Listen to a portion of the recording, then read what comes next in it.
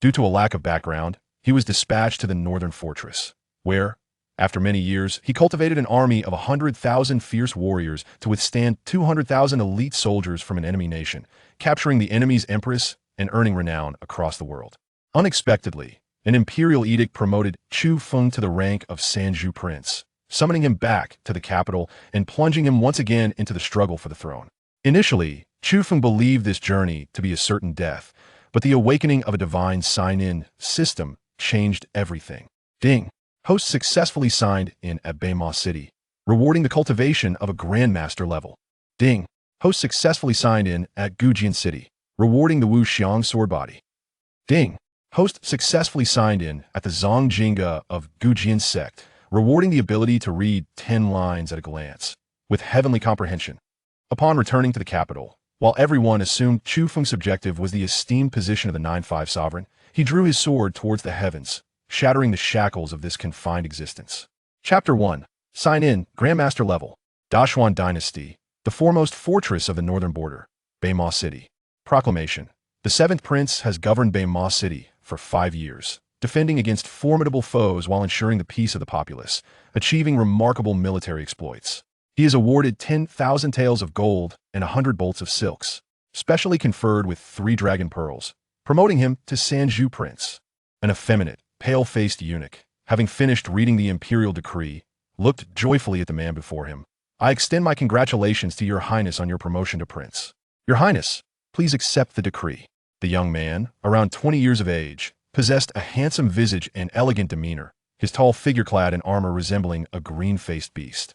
He received the decree from the eunuch with a calm expression and a slight nod. Your highness, the decree has been delivered. I shall take my leave. The eunuch politely reminded him. I hope your highness can depart soon and arrive at the capital within a month to receive your title. With that, he turned and departed.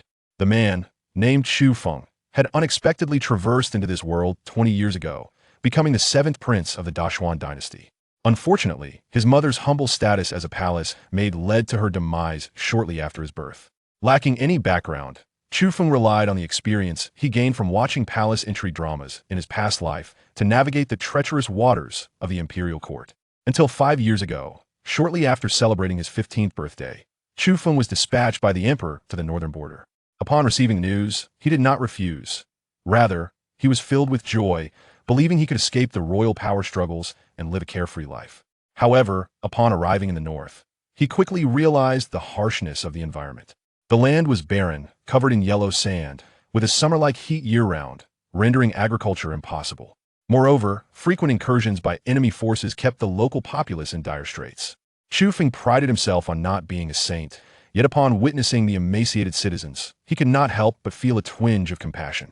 Over the subsequent 5 years, under his governance, the military strength of the northern border grew formidable, earning the title of the 10,000 Tiger Wolves of the North, while the lives of the citizens improved significantly. Half a month ago, the Empress of Dachu led her army in a sudden assault, aiming to breach the northern fortress. This news spread like wildfire, stirring the entire court of the Dashuan dynasty. Within the Golden Lawn Hall, all the ministers of the Dashuan dynasty fervently deliberated strategies to combat the threat. However, before they could reach a consensus, news arrived from a northern fortress that stunned everyone. The 20,000 elite soldiers of the Dachu Empress had been defeated outside Baima City. Not a single one of them set foot into the Dashuan dynasty, as they were utterly annihilated. According to rumors, the Dachu Empress was captured by Chu Feng and became a prisoner. Ultimately, for reasons unknown, he released her. The veracity of this rumor remains unverified, yet the ministers of the capital were astonished by the military prowess displayed at Baima City. For the first time, the 10,000 Tiger Wolves of the North made their grand appearance before the public. The citizens of the Dashuan dynasty celebrated the victory of this battle with songs and dances, while the ministers harbored ulterior motives, deeply wary of the shifting power dynamics. Chu Feng gazed at the retreating figure of the eunuch, a cold smile gracing his lips. Sanju Prince? Ha! His unscrupulous father certainly had a clever scheme in play. With a feigned elevation and a title devoid of real power, he sought to exchange the carefully nurtured army of 10,000 fierce warriors. Alas, Chu Feng, fully aware of his father's intentions, found himself powerless to resist the imperial command. Sigh, it has been 5 years since I left the capital, yet I find myself drawn back to that place. Chu Feng chuckled softly, shaking his head in resignation. 3 days later, He exchanged his heavy armor for a white robe, stepping out of the city like a scholarly gentleman. Upon witnessing the scene outside the city, Chu Feng was momentarily taken aback. The stone streets were lined with citizens gathered to bid him farewell, their silent gazes fixed upon him, expressions filled with reluctance. "Your Highness, safe travels. Your Highness, may your journey be smooth." A burly man, tears brimming in his eyes, shouted, prompting the crowd to join in unison. Chu Feng smiled gently, raising his hand in farewell before taking his seat in the carriage. Thud, thud, thud. The sound of hooves striking the stones echoed as the carriage rolled out of Baymos City. Awaiting outside were the 10,000 fierce warriors, their faces alight with fervor upon seeing the carriage. Wind, wind, wind. 100,000 soldiers stood tall, wielding their weapons in unison, their voices echoing through the heavens. They honored their esteemed general with the highest military tributes. Chu Feng lifted a corner of the carriage window, gazing upon the army he had meticulously trained, a surge of mixed emotions swelling within him. After this farewell, even Chu Feng was uncertain if he would ever witness their grandeur again. As he pondered, a mechanical voice suddenly resonated in his mind. Ding! System activation complete. System binding in progress. Binding successful. Congratulations, host, on successfully binding the divine level sign-in system. Detected that the host is located in Dashuan Huangchao's Baymos City. Would you like to sign in? Hearing this series of prompts, Chu Feng's face lit up with excitement. This system had been in the process of activation since his birth, and, after 20 years, it had finally come to fruition. He had once doubted whether the system had malfunctioned. Once he calmed his emotions, Chu Feng silently declared, "Sign in." Ding! Sign in successful. Congratulations, host, on acquiring the Grandmaster cultivation level. As the prompt faded, a torrent of immense spiritual energy engulfed Chu Feng, causing his spiritual sea to expand thousands of times in an instant. The pure spiritual energy transformed into an ocean, constantly nourishing his limbs and marrow. Good heavens! Chu Feng exclaimed in surprise. He had not anticipated such a formidable reward from the system, propelling him directly into the ranks of great masters. In his understanding, within the 5 great dynasties, including Dashuan Huangchao, martial artists were classified from 6th to 1st tier, encompassing innate, master, and great master levels, each tier further divided into early, middle, and late stages. Among the 5 great dynasties, a 1st-tier expert could establish a sect, while innate and master-level warriors could dominate a region. As for great masters, they stood at the pinnacle of the 5 great dynasties. Their strength surpassed the comprehension of ordinary beings, capable of effortlessly shattering a million-strong army. Currently, there were only 5 great masters across the 5 great dynasties, and the great master Dashuan Huangchao had remained within the palace for over 20 years, not once stepping into the world. As long as that great master remained hidden, Chu Feng would be invincible within Dashuan Huangchao. Clenching his fists, Chu Feng felt the terrifying power within him, and a glimmer of brilliance flashed in his eyes. With the cultivation level of a great master, he no longer needed to worry about his journey to the capital. Under the watchful gaze of 100,000 fierce warriors, the carriage gradually disappeared from their sight, yet each soldier remained rooted in place, unwilling to depart. The general replacing Chu Feng observed this scene with a look of astonishment, seemingly unprepared for the high regard Chu Feng commanded in Baymos City. This was not a trivial matter. He must report it to his superior. Chapter 2. An ambush on the road in the heart of the capital, a serene classical courtyard unfolds. Near the elegant pavilion by the fish pond, dozens of soldiers clad in tiger armor, armed with weapons, stand guard. As each maidservant passes before these soldiers, she cannot help but feel an overwhelming aura of menace emanating from them, fear evident upon her face. At this moment, a middle-aged man appears hurriedly, his head bowed as he strides into the pavilion by the fish pond. "Your Highness, the third prince, news from the northern frontier." The middle-aged man bows, presenting an envelope in his hand. Inside the pavilion, a man adorned in luxurious attire, with an alluring countenance, lazily tosses fish food into the pond. Only after the bowl in his hand is emptied does he turn, reclining on the couch, and slightly raise his gaze. "Read it." "Yes." The middle-aged man promptly opens the envelope and begins to read its contents attentively. "I have fulfilled my mission and arrived at Baymos City, taking command of the 100,000 fierce troops from Chu Feng. However, through my discreet observation, I have discerned that Chu Feng holds significant prestige in Baymos City. To truly gain control over this army, we must deliberate for an extended period. For your Highness's grand ambitions, I shall dedicate my all to train this force into a sharp blade in your hand. Additionally, I must inform you that Chu Feng has departed from Baima City and is en route to the capital. As the middle-aged man recounted the letter's contents, he cautiously raised his head. Your Highness, I truly did not anticipate that Chu Feng possessed such capabilities, quietly training such a formidable army in the northern frontier. He will undoubtedly become a future liability. I suggest we take this opportunity to eliminate him. The middle-aged man made a gesture across his throat, his gaze revealing a ruthless intent. The third prince, Chu Jingyun, cast a cold glance in his direction.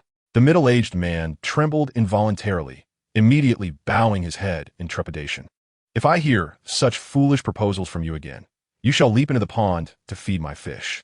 Chu Jingyun spoke in a haunting tone. Upon hearing this, the middle-aged man felt a cold sweat drenching his back, his legs giving way as he knelt before the prince, burying his head in submission, not daring to utter another sound. With a gentle wave of his hand, Chu Jingyun summoned a maidservant, who promptly peeled grapes and fed the fruit to him. As he chewed, he remarked lightly, the title of Sanju Prince is not one that everyone is deserving of. Spread the news of Chu Feng's departure. We need not intervene in other matters. Yes. The middle-aged man rose and swiftly exited. Once he departed, Chu Jingyun slowly stood, his expression devoid of emotion as he gazed at the tranquil fish pond. My dear brother, this capital has been far too quiet for far too long. I hope you grant me a grand surprise by arriving here alive. With that, Chu Jingyun scattered a handful of fish food, causing ripples to dance across the surface of the once calm pond. 100 miles away from Baima City, on a deserted country road, a horse-drawn carriage ambled along, within which Chu Feng leisurely brewed tea. The month-long deadline was still distant, and Chu Feng was in no rush to head to the capital. Firstly, having spent 2 decades in this world, he had yet to behold the breathtaking landscapes of the great Xian dynasty. Secondly, he could take advantage of his sightseeing to complete the system check-ins at various locations, thus achieving 2 objectives with one endeavor. It was said that atop the ancient Sword City walls grew a millennia-old crimson serpent vine, its roots as thick as a serpent, with leaves as red as blood. Bathed in the slanting rays of the setting sun, it shimmered brilliantly, creating an extraordinarily magnificent scene. His first destination would be this ancient Sword City. After savoring a sip of tea, Chu Feng had already settled on his initial goal. However, as he set down his teacup, his gaze abruptly sharpened. Outside the carriage, several shadowy figures suddenly sprang forth from the thicket, moving like phantoms, brandishing daggers as they lunged toward the carriage. Just as these shadows closed in to within a foot of the carriage, it seemed as though they had sunk into a quagmire, rendered immobile. Beneath their masks, their eyes widened in shock as they gazed upon the carriage. Before they could react, several streams of infused energy erupted from within the carriage, piercing through the skulls of these shadows. One by one, their lifeless bodies crumpled beside the carriage, which continued on its way as if nothing had transpired. Half an hour later, a figure donning a red demon mask appeared beside the fallen bodies. Upon witnessing the gruesome demise of these corpses, the masked individual inhaled sharply. To have dispatched 6 of my elite Xian-level assassins with a single strike, there must be a third-tier martial artist accompanying Chu Feng. The figure did not linger, vanishing in an instant. Within half a day's time, news of a formidable expert following Chu Feng reached the ears of various officials in the capital, leaving them all in astonishment. It is known that a second-tier martial artist is already classified among the elite, each being a renowned figure within the 5 great dynasties.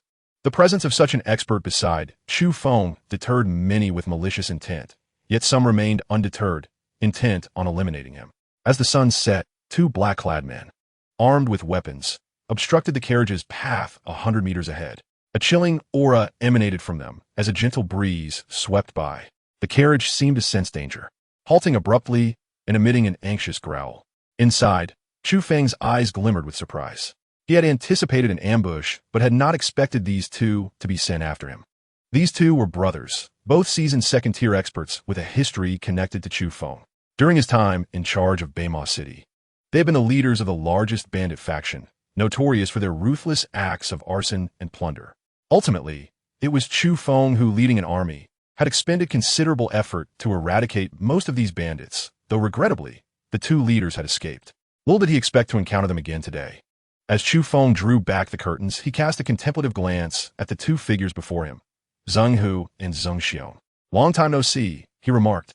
The brothers, Zheng Hu and Zheng Xiong, observed the faint, sinister smile that graced Chu Feng's lips. Ha ha ha.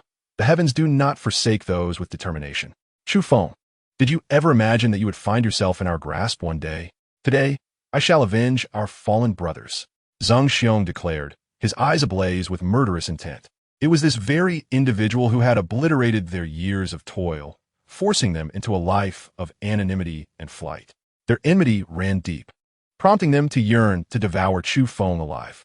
As Zhang Hu finished speaking, the brothers charged towards Chu Feng, weapons in hand. Their actions, though seemingly reckless, were executed with remarkable caution. Chapter 3. Su Yanran.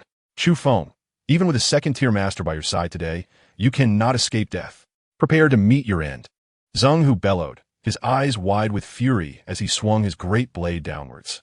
A fierce blade aura sliced through the air, aiming to cleave the carriage in two. Zheng Long, with a disdainful grunt, leaped gracefully, his figure appearing above the carriage. He thrust his silver spear, releasing a flurry of silver blossoms that descended like a torrential downpour, each one radiating a chilling and venomous glimmer, aimed at the carriage's interior. The brothers' synergy was palpable. Their initial assault was intended to force out the second-tier master they believed to be guarding Chu Feng. However, they were gravely mistaken within the carriage. There was no second-tier master, only a Grandmaster. An invisible pressure erupted from within the carriage, rippling through the air within 100 meters, as if the atmosphere itself had gained weight. Under the horrified gaze of the Zheng brothers, a hand, pale as jade, emerged from the window, waving languidly.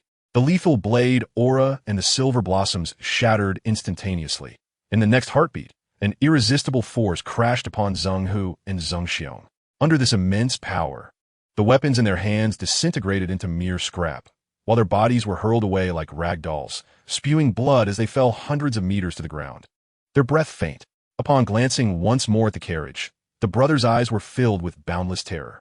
The devastating strike that had gravely injured them was beyond the capabilities of any second-tier master, revealing that the occupant of the carriage was certainly not a mere second-tier expert, most likely a first-tier master or even beyond.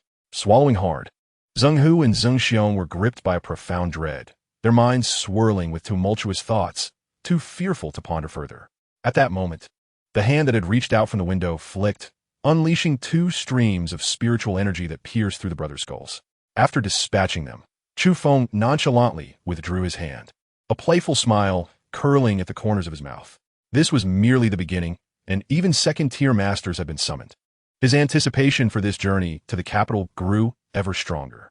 The carriage resumed its journey, rolling over the bodies of Zhang Hu and Zheng Xiong as it continued toward the setting sun.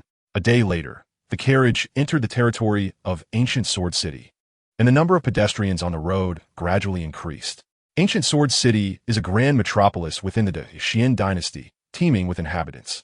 The city's name is derived from the ancient sword sect, the foremost sword sect of the Xian dynasty, in addition to its numerous outstanding disciples. The ancient sword sect is renowned for producing unparalleled swords, with half of the contemporary 10 famed swords originating from it. Consequently, Ancient Sword City is regarded as the ultimate sanctuary for swordsmen across the realm, who flock here in hopes of acquiring a treasured blade. On a rugged mountain path, a pale-faced woman hurriedly sprinted, her steps frantic. Her delicate features exuded an air of elegance, and in her jade-like hands, she clutched a sword as thin as a cicada's wing. However, her condition was far from promising. Her azure dress was stained with blood, and 3 long wounds marred her back, starkly visible. 100 meters behind her, 5 burly men leisurely pursued her. Miss Yanran, what is the necessity of this? My master is only interested in your family sword, not your life. If you obediently sell the sword to my master, your family shall remain unharmed. One man spoke with a mocking tone, feigning sympathy. The woman, Su Yanran, remained deaf to his words, biting her crimson lip resolutely, her countenance reflecting determination as she gripped her sword tightly and continued her flight. A flicker of ruthless intent passed through the man's eyes as he scoffed, seeking death. You have no one to blame. He then commanded, brothers, do not hold back any longer. Seize the sword and deliver it to my master. As for this woman, deal with her as you wish. The remaining 4 men exhibited a lewd grin, exclaiming, thank you, big brother. Their speed suddenly surged as they closed in on Su Yanran. Upon witnessing this, despair flickered in Su Yanran's almond-shaped eyes. Was it truly her fate to be captured today? As she caught sight of the diminishing distance between herself and the men, she resolutely drew her sword, aiming it at her own fair neck. Even in death, she would refuse to fall into their hands. At that moment, a carriage turned the bend of the dirt road, and Chu Feng inside the carriage happened to witness this scene unfold. His expression tightened. Is this another assassination attempt against me? It doesn't seem so, he mused, observing the woman and the 5 men, whose strength appeared to be no more than that of the 4th rank. If they were indeed sent to kill him, the mastermind must be deranged. It seemed to be mere coincidence. Just then, upon noticing the approaching carriage, 4 of the men sprang into action, charging towards it. The matter of murder and theft must not be allowed to escape. Su Yanran, seeing this, immediately turned to the carriage and shouted, "Leave this place at once." She wished to shield others from peril. "Huh, Miss Yanran, perhaps you should worry more about your own fate," the remaining man sneered as he advanced toward her, a murderous intent emanating from his being. In the carriage, Chu Feng initially had no intention of intervening, yet he observed that the woman, even while ensnared in her own peril, took the time to caution him. To his astonishment, she even intended to eliminate him to silence him. A chill swept through his gaze. Then, a voice, devoid of emotion, resonated within the carriage. "Use the sword." As the words fell, Su Yinran's treasured sword swiftly unsheathed, its blade as delicate as a cicada's wing, slicing through the air with the swiftness of lightning, tracing a graceful arc. Before Su Yanran could fully comprehend the situation, the sword had already returned to its sheath. The men before her, along with the 4 rushing towards the carriage, stood frozen, their eyes wide as saucers. Under Su Yanran's astonished gaze, a crimson line began to materialize on the necks of the 5, followed by an uncontrollable flow of blood as they collapsed lifelessly. Controlling objects to kill. This is an ability only an innate master possesses. Su Yanran was struck with the realization that she had encountered such a formidable being. A slight chill graced her neck, and she cast a fearful glance towards the carriage, feeling immensely grateful that her timely warning had preserved her life. However, her expression soon shifted to one of tension as she discreetly concealed her sword behind her. Inside the carriage, Chu Feng wore a calm smile, instantly discerning her thoughts. He spoke softly, "That sword in your hand is quite remarkable, but rest assured, I have no interest in it." Chu Feng spoke truthfully, having attained the Grandmaster level. He regarded both legendary swords and mundane objects as mere vessels, all capable of becoming his weapons. What surprised him, however, was the exceptionally high quality of Su Yanran's sword. Though it could not rival the 10 renowned swords, it was merely a hair's breadth away. It is well known that a man, innocent of wrongdoing, may suffer simply for possessing a treasure. Holding such a sword while being so weak would indeed attract envy from others. Yet, this was not a concern for Chu Feng. As he urged the carriage onward, a surge of spiritual energy flowed from within towards Su Yanran. She felt a warm sensation envelop her, her injuries healing instantaneously. And under the nurturing of this energy, her strength surged from mid-4th rank to late 4th rank. Chapter 4. The Sword's Spring Song. Su Yanran gazed at the receding carriage, her expression a tumult of emotions, her mind momentarily adrift. Though she had narrowly escaped death, the harrowing memories of her family's massacre lingered hauntingly in her mind. The thought of the perpetrator who had taken her loved ones filled her with profound sorrow and desolation. With her current strength, it seemed impossible to avenge her family in this lifetime. As this realization dawned on her, her fingers tightened around the sword hilt. Turning pale, as if she had resolved upon something significant, she rose and pursued the carriage, kneeling before it, presenting the sword with both hands. "This humble girl extends her deepest gratitude for your life-saving grace, esteemed elder. I boldly beseech you to aid my Su family in avenging our kin. In return, I am willing to offer the spring song as recompense. If, perchance, you find a mere sword insufficient, I, your humble servant, am willing to devote my eternal life to accompany you, serving as your maid," Su Yanran said, lowering her head. As she uttered these words, 2 silent tears cascaded down her cheeks. Inside the carriage, Chu Feng felt a slight stir of emotion. He had not anticipated such resolute determination from the woman before him. Just moments ago, she had been unwilling to relinquish her treasured sword even in the face of death. Yet now she offered it freely, along with herself. It was evident that she fully comprehended the futility of seeking vengeance on her own. "Pray tell, who is your enemy?" Chu Feng inquired. Noticing that he did not immediately reject her, A glimmer of hope sparkled in Su Yanran's eyes. My enemy is the Ancient Sword City, specifically the Grand Elder Xiao Shan of the Ancient Sword Sect, she replied, her voice cold and resolute as she clenched her teeth tightly.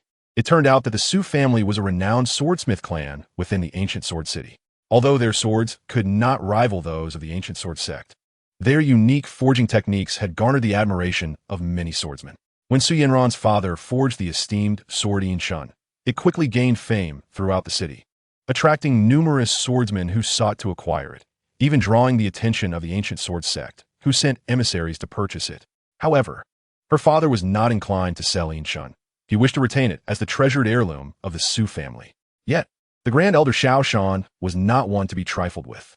After his son failed multiple times to procure the sword, he resorted to sending assassins to slaughter the Su family and seize it. It was only through the desperate protection of her father and kin that Su Yanran managed to escape with the sword. Upon hearing Su Yanran's plight, Chu Feng let out a resigned sigh. He had initially intended to remain uninvolved, yet fate had other plans.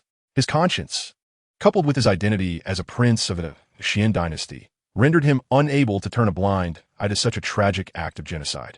Curse this benevolent heart, he thought, gazing at Su Yanran, who knelt before him, unable to rise. Rise, for I shall take up your cause, he declared. Joy illuminated Su Yanran's face as she stood and approached the carriage, offering him the Yin Shun sword. You should keep this sword. I have no need for it. Chu Feng Ziplit? What? Su Yanran exclaimed, her countenance suddenly fraught with panic. Does he not desire the sword? Could it be that he has taken a liking to me? Confusion enveloped her, leaving her momentarily at a loss. Observing her flustered state, a smile crept onto Chu Feng's face, and he chose to forego further teasing. I shall be traveling throughout the Xian dynasty, and I find myself in need of a carriage driver. Henceforth, you shall fulfill that role.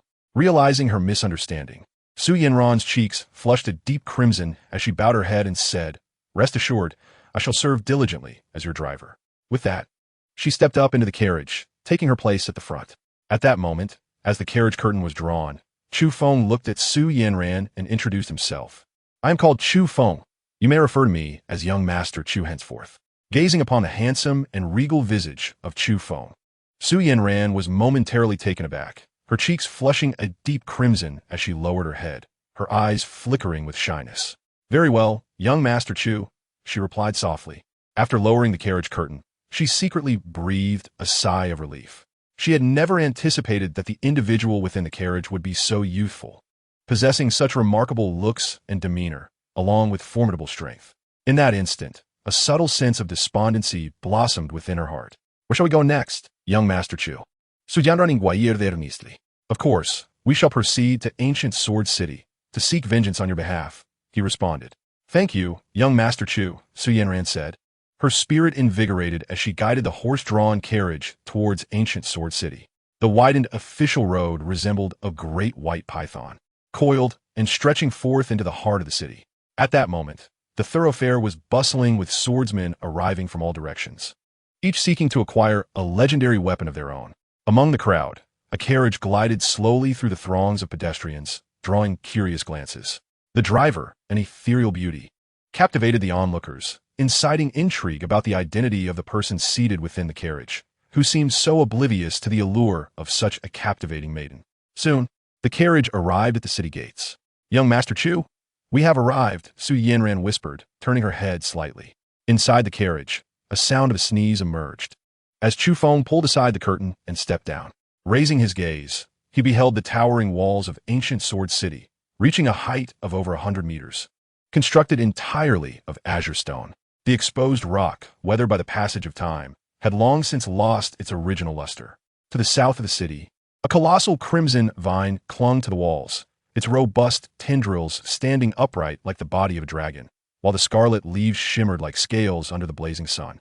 This ancient vine, the thousand-year red serpent, is a prominent attraction of our Ancient Sword City.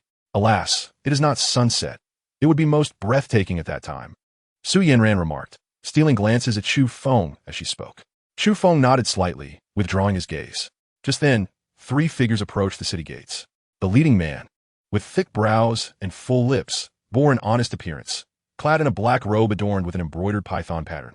The golden python depicted on his attire appeared vividly alive, emanating a formidable aura. Notably, 5 dragon pearl motifs were emblazoned upon the golden serpent. Behind him stood an elderly man in official attire, sporting a goatee, exuding an air of humility. Accompanying them was a man dressed in black, with sharp brows and piercing eyes, his demeanor cold and aloof. He cradled an ancient yellow sword in his arms, exuding an aura that suggested he was one with the weapon, its chilling brilliance striking. Upon recognizing the man in the black python robe, Chu Feng immediately identified his status and offered a respectful salute. "I pay my respects to Prince Kun." The man before him was indeed a prince of the royal family, known as Chu Jingshan, the 5th in rank among the princes, titled Kun, the Prince of 5 Pearls. "Why the formalities between brothers? Just call me 5th brother," Chu Jingshan said, his displeasure evident. "That cannot be. Decorum must not be disregarded," Chu Feng replied, maintaining his composure, though inwardly he scoffed. 5 years ago, when he was exiled to Baima City, Chu Jingshan was not so cordial. "Very well, address me as you wish. Gulme, let's enter the city together. I have already reserved a private room in the finest tavern for our reunion after 5 years," Chu Jingshan declared, pulling Chu Feng towards the city. "Esteemed 7th Prince, I am Yu Chuyang, the Lord of Ancient Sword City, at your service." An elderly man in official garb immediately bowed.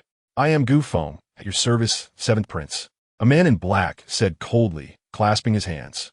Chu Feng nodded, freeing his hand from Chu Jingshan's grasp, and politely declined. "Prince Kun, I am rather fatigued from my journey and wish to find a place to rest. Let's postpone our gathering for another day." Chu Jingshan was taken aback, glancing thoughtfully at Su Yanran beside him, then quickly donned a knowing smile. "If you are tired, I shall not press you. We can arrange another meeting in the future." Meanwhile, Su Yanran was still reeling from the shock of Chu Feng's identity. "Chu, why did I not notice before?" She suddenly recalled that the Chu surname belonged to the royal family of the great Xian dynasty. "He is a prince." As she gazed at Chu Feng's retreating figure, her eyes sparkled with renewed hope for vengeance. Chu Feng saluted Chu Jingshan and led Su Yanran into Ancient Sword City. The moment he stepped into the city, a notification chimed in his mind. "Beep! Host detected in Ancient Sword City. Would you like a check-in?" "Check-in. Congratulations, host. Check-in successful. Reward, Wuxiang Sword Body." The Wuxiang Sword Body, the pinnacle of swordsmanship, is a physique coveted by all sword cultivators, enabling instant comprehension of intricate sword techniques and a swift ascent to the peak of sword mastery. In an instant, as the notification concluded, Chu Feng's physique underwent a dramatique transformation. Every bone within him radiated an unyielding sharpness, akin to a divine sword unsheathed, as though he could pierce the very heavens. Su Yanran, closest to him, felt her hair stand on end, and her sword, Yin Shun, trembled in her grasp, as if yearning to burst forth from its sheath. Sensing the disturbance, Chu Feng's gaze flickered, and he swiftly concealed his aura, returning to normalcy. "Let us find an end to rest," he said calmly. "Yes, young Master Chu," Su Yanran replied, on her voice as she led the way. At the city gate, once Chu Feng had distanced himself, the smile on Chu Jingshan's face vanished, replaced by a dark scowl. "I never expected this fellow to actually survive and reach Ancient Sword City. Those fools in the capital are utterly useless," he muttered under his breath.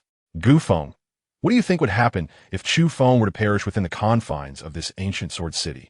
Chu Jingshan remarked with a hint of amusement, casting a sidelong glance at Gu Feng. Beside them, Yu Chuyang's expression shifted dramatically, an icy sweat breaking out upon him as he lowered his gaze, feigning ignorance. Should a prince meet his demise in his jurisdiction, it would spell the end of his political career. This cannot be.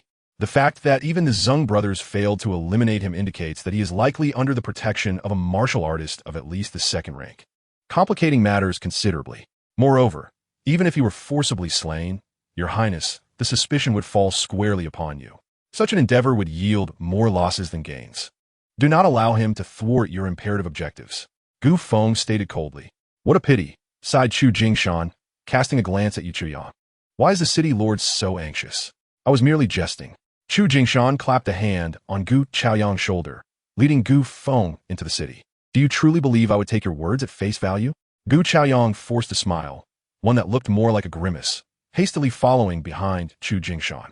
In the capital, at the residence of the 3rd prince, within a serene study, Chu Jingyun lay sprawled on a bed, an ancient tome spread open across his face, from beneath which emanated faint snores. The door creaked open, and the middle-aged man from before cautiously entered the study. He lifted his gaze to the bed, several times attempting to speak, yet ultimately stifling his words. Speak. Chu Jingyun's voice emerged from beneath the tome. Only then did the middle-aged man feel at ease, promptly reporting the news he had just received in full detail.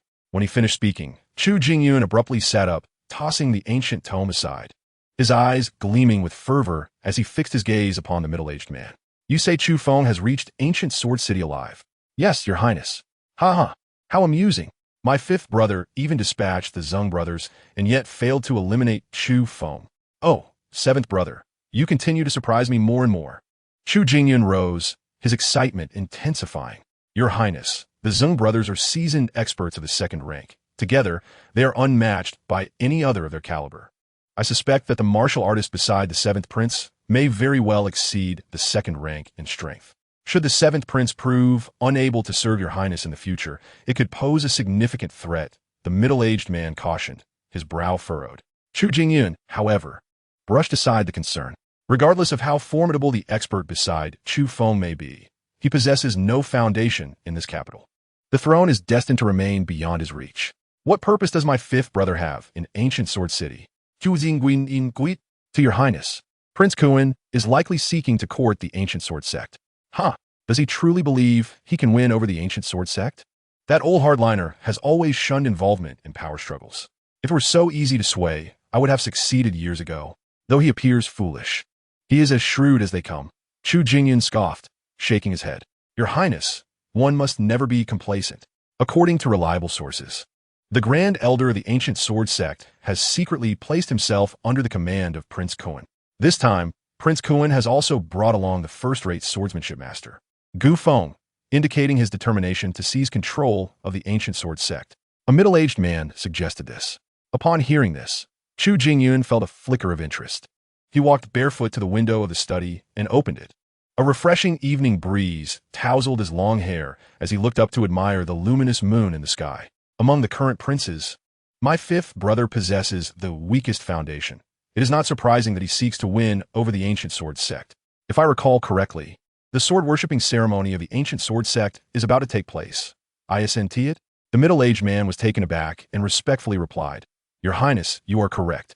The ancient sword sect will hold the sword-worshipping ceremony in 2 days. Is that so?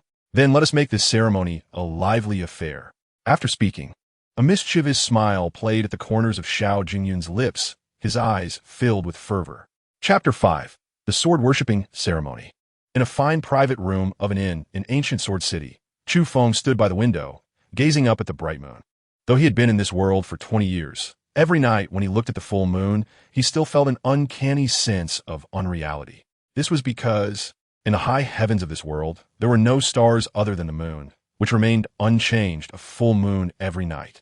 This feeling of unreality intensified as Chu Feng's cultivation reached the Grandmaster level. After admiring the night's scenery for a while, he withdrew his gaze and sat down in the chair of the private room. Speak, how do you wish for me to exact revenge? Is it a case of debts owed to the rightful party, or shall I simply annihilate the entire ancient sword sect? Chu Feng looked at Su Yanran beside him, speaking in a calm manner. Su Yanran was taken aback, her heart racing. She had not anticipated that the seemingly cultured Chu Feng would utter the word annihilation so casually. However, seeing the seriousness in his demeanor, she quickly understood that he was indeed capable of such deeds. After a moment of contemplation, Su Yanran's eyes dimmed as she replied, Young Master Chu, there is no need for annihilation. My grandfather has been a close friend of the sect master of the ancient sword sect for many years. I have great faith in the sect master's character. He would not have been aware of the troubles that have befallen the Su family. All of this was orchestrated in secrecy by the Grand Elder of the ancient sword sect. I only wish for the Grand Elder's faction to perish. Very well. Chu Feng nodded in agreement. Su Yanran observed Chu Feng's nonchalant demeanor, her expression betraying her hesitation. Initially, she had thought that Chu Feng had other plans, but it was evident that he intended to act alone. While she did not doubt his strength, the Grand Elder Xiao Shan was, after all, an established innate expert. Without absolute certainty, the outcome of a confrontation between Chu Feng and Xiao Shan was uncertain.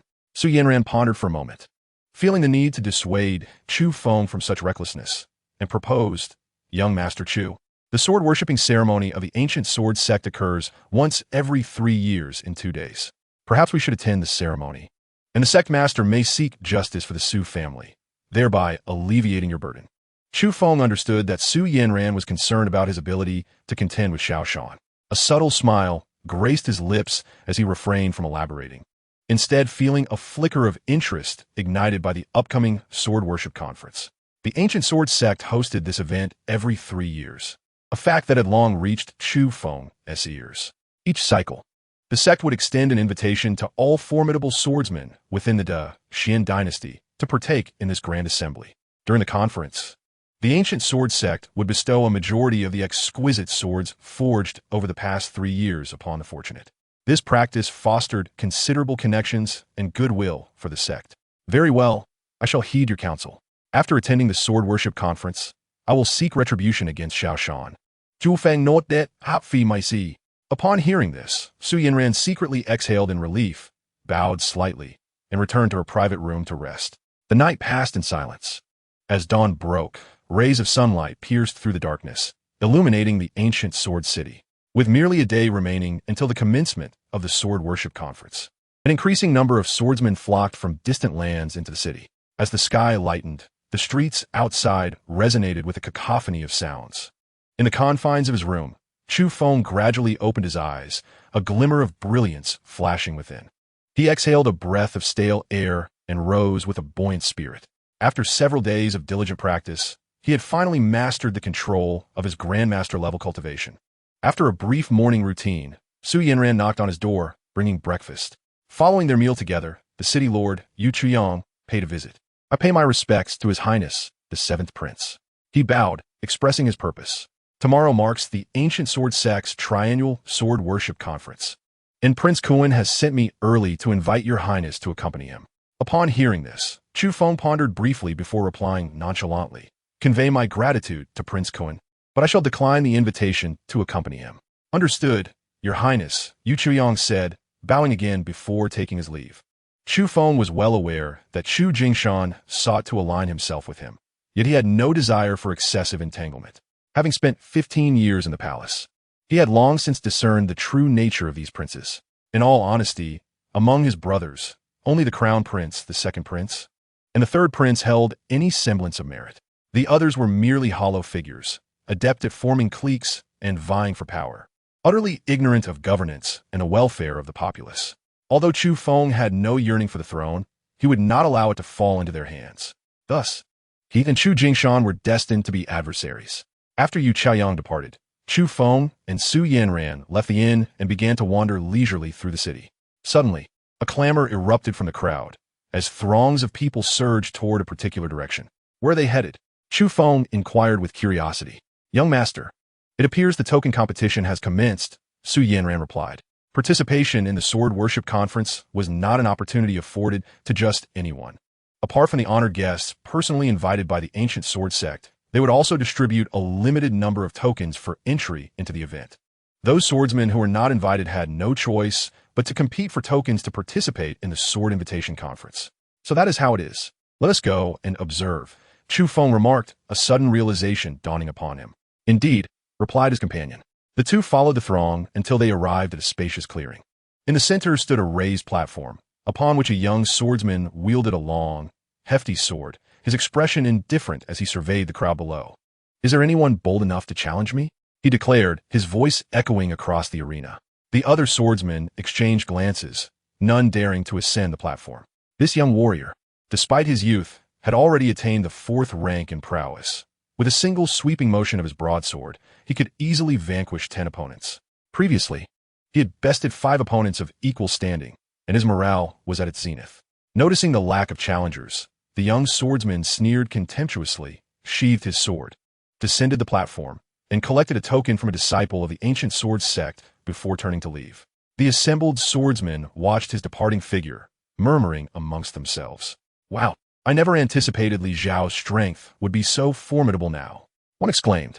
Indeed, I encountered him 2 months ago, and at that time, he had yet to reach the 4th rank. Now he can effortlessly defeat 4th rank warriors. In my opinion, Li Zhao has become virtually unmatched among his peers within the 4th rank. This statement immediately drew scornful glances from others. You must not have seen any true prodigies. One scoffed. Li Zhao's current strength would only barely secure him a position at the tail end of the potential dragon list. He cannot be compared to those from esteemed sections.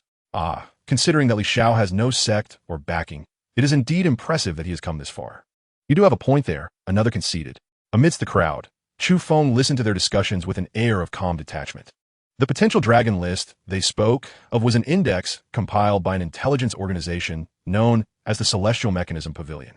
This organization had an extensive network throughout the 5 great dynasties, rumored to possess knowledge of every secret in the realm. The potential dragon list featured 200 names, encompassing all prodigies under the age of 25 from the 5 great dynasties, with updates occurring monthly. What position do you hold on this potential dragon list? Chu Feng in Guit, turning to Suanran. In response, my lord, I am ranked around 160, Su Yanran replied, a hint of embarrassment in her voice. Chu Feng nodded without further comment. With her current strength at the later stages of the 4th rank and wielding the exquisite Yinshan sword, she was indeed capable of securing a spot within the top 150 of the potential dragon list. Earlier, Li Xiao would have posed no challenge for Su Yanran. No sooner had Li Xiao departed than 2 swordsmen leaped onto the platform to engage in their contest. Their skills pale in comparison to Li Xiao's. A mere glance revealed their swordsmanship to be riddled with flaws and devoid of intricacy. After observing for a while, Chu Feng decided to take his leave, accompanied by Su Yanran. Upon returning to the inn, they encountered a lavishly dressed young dandy blocking the entrance, flanked by a group of followers. Upon encountering Chu Feng and his companion, the young aristocrat's eyes sparkled with intrigue, promptly leading a throng toward them. Su Yanran, I never anticipated you would have the audacity to return, he remarked, dismissing Chu Feng and fixating his gaze on Su Yanran with a mocking grin. Su Yanran met his gaze steadfastly, a glimmer of lethal intent igniting in her eyes as she retorted coldly, Why should I not return? Xiao Yujing, do you truly believe that the ancient sword sect is solely governed by your father's whims? My return is for the purpose of avenging the countless lives lost from my Su family. Vengeance? You? Ha ha. Xiao Yujing laughed derisively. You were correct about one thing. The current ancient sword sect indeed bends to my father's will. If you harbor any fantasies that the sect master will deliver justice for your Su family, I advise you to abandon such thoughts. With a contemptuous snort, he waved his hand. Seize her. Yes, young master. The fierce-eyed entourage behind Xiao Yujing advanced threateningly towards Su Yanran. Observing this, Chu Feng's eyes flickered with a cold light, ready to intervene, when a commanding voice rang out from the distance. Stop right there. A poised young woman with short hair approached. Xiao Yujing and his entourage's demeanor shifted upon her arrival. Yeah, why did you not inform me of your departure? I could have sent someone to protect you, he said with a sycophantic smile. My affairs are not your concern. Gu Yiye retorted with disdain, turning her back on him. Yeah, what brings you here? Su Yanran inquired, a smile gracing her face, clearly familiar with Gu Yiye. I hastened to find you upon hearing about your family's plight as soon as I emerged from seclusion. Thankfully, you are unharmed, Gu Yiye said, gripping Su Yanran's hand with evident concern. Realizing he could not capture Su Yanran today, Xiao Yujing retreated with his entourage in defeat. Once they departed, Gu Yiye's expression darkened as she asked, Yanran, is it true that your family has been wronged by Xiao? Let's discuss this inside, Su Yanran interjected. Very well. And who might this be? Gu Yiye nodded, finally noticing Chu Feng. This is Chu Feng, the 7th prince of the Xian Empire, Su Yanran introduced. Prince Chu, this is my dear friend, Gu Yiye, the granddaughter of the sect master of the ancient sword sect. Upon learning of Chu Feng's identity, Gu Yiye's face registered shock, and she promptly bowed. I pay my respects to His Highness, the 7th prince. Please just call me Chu Gongzi, he replied with a serene smile. Once the 3 returned to their private room at the inn, Su Yanran recounted the full account of the massacre of her family to Gu Yiye. This is outrageous. How dare Xiao Shan and his son commit such heinous acts behind my grandfather's back? Gu Yiye exclaimed, rising from her seat in fury, her eyes ablaze with righteous anger. Rest assured, once my grandfather emerges from seclusion, I will ensure he brings justice for your Su family. Su Yanran wore an expression of indifference, harboring no hopes. She was acutely aware that, regardless of the trouble Xiao Shan might provoke, Gu Yiye's grandfather would never truly confront him, as such actions would only serve to diminish the strength of the Gujian sect. Miss Gu, has your grandfather encountered any issues recently? At that moment, Chu Feng turned to inquire of Gu Yiye. Gu Yiye's complexion shifted. Young Master Chu, how do you know something has happened to my grandfather? Chu Feng stood non chalen. It was merely a guess. Given Xiao Yuqing's audacious demeanor earlier, it is evident that some upheaval must be occurring within the Gujian sect. Currently, the sect was dominated by the Grand Elder, Xiao Shan. Furthermore, Guiye had mentioned her grandfather was in seclusion. It was apparent that he must be facing a significant dilemma. This is a matter concerning the Gujian sect, and there is no need for young Master Chu to concern himself, Guiye replied, gazing at him with a knowing look. Though her personality was rather carefree, she understood which matters could be discussed and which should remain unspoken. Seeing her demeanor, Chu Feng refrained from pressing further and calmly sat, savoring his tea. After conversing with Su Yanran for a while longer, Guiye eventually departed from the inn. Upon bidding Guiye farewell, Su Yanran returned to Chu Feng. Young Master Chu, if your speculation holds true, perhaps we should reconsider attending the sword worship ceremony tomorrow. Su Yanran expressed after a moment of contemplation. Why is that? With Xiao Shan in control of the entire Gujian sect, I fear you may encounter unforeseen dangers tomorrow, Su Yanran stated candidly. Although Chu Feng was formidable, it was impractical to stand against the entirety of the Gujian sect. For the sake of his safety, Su Yanran was willing to forfeit this opportunity for revenge. A flicker of surprise crossed Chu Feng's eyes, quickly replaced by a serene smile. I have promised to avenge you tomorrow. I shall certainly fulfill that promise. You need not worry about anything else. Seeing Chu Feng's unwavering confidence eased some of Su Yanran's concerns, and after a brief acknowledgement, she departed the private room. Chapter 6. An Intriguing Sword. The following morning, Guiye arrived at the inn where Chu Feng was staying, ready to escort him and Su Yanran to the Gujian sect for the sword worship ceremony. The sect was not located within the city, but rather perched atop a towering mountain, reaching toward the heavens, situated just outside Gujian city. The entire mountain was characterized by sheer cliffs, resembling a drawn sword, its peak piercing the clouds.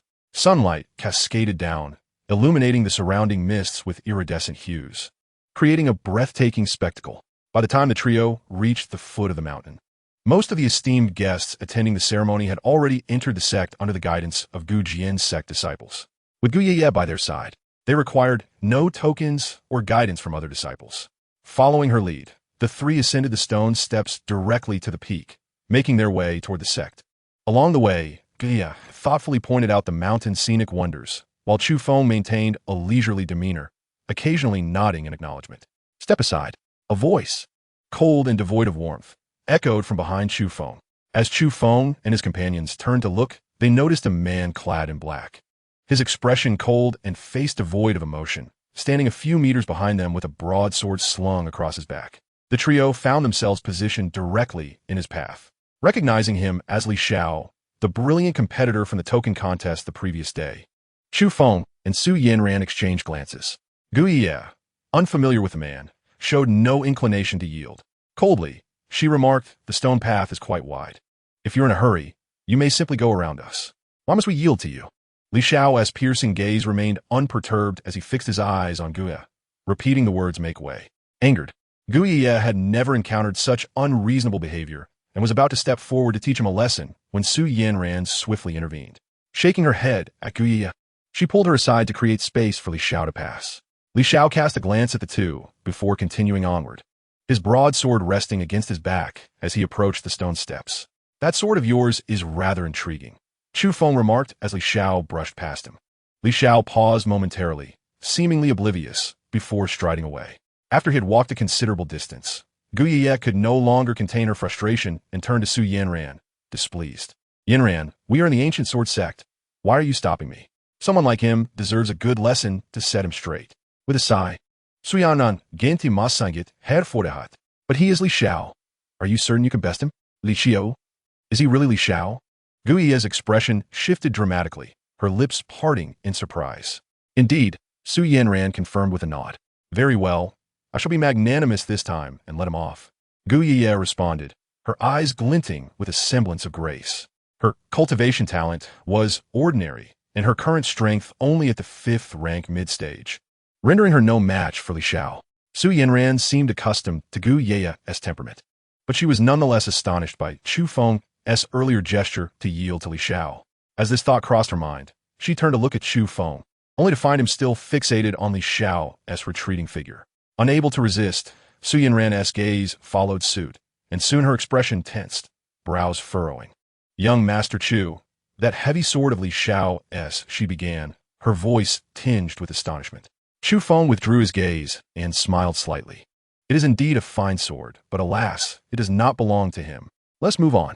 Sununtai yonran riplith. What you two discussing? I didn't catch a word. Guya interjected, thoroughly confused. Without offering an explanation, Chu Feng stepped forward, with Su Yanran closely trailing behind.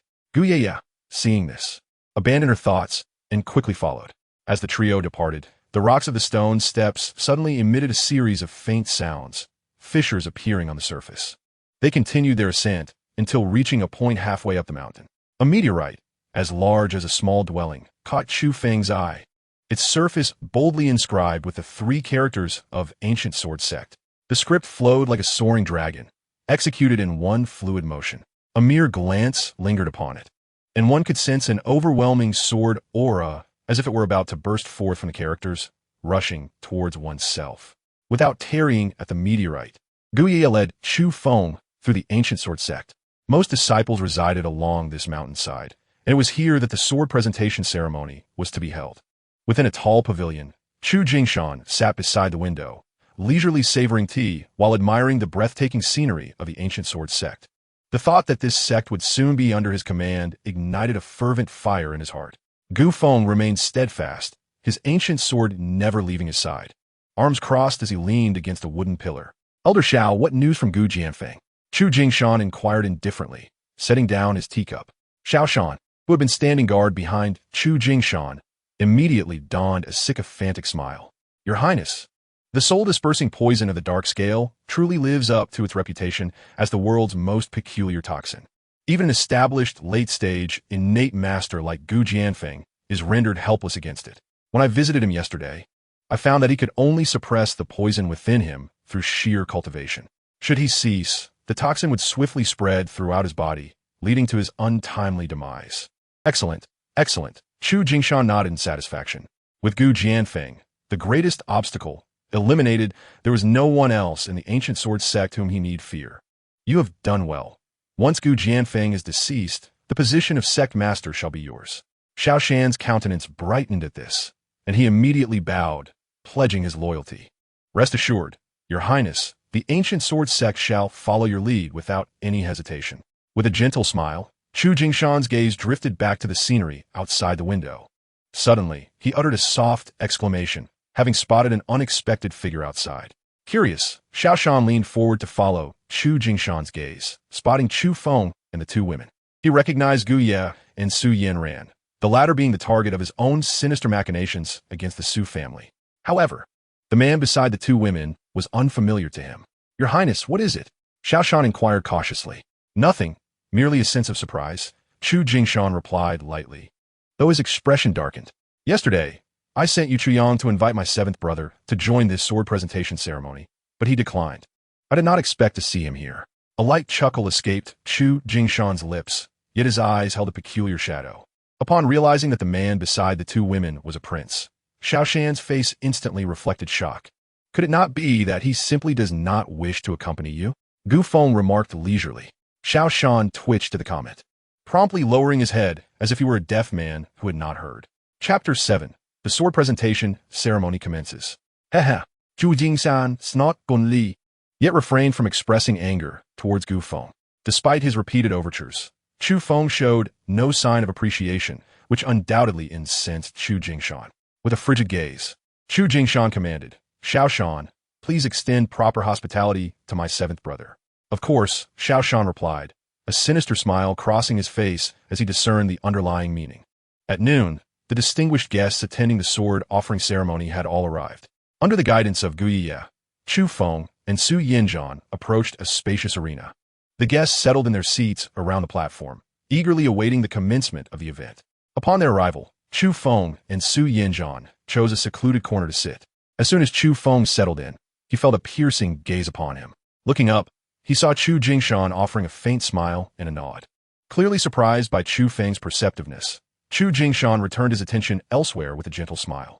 As time passed, it became evident that all guests had gathered. The master of the Ancient Sword Sect, Gu Jianfeng, had yet to make an appearance, while Xiao Shan led 10 disciples of the sect onto the arena. The moment Xiao Shan appeared, an icy aura emanated from Su Yinzhan, her grip tightening around her weapon, Yinshan. Yinzhan, remain calm. You are no match for that man. Guiya urged, fearing that Su Yinzhan might act rashly. Silently biting her lip, Su Yinzhan turned her gaze towards Chu Feng. He offered her a reassuring smile, conveying a sense of trust, allowing her to suppress her inner turmoil. On the platform, Xiao Shan began by expressing gratitude to the assembled guests, followed by some inconsequential pleasantries, before formally announcing the commencement of the sword offering ceremony. The 10 disciples standing behind him simultaneously opened their sword cases, unleashing a dazzling array of sword light that compelled everyone to squint. In an instant, 10 exquisitely crafted swords of varying lengths lay quietly within the cases. Although these swords could not rival the quality of Su Yinzhan's Yinshan, they were nonetheless exceptional weapons, rare and coveted. The disciples of the ancient sword sect placed the sword cases on the arena before stepping back. With the swords unveiled, it was a contest of skill. The ancient sword sect merely provided the swords. Who ultimately wielded them would be determined by merit. After a brief silence, a burly man surged forward, his chair exploding beneath him as he leapt onto the platform, rushing towards a crimson sword. Ha ha ha! Since no one else is making a move, I shall not hold back. He bellowed with a maniacal laugh. As he acted, others surged forward, clamoring for the 10 swords on the platform. This sword is mine, Shun Sheng declared, his eyes ablaze with ferocity as he unleashed a barrage of iron-fisted blows toward those nearby. The force of his strikes was so intense that it caused a palpable fear, compelling others to retreat. Seeing this, Shun Sheng smirked with satisfaction and approached the sword case, his gaze fervently fixed on the crimson sword. He reached out and grasped the weapon in his hand. Ha ha! A fine sword. Truly, my journey to this sword offering ceremony was not in vain. Shun Sheng admired the sword in his hand, increasingly satisfied, a broad smile gracing his face. Realizing they were no match for him, the others turned to vie for the remaining 9 swords. Elder Xiao, thank you for bestowing the sword, Shun Sheng said, turning to Xiao Shan below the platform and cupping his hands in gratitude. There is no need for such formality, Brother Shun, Xiao Shan replied with a light-hearted smile, instructing a disciple nearby to prepare a scabbard for Shun Sheng. Your Highness, this Shun Sheng is the sect master of the Ganghong Fist School. A distinguished second-tier martial artist, Xiao Shan quietly informed Xiao Jingshan. Xiao Jingshan responded nonchalantly, showing little reaction. Such a second-rate sect did not warrant his direct involvement. He entrusted the matter to Xiao Shan. In truth, the sword-bestowing conference was merely a formality. Xiao Shan had already discreetly arranged the allocation of the 10 swords. The chosen recipients were all friends of Xiao Shan. To obtain a sword, they merely needed to agree to one condition: to join under Chu Jingshan's banner in the future. On the platform, upon observing Xiao Shan's respectful demeanor towards Chu Jingshan, Shun Sheng deduced the latter's identity. His expression turned serious as he respectfully bowed. In a corner, Guiya witnessed the scene, her face paling. Xiao Shan's servile demeanor left no room for doubt in Guiya's mind regarding the underlying schemes. Yeah. With Xiao Shan behaving so audaciously, why hasn't he, your grandfather, intervened? If this continues, your ancient sword sect may find itself tethered to the Kuan prince's ship. Su Yanran said with a grave expression. I am aware of this, Guiya replied, glancing at Chu Feng, her expression betraying her hesitance. Do not fret. The show has only just begun. Chu Feng suddenly interjected. Su Yanran and Guiya exchanged puzzled glances at his words. But Chu Feng's gaze remained fixed on a particular figure on the platform. As Shun Sheng prepared to descend with his sword, a young man in black unexpectedly appeared before him. The youth had a stern expression, and a heavy, dark broadsword was slung over his back, creating an odd impression. I will take this sword, Li Xiao stated coldly, fixing his gaze on Shun Sheng. At these words, Shun Sheng's countenance darkened, a fierce glint igniting in his eyes. Kid, do you know what you're saying? You think you can snatch a sword from me, a mere 4th-tier martial artist? Shun Sheng spat disdainfully. Li Xiao raised his head, his indifferent gaze seeming to penetrate Shun Sheng's very soul, making him profoundly uncomfortable. Without uttering a word, Li Xiao silently drew the broadsword from his back.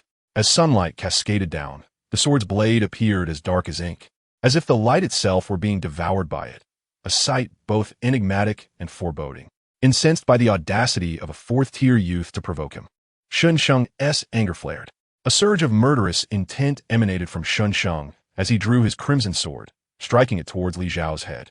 Although Sun Sheng was not a swordsman by trade, his formidable strength at the late second rank was undeniable. As he swung the blade, it carried with it the weight of his immense power, leaving behind a dazzling trail of blood-red light in the air, accompanied by a resonant hum of the sword.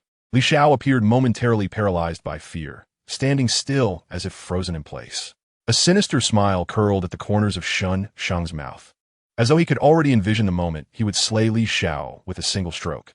Chapter 8. Astonishment envelopes the arena. Not only Sun Sheng, but even the esteemed guests below, who had not participated in the contest for the sword, were convinced that Li Xiao was doomed. The disparity in their strengths was simply too great. Su Yanran and Gu Ye, standing beside Chu Feng, gasped in shock, shielding their eyes from the impending violence. Yet, in the next heartbeat, a crisp clash of metal rang out across the arena. A subtle smile graced Chu Feng's lips, and a glimmer of brilliance flickered in his eyes. Su Yanran and her companion gradually lowered their hands, their pupils widening in disbelief at the scene before them. To their astonishment, the anticipated bloodshed did not occur. Sun Sheng's crimson blade was unexpectedly halted by the broadsword wielded by Li Xiao. The two blades collided, leaving no mark on the surface of the broadsword. Li Xiao was merely forced back a few steps. How could this be possible? How could you withstand my strike? Sun Sheng's face contorted with disbelief.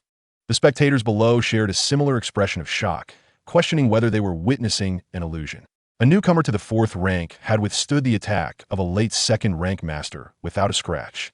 How could Li Xiao be so powerful? Su Yanran exclaimed in astonishment. Chu Feng shook his head with a smile, asserting that it was not Li Xiao's strength, but rather the peculiar nature of the broadsword he held. Su Yanran, startled by his words, immediately focused her gaze on the weapon in Li Xiao's grasp. The sword was an obsidian hue, and despite her lengthy scrutiny, she could not discern its material. However, spurred by Chu Feng's insight, she began to notice subtle details overlooked by others. A faint black mist seemed to emanate from the surface of the broadsword, continuously flowing into Li Xiao's body. Enlightenment struck Su Yanran. It was these dark energies that had enabled Li Xiao to deflect Sun Sheng's onslaught. On the arena, Li Xiao gazed intently at Sun Sheng, his voice cold and commanding. Hand over the sword. Sun Sheng's expression darkened with fury, veins bulging from his neck. How dare a mere youth of the fourth rank speak to him in such a tone? If he were to let this pass today, he would surely become the laughingstock of others, a fate he could never endure. You seek your own demise. Do not blame me for what follows. Sun Sheng bellowed, his aura as a late second rank master surging forth from him. With one hand gripping his sword and the other clenched into a fist, he charged directly at Li Xiao. Crimson light flickered with an otherworldly radiance, instantly conjuring several phantoms in the air. Each thrust aimed at the vital points of Li Xiao's body. Simultaneously, Sun Sheng executed his exquisite martial arts, his fists stirring up fierce winds, each punch imbued with terrifying force. Li Xiao's gaze sharpened as he gripped his broadsword, his swordplay both grand and masterful, a perfect blend of finesse and might. Faced with Sun Sheng, who towered over him by two major realms, Li Xiao did not retreat, but advanced instead. The clash of crimson energy and Sun Sheng's iron fists against the broadsword resonated with a series of muffled thuds, sending terrifying shockwaves rippling between the two combatants. In the brief span of mere moments, they exchanged no less than 200 to 300 blows. Many esteemed guests in the audience had risen to their feet, their faces etched with astonishment as they beheld the fierce battle unfolding before them. Initially, Li Xiao struggled to defend against Sun Sheng's onslaught, yet as time progressed, the tide of battle began to shift. Li Xiao gradually grew stronger, effortlessly neutralizing Sun Sheng's attacks and even launching counterstrikes. How could this be? Was Li Xiao truly only at the fourth rank? Who was this remarkable individual? Chu Jingshan was equally moved, wearing an expression of eager admiration. To hold his own against a late-stage, second-rank opponent with merely fourth-rank prowess was a display of prodigious talent. Not only had he never encountered such an anomaly among the prodigies of the potential dragon rankings, but he also contemplated the potential benefits of having this individual in his service. If this young man were to develop further, the throne would surely be within his grasp. However, Chu Jingshan's daydream was abruptly doused with cold reality. Your Highness, it is not that Li Xiao is formidable, but rather that the broadsword he wields is questionable. Gu Feng remarked solemnly, standing upright behind Chu Jingshan, his hands at his sides. Gu Feng's gaze remained fixed intently on the arena, exuding an aura of sharpened focus. Akin to a drawn sword, he was not alone in his observation.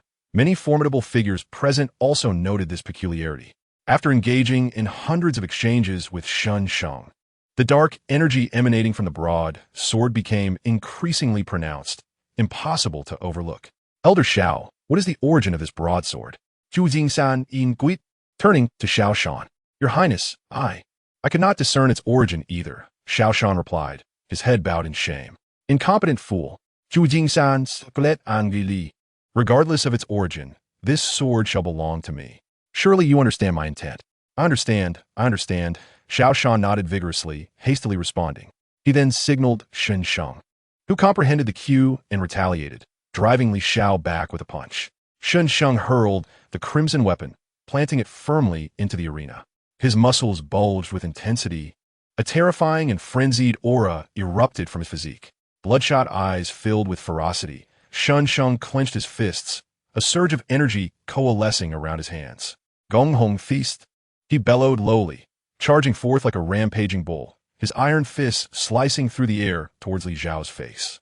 This punch encapsulated Sun Sheng's entire strength, possessing the formidable power to effortlessly shatter a 1,000-pound rock. Even an adept at the first rank would not dare to confront such a strike head-on. Once the punch was unleashed, Sun Sheng was certain that Li Xiao could not withstand this blow. Come on, Li Xiao. His long hair wildly billowing as a frenzied expression emerged on his stern visage, transforming his entire demeanor into that of a different person. Gripping the broad sword tightly, Li Xiao's eyes glinted with a manic fervor as he fixated on Sun Sheng, akin to a predator stalking its prey.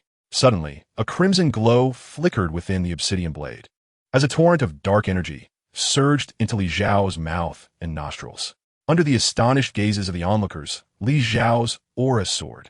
In the blink of an eye, his figure vanished from sight, and before anyone could react, a piercing scream echoed. Following the sound of despair, the crowd's expressions shifted dramatically, a chill coursing through them from their feet to the crown of their heads. There lay Sun Sheng on the arena, his face ashen, with both arms severed at the roots, blood cascading onto the stage. Li Xiao stood impassively before him, the broadsword stained with crimson. I yield, take this sword, Sun Sheng stammered, gazing at Li Xiao with trembling trepidation. Li Xiao cast a cold glance, snorted disdainfully, and let the sword fall. Sun Sheng perished. After eliminating Sun Sheng, Li Xiao strode over to the crimson blade, lifting it from the ground to inspect it. Just as everyone presumed, he would claim the blade. Li Xiao unexpectedly swung the broad sword down upon the crimson weapon. A crisp crack reverberated through the air as the crimson blade shattered under their watchful eyes. The red glow within the broad sword flickering again, seemingly rejoicing. Chapter 9. A body to feed the sword. He destroyed the crimson blade? The crowd appeared bewildered, utterly unprepared for such an outcome. On the stage, the powerful competitors vying for the remaining 9 precious swords were similarly stunned, halting their actions to observe Li Xiao. Below the stage, Chu Feng gazed intently at Li Xiao, his eyes shifting, though he showed no surprise. It seemed all was within his anticipation. On the other hand, Xiao Shan was far from composed. Each of the 10 swords on the stage had been painstakingly crafted by the ancient sword sect, and while he permitted one to fall into Li Xiao's possession, he could not allow the destruction of such a treasure. At that moment, Xiao Shan yearned to rush onto the stage and eliminate Li Xiao. However, the rules of the sword offering conference forbade any intervention from the ancient sword sect once the event commenced. Whoever possessed the sword held it as their own. Thus, despite his uncontrollable rage, Xiao Shan could only stand by helplessly. I truly desire this broadsword. Gu Feng, go and seize it for me. Chu Jingshan's eyes sparkled with intent as he spoke. Gu Feng shook his head. I shall not go. In my current state, I am no match for him. Chu Jingshan replied incredulously, surely, you jest. You are a master of the first rank. Idonotist. Gu Feng replied coldly without further elaboration. Upon hearing this, Chu Jingshan's face betrayed a hint of disappointment. On the arena, after Li Xiao had destroyed the crimson sword, he turned his gaze toward another exquisite blade. The individuals vying for that particular sword, upon noticing the indifference in Li Xiao's eyes, obscured by his long hair, felt a shiver run down their spines. Promptly, several withdrew from the contest. With a cold smirk, Li Xiao brandished his broadsword and strode forth. The others, unwilling to concede, exchanged glances and charged at Li Xiao in unison. 2 practitioners of the second tier and 3 of the third tier surrounded him, each unleashing their most formidable attacks. Li Xiao, wielding his pitch-black sword, stood resolute, exuding an aura akin to a malevolent deity. As the 5 closed in within a foot of Li Xiao, he made his move. With a swift motion of his sword, a flash of cold light cut through the air. The 5 were struck, their chests caving in, blood spewing as they were sent hurtling back to the ground, incapacitated. One strike, just one strike, had vanquished all 5. Chu Jingshan was left in stunned silence. Now convinced of Chu Feng's words, Li Xiao approached the remaining sword, once more raising his broad sword to obliterate it. The mournful wail of the blade resonated throughout the arena, as the crimson glow in Li Xiao's sword intensified. He closed his eyes, a look of serene satisfaction gracing his features, before opening them and moving towards yet another sword. The spectators below flinched, having already surmised his intentions. Xiao Shan's heart bled at the sight of 2 swords already destroyed, and witnessing Li Xiao's relentless pursuit, he disregarded all rules and prepared to charge onto the arena. I advise against it. With your early innate strength, you are no match for Li Xiao's current prowess, Chu Feng remarked somberly. At this, Xiao Shan halted abruptly. But if we allow him to continue like this, the sword-offering conference will be ruined. He exclaimed, frustration evident in his voice. What value do a few broken sword hold? Once Li Xiao regains his composure from this peculiar state, you can act, Chu Feng retorted dismissively, casting a glance at Xiao Shan. It's a fair trade. 10 worthless swords for the one in his possession. Delighted by Chu Feng's reasoning, Chu Jingshan raised his hand, declaring, this king finds merit in Chu Feng's words. Let us proceed as he suggests. Very well, Xiao Shan replied begrudgingly. As their conversation unfolded, Li Xiao, with an unstoppable momentum, dispatched over a dozen opponents and destroyed 3 more swords. The crimson glow of the broad sword in his grasp pulsed ever more vibrantly, resembling a heart ensnared within the blade, radiating an eerie allure. Witnessing Li Xiao's terrifying prowess, all retreated from the arena, relinquishing the remaining 5 swords to him. Thus, what had begun as a bustling contest for the swords transformed into a peculiar spectacle, with all eyes below watching Li Xiao destroy the blades above. On the stage, Li Xiao gathered the remaining 5 swords together, wielding his broadsword with force. Each sword shattered upon contact, disintegrating into a heap of scrap metal. Thud, thud, thud. After annihilating all 5 blades, the broadsword in Li Xiao's hand transformed entirely. Its blade was no longer pitch black. Instead, it took on a deep crimson hue, with a pulsating red glow emanating from its center. An eerie sound resembling a heartbeat resonated in the ears of all present, causing their own vitality to spiral into chaos. The sword was a demonic blade. The broadsword in his grasp was indeed a cursed weapon. One individual, paralyzed with fear, let out a terrified scream.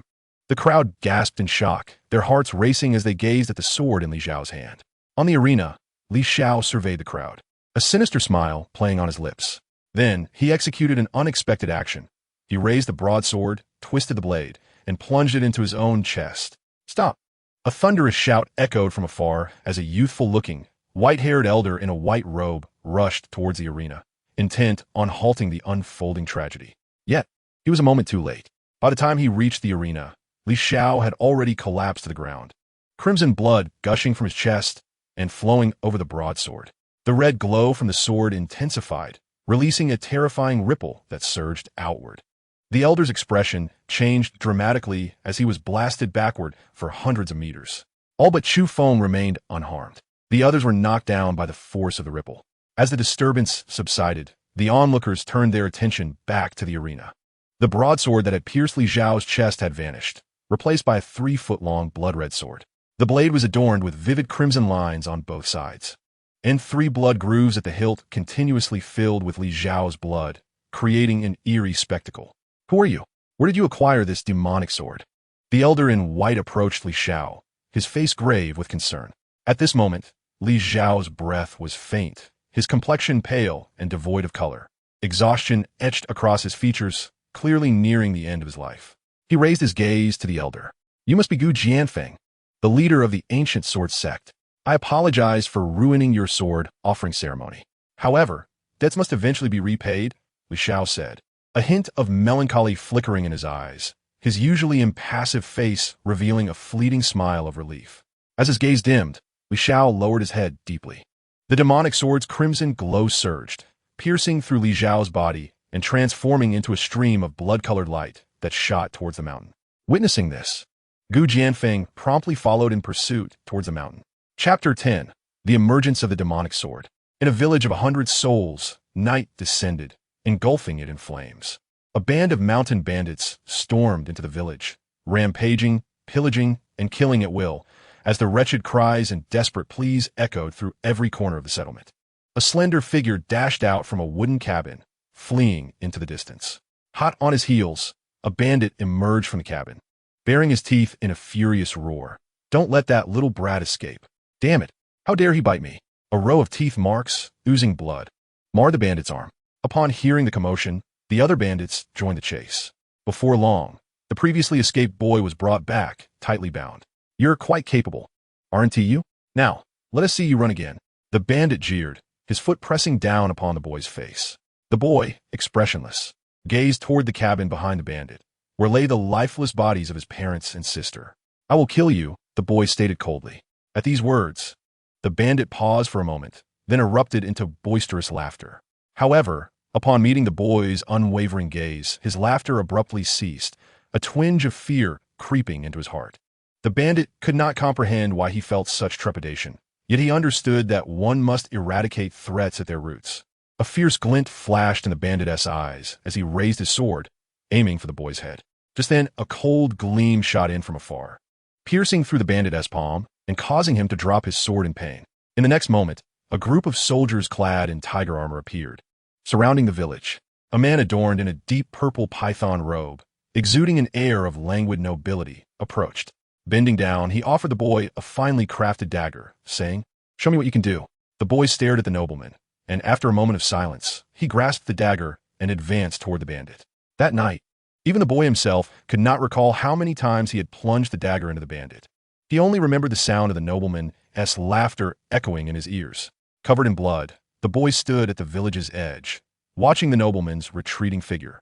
The man raised the exquisite dagger and suddenly shouted, "My name is Li Xiao. I owe you a life, and I will repay you." Upon hearing this, the man in the deep purple python robe waved his hand dismissively. No one could have anticipated the myriad of upheavals that would occur during this sword presentation ceremony. It was only after the demon sword and the ancient sword Feng departed that the crowd began to awaken from their stupor, engaging in fervent discussion. What was the origin of that demon sword? Why did it seem like the ancient sect leader was visibly anxious? Who knows?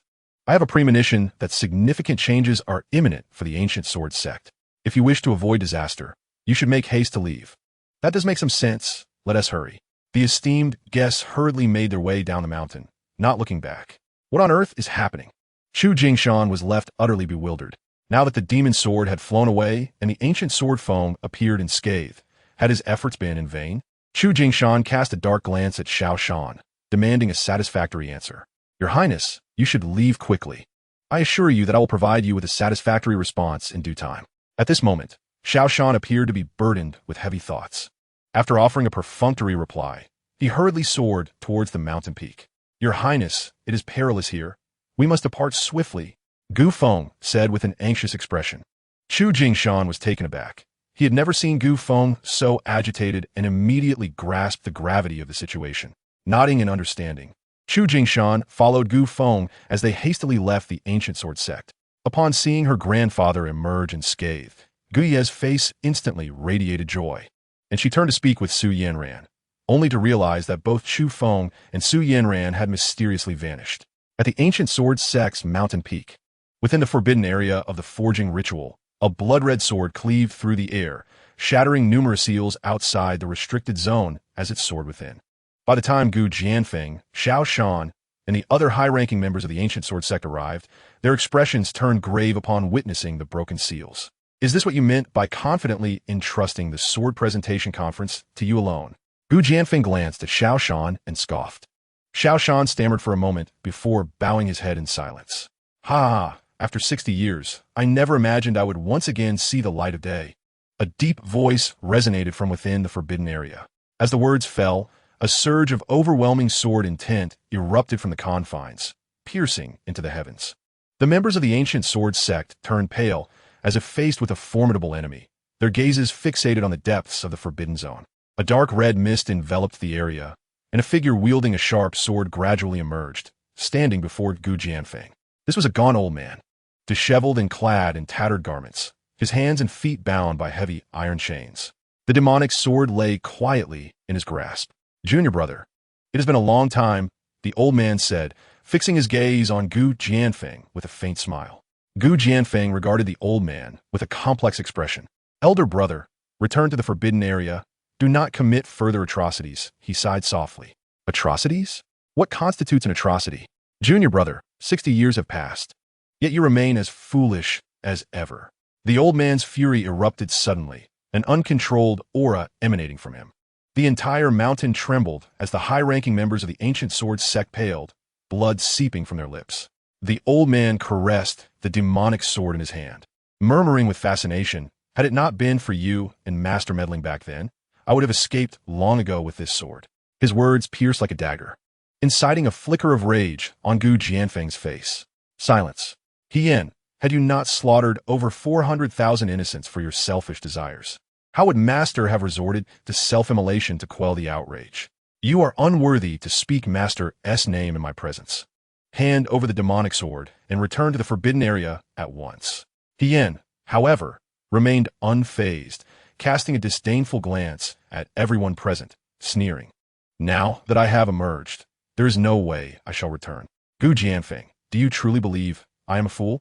Even at the height of your prowess, you were never my match. How much less so now, burdened as you are with a foreign toxin?"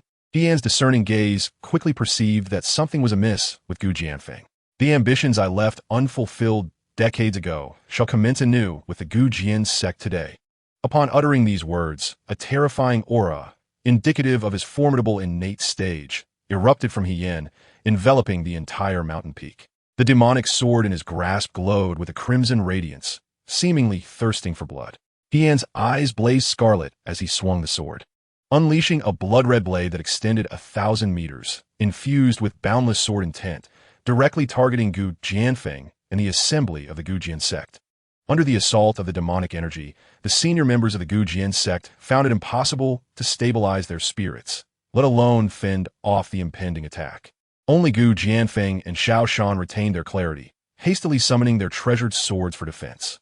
However, they ultimately proved no match for Hien in but a single clash. Xiao Shan's sword lost all its luster, and he fell heavily to the ground, gravely injured. Gu Jianfeng was sent flying thousands of meters, and upon impact, the suppressed phosphorescent, soul-dissolving toxin within him erupted, coursing through his limbs. A mouthful of black blood erupted from Gu Jianfeng as he plummeted from the sky, crashing down violently upon the earth. Chapter 11. The Annihilation of Hien, a shock to all. Atop the mountain of the Gu Jian sect, dark clouds loomed ominously, and a sea of demonic energy shrouded the sky, painting a scene reminiscent of an apocalypse. Hien, wielding his demonic sword, looked down upon the members of the Gu Jian sect with an expression brimming with madness, as the sword emitted ominous waves. His eyes glowed fiercely red once more as he unleashed a devastating strike towards the ground, a dark red blade erupting from the sword, intent on obliterating the entire mountain. The members of the Gu Jian sect, witnessing the oncoming assault, were gripped by despair. At that moment, a clear, melodious sound of a sword echoed, causing a tremor to run through their hearts. A delicate, cicada-wing thin azure sword ascended from below the mountain peak, trailing a blue arc that sliced through the pervasive demonic energy. The azure sword rotated gracefully in midair, coming to a quiet halt before Gu Jianfeng and his companions, vibrating slightly, sending out ripples of residual energy. The blood-red blade of the demonic sword dissipated into nothingness under this residual wave. Silence enveloped the scene, with all eyes fixated upon the azure sword, their faces etched with astonishment. Among the crowd, Xiao Shan's expression grew somewhat unnatural, his gaze fluctuating between hope and dread. "Who?" Hien's eyes sharpened as he surveyed his surroundings, shouting with authority. At that moment, two figures gradually emerged atop the mountain peak. Leading the way was a young man clad in white, possessing striking features and an air of nobility that exuded grace. Following closely behind him was a woman of exquisite beauty. These two were none other than Chu Feng and Su Yanran. Yanran? Heu Feng instantly reconu su Yanran. A flicker of surprise crossing his face. He was uncertain how she had arrived at this place, nor did he know the identity of the man standing before her. Su Yanran cast a glance at Gu Jianfeng, a trace of conflict flickering in her brows, ultimately opting to remain silent, standing behind Chu Feng. Was it you who struck just now? High above, he furrowed his brow as he fixed his gaze on Chu Feng, his voice low and grave. Was it merely an illusion, or did this young man, devoid of any discernible aura, emanate an air of fear from the demonic sword he wielded, causing it to tremble uncontrollably? As Yan's words fell, the members of the ancient sword sect widened their eyes in disbelief, staring at Chu Feng in astonishment. Did he just deflect Yan's attack? Yan was a formidable figure at the late stage of innate mastery. How could this young man be capable of such a feat? The disciples of the ancient sword sect felt a wave of absurdity wash over them, convinced that Yan had made a mistake. Only Gu Jianfeng fixed his gaze on Chu Feng, horrified to discover that he could not fathom Chu Feng's cultivation. His heart stirred by tumultuous waves. Chu Feng raised his eyes, meeting Yan's gaze in the sky, a serene smile gracing his lips. Indeed, it was I who intervened just now. Yan regarded Chu Feng intently, remaining silent for a moment. This matter concerns the ancient sword sect and myself. I kindly ask you not to interfere, he murmured. Having just broken his seal, the demonic sword had yet to consume sufficient blood. He wished to avoid enmity with Chu Feng at this precarious juncture. I have no desire to meddle in your affairs with the ancient sword sect. Chu Feng replied with a light chuckle, but then his tone shifted. However, should you intend to nourish the demonic sword with the lives of innocent civilians, I cannot stand idly by.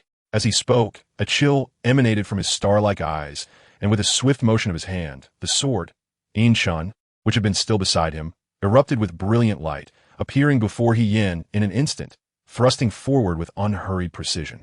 Upon witnessing this, Yan's expression changed drastically. As if faced with a formidable adversary, he raised his demonic sword to defend himself. The two divine weapons clashed, sending ripples of energy exploding outward, shattering the surrounding demonic aura and allowing sunlight to once again illuminate the mountain peak. The brilliance of Shun remained undiminished, shining like a resplendent azure sun, while the demonic sword's sheen grew dreadfully dim, as though it were reverting to its previous pitch-black state. Seeing this, Yan's heart bled with despair, his demeanor becoming frantic. Blood demon transformation. The demonic energy around Yan surged violently, and he spat forth a mouthful of vital blood, which fell upon the demonic sword. Upon absorbing this essence, the sword erupted in an eerie crimson glow. Yan summoned his cultivation to unleash his most powerful strike with the demonic sword, sending Shun hurtling back. After averting the crisis, rather than pursuing his advantage, Yan took flight into the distance, wielding the demonic sword. Do not let him escape. Otherwise, countless lives will be lost. Gu Jianfeng exclaimed in alarm. Escape? Chu Feng scoffed derisively, leisurely stepping forward until he stood before Yan. You.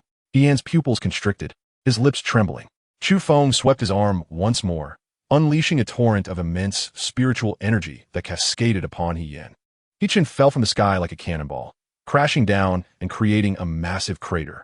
Chu Feng's figure flickered and appeared in the depths of the pit, casting a detached glance at the severely injured and unconscious Yan. With a raised hand, he unleashed a surge of energy that pierced through Yan's skull. The members of the ancient sword sect, witnessing Chu Feng effortlessly eliminate a formidable opponent in the late innate stage, could not help but reveal expressions of terror. Gu Jianfeng instructed the others from the sect to disperse and approached Chu Feng with Xiaoshan in tow. At that moment, Su Yinjin stood behind Chu Feng, who was curiously examining the demonic sword in his grasp. I am Gu Jianfeng, honored to meet you, senior. I sincerely thank you for your assistance today, Gu Jianfeng said with a serious tone, bowing deeply. Chu Feng paid him no mind, still engrossed in his examination of the sword, and the atmosphere grew silent. Gu Jianfeng dared not express any displeasure and waited patiently for Chu Feng to respond. Su Yinjin glanced at Gu Jianfeng, noting that the poison of the ghost phosphorol dispersal had already spread throughout his internal organs. His life was hanging by a thread. A flicker of compassion crossed Su Yinjin's eyes as she contemplated seeking Chu Feng's help, yet she hesitated to disturb him.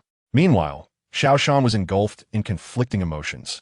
With Gu Jianfeng on the brink of death, he could finally realize his long-desired ambition of becoming the leader of the ancient sword sect. Amidst his joy, a sense of dread loomed. It seemed Su Yinjin was acquainted with this man, and if he were to avenge her, Xiao Shan would undoubtedly face dire consequences. Nervously, Xiao Shan stood behind Gu Jianfeng, lowering his head in hopes that Chu Feng would overlook him. Little did he know, Chu Feng had come for him specifically. After some time, Chu Feng withdrew his gaze from the sword and turned to Gu Jianfeng, frowning as he discerned his condition. He approached Gu Jianfeng and placed a hand on his shoulder. Just as Gu Jianfeng was filled with confusion, he suddenly felt a surge of spiritual energy entering his body, transforming into countless streams that flooded into his internal organs.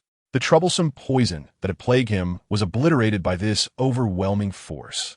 Gu Jianfeng's complexion gradually returned to normal, and his spirit was invigorated. "Thank you, Senior, for saving my life," he said, his emotions heightened as he bowed once more to Chu Feng, who regarded him with a playful wink. "There's no need to be in such a hurry to thank me." "Huh?" Gu Jianfeng responded, his expression one of bewilderment. Just as he pondered this, Chu Feng raised his hand and, with a gesture, summoned Xiao Shan uncontrollably towards him. Chapter 12. Escape. "Master, save me!" Xiao Shan exclaimed in terror, immediately seeking Gu Jianfeng's assistance. "Silence!" Chu Feng coldly huffed, striking out with his palm. The spiritual sea at Xiao Shan's dantian shattered, leaving him bereft of all cultivation and reduced to a mere shell of a man. Chu Feng cast Xiao Shan at Su Yinjin's feet, stating, "This man's life is now in your hands to claim." Su Yinran gazed down at Xiao Shan, her almond eyes revealing a tempest of hatred. She hoisted Xiao Shan up and strode toward a secluded area. She would not end Xiao Shan's life with a mere sword strike, for that would only grant him an undeserved mercy. After Su Yinran departed, Gu Jianfeng finally regained his composure, silently deducing the unfolding events. Half a stick of incense later, Su Yinran returned, enveloped in a thick stench of blood. "Thank you, young Master Chu, for avenging my clan. I have no means to repay you and am willing to devote my life to serve you," Su Yinran declared resolutely as she knelt before Chu Feng. "Yinran, what are you saying? What vengeance for your clan?" Gu Jianfeng asked, astonished. Chu Feng cast a glance at Su Yinran and sighed, "Rise." As she stood, Su Yinran recounted the atrocities committed by Xiao Shan against the Su family to Gu Jianfeng. Upon hearing this, Gu Jianfeng's fury erupted, and he immediately assured Su Yinran that he would take it upon himself to deal with Xiao Shan's lineage, vowing to avenge his friend. Su Yinran nodded with a calm demeanor.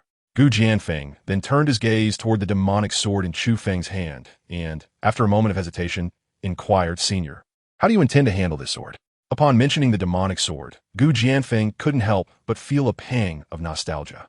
The former head of the ancient sword sect had always wished to pass the leadership to He Yin, for He Yin's talent in cultivation and sword crafting surpassed that of Gu Jianfeng.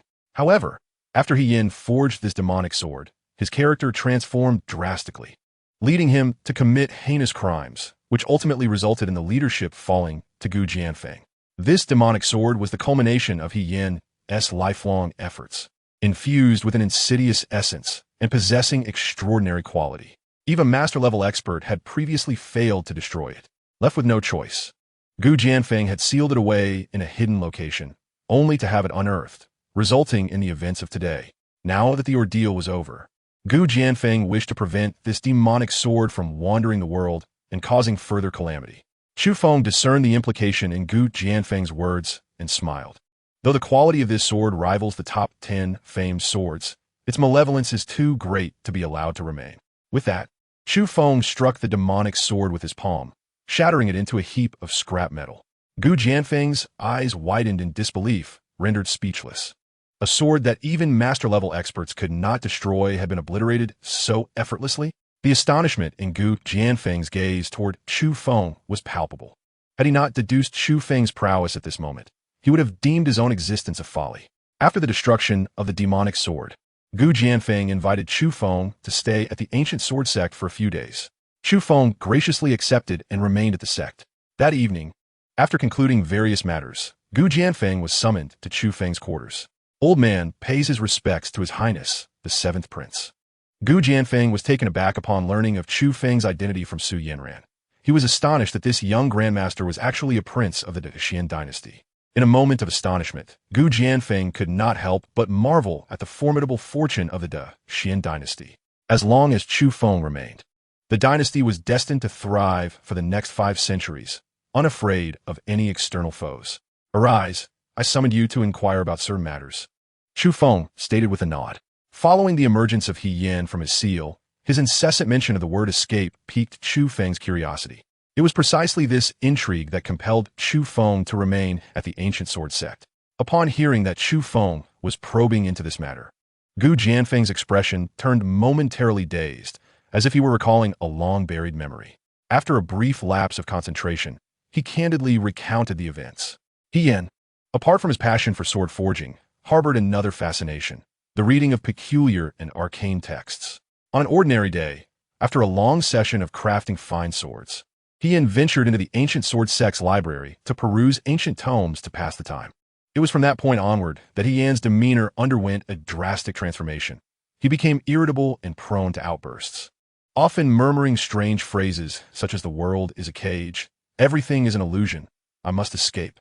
Not long after, He Yan isolated himself, and upon his reappearance, he wielded a demonic sword.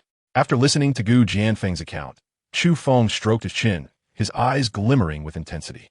"Do you know which ancient text he was reading at that time?" "Chu Feng inquired. "I am not certain. Following that incident, all the esoteric and bizarre texts in the library were removed and deemed off limits," Gu Jianfeng replied honestly. Chu Feng nodded. "Please retain a token for me. I shall visit the library myself tomorrow." "Very well," Gu Jianfeng said, producing a jade-green token and handing it to Chu Feng.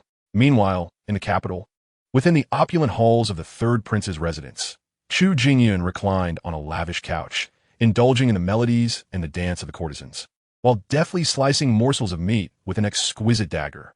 At that moment, a shadow silently materialized in the hall. Chu Jingyun's gaze sharpened, and he waved his hand, dismissing all present. "What is the situation?" Chu Jingyun casually inquired, toying with the dagger in his hand. "The demonic sword has been activated. Prince Kuan has returned empty-handed," came the cold voice from the shadow. Upon hearing this, a sinister smile crept across Chu Jingyun's face. Everything was unfolding as he had anticipated. With the emergence of the demonic sword, the ancient sword sect would hardly have time to choose sides. Merely surviving would be a remarkable feat. Send some individuals to clean up this mess. Assuming there are still survivors in the ancient sword sect, Chu Jingyun declared leisurely. The shadow regarded Chu Jingyun in silence. Even he was taken aback by Chu Jingyun's almost frenzied tactics. Because Chu Jingshan sought to ally with the ancient sword sect, and since it could not be utilized for his purposes, he resolved to annihilate the entire sect. Such ruthless and reckless measures were truly chilling. The outcome differs somewhat from your expectations. The emergence of the demon sword did not incite any significant upheaval, and the ancient sword sect suffered no substantial damage. The shadow spoke. "Oh." Upon hearing this, Chu Jingyun was momentarily taken aback, his interest piqued. "What transpired?" The shadow shook his head. "I am not privy to the specifics. The commotion atop the ancient sword sect peak was too great for me to approach closely. However, it is now known that the crisis surrounding the demon sword has been resolved by the ancient sword sect, and Prince Kuan has departed from ancient sword city." Chu Jingyun pondered for a moment, then lifted his gaze and said, "Very well, I understand." The shadow nodded slightly and vanished from the hall as if he had never been there. The union of the crane flame and the demon's sword rendered few capable of contesting it within the innate realm. How could the ancient sword sect have evaded such a calamity? Was it possible that they had a master-level expert among them? Chu Jingyun furrowed his brow and mused, then suddenly broke into laughter. "Ancient sword sect, the foremost sword sect of the Xian dynasty, I must admit I previously underestimated you." Rising to his feet, Chu Jingyun cast a detached glance at the exquisite dagger in his hand, twisting his fingers until it shattered into fragments. He carelessly discarded the remnants of the dagger and turned to exit the hall. Chapter 13. Ascension to Immortality? At the ancient sword sect's library pavilion, Chu Feng inquired with several disciples before arriving at the library pavilion. This was a 5-story edifice, and seated at the entrance was an elderly man clad in gray robes.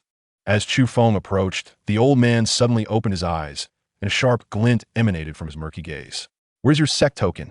he coldly demanded. "Aizing Chu Feng." Chu Feng produced the token bestowed upon him by Gu Jianfeng and presented it. Upon seeing the token, the gray-robed elder's countenance shifted dramatically, and he immediately rose from the ground, afraid even to touch the token. "I pay my respects to the sect master," he said, bowing deeply with utmost reverence. Chu Feng was previously unaware that the token he received from Gu Jianfeng represented the identity of the sect master of the ancient sword sect. Whoever possessed this token was recognized as the sect master, capable of commanding any member of the ancient sword sect and accessing any location within the sect without obstruction. Hearing this, Chu Feng offered no explanation as he tucked the token away and stepped into the library pavilion. As soon as he entered, a mechanical prompt resonated in his mind. Ding! Host detected in the ancient sword sect library pavilion. Would you like to check in? Check in. Ding! Check-in successful. System reward. The ability to read at a glance. Extraordinary comprehension. As the system's voice faded, a surge of clarity enveloped Chu Feng's mind. He suddenly felt his thoughts sharpen and previous perplexities unraveled effortlessly. Collecting his thoughts, he began to explore the library pavilion. With the extraordinary talent of reading at a glance, he swiftly perused the tomes on the first 4 levels, primarily comprising inferior sword techniques. Lacking the desire to linger, he proceeded directly to the 5th floor. The 5th floor was considerably smaller, occupying less than 100 square meters, and housed 3 bookshelves. On 2 of the bookshelves lay an extensive collection of superior sword techniques amassed by the ancient sword sect since its inception. The remaining shelf was cluttered with hundreds of various tomes, their covers yellowed with age and cloaked in dust and cobwebs, clearly untouched for many years. Chu Feng's eyes sparkled with curiosity as he approached the shelf and casually picked up an ancient text, brushing away the dust to examine it. His reading was swift, and within a mere 10 minutes, he had perused the entire volume. Regrettably, it merely chronicled peculiar events encountered during the forging of swords, not the book he sought. After setting the ancient text aside, Chu Feng reached for another tome. As time slipped by, 2 days passed. Throughout this span, Chu Feng remained ensconced in the library, engrossed in his reading. On the 3rd day, he finally discovered the tome he had been searching for. It was a book fashioned from unknown animal hides, woven with an exceedingly crude technique. To label it as an ancient text was a stretch, for it consisted of only 3 pieces of hide, devoid of any inscriptions, featuring merely a few disjointed illustrations. After scrutinizing the images for a while, Chu Feng deduced their intended meaning. Ages ago, amidst the vastness of time, a peerless swordsman emerged from this land of the 5 great dynasties. This swordsman, gifted beyond measure, eclipsed all others, shining like the blazing sun in the sky. In his presence, everyone else faded into insignificance, left only to gaze in awe at his silhouette. By the age of 30, he had ascended to the lofty heights of a Grandmaster. Yet, one fateful day after attaining such mastery, the swordsman underwent a sudden transformation. Spending his days alone atop a cliff, gazing skyward for hours on end, often murmuring strange and arcane phrases. Initially, his family assumed he was merely experiencing a temporary plateau, expecting him to return to normalcy soon. However, days later, the swordsman abruptly seized his sword and departed from the cliff, vanishing without a trace. For decades, he remained absent, until he reappeared at the cliff, emanating an aura that surpassed even that of a Grandmaster. With his gaze fixed upon the heavens, he drew his sword and soared into the sky, determined to challenge the celestial realm. The final illustration on the piece of hide depicted the swordsman piercing the firmament with his blade, stepping into a black hole. Chu Feng closed the ancient text and rubbed his eyes in disbelief. Had the swordsman truly ascended? A strange murmur escaped his lips. The illustrations on the hide evoked memories of the immortal tales he had read in his previous life, their depictions of ascension mirroring the scenes illustrated here. It was no wonder that Yen had succumbed to obsession upon encountering this tome, yearning for his own ascension to immortality.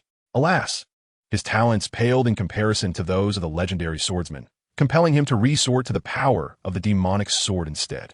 With a subtle analysis, Chu Feng discerned the truth of the matter. The realm above that of the Grandmaster, the ascension, was indeed intriguing. A glimmer of brilliance sparked in Chu Feng's eyes, and a yearning for this celestial world began to blossom within him. He carefully stored away the ancient tome and perused the remaining texts, hoping to glean further insights about the world beyond. However, after exhausting the contents of those volumes, he found himself with naught but disappointment. Ultimately, he had no choice but to abandon that pursuit and shift his gaze to the other 2 bookshelves. Despite possessing the strength of a Grandmaster, Chu Feng's offensive techniques were overly singular. With an array of superior sword techniques laid before him, it would be a travesty to let them go to waste. Resolving this in his mind, he stepped forward to the other shelves and began to study the sword techniques displayed there. Blessed with the formless sword body, He was able to instantly comprehend and assimilate any sword art, eliminating the possibility of developing a haphazard understanding. Like a sponge, he absorbed all the sword techniques of the 5th level for his own use. Half a day later, Chu Feng emerged from the library. The glaring sunlight enveloped him, and as he exhaled a breath of turbid air, the weariness etched on his face was instantly replaced by a revitalized vigor. He now possessed the answers he sought, and deemed it time to depart from the ancient sword sect and embark on his next journey. First, he sought out Gu Jianfeng, gently refusing his repeated entreaties to stay and return the token to him. Your immense kindness to my ancient sword sect is something I shall never forget, he said. Keep this token, and should you ever require assistance, the entirety of my sect will pledge unwavering loyalty to your commands. Gu Jianfeng did not accept the token, bowing respectfully as he spoke. Chu Feng regarded him thoughtfully, quickly surmising his intentions. Was Gu Jianfeng not subtly indicating that the ancient sword sect would henceforth be under his banner? After a moment's contemplation, Chu Feng nodded and accepted the token. Although he was powerful, once he entered the capital, he could not attend to every matter personally. With the ancient sword sect as an ally, many troubles could be alleviated. Seeing Chu Feng accept the token, Gu Jianfeng's face broke into a radiant smile. Might I inquire where your highness intends to go next? Perhaps I could send some individuals to escort you. Chu Feng waved his hand dismissively. There is no need. Su Yinran's companionship will suffice for my journey. Very well, Gu Jianfeng replied, somewhat dejected. He had hoped to have his granddaughter accompany Chu Feng, but that plan had swiftly evaporated. Where is Su Yinran? He inquired. Your Highness, Yinran and Ye should be at the competition stage now. I shall take you there at once, Gu Jianfeng replied. Very well, Chu Feng agreed. Under Gu Jianfeng's guidance, Chu Feng arrived at the competition stage of the ancient sword sect. At that moment, the area was thronged with disciples, all gathered to watch the duel taking place on stage. Gu Ye stood among the crowd, cheering for Su Yinran as she fought. As soon as Chu Feng and Gu Jianfeng arrived, the onlookers greeted Gu Jianfeng with respectful bows. Greetings, sect master.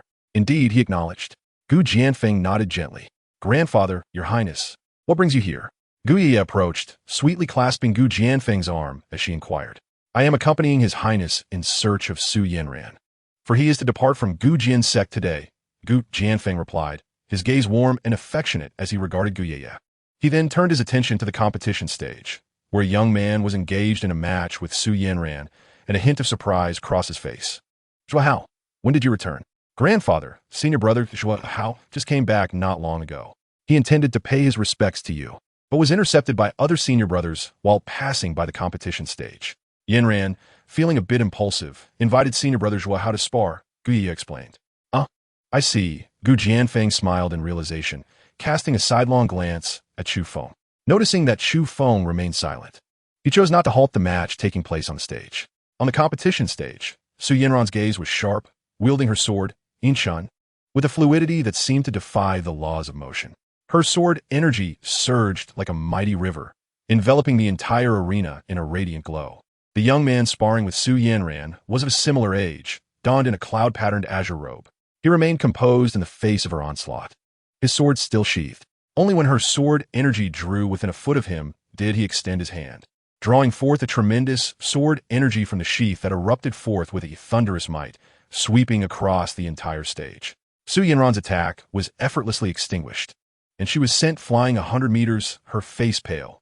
Miss Su, I concede, Wan Zhuahao said with a slight smile, his eyes bright and clear, devoid of any trace of a swordsman's arrogance. He appeared more like a refined scholar, courteous and gracious. Su Yinran sheathed her sword and bowed, expressing, thank you, senior brother Zhuahao, for your guidance. Afterward, she descended from the stage and, upon seeing Chu Feng, her eyes lit up as she hurried over. A hint of embarrassment crossed her face as she recalled her earlier defeat. Young Master Chu, I have brought shame upon myself. Before Chu Feng could respond, Gu Ye interjected. Yinran, senior brother Zhuahao, is the remarkable talent ranked 45th on the Qianlong list. Losing to him is nothing to be ashamed of. Gu Jianfeng nodded in agreement. Wan Zhuahao, a direct disciple of Gu Jianfeng, was indeed the foremost among the younger generation of Gu Jian's sect, boasting mid-second rank strength and holding the 45th position on the Qianlong list. The disparity in realms between him and Su Yinran made her defeat entirely reasonable. Do not dwell on it. You merely lost due to the gap in cultivation. Given time, You will surely catch up to him, Chu Feng said with a calm smile. If anyone else had spoken such words, Su Yanran would have dismissed them. However, hearing them from Chu Feng ignited a spark of determination within her. Yes, she nodded thoughtfully. At that moment, Wan Zhuohao approached, a slight furrow appearing on his brow as he overheard Chu Feng's words. Though his demeanor is approachable and he shuns the strife for fame and fortune, there remains a trace of pride within him. The man before him boldly asserted that Su Yanran would, in due time, catch up to him, which undoubtedly stirred discontent in Wan Zhuohao. After greeting his master, Wan Zhuohao turned to Chu Feng and introduced himself. I am Wan Zhuohao. May I inquire your esteemed name? Chu Feng, came the calm reply. Chu, you say? Wan Zhuohao was momentarily taken aback, yet he swiftly regained his composure. Regardless of the might of the Dashuan dynasty's royal family, his ancient sword sect refrained from engaging in the power struggles of the empire, thus offending the other party held little consequence. Brother Chu, might you offer some guidance? Wan Zhuohao gazed intently at Chu Feng, devoid of any circumlocution. The expressions of Gu Jianfeng and Su Yanran nearby abruptly shifted to one of peculiarity. Are you certain you wish to compete with me? Chu Feng replied with a light chuckle. Absolutely, Wan Zhuohao affirmed earnestly. Chu Feng regarded Wan Zhuohao for a moment, then gestured towards Gu Ye, saying, if you wish to challenge me, you must first prevail over her. At this proclamation, an awkward silence enveloped the scene for several seconds. Me? Your Highness, there must be some mistake. I cannot even best Yanran. How could I possibly stand against senior brother Zhuohao? Gu Ye exclaimed, her eyes wide in disbelief. Not just Gu Ye, but even Gu Jianfeng looked utterly perplexed, unable to grasp the situation. The sword technique you cultivate must be the falling spring sword technique.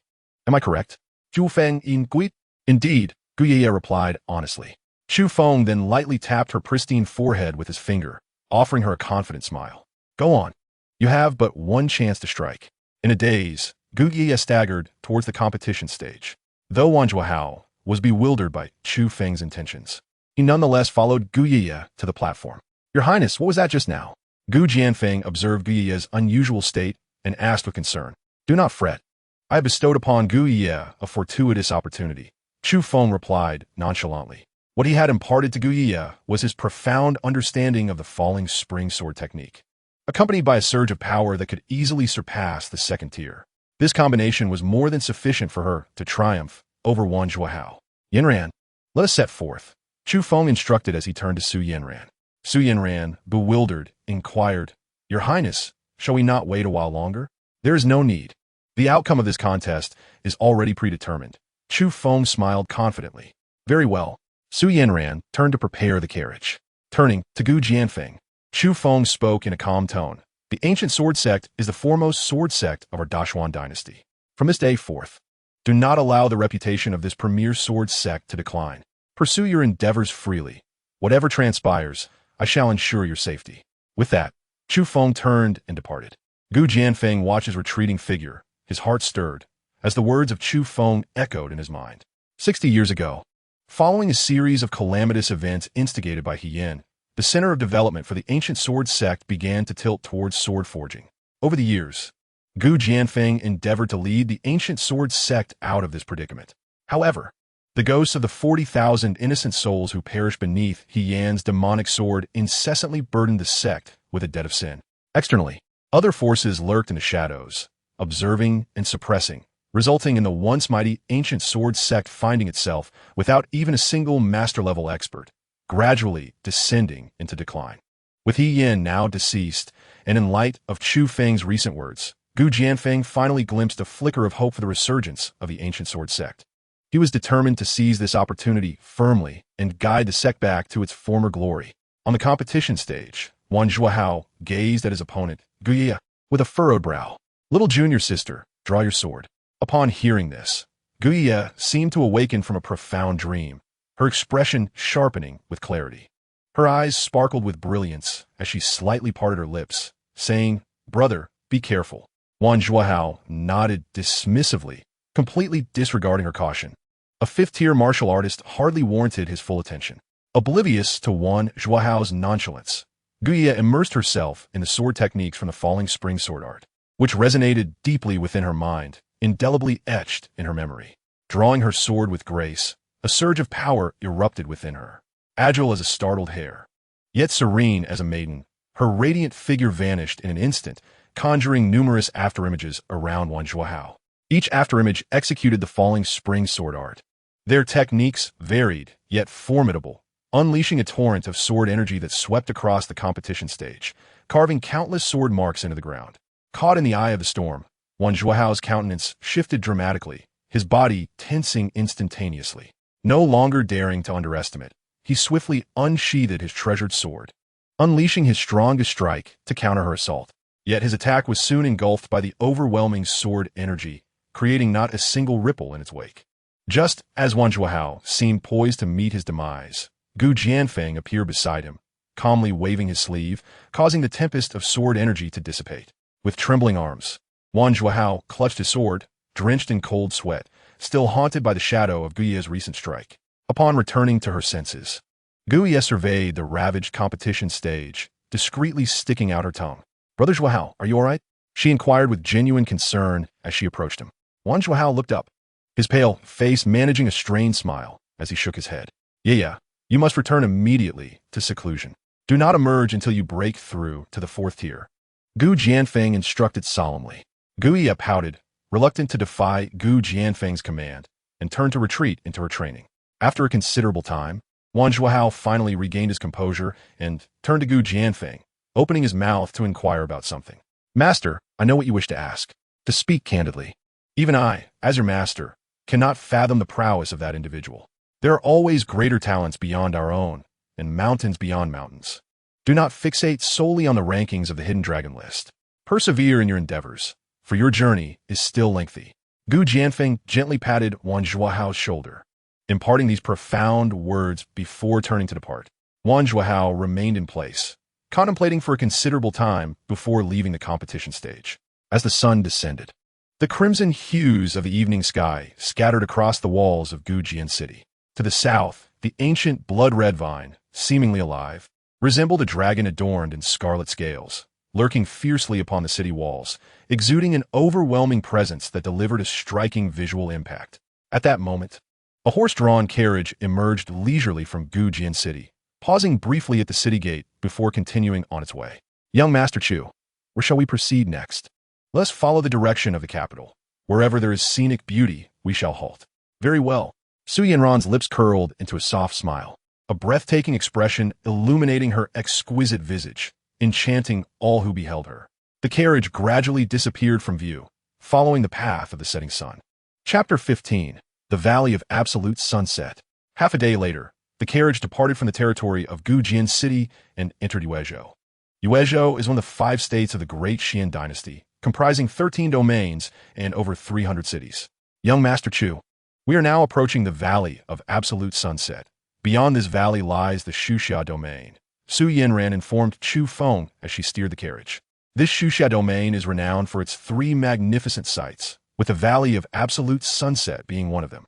It is said that 2 peerless warriors once engaged in a fierce battle here. One of them unleashed a sword strike with such force that it carved out the very valley we behold today. Hence, the Valley of Absolute Sunset has gained fame throughout the world, attracting countless swordsmen eager to witness its breathtaking beauty. As Su Yanran continued her narration, the carriage arrived at the Valley of Absolute Sunset. At this moment, the valley was teeming with martial artists who had come in response to the news, rendering the area nearly impassable. These warriors raised their heads, their gazes fixed upon 2 figures atop the valley. One man donned a dark blue robe adorned with golden threads, a dark green belt intricately woven with floral patterns cinched at his waist, wielding a gilded sword, unmistakably of great value. His piercing eagle-like eyes and sharp nose exuded an air of arrogance.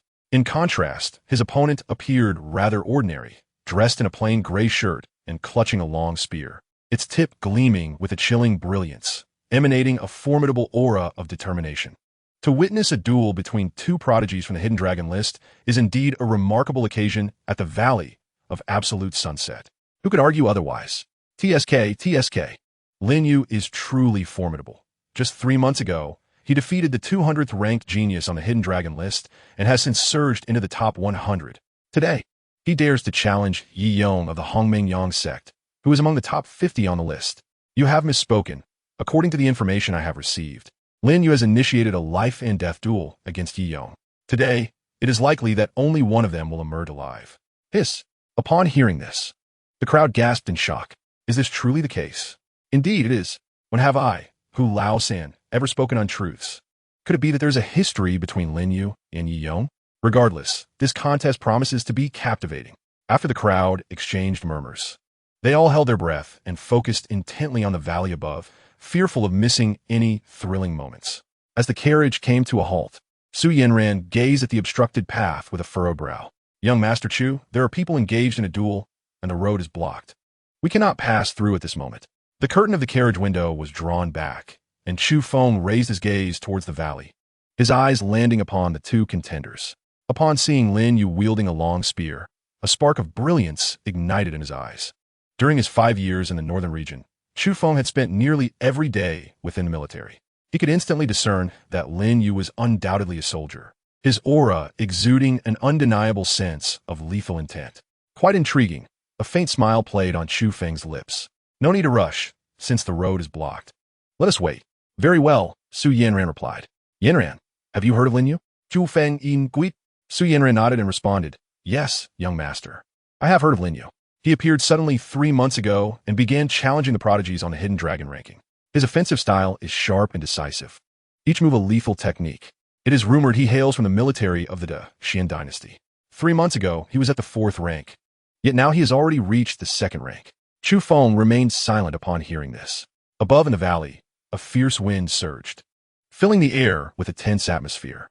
Let us begin, Lin Yu stated, his gaze fixed on Yi Yong, his eyes devoid of any emotion. Yi Yong, upon hearing this, smirked disdainfully, his hawk-like eyes glinting with cold light. Lin Yu, I can see that you have garnered quite a reputation recently, but you should not have set your sights on me. Before all these witnesses today, I will demonstrate the vast chasm that lies between us. Lin Yu shook his head and replied coldly, do not overthink it. Today, only one of us shall leave this place alive. As his words fell, a chilling aura erupted from Lin Yu's body. He charged fiercely towards Yi Yong, his long spear thrusting forward with boundless murderous intent aimed at Yi Yong's head. You seek your own demise. Yi Yong's expression darkened as he unsheathed his sword and executed his techniques in response. Lin Yu had only recently stepped into the 2nd rank, while Yi Yong had already attained the mid-2nd rank. In the initial exchanges, Lin Yu could still hold his own against Yi Yong, leveraging his years of experience from life-and-death battles. However, as the confrontation escalated to a fever pitch, Yi Yong shed his earlier disdain and began to take this battle seriously. Lin Yu felt an abrupt surge in pressure as the situation shifted from an initial offensive stance to a defensive one. The clash of weapons echoed sharply as the tip of his spear met the edge of his sword, producing a piercing sound that resonated through the air. Lin Yu was forced back several meters, his arms trembling from the impact, nearly losing his grip on the spear. Yi Yong smirked coldly, advancing with an overwhelming aura, his sword slicing through the air, unleashing a fierce wave of sword energy aimed straight at Lin Yu's heart. The swiftness of the attack left Lin Yu no time to think. A fierce glint appeared on Lin Yu's face as he gritted his teeth, sharply tilting his body to the right. The sword penetrated his flesh, piercing through his left arm, blood gushing forth from the wound and trickling down the blade. In that moment, Lin Yu executed an unexpected maneuver that took everyone by surprise. Despite the sword impaling his arm, his expression remained impassive, as though the injury were not his own. Rather than retreating, he surged forward, an overwhelming aura erupting from within him, his eyes transforming into a brutal glare, his strength multiplying exponentially. Yi Yong felt a chill run down his spine upon witnessing Lin Yu's gaze, a premonition of dread taking root in his heart. Without a moment's hesitation, Yi Yong retreated, abandoning the sword lodged in Lin Yu's arm. However, before he could fully react, a spear swept towards him, cutting off his escape route and striking him with tremendous force. The sheer power coursed through the spear into Yi Yong's body, shattering several ribs in his chest. He was sent flying backward, crashing heavily onto the ground. Lin Yu left the sword embedded in his arm and approached Yi Yong with deliberate slowness, his cold stare fixed upon him. The severely injured Yi Yong, witnessing the ferocity in Lin Yu's eyes, expressed his terror. Lin Yu, please don't kill me. He concede, he pleaded, desperation lacing his voice. Lin Yu coldly shook his head, declaring, I may spare others, but you, a disciple of the Hongmeng Yang sect. Musti. With that, He denied Yi Yong any further chance to speak, driving his spear through Yi Yong's skull, blood dripping from the tip. The spectators in the valley fell into a stunned silence, their eyes wide with shock as they beheld Lin Yu. After a lengthy pause, they finally reacted, erupting into a cacophony of astonished exclamations. Lin Yu, he truly won. He has defeated a mid-stage genius of the second tier despite just entering the second tier himself. How terrifying. Panic spread among the crowd as they realized the implications of Lin Yu's actions. Yi Yong was a prominent figure among the younger generation of the Hongmingyang sect, a direct disciple of the sect's master. Lin Yu's act of killing him would surely provoke the sect's wrath. Above the valley, Lin Yu withdrew the sword from his arm and seated himself upon the ground, channeling his internal energy. The aura of fierce malevolence surrounding him thickened, as if it were about to solidify into a tangible form. The crimson mist enveloped Lin Yu, creating a scene both striking and eerie. Under the gaze of the onlookers, the blood-red fog surged into Lin Yu's body, healing all his wounds and propelling his cultivation from the early second rank to the mid-second rank. As he opened his eyes, a fleeting hint of fatigue, imperceptible to the ordinary, flickered within their depths. Lin Yu rose to his feet, casting a detached glance at the crowd below in the valley, which fell into an instant silence, none daring to meet his gaze. Gripping his spear tightly, he turned and departed from the Jueshia Valley. Once Lin Yu had gone, the crowd collectively exhaled, their breaths heavy with disbelief. Was Lin Yu truly merely at the second rank? The oppressive aura he exuded was overwhelmingly terrifying. Facing him felt akin to standing before an entire army. Undoubtedly, this air of slaughter indicated that Lin Yu had emerged from military ranks. With Yi Yong's repeated breakthroughs, Lin Yu's momentum was surging. It seemed that the upcoming period would herald significant changes on the Hidden Dragon rankings. The crowd was awash with astonishment. At that moment, one individual suddenly spoke up. Wait, did you not notice the direction in which Lin Yu departed? Upon utterance of these words, the others recalled the path Lin Yu had taken, exchanging shocked glances, their faces a canvas of disbelief. Had Lin Yu lost his sanity? That direction led to the Xuxia domain, did it not? He had just slain Yi Yong. Instead of fleeing for his life, he was seemingly heading towards his own demise. Did he truly believe that the Hongmingyang sect would overlook him? A storm was brewing, and I have a premonition that significant turbulence would soon befall the Xuxia domain. We must hasten our journey. Agreed. The crowd promptly set off towards the Xuxia domain. Soon, the once bustling Jueshia Valley grew desolate. Observing this, Su Yanran drove her carriage toward the valley. As the carriage entered, a familiar system notification echoed in Chu Feng's mind. Ding! Host detected in Jueshia Valley. Would you like to sign in? Sign in. Chu Feng Silen Di Apfim. Ding! Congratulations, host, for completing the sign-in. System reward. Xianyuan sword. The reward has been dispatched to the system warehouse. Please check. As the words faded, Chu Feng immediately sensed a space emerging in his mind. At the center of this space floated a sword of pure golden hue. Its blade adorned on one side with celestial bodies and on the other with depictions of agriculture and the unification of the seas. Merely observing it, Chu Feng was overwhelmed by an indescribable supreme pressure that surged towards him. Startled, he acknowledged the legendary imperial sword, though he had never seen the 10 renowned swords that echoed through the world. Just the essence radiating from this sword assured him of its unparalleled status compared to the Xianyuan sword. After a moment of sincere admiration, Chu Feng returned to reality. The carriage ambled through the valley, flanked by towering cliffs that shielded the sunlight. The surfaces of the cliffs were smooth and flawless, as if meticulously polished by skilled hands. Certainly, such an idea is excessively whimsical and impractical. Chu Feng leans towards the belief that this gorge was carved by a blade, forgiven a sword. He too could accomplish it. At this moment, Su Yanran quietly inquired, "Young Master Chu, does Lin Yu truly wish to oppose the entire Hongmingyang sect?" The Hongmingyang sect is the foremost sect within the Xuxia domain, boasting numerous disciples and a plethora of formidable experts. The strength of its upper echelons is at least at the first-grade realm, while the sect leader has been a master for many years. Moreover, Duke Zhu Ming of the Dashuan dynasty was once a disciple of the Hongmingyang sect, and he shares intricate ties with the fifth prince of the Dashuan dynasty, Zhu Jingsan. Thus, one could say that the Hongmingyang sect is not to be trifled with, not only in the Xuxia domain but throughout the entire Yuezhou. Lin Yu is merely a second-grade martial artist. Su Yanran simply cannot fathom why he would choose to confront the entire Hongmingyang sect. Inside the carriage, upon hearing this, Chu Feng's expression turned grave, his gaze shifting ceaselessly until it settled into resignation, releasing a deep sigh. The concept of fate, though succinctly expressed, is universally understood yet inescapable. This is Lin Yu's own destiny. Having made his choice, he cannot halt once the journey has begun. Outside the carriage, Su Yanran furrowed her brows, half comprehending and half pondering, as she steered the horse-drawn carriage in contemplation. Chu Feng, however, offered no explanation, contentedly brewing tea for his own enjoyment. After 2 hours, the carriage emerged from the Jueshia Gorge, arriving at a widened dirt road. Continuing along this road for another 2 hours, the carriage entered a small grove.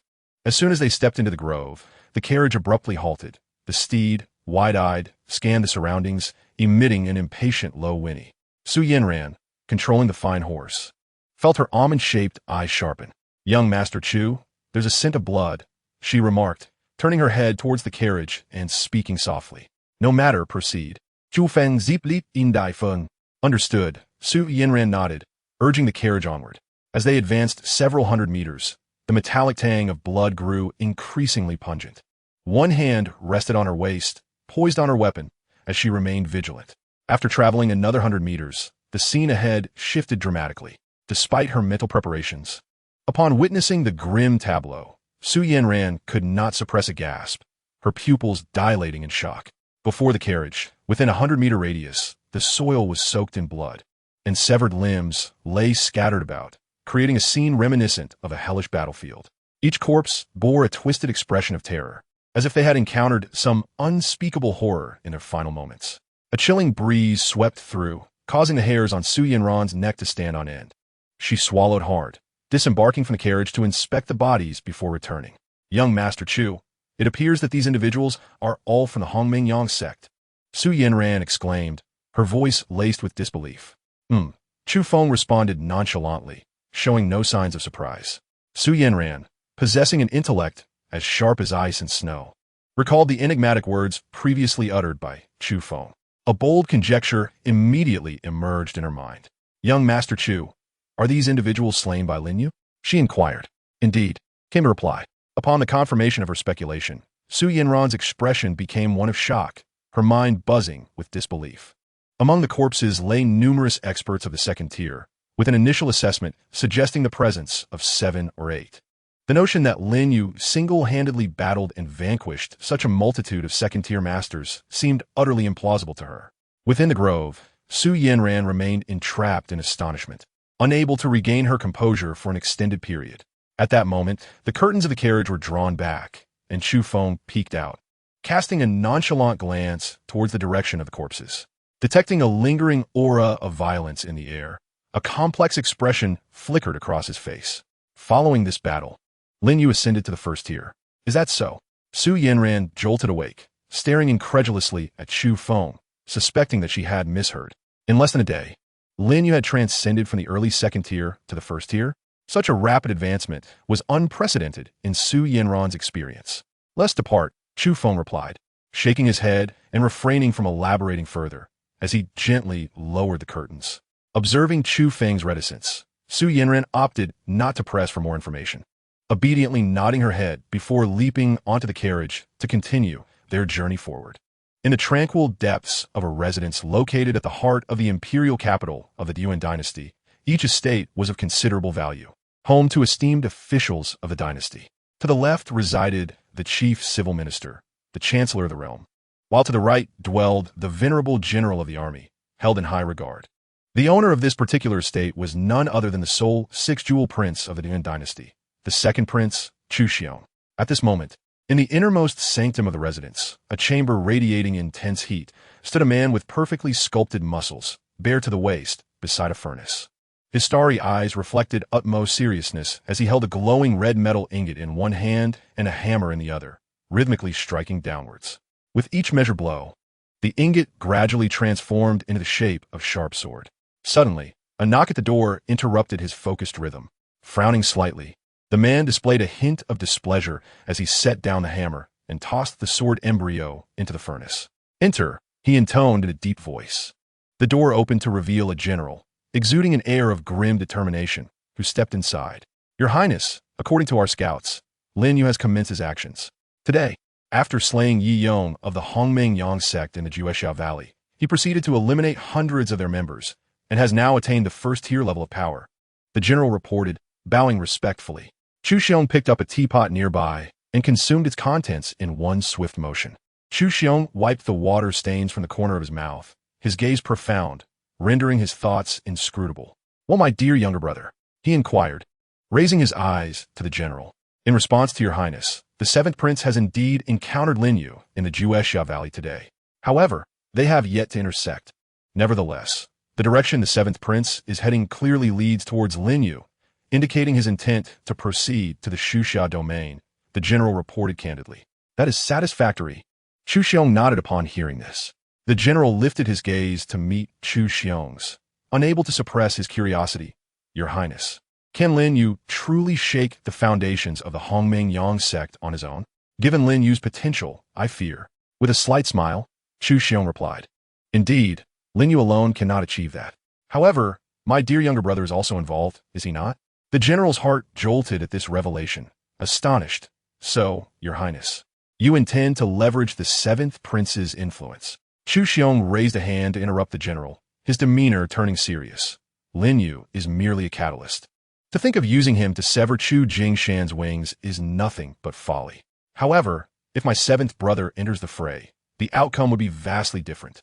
The general was taken aback by the meticulousness of Chu Feng's strategy, realizing that from the outset, he had planned to entangle the seventh prince in this tumult. With a light chuckle, Chu Feng continued, "Based on my understanding of my seventh brother, if he were to uncover the truth behind Lin Yu, he would undoubtedly take action.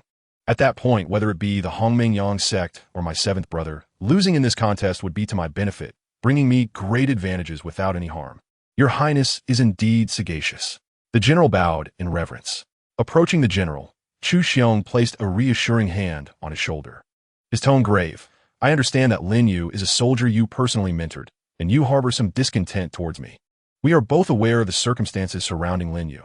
I have not coerced him. This was his own decision. I assure you, should the Hongmeng sect endure this trial, I shall personally eradicate it." Overwhelmed with gratitude, the general performed a deep bow to Chu Feng before departing. Once he was gone, Chu Feng rose and walked to the hearth, extracting a metal ingot to continue hammering it. The rhythmic sound of striking resonated once more throughout the chamber. Meanwhile, within the estate of the third prince, Chu Jingyun, his subordinates dutifully reported the day's events in the Xian dynasty. Upon learning of Lin Yu's slaying of Yi Yong in the Juexiao Valley, a flicker of intrigue crossed Chu Jingyun's face. If I recall correctly, Lin Yu only ascended the Qianlong ranking 3 months ago. To have slain Yi Yong in such a brief span, his talent is indeed commendable. Yet, is there a possibility of swaying him to serve my purposes? Your Highness, I have attempted to covertly cultivate his allegiance, but he rebuffed my advances. My observations suggest that he likely hails from a military background. One of Chu Jingyun's subordinates reported. "Oh, a military background?" Chu Jingyun mused, furrowing his brow, as an inexplicable sense of unease began to stir within him. Chu Jingyun stroked his chin, lost in contemplation. Suddenly, a thought struck him, and his gaze turned icy. "Where's Lin Yu now?" "In the Xuxia domain." Indeed, a chilling aura emerged between Chu Jingyun's brows. He cast a sidelong glance at his subordinate and coldly instructed, "Go deliver a message to Chu Jingshan. Urge him to deal with Lin Yu swiftly. My mother's birthday is approaching, and if he disrupts her celebration, I shall not let him off easily." "Understood." The subordinate trembled slightly and promptly turned to leave. Once his subordinate departed, the sense of unease within Chu Jingyun became increasingly profound. In a fit of impatience, he slammed his palm down, shattering the table before him. His intention in having his subordinate remind Chu Jingshan was not out of fraternal concern, but merely a desire to prevent any repercussions affecting his mother in the palace. With a heavy exhale, Chu Jingyun released a cloud of frustration, his eyes gleaming with cold determination. He stepped out of the room, casting his gaze towards the palace. Among the princes, only 2 possessed their own influence within the military, namely, the crown prince and the second prince. He hoped that this time, Chu Jingshan would take decisive action. With a soft sigh, he harbored little hope, fully aware of the formidable tactics employed by those 2. When they chose to act, it was always with meticulous preparation. Chu Jingshan was in peril this time. Chapter 18, blood sacrifice might. Meanwhile, Chu Feng and his companion left the grove, continuing along the dirt path.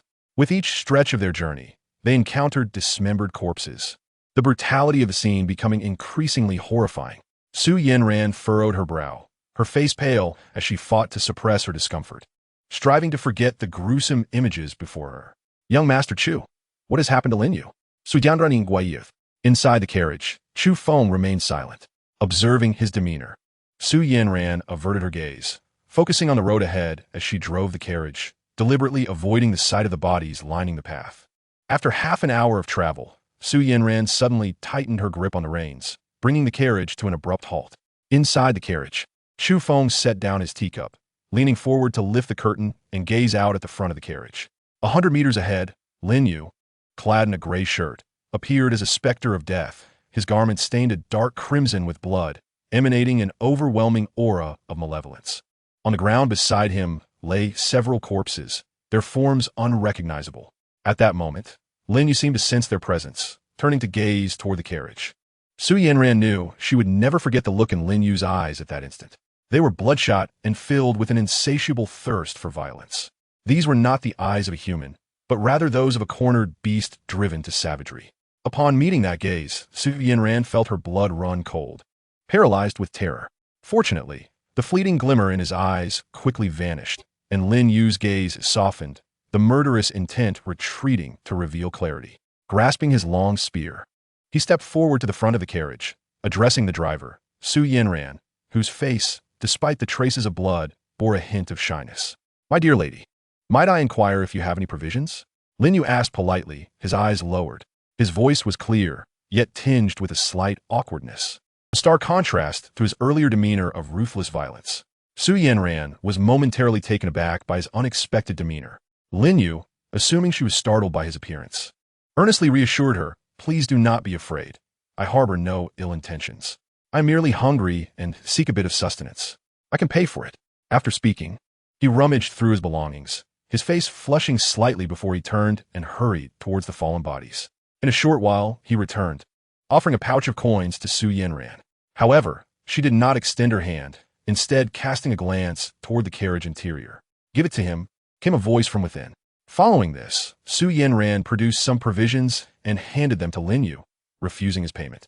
"Thank you," Lin Yu expressed, bowing in gratitude to both Su Yanran and the carriage. He then devoured the food with great eagerness.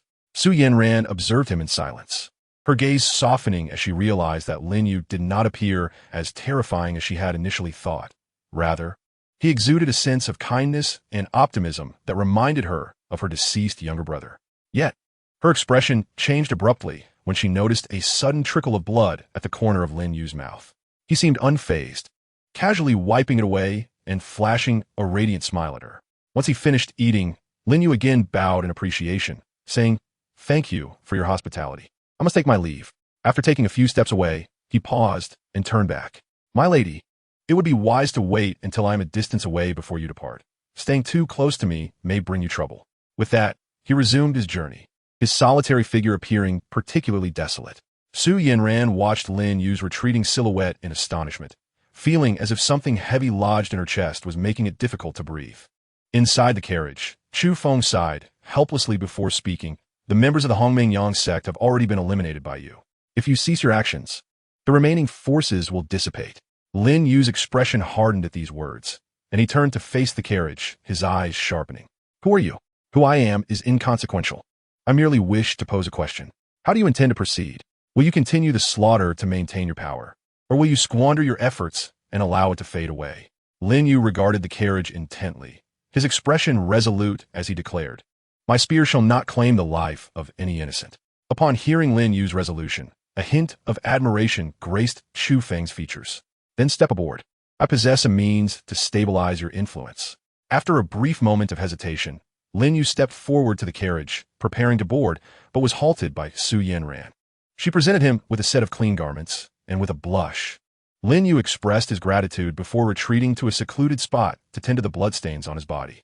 Once he had changed into the fresh attire, he returned to the carriage, where this time Su Yanran allowed him entry, subsequently guiding the carriage onward. Inside the carriage, Lin Yu's gaze fell upon Chu Feng. and a flicker of surprise crossed his face before he awkwardly settled into a seat beside him. "I am Lin Yu. May I ask how to address you?" he inquired. "Chu Feng replied casually, his gaze fixed on Lin Yu with a hint of significance. "If I am not mistaken, you must be one of the elite guards of the great Qian dynasty, the Shaluo spear, correct?" Lin Yu tightened his grip, maintaining a facade of calm while internally reeling from shock. He had not anticipated that this individual could discern his origins at a mere glance. "Indeed, I was once a member of the Shaluo spear's elite guard, but I am now a free man. Everything I do is entirely unrelated to the Shaluo spear," Lin Yu acknowledged candidly. Chu Feng shrugged, seemingly uninterested in that aspect. "Let us discuss your current situation. The cultivation technique you practice should be blood sacrifice, one of the forbidden arts of the great Qian dynasty. This technique is exceedingly domineering and brutal, not only towards enemies, but also against those who cultivate it. Once this technique is activated, there is no turning back. It ignites one's own essence blood to unleash all potential, resulting in a rapid surge in strength. As the number of foes slain increases, the surrounding malevolent energy will coalesce. As long as the slaughter continues and the essence blood burns, the momentum will escalate. However, the moment one halts, that momentum dissipates, marking the instant of the cultivator's demise." "Lin Yu, am I correct?" Outside the carriage, Su Yanran felt a chill run down her spine upon hearing Chu Feng's words. She had never encountered such a tyrannical technique, one that could only be used once in a lifetime, with death as the consequence of cessation. In that moment, she comprehended the meaning behind Chu Feng's earlier declaration that he could not afford to stop. "Brother Chen speaks the truth," Lin Yu nodded calmly. Recognizing that Chu Feng had identified him as a member of the Shaluo spear, Lin Yu understood that this individual was no ordinary person, and there was no point in concealing the truth. Chapter 19. The Final Day. Now, two choices lie before you. First, I can help you maintain your momentum, allowing you to complete your unfinished business, but once that is done, you will still meet your end. Second, I can intervene to forcibly halt the momentum, at the cost of your cultivation being rendered useless, leaving you as an ordinary person, yet you will survive. Chu Feng presented Lin Yu with these options. Lin Yu smiled brightly, his tone resolute as he replied, "I appreciate your kind intentions, Brother Chun, but there are certain matters I must attend to. In comparison to that, I have already cast aside thoughts of life and death." Chu Feng gazed intently into Lin Yu's eyes, understanding his choice. Lin Yu's face lit up with joy. "Thank you, Brother Chun, for your support. In this life, I may have no hope of repaying you, but in the next, I shall toil like a beast to express my gratitude for your kindness today." Chu Feng remained silent, raising his hand to point into the air. A surge of spiritual energy shot toward a specific acupoint on Lin Yu's body, instantly flooding his limbs and bones with vitality, halting the impending dispersal of his strength. "You have one more day. One day. That is sufficient," Lin Yu responded without a hint of fear, his face adorned with a bright smile. Chu Feng felt an indescribable sensation in his heart upon witnessing this. "Where do you plan to go next?" "Allow me to escort you," he inquired. "To the Hongmengyang sect." Lin Yu's expression turned serious, gritting his teeth as he spoke each word with intent. "Very well, I shall accompany you," Chu Feng replied, then turned to Su Yanran outside the carriage. "To the Hongmengyang sect." "Understood." Su Yanran urged the carriage forward swiftly, eager not to waste Lin Yu's precious remaining time. Inside the carriage, Chu Feng and Lin Yu engaged in light conversation. During their chat, Lin Yu recounted numerous memories, from his training in the Shaluo spear guard to amusing anecdotes from his childhood. Chu Feng listened quietly, absorbing the essence of Lin Yu's life. Time slipped away gradually. Half a day later, the carriage entered the largest city within the Xuxia domain, with the Hongmengyang sect located less than a few dozen kilometers away. Chu Feng, Lin Yu, and Su Yanran walked through the streets of the city. Upon Lin Yu's arrival, he was immediately recognized by several martial artists, their faces filled with astonishment. They had not anticipated Lin Yu's audacity to return after having slain so many from the Hongmengyang sect. Lin Yu paid no heed to their gazes. His visit was his own suggestion, and Chu Feng had assisted him tremendously. He merely wished to treat Chu Feng to a meal before heading to the Hongmengyang sect. As a token of his gratitude, Chu Feng did not decline, and thus the three entered the city. At that moment, Lin Yu's eyes brightened as he dashed toward a stall, returning shortly with 3 sugar figurines. He joyfully handed 2 of them to Chu Feng and Su Yanran, relishing the confection like a child. "It has been ages since I last had sugar figurines," These are not as delectable as the ones made by Grandpa Li, Lin Yu said, savoring a few bites before setting the figurine down, a hint of disappointment crossing his face. Chu Feng glanced at Lin Yu, knowing that Grandpa Li was the one who had raised him. From their earlier conversation, he learned that Lin Yu hailed from a very small village in the Xuxia domain. Orphaned at a young age, he was taken in and nurtured by the village chief, Grandpa Li. As he grew older, Lin Yu left the village to join the army, where his remarkable performance led to his exceptional promotion by the commander of the Shaluo Spear Guard. Subsequent events remain a mystery to Chu Feng, as Lin Yu never mentioned why he departed from the Shaluo Spear Guard. After regaining his composure, Lin Yu led Chu Feng and Su Yinjin to a restaurant, where they ordered a lavish feast. As the trio dined, the number of patrons gradually dwindled, until only they remained. At that moment, a man entered the establishment, his arms crossed and a cold demeanor, wielding an ancient sword. Chu Feng raised an eyebrow, surprise flickering in his gaze. This man was none other than Gu Feng, the swordsman who had consistently shadowed Xiao Jingshan. Upon entering the restaurant, Gu Feng's gaze swept the room, and when it landed on Lin Yu, his eyes narrowed. However, upon noticing Chu Feng seated beside Lin Yu, a look of astonishment crossed his face, and without hesitation, he turned and departed, as if he had never been there. Undoubtedly, Chu Feng was an unpredictable variable. As long as he remained, Gu Feng would not dare to strike at Lin Yu. Gu Feng understood the gravity of the matters entwined with Lin Yu. Any leakage of information could implicate Xiao Jingshan and even those within the palace. What a formidable swordsman, Lin Yu mused, setting down his chopsticks and gazing at Gu Feng's retreating figure, a solemn expression crossing his face for the first time. He is indeed powerful, but I cannot help but wonder why he has appeared here, Chu Feng remarked quietly. Their initial encounter in the Jueshia Valley, where Lin Yu had slain Yi Yong, now seemed fortuitous, yet, after encountering Gu Feng here, Chu Feng felt a sense of being ensnared in a larger scheme. But who is orchestrating this? Is it Chu Jingshan? Or perhaps another prince? What are their intentions? This uncertainty left Chu Feng feeling quite unsettled. Observing Lin Yu, Chu Feng realized that the latter was unaware that their meeting had been meticulously arranged. Once he confirmed that Lin Yu was merely a pawn in this game, his demeanor softened. That swordsman has come for you. You still have a chance to reconsider, he stated nonchalantly. Lin Yu smiled slightly. Is that so? Then I find myself rather eager. Never in my wildest dreams did I imagine I would face such a formidable swordsman. After finishing his drink, Chu Feng fell silent. Throughout the meal, both he and Su Yinjin ate sparingly, while Lin Yu indulged, devouring the entire spread. Once the meal concluded, Lin Yu wiped the grease from the corner of his mouth, rose, and grasped his spear. Before I meet my end, to have forged friendships with Brother Chun and Miss Su is a fulfillment I can accept, Lin Yu declared earnestly, bowing to them before turning towards the exit. Watching Lin Yu's departing figure, Su Yinjin felt a pang of sadness in her eyes. Chu Gongzi Lin Yu, Chu Feng raised a hand, signaling her to refrain from further words. All was a choice he had made for himself. Having embarked on this path, perhaps he wished not to turn back. This was his destiny. Lin Yu emerged from the tavern, where a throng of martial artists had already formed an impenetrable barrier outside. Upon his appearance, his demeanor reverted to its previous indifference, exuding an overwhelming aura of malevolence. The martial artists outside fell silent, parting to create a path for Lin Yu. Under the scrutiny of these warriors, he departed the city, setting his sights toward the direction of the Hongmengyang sect. Chapter 20. The Dark Web Organization. Beyond the city, Lin Yu dashed forward, racing toward the Hongmengyang sect. After leaving the tavern, Chu Feng and Su Yanran arrived at a shop.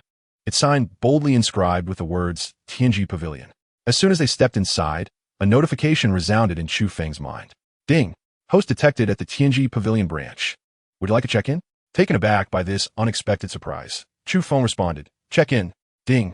Congratulations, host. Check-in successful. System reward. Dark Web Assassin Organization. The Dark Web is a clandestine organization renowned for its exceptional assassination techniques, consisting of 3,000 members. Among them, 2,990 possess innate cultivation, while 10 captains are at the master level. The system has distributed Dark Web members across the 5 great empires, gathering various intelligence and ready to heed the host commands.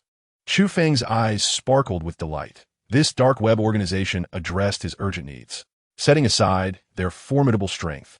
Their ability to provide intelligence alone would allow him to sidestep many future conspiracies and prevent him from being unwittingly ensnared in turmoil. At the Tianji Pavilion branch, I am Li Xiaobai, here to serve His Highness, the Seventh Prince. A stout middle-aged man approached Chu Feng with a smile, bowing respectfully. Returning to his senses, Chu Feng nodded in acknowledgement. Your presence at our establishment is indeed a privilege. Are you here to procure information? Li Xiaobai inquired with flattering eagerness. Naturally. I come to your Tianji Pavilion to purchase intelligence. What else could it be? Chu Feng ziplit gan Li Xiaobai shukulatao kuarli. Then produced a scroll and handed it to Chu Feng. The information His Highness seeks has already been prepared by my subordinates. With a flicker of intent, Chu Feng focused on the scroll. Are you certain that everything I wish to know is contained within this scroll? Indeed, there is no secret in this world that Tianji Pavilion is unaware of, Li Xiaobai boasted with a hint of pride. Without further ado, Chu Feng accepted the scroll and began to peruse its contents. As he finished reading, a chilling transformation overtook his countenance. An aura of terror surged from within him, and the scroll in his hand disintegrated into nothingness. Li Xiaobai's face drained of color, trembling uncontrollably as cold sweat drenched his body, casting a terrified gaze upon Chu Feng. How audacious! Chu Jingshan, you truly possess immense gall. Chu Feng exclaimed, a sinister smile creeping upon his lips, his eyes ablaze with murderous intent. Chu Feng exhaled deeply, suppressing his murderous intent. He cast a cold glance at Li Xiaobai and stated, I care not for the identity of your master. I demand to know the purpose behind delivering the scroll to me. This matter is under my purview. Yin Yin, pay him. With that, Su Yinyin tossed a heavy purse of coins to Li Xiaobai. Chu Feng took hold of Su Yinyin's shoulder, and in an instant, they vanished from Tianji Pavilion. Inside the shop, it took Li Xiaobai several moments to regain his senses. He entered a dim chamber and meticulously recorded the events that had transpired on a piece of paper.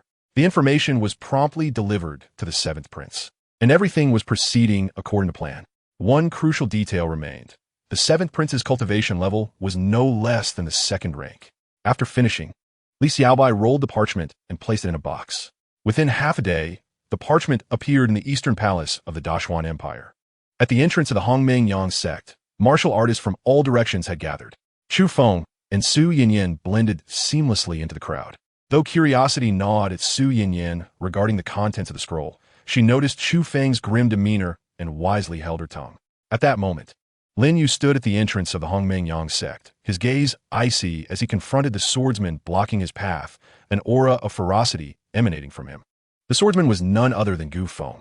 With Chu Feng's assistance, Lin Yu's might remained undiminished, revealing his mid-first rank prowess to the onlookers. Spectators were astounded, marveling at Lin Yu's astonishing leap from early second rank to mid-first rank within a single day, a speed they had never before encountered. The overwhelming aura of ferocity surged like a tide towards Gu Feng, who stood unflinching, arms crossed, betraying no hint of disturbance. It was as if an invisible sword resided a foot before him, cleaving the ferocity in two. Lin Yu, let us cease this matter here, Gu Feng said, locking eyes with Lin Yu. My master is aware of your situation and shall provide you with satisfactory compensation. Compensation? Huh, what kind of compensation? A life for a life. I wonder how many lives your master has to offer, Lin Yu retorted, a mocking smile gracing his face. Gu Feng's eyes darkened, and he slowly lowered his arms, his sword vibrating ominously, emitting a chorus of sword cries as if eager to leap from its sheath. Now, that's more like it. Since your master cannot afford multiple lives, cease your prattle, Lin Yu declared, pointing his spear directly at Gu Feng, his voice resonating with authority. Either step aside or prepare for battle. Seeking death, Gu Feng scoffed, and in the next moment, his sword finally left its sheath. A brilliant flash of sword light flickered, causing all present to instinctively squint. As the crowd fixed their gaze, the malevolent aura surrounding Lin Yu was entirely vanquished by the sword's energy. Lin Yu, with his spear held protectively before him, propelled himself backward several hundred meters, a distinct scar from the sword etched upon the shaft. Meanwhile, Gu Feng stood calmly at Lin Yu's previous position, wielding an ancient sword, embodying the unity of man and blade, resembling a drawn sword, unassailable in its sharpness. What swiftness in that strike! The spectators gasped in astonishment. A trickle of blood escaped from the corner of Lin Yu's mouth, yet his eyes burned with fierce determination. Devoid of any trace of fear, as the vital essence within him ignited with fervor. With a thunderous roar, Lin Yu enveloped himself in a sanguine aura, his blood-red eyes emerging from the depths of that haze. The martial artists present felt as though they had plunged into the abyss, their very lifeblood seemingly freezing in their veins at the sight of his gaze. Kill! Kill! Kill! A ferocious roar erupted from Lin Yu as he brandished his spear, leaving a crimson phantom in the air, appearing before Chu Feng, the spear sweeping horizontally with unrestrained force. By the heavens, a madman! Chu Feng cursed, observing the intensity of Lin Yu's stance. He dared not underestimate his opponent. Merging his form with the ancient sword, the blade danced like a soaring dragon, shifting with astonishing agility. Wherever the sword's edge passed, winds surged and clouds roiled, as if to cleave the very fabric of space around them. Upon a clash of spear and sword, a shock wave surged forth, rapidly radiating outwards. Everything within a radius of several hundred meters was shattered by the residual force. Fissures appearing in the ground, spreading like a spider's web. Both Chu Feng and Lin Yu retreated simultaneously for several hundred meters. Chapter 21. Entering the Innate Realm.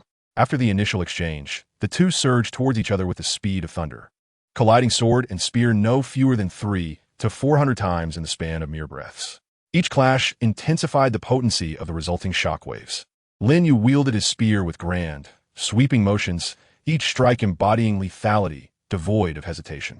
Chu Feng, with his ancient sword, executed techniques at a breathtaking pace, targeting Lin Yu's vital points with precision. Within a 1,000-meter radius, a peculiar realm seemed to materialize, where any object would instantly vanish into nothingness. As they beheld this fierce confrontation, the onlookers instinctively held their breath, silenced by the spectacle. After 400 exchanges, the malevolent energy surrounding Lin Yu thickened, his once black and white eyes utterly consumed by crimson. He raised his head and let out a primal roar, his long hair wildly floating, succumbing to a bloodthirsty frenzy, blood spilling from his ears and the corners of his mouth. Amidst the horrified gazes of the crowd, Lin Yu's cultivation soared to the late first-grade realm, his momentum showing no signs of abating. A terrifying, oppressive force exploded with his malevolent energy.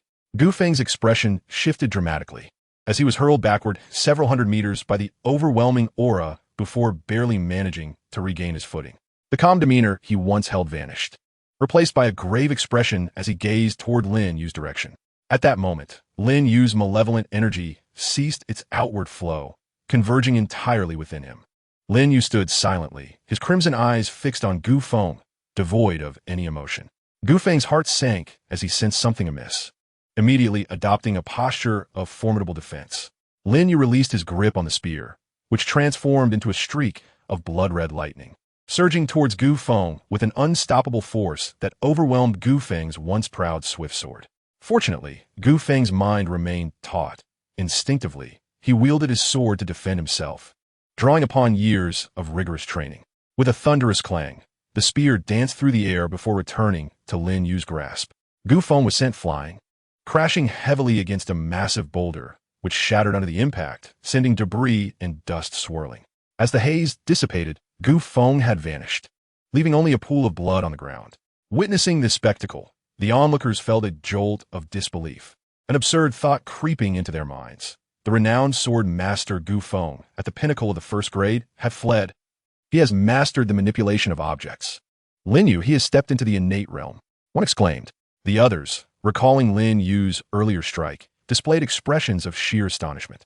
The ability to manipulate objects was a technique exclusive to those of the innate realm. It was no wonder Chu Feng had retreated. The chasm between the innate realm and the first grade was as vast as the sky and the earth. Upon entering the innate realm, these individuals had transcended the ranks of mere martial artists. The manipulation of objects was merely one of the many capabilities possessed by those of the innate realm. Even a swordsman as formidable as Chu Feng, who was nearly unparalleled within the first grade, would find himself easily outmatched before an innate master. Initially, when the crowd learned that Lin Yu intended to assault the Hongmengyang sect, they deemed him suicidal. However, their thoughts shifted, replaced by anticipation for the upheaval Lin Yu might stir today.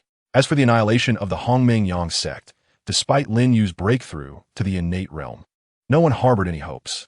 The Hongmengyang sect, as the foremost sect of the Xuxia region, possessed a depth of heritage that a single innate master could not hope to shake. Among the crowd, Chu Feng did not share the excitement of others. Instead, his gaze toward Lin Yu was filled with sorrow.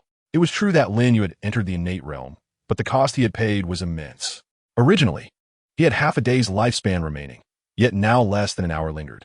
Su Yanran, observing Chu Feng's expression, discerned the underlying truth, biting her lip, her eyes reflecting profound sadness as she gazed at Lin Yu. Though she had known Lin Yu for less than a day, she saw in him the spirit of her younger brother. Both Lin Yu and her brother shared in innocence, kindness, and brightness.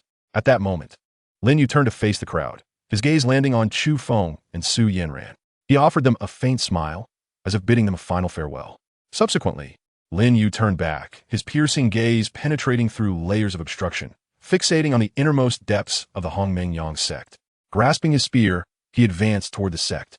Observing this, the onlookers maintained a respectful distance, yet curiously followed him into the Hongmengyang sect. Upon entering, Lin Yu encountered the first impediment presented by the sect. 500 inner disciples of the Hongmengyang sect formed an imposing formation, merging into a singular entity. Like a dormant, primordial beast, the formation exuded a magnificent and formidable presence that instilled fear in the hearts of many. At this juncture, despite Lin Yu having reached the innate realm, the Hongmengyang sect evidently regarded him with disdain. In a bid to preserve their ludicrous prestige in the eyes of the world, they refrained from deploying their innate realm experts. "Hiss! The Hongmeng Great Formation!" exclaimed one onlooker. "I have never heard of such a grand assembly of 500 inner disciples." Lin Yu may find his journey halted here. Just as the words left his lips, Lin Yu stepped toward the formation, his spear hovering beside him. "Those who dare to offend the Hongmengyang sect shall perish." The 500 disciples thundered in unison, their voices echoing through the heavens. The Hongmeng Great Formation activated, resembling a colossal gear poised to engulf Lin Yu.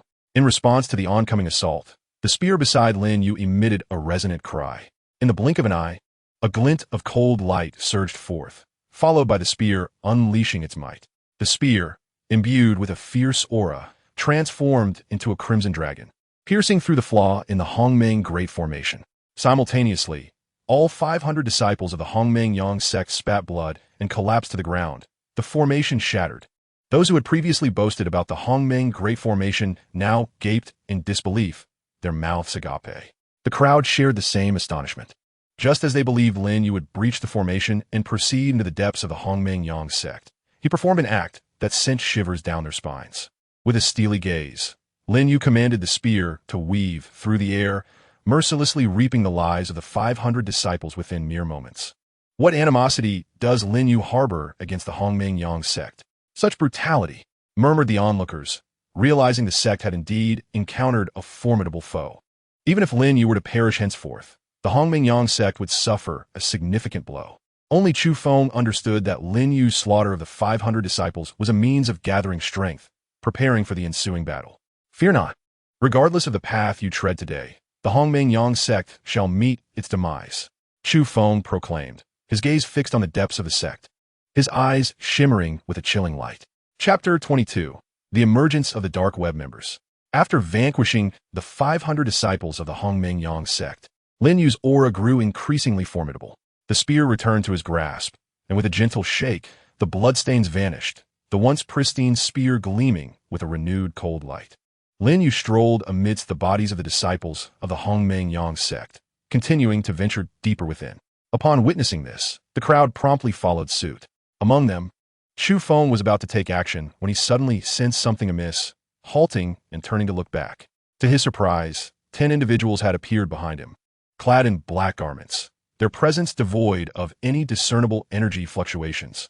9 of them wore peculiar bronze masks that bore expressions reminiscent of both sorrow and mirth, leaving only their cold, indifferent eyes exposed.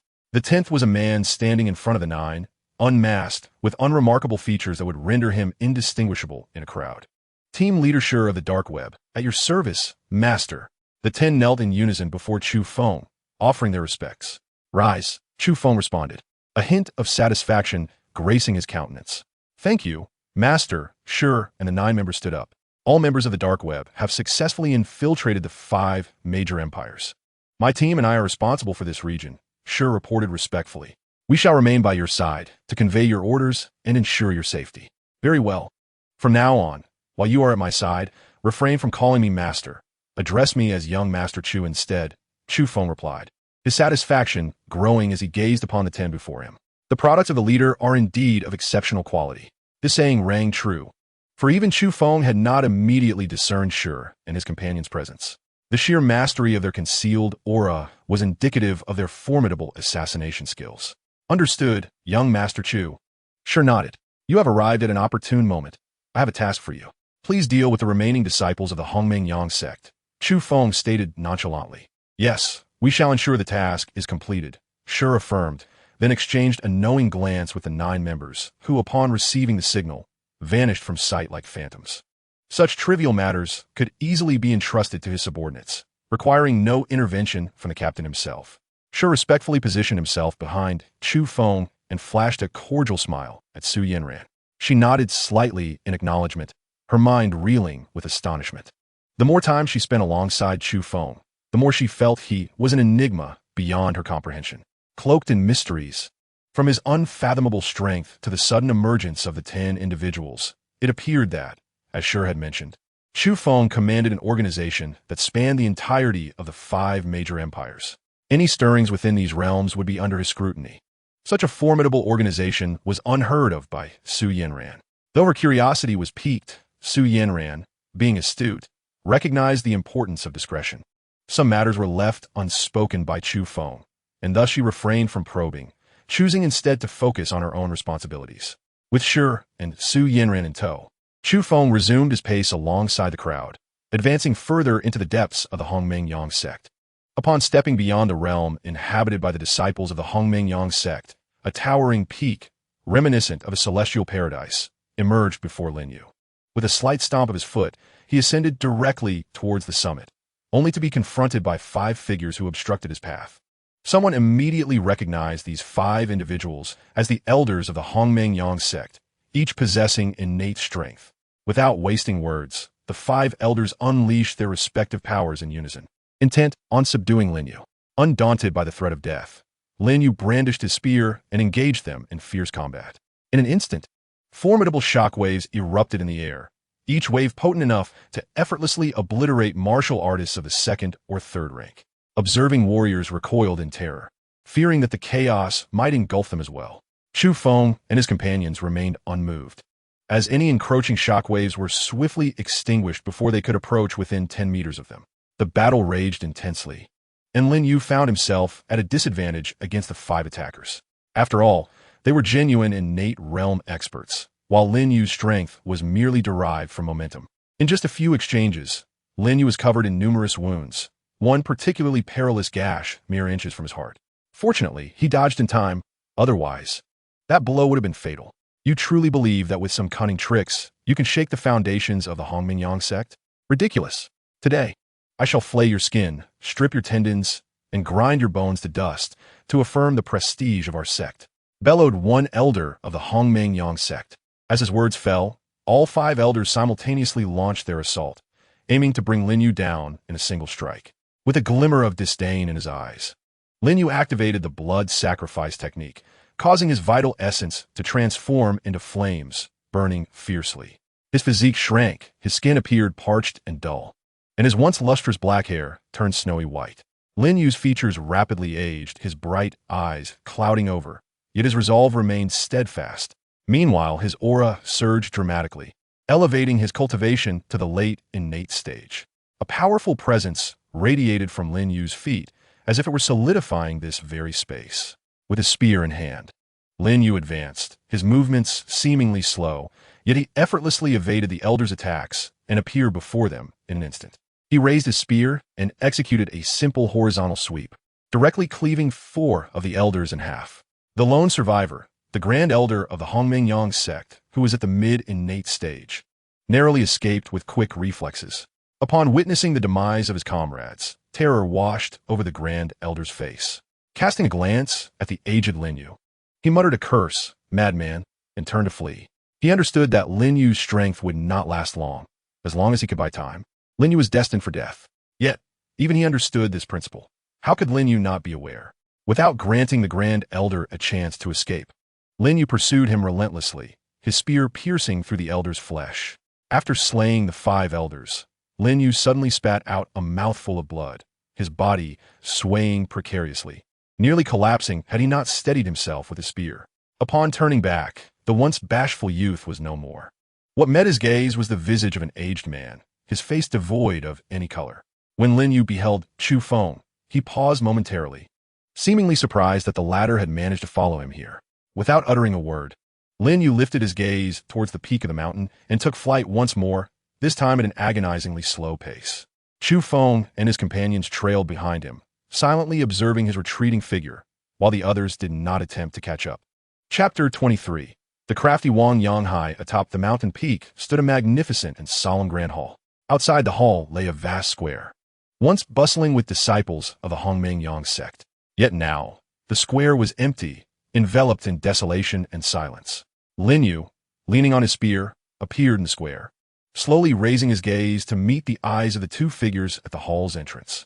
He opened his mouth to speak, but an overwhelming fatigue rendered him devoid of even the strength to utter a word. At the entrance of the hall, Wang Yanghai, the sect leader of Hongmengyang, stared coldly at Lin Yu, a palpable aura of murderous intent emanating from him without the slightest veil. Beside him rested a grand chair, upon which sat a man clad in opulent garments, exuding an air of nobility. Although this man possessed a cultivation level of the 1st rank, he displayed no fear of Wang Yanghai. In stark contrast, Wang Yanghai wore a constant smile in the man's presence, seemingly eager to appease him. TSK, sect leader Wang. Your Hongmengyang sect is, after all, the foremost sect in the Shusha domain. Yet you cannot even subdue a mere 2nd-rank minion. How can my master trust you with future tasks? The man remarked dismissively, casting a glance at Wang Yanghai. Manager Liu, this was merely an unforeseen circumstance. This child is merely relying on his technique to act so brazenly within the Hongmengyang sect. He will soon exhaust himself and will not pose a significant threat. Wang Yanghai replied with a forced smile. With that, he strode into the square, coldly regarding Lin Yu. Young man, I have thoroughly investigated your background. I truly cannot comprehend your stubbornness.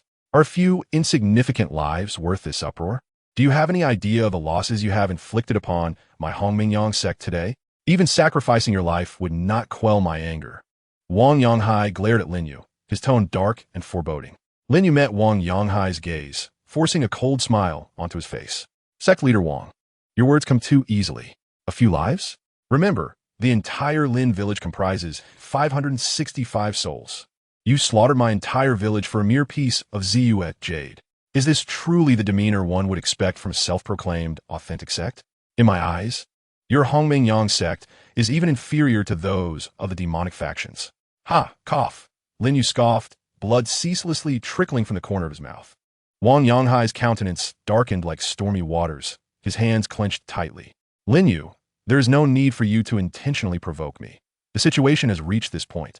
As long as you perish today, who will be aware of the unsavory deeds committed behind the facade of my Hongmengyang sect? Before you meet your end, let me confess, if given the chance to choose again, I would unhesitatingly order the extermination of those lowly commoners. Simply put, it is because I am superior to them. With that, Wang Yanghai stepped towards Lin Yu. At this moment, Lin Yu's vital essence had long been exhausted from the earlier battle. He had arrived at this juncture solely through sheer willpower. Wang Yanghai approached Lin Yu and raised his hand to strike at Lin Yu's head. Clap, clap, clap. Today's words from Sect Master Wang truly broadened my horizons, remarked Chu Feng, along with Shi and Su Yanran, as they emerged. Chu Feng clapped his hands and chuckled, yet his gaze grew increasingly frigid. Wang Yanghai halted, turning to face Chu Feng, his brow furrowed in concern. Who are you? I. Chu Feng replied with a playful smile. Then his expression turned serious. I am Chu Feng, the 7th prince of the Xian dynasty. As these words fell, the expressions of Wang Yanghai, Steward Liu, and Lin Yu all shifted in shock. Chu Feng approached Lin Yu, observing his condition, and sighed with regret. Had Lin Yu disclosed the truth to Chu Feng earlier, he would not have been allowed to reach such a dreadful state. At this point, it was too late for any words. Lin Yu's current predicament was beyond the reach of even Chu Feng's intervention. Chu Feng raised his hand and pointed into the air. A stream of pure spiritual energy surged into Lin Yu's body. This energy could only slightly prolong Lin Yu's life, unable to alter the inevitable outcome. Under the nurturing of the spiritual energy, a faint look of comfort appeared on Lin Yu's face, alleviating some of his agony. Leave the subsequent matters to me. Today, I shall provide you with a satisfactory resolution, Chu Feng said softly, patting Lin Yu's shoulder. Thank you, Chun, thank you, Your Highness the Seventh Prince. Lin Yu expressed his gratitude. Ensuring Lin Yu was settled, Chu Feng turned to face Wang Yanghai, his piercing gaze seemingly able to penetrate the soul. Wang Yanghai's demeanor appeared somewhat guilty as he hastily explained, Your Highness the Seventh Prince, do not believe this rogue. He is entirely fabricating lies, tarnishing the reputation of my Hongmengyang sect. Indeed, Your Highness the Seventh Prince, I can attest to this. Steward Lu stepped forward. I am Lu Qiu, steward of the Xuxia Domain's Lord's Estate, and I pay my respects to Your Highness the Seventh Prince. Lu Qiu bowed respectfully to Chu Feng and continued, Your Highness, I know Wang Zhongzhu's character all too well. He is a man of righteousness, fiercely opposed to evil. He would never commit acts of inhumanity, such as village slaughter. These are mere slanders. Upon hearing this, Chu Feng turned to glance at Lu Qiu. In the presence of the steward of the Xuxia Domain's Lord's Estate, here subtly illuminated several underlying issues. Chu Feng has now come to understand why the Hongmengyang sect is so audacious. It is evident that they have a protective umbrella above them. You are slandering us. When the disciples of the Hongmengyang sect slaughtered the village, they were already seen by the villagers from other nearby communities. One villager witnessed them donning the garb of the Hongmengyang sect. There's no room for doubt. Lin Yu retorted passionately. Does wearing the attire of the Hongmengyang sect conclusively prove that they belong to us? In my view, it was undoubtedly the nearby bandits attempting to tarnish the reputation of the Hongmengyang sect. Do you have any other evidence? If there is no evidence, cease this baseless argument, Wang Yanghai stated, unwavering and composed, having concluded that Lin Yu lacked further proof. After all, with the seventh prince present, he could not afford to admit any guilt, lest he endanger those behind him. You, Lin Yu glared at Wang Yanghai, his chest heaving with fury. Your Highness, the facts have been laid bare. Sect Master Wang is clearly innocent. This individual has killed so many from the Hongmengyang sect. He should be handed over to Sect Master Wang for resolution, Lu Qiu remarked to Chu Feng, adorned with a sycophantic smile. Enough. Chu Feng raised his hand, his voice cold. I shall seek the evidence. The truth cannot be hidden, nor can the falsehoods endure. I will take charge of the Lin village massacre. Lu Qiu and Wang Yanghai's expressions shifted drastically, their faces marred by discomfort. However, before that, Sect Master Wang, I shall claim your life first. What? Wang Yanghai was momentarily taken aback, questioning his own hearing. Chapter 24, A Malevolent Curse. On the plaza, as Chu Feng spoke, a chilling expression crossed his visage. With a gentle wave of his sleeve, a tremendous force erupted forth, sending Wang Yanghai flying. Lu Qiu, standing nearby, was utterly bewildered. He never anticipated that Chu Feng would strike without warning and with such ferocity that it repelled someone of Wang Yanghai's master realm caliber. Was this a figment of his imagination? Having sent Wang Yanghai hurtling back, Chu Feng's figure abruptly vanished from sight, reappearing above Wang Yanghai. At that moment, as Wang Yanghai regained his senses amidst the unexpected turn of events, a flash of indignation crossed his face, and the aura of his early-stage master realm surged forth violently. With a low growl, Wang Yanghai raised his hand to strike at the figure above him. Hongmeng blazing palm. The spiritual energy in the air converged frantically towards Wang Yanghai's palm, transforming into a blazing hand technique of considerable size, hurtling towards Chu Feng. As the technique passed, it emanated a searing red hue, the temperature rising alarmingly, causing the very fabric of space to ripple. With a snarl, Wang Yanghai's eyes glinted with murderous intent. He held nothing back in his assault, aiming to obliterate Chu Feng outright. If it were another prince, he might have exercised caution, but Chu Feng was merely a neglected and forgotten prince. Eliminating him posed no risk, provided the aftermath was managed cleanly without leaving any traces. Above all, Wang Yanghai would not allow the truth behind the Lin village massacre to be unveiled. Once the evidence of this matter is revealed, the repercussions will not befall him alone. It will undoubtedly implicate others. Those individuals possess a power that makes them untouchable by Wang Yanghai. In that moment, Wang Yanghai made a resolute decision to silence Chu Feng forever. He harbored considerable confidence in his strike, convinced that no matter Chu Feng's strength, he would be reduced to ashes under its force. Chu Feng, however, remained unperturbed by the impending assault. with a calm demeanor. He raised his hand and pointed his finger like a sword, slicing through the air. In the blink of an eye, the previously formidable fiery palm print was cleaved in two, dissipating into specks of red light. Wang Yanghai's eyes widened in disbelief, his expression one of utter incredulity. As Chu Feng's finger glided, a rope of spiritual energy materialized, darting towards Wang Yanghai like a swift and lethal serpent. Startled, Wang Yanghai had never encountered such an uncanny technique. In his panic, he hastily struck at the ethereal rope with several palm strikes. To his horror, his attacks inflicted no damage whatsoever, not even causing a ripple. The spiritual rope ensnared him, tightening slightly, rendering him as helpless as a game animal bound in ropes, collapsing to the ground. Yet this was not the end. The ends of the rope penetrated Wang Yanghai's body, one piercing his spiritual sea, nullifying his cultivation entirely, while the other pierced through flesh, binding his clavicle and restricting his movements. The dual blow of losing his powers and being physically restrained drove Wang Yanghai into a frenzied state. His face contorted in rage as he glared at Chu Feng. Barking furiously, annoyed, Chu Feng coldly uttered a single word before crushing Wang Yanghai's mouth beneath his foot. Flesh and teeth mingled with blood, splattering across the ground, turning the scene gruesome.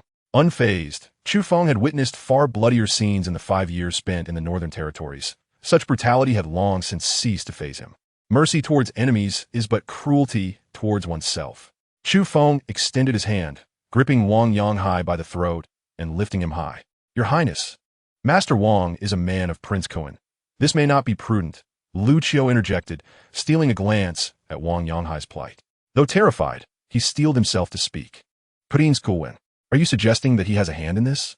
Chu Feng turned his head, a wicked smile gracing his lips. This has nothing to do with Prince Cohen. It was merely a slip of the tongue, Lu Qiu hastily denied. Best if it has nothing to do with him. Chu Feng turned back to Wang Yanghai, his voice chilling as if echoing from the depths of the abyss. Master Wang, my reason for killing you today is quite simple. I'm stronger than you.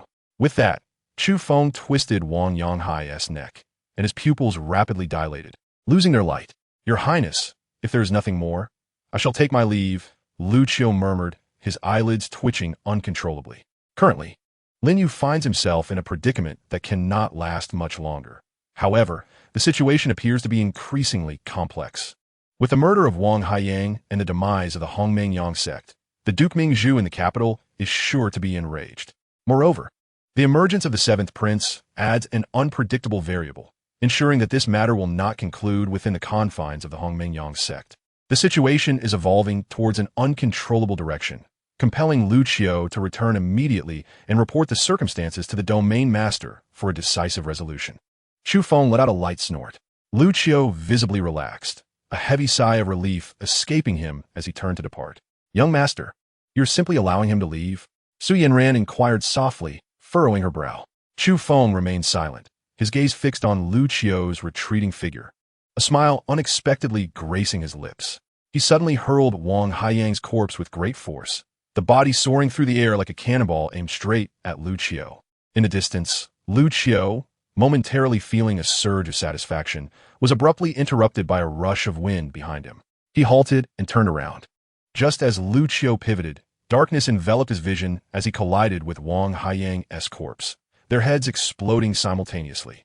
In his lifetime, Lu Qiu likely never imagined he would meet such an end. Indeed, my aim was rather precise, Chu Feng remarked with a satisfied smile. He certainly would not permit Lu Qiu to escape. Allowing him to leave alive would enable him to reveal the event here, alerting those behind the scenes and complicating Chu Feng's pursuit of the truth. Su Yanran and Shi remained wordless. Chu Feng approached Lin Yu, who appeared utterly despondent, his eyelids heavy, on the brink of closing at any moment. A gentle breeze stirred, and Lin Yu, weary, slumped to the ground, gazing vacantly in the direction of Lin Village, a smile gracing his lips as if he were reminiscing about cherished memories. Chu Feng seto besai Lin Yu, quietly accompanying him through these final moments. I do not consider myself a paragon of virtue, yet some matters, once encountered, I must address. Otherwise, it would greatly disturb my peace of mind. Rest assured, the affairs of Lin Village shall not be disregarded. I will uncover the truth, Chu Feng stated with understated determination. Lin Yu's gaze focused intently as he turned to Chu Feng, smiling as he said, Thank you. Seventh Prince, you are destined to be a revered emperor in the future. Chu Feng shrugged, replying, this prince is yet to hear such a venomous curse. Laughter filled the air. As the sun dipped below the horizon, 9 members of the dark web appeared silently behind Chu Feng, their pristine forms exuding an air of cold indifference, a faint scent of blood lingering around them. Chu Feng rose to his feet and found a suitable spot atop the mountain to have Lin Yu's body buried. Chapter 25, Pawns? Let the game commence with fervor. After properly interring Lin Yu, Chu Feng and his companions departed from the Hongmengyang sect. Sure, you have one day to thoroughly investigate all matters related to the destruction of Lin Village, he commanded. Understood. On that day, the members of the dark web hidden within the Xian dynasty sprang into action, undertaking the first task assigned by Chu Feng, fully aware of the importance of diligence. In less than half a day, the intricate details surrounding the annihilation of Lin Village were thoroughly investigated by the dark web and reported to Chu Feng. Within the Xuxia domain, on a road leading to Xuxia City, Su Yanren quietly brewed tea in the carriage, while the task of driving the horse-drawn vehicle fell to Sure.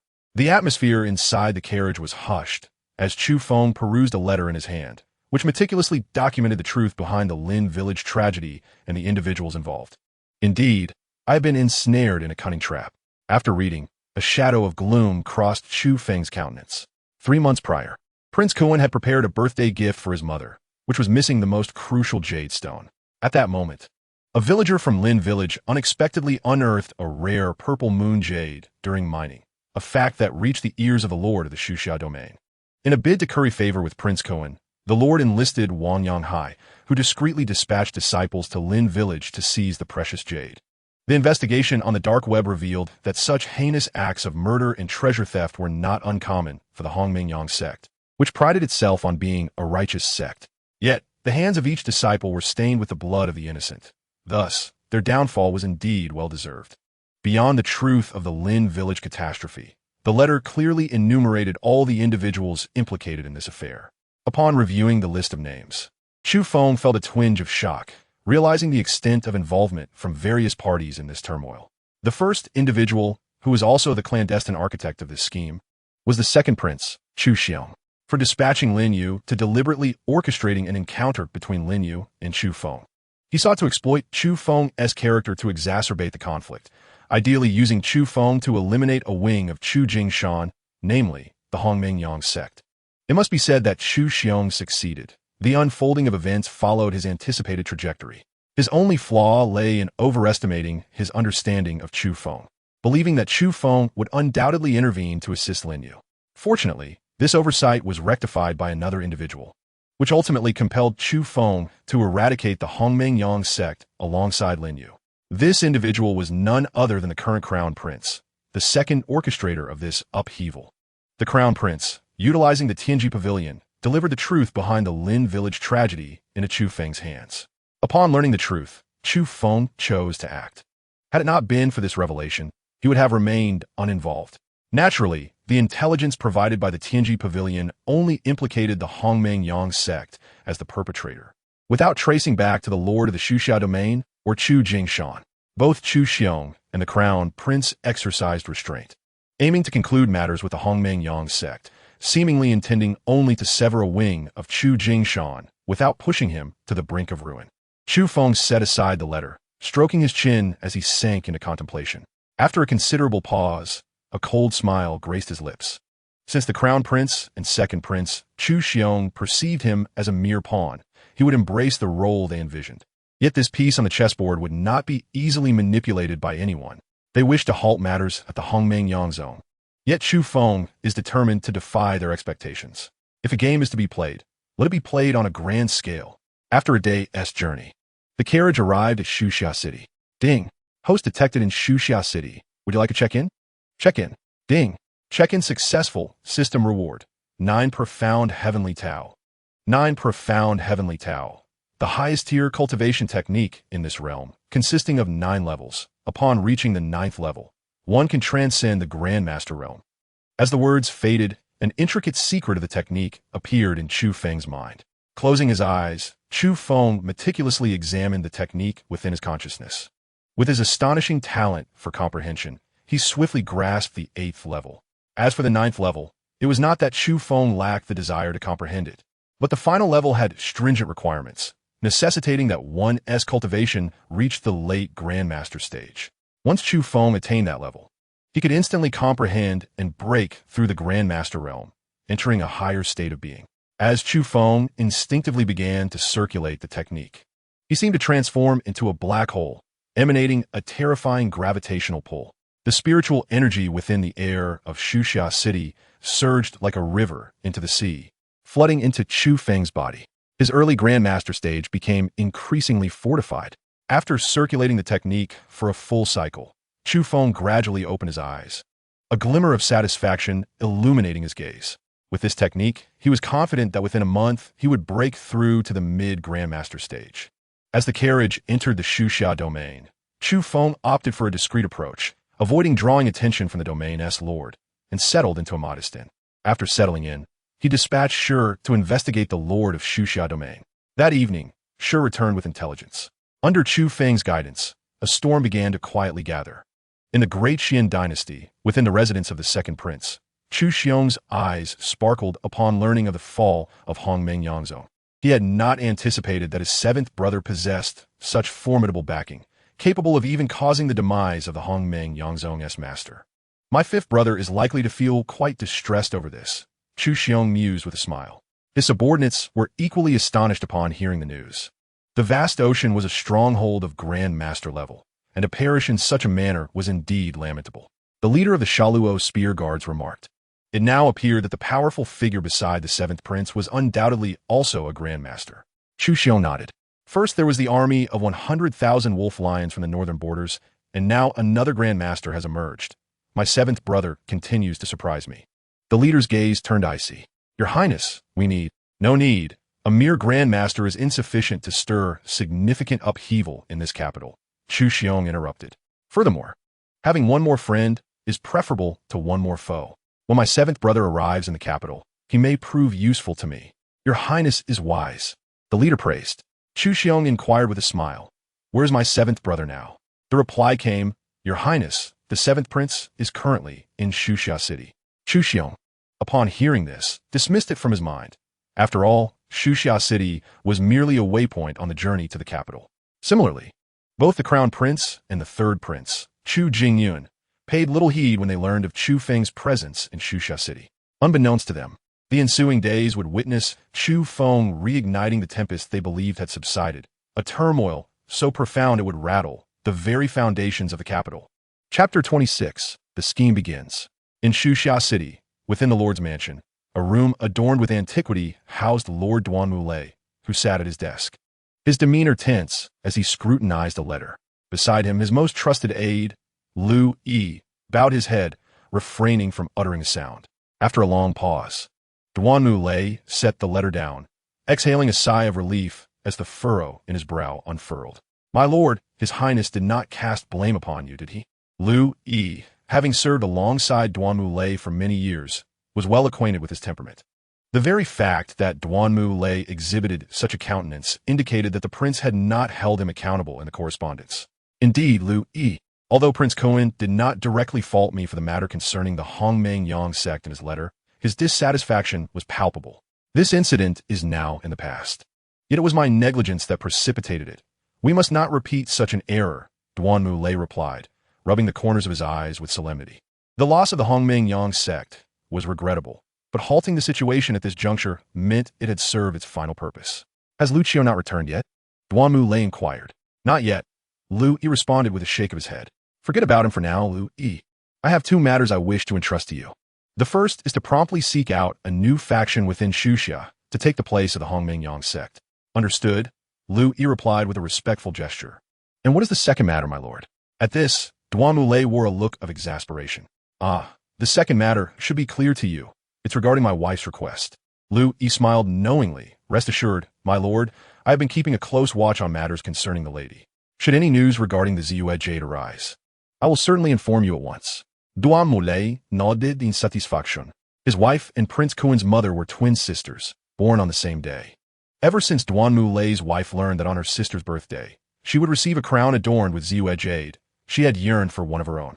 Duanmulei, beleaguered by his wife's persistent requests, had reluctantly acquiesced. However, with her birthday fast approaching and no sign of the Ziwet Jade in sight, a sense of urgency gripped Duanmu Lei, prompting him to reiterate his request. Very well, if there is nothing else, you may take your leave, Duanmu Lei gestured dismissively. Of course, my lord, Lu Yi replied with a bow, turning to depart, only to pause suddenly at the door. The seventh prince has lingered for 2 days at an inn in Shuxia City. My lord, as the domain lord of Shuxia, should you not pay a visit? Lu Yi suggested in a hushed tone. Prince Kuan has made overtures to this Chu Feng multiple times, all of which have been met with indifference. What need have I to visit such an ungrateful person? As long as he does not come seeking me, I shall remain oblivious to his presence in Shuxia City. Indulei scoffed disdainfully. Lu Yi nodded and withdrew, opening the door. In a private room of the inn in Shuxia City, Chu Feng and Su Yanran had just finished their dinner when Shi appeared silently within the chamber. In contrast, Su Yanran had grown accustomed to such sudden appearances, maintaining her composure as she sat beside him. Young master, everything has been arranged, Shi said, bowing respectfully to Chu Feng. Indeed, Chu Feng replied, nodding as he rose expressionlessly and walked to the window, gazing at the luminous moon in the sky. Let us commence tomorrow.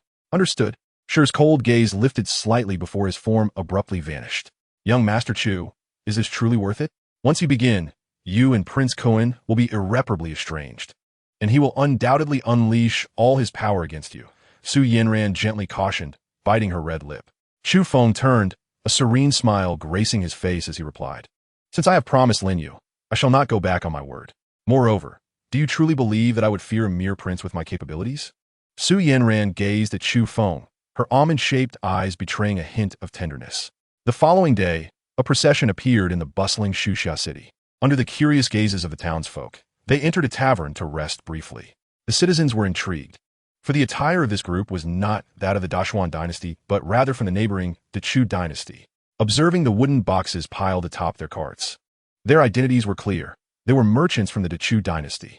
After a moment of fascination, the townsfolk returned to their usual routines.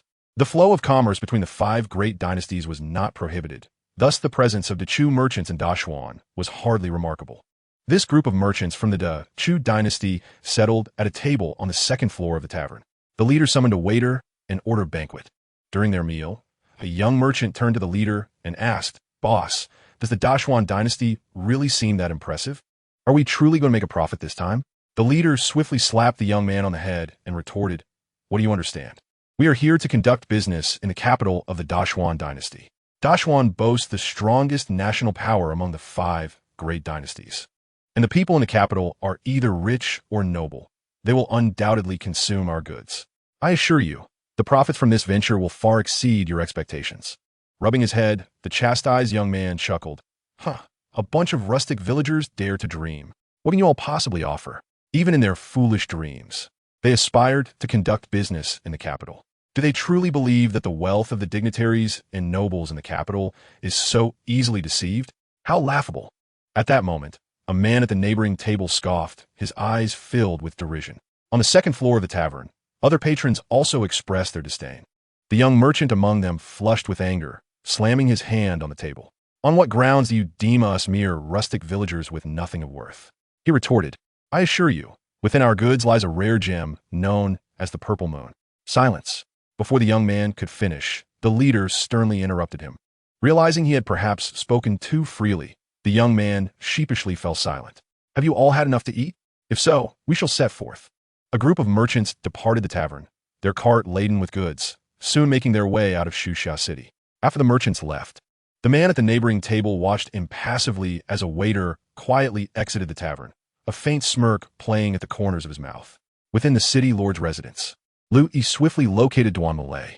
My lord, there is news regarding the purple moon jade. Liu Yi exclaimed excitedly. Oh, is this true? Duanmu Lei's expression shifted, his eyes alight with interest. Indeed, it is absolutely certain, Lu Yi affirmed with a nod, recounting the information brought by the waiter in detail. From the wary reaction of the merchant leader, it is clear that the young man's words hold truth. That is good to hear. Duanmu Lei chuckled sinisterly, then penned a letter, handing it to Lu Yi. Lu Yi, does the Qishao Mountain Manor not aspire to claim the title of the foremost sect in Shuxia domain? Deliver this letter to the manor's master. He will know how to proceed after reading it. Understood. Lu Yi smiled, swiftly departing with the envelope. Chapter 27. Qishao Mountain Manor. On a desolate path outside Shusha City, the caravan of merchants from the Great Chu halted, seemingly awaiting someone. At that moment, a man appeared before them. The very same man who had sat at the neighboring table in the tavern. Leader, the merchants of Great Chu greeted him respectfully, bowing their heads. He nodded, accepting the merchant's attire from one of them.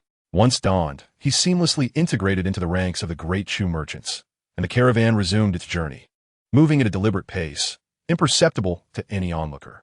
Time flew by, and the merchant caravan exited the territory of Shusha City, traveling along a deserted and uninhabited path, flanked by dense underbrush, surrounded by a profound silence.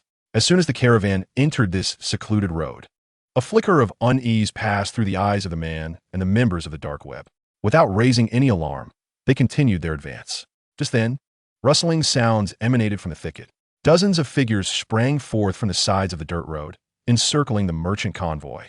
These individuals wielded weapons, their faces exposed, clearly showing no intent to conceal their identities, their expressions defiant.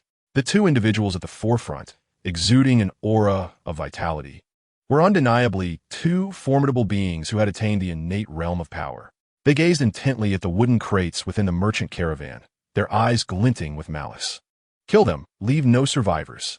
One of them commanded with a sinister grin. Understood. Numerous assailants raised their weapons, their faces contorted with rage as they advanced towards the group led by Shur. However, they soon sensed something amiss. The expressions of the merchants before them were peculiar. Facing imminent death, these merchants displayed no trace of fear. Instead, each wore a calm, inscrutable facade. Kill, Shur uttered with a measured breath. Before the last syllable faded, members of the dark web beside Shur suddenly vanished from the sight of the assailants. The attackers halted abruptly, their pupils widening with shock as a chilling sensation crept up their spines, followed by a disorienting plunge into darkness. In their final moment of consciousness, they beheld their own headless corpses. The assassination techniques employed by the dark web members were unparalleled, particularly considering their own innate prowess. To these attackers, it was akin to wielding a sledgehammer to crack a nut. In the span of a mere breath, alongside the two innate realm experts, dozens lay dead on the ground. Shur approached the lifeless bodies, crouched down, and searched briefly before vanishing from sight. He reappeared several kilometers away, near a roadside where a carriage was stationed, driven by Su Yinran. Young master, the fish have taken the bait. They are from the Qishao Mountain Manor, Shur reported respectfully, kneeling before the carriage. The curtains of the carriage were drawn back, and Chu Feng, indifferent, cast a glance at the overcast sky, stating coolly, "Proceed." Yes, Shur acknowledged. In an instant, the previously clear skies transformed as if a drop of ink had tainted the surface of water, casting a somber shadow that filled the air with an oppressive atmosphere. Raindrops pattered upon the tiles of the Qishao Mountain Manor, producing a rhythmic sound. Dozens of figures clad in black, their faces concealed by bronze masks, emerged silently from the falling rain, resembling phantoms that had materialized from the shadows, devoid of any discernible aura. Beneath the rain, only pairs of icy, cold eyes could be seen.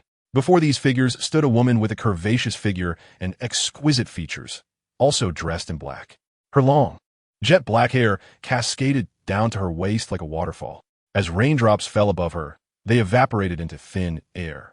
This woman was one of the 10 leaders of the dark web. Known as Tuesday, Tu lifted her gaze, scrutinizing the Qishao Mountain Manor above. And with a graceful gesture of her jade hand, the members of the dark web dissolved from sight, infiltrating the manor to reap lives. Tu strode purposefully towards the main hall of the Qishao Mountain Manor. Inside the hall, an eerie silence prevailed, with a heavy atmosphere permeating the space. The upper echelons of the Qishao Mountain Manor had gathered, their expressions tense as they occasionally glanced anxiously towards the outside. At the head of the assembly sat Jin Huoyong, the manor's master, who, despite appearing composed, harbored a heart laden with unease. The 5 great dynasties have long enforced a stringent prohibition against any acts of aggression towards foreign merchants. If misfortune were to befall these merchants without any witnesses, the matter might remain concealed. However, should the truth come to light, the Qishao Manor would face the wrath of 2 formidable dynasties. Despite the peril, Jin Huoyong resolved to take action. The strength of Qishao Manor was not inferior to that of Hongmeng Yangzong, yet over the years, they had been consistently suppressed by their rival, owing to the latter's powerful backing. With Hongmeng Yangzong's demise, Jin Huayong recognized the necessity of seizing this opportunity to usurp their position. In a letter from Duanwu, it was clearly stated that if Qishao Manor could procure Azua Jade for him, they would thereafter become the preeminent sect in the Xuxia domain. Without a moment's hesitation, Jin Huayong dispatched individuals to eliminate a group of merchants from the Great Chu dynasty. "Fear not, 2 elders shall lead the charge. Success is assured," he proclaimed, surveying the assembly with a smile. The attendees felt their apprehensions wane, nodding in agreement. Suddenly, the wooden door of the grand hall creaked open. Jin Huayong and the others were taken aback, their gazes converging upon the entrance, where an unfamiliar woman appeared. With a frown, Jin Huayong was engulfed by an inexplicable sense of foreboding. "Who dares to enter this sacred place? Depart at once," an elder from Qishao Manor bellowed, mistaking her for a disciple of their sect. Unfazed, the woman cast a cold glance at him, and with a delicate wave of her hand, a glimmer of icy light illuminated the hall. As the radiance faded, a gaping blood hole appeared on the elder's forehead. The shocking scene stunned the gathered assembly, who now regarded the woman with horror, their bodies tense.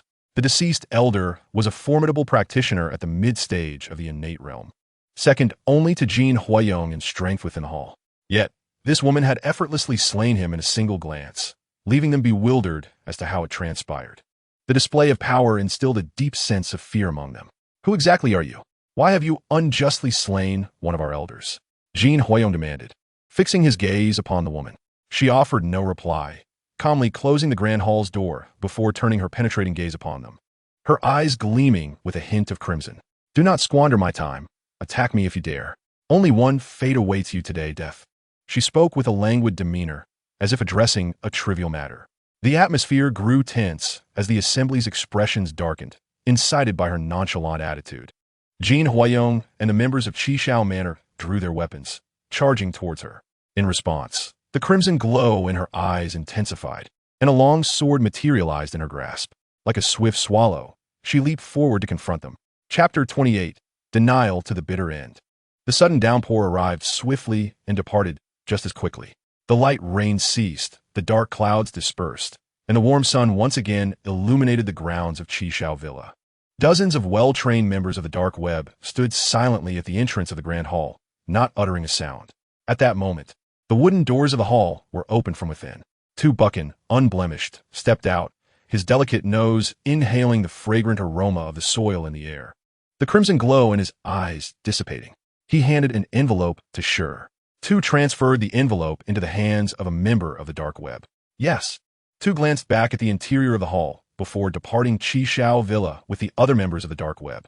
Inside the hall, the ground was strewn with corpses, including the owner of Qishao Villa, Jin Huayong.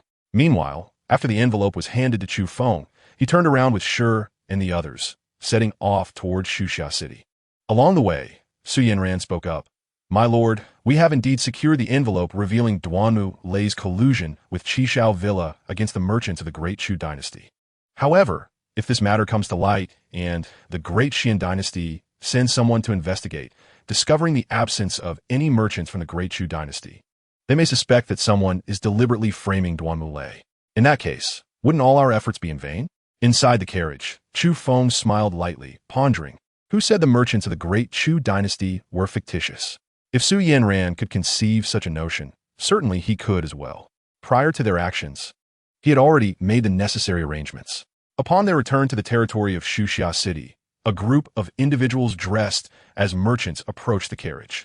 "I am Shuexia, sent by the Empress to await your arrival." A handsome man bowed towards the direction of the carriage. The other merchants of the Great Chu dynasty behind him also bowed in unison. Su Yanran gazed at this scene, her expression momentarily blank. Shuexia? Could it be that this man was the disciple of the Sword Saint from the Great Chu dynasty, currently ranked 8th on the Qianlong list? And the Empress he mentioned, was he referring to the one from the Great Chu dynasty? Su Yanran's mind momentarily crashed. She never anticipated that Chu Feng would have connections with the Empress of the Great Chu dynasty. Chu Feng leaned out slightly, smiling gently. "Rise, Sure, and hand over the items to them." Sure nodded and transferred the goods from the carriage to Shuexia and the others. After the arrangements were made, Chu Feng produced an exquisite dagger and offered it to Shuexia, saying, "Please deliver this to your empress on my behalf." Shuexia glanced at it, but did not reach out to take it. Instead, he replied, "Your Highness, the empress has instructed that this item be returned to her personally by you.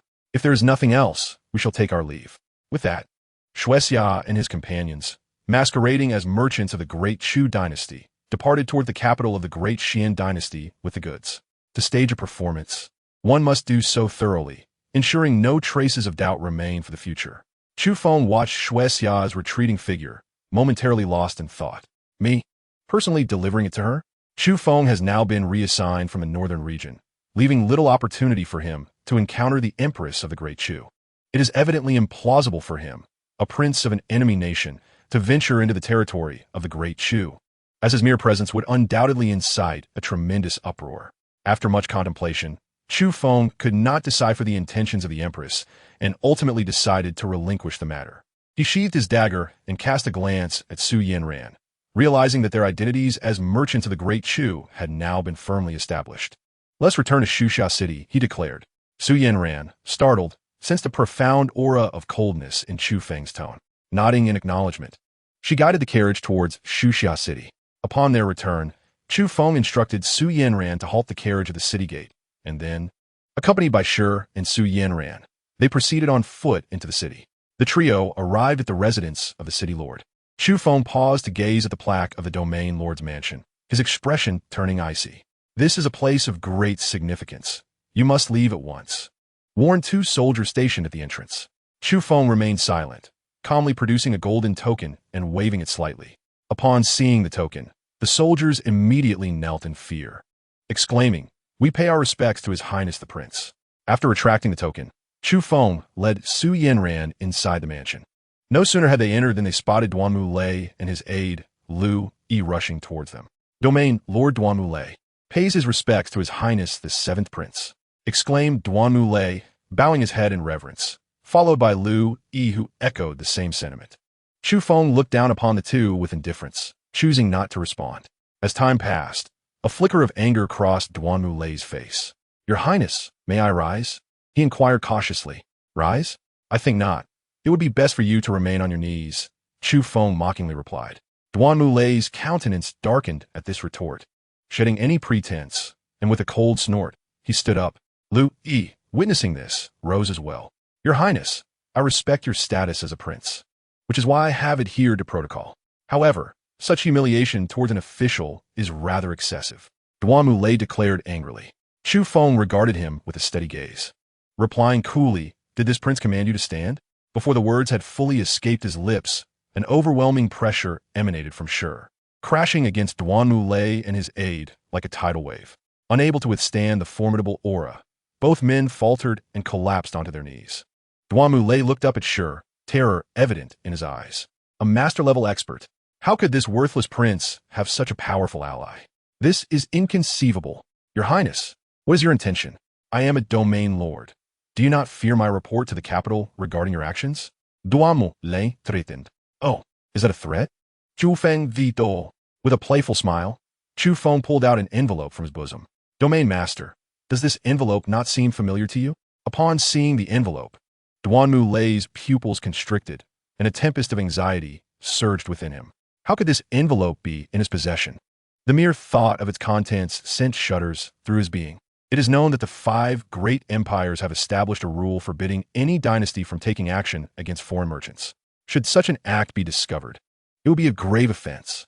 Even Duanmu Lei's powerful ally, Prince Kuan, will be unable to protect him, especially since he had acted without the prince's knowledge.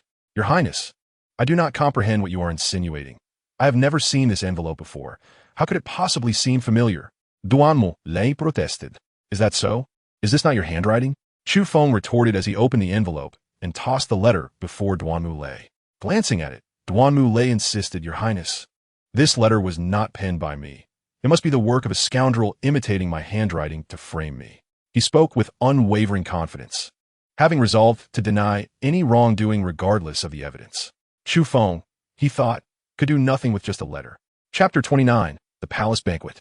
Yet, Duanmu Lei could never have anticipated that Chu Feng would not adhere to conventional methods. Neither the formidable Prince Kun nor the stringent laws of the Xian dynasty intimidated him. Chu Feng acted solely according to his whims. Should anything displeasing arise, he would intervene. Domain Master, I believe you have misconstrued my purpose for being here today. The authenticity of this letter is paramount to me. It merely serves to provide a report to those above. Chu Feng remarked with a cold smirk. Duan Lei trembled at these words. Fear etched on his face as he gazed up at Chu Feng. Before Duan Lei could utter another syllable, Chu Feng raised his arm decisively. A torrent of formidable spiritual energy engulfed both Duan Lei and Lu Yi in an instant. Threads of spiritual energy surged forth, each strike comparable to the full force of a congenital realm expert. Duan Lei, fortunate enough to have attained the congenital realm, found himself drenched in his own blood from the overwhelming force, succumbing to unconsciousness. However, Lu Yi, possessing only the fourth-tier strength, was not so fortunate. He perished without uttering a sound. Chu Feng cast a cold glance at them, then nonchalantly waved his hand. Behind him, Shi understood the cue and proceeded into the manor. Shortly thereafter, Shi returned, holding several letters. Young Master, these letters detail the numerous crimes committed by Duan Lei since he assumed the position of Domain Master of Xuxia. Among them are proofs of his covert orders to the Hongmengyang sect to massacre Lin village. Very well, send these letters to the capital. Chu Feng instructed without taking the time to peruse them. Understood, Shi responded respectfully. After leaving the Domain Master's residence, Chu Feng and his companions did not linger in Xuxia and set off once more. 2 days hence, the imperial palace of the great Xian dynasty was adorned in a splendid display of festivity. Courtiers, clad in their finest attire, gathered harmoniously, bearing meticulously prepared gifts to partake in the grand birthday banquet.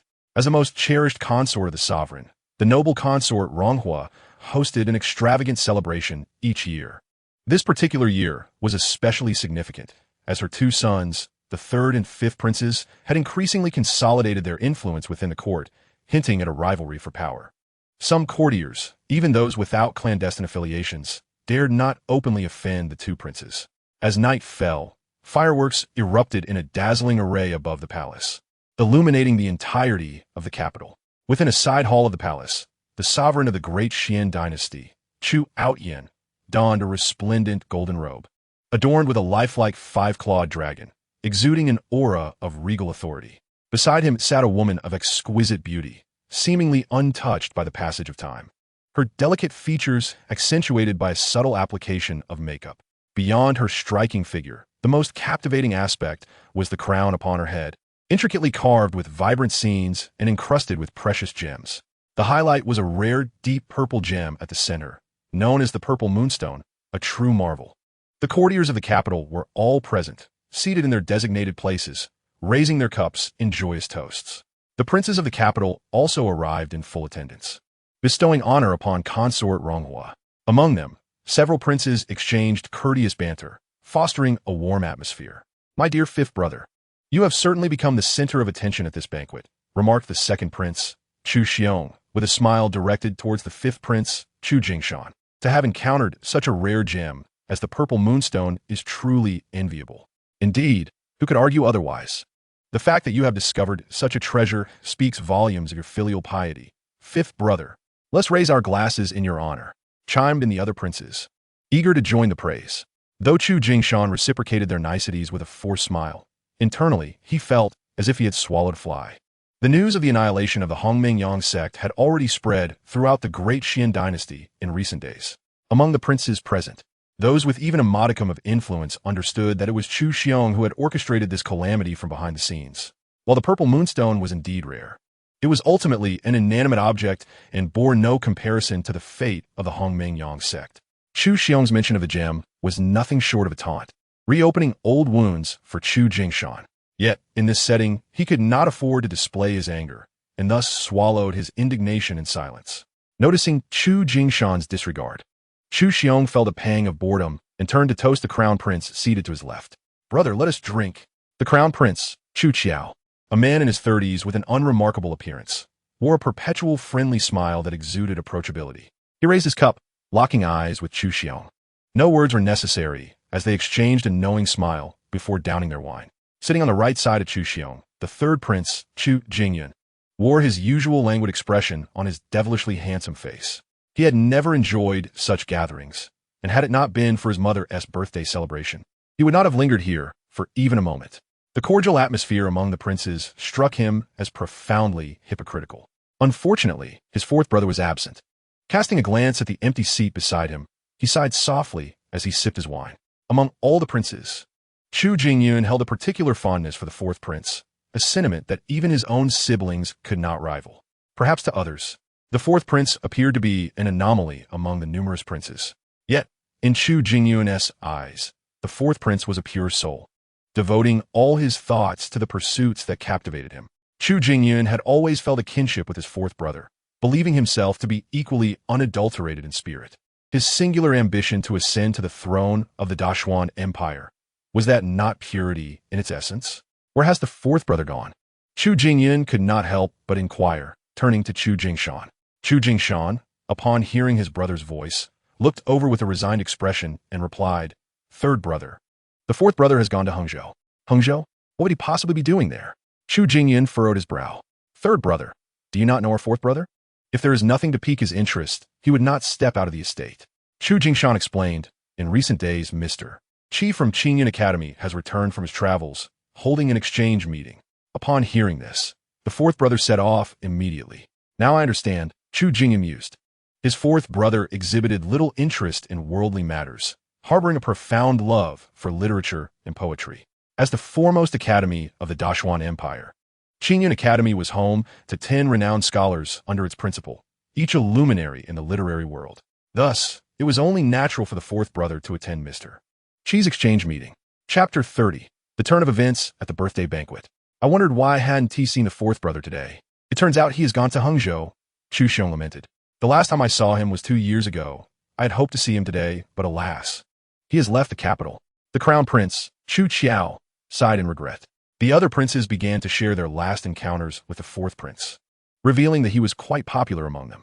At that moment, the 13th prince, with a glint in his eye, suddenly spoke up.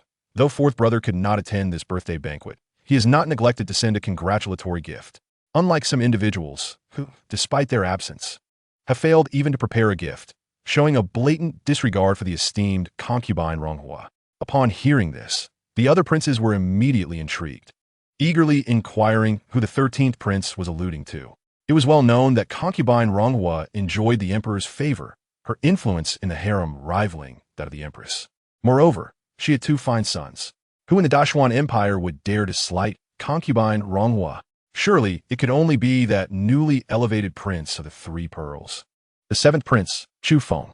To my knowledge, even if the other princes have been exiled to 5 provinces, they are prepared with gifts and have sent someone to deliver them. Yet Chu Feng shows not a single sign of acknowledgement. The 13th prince scoffed.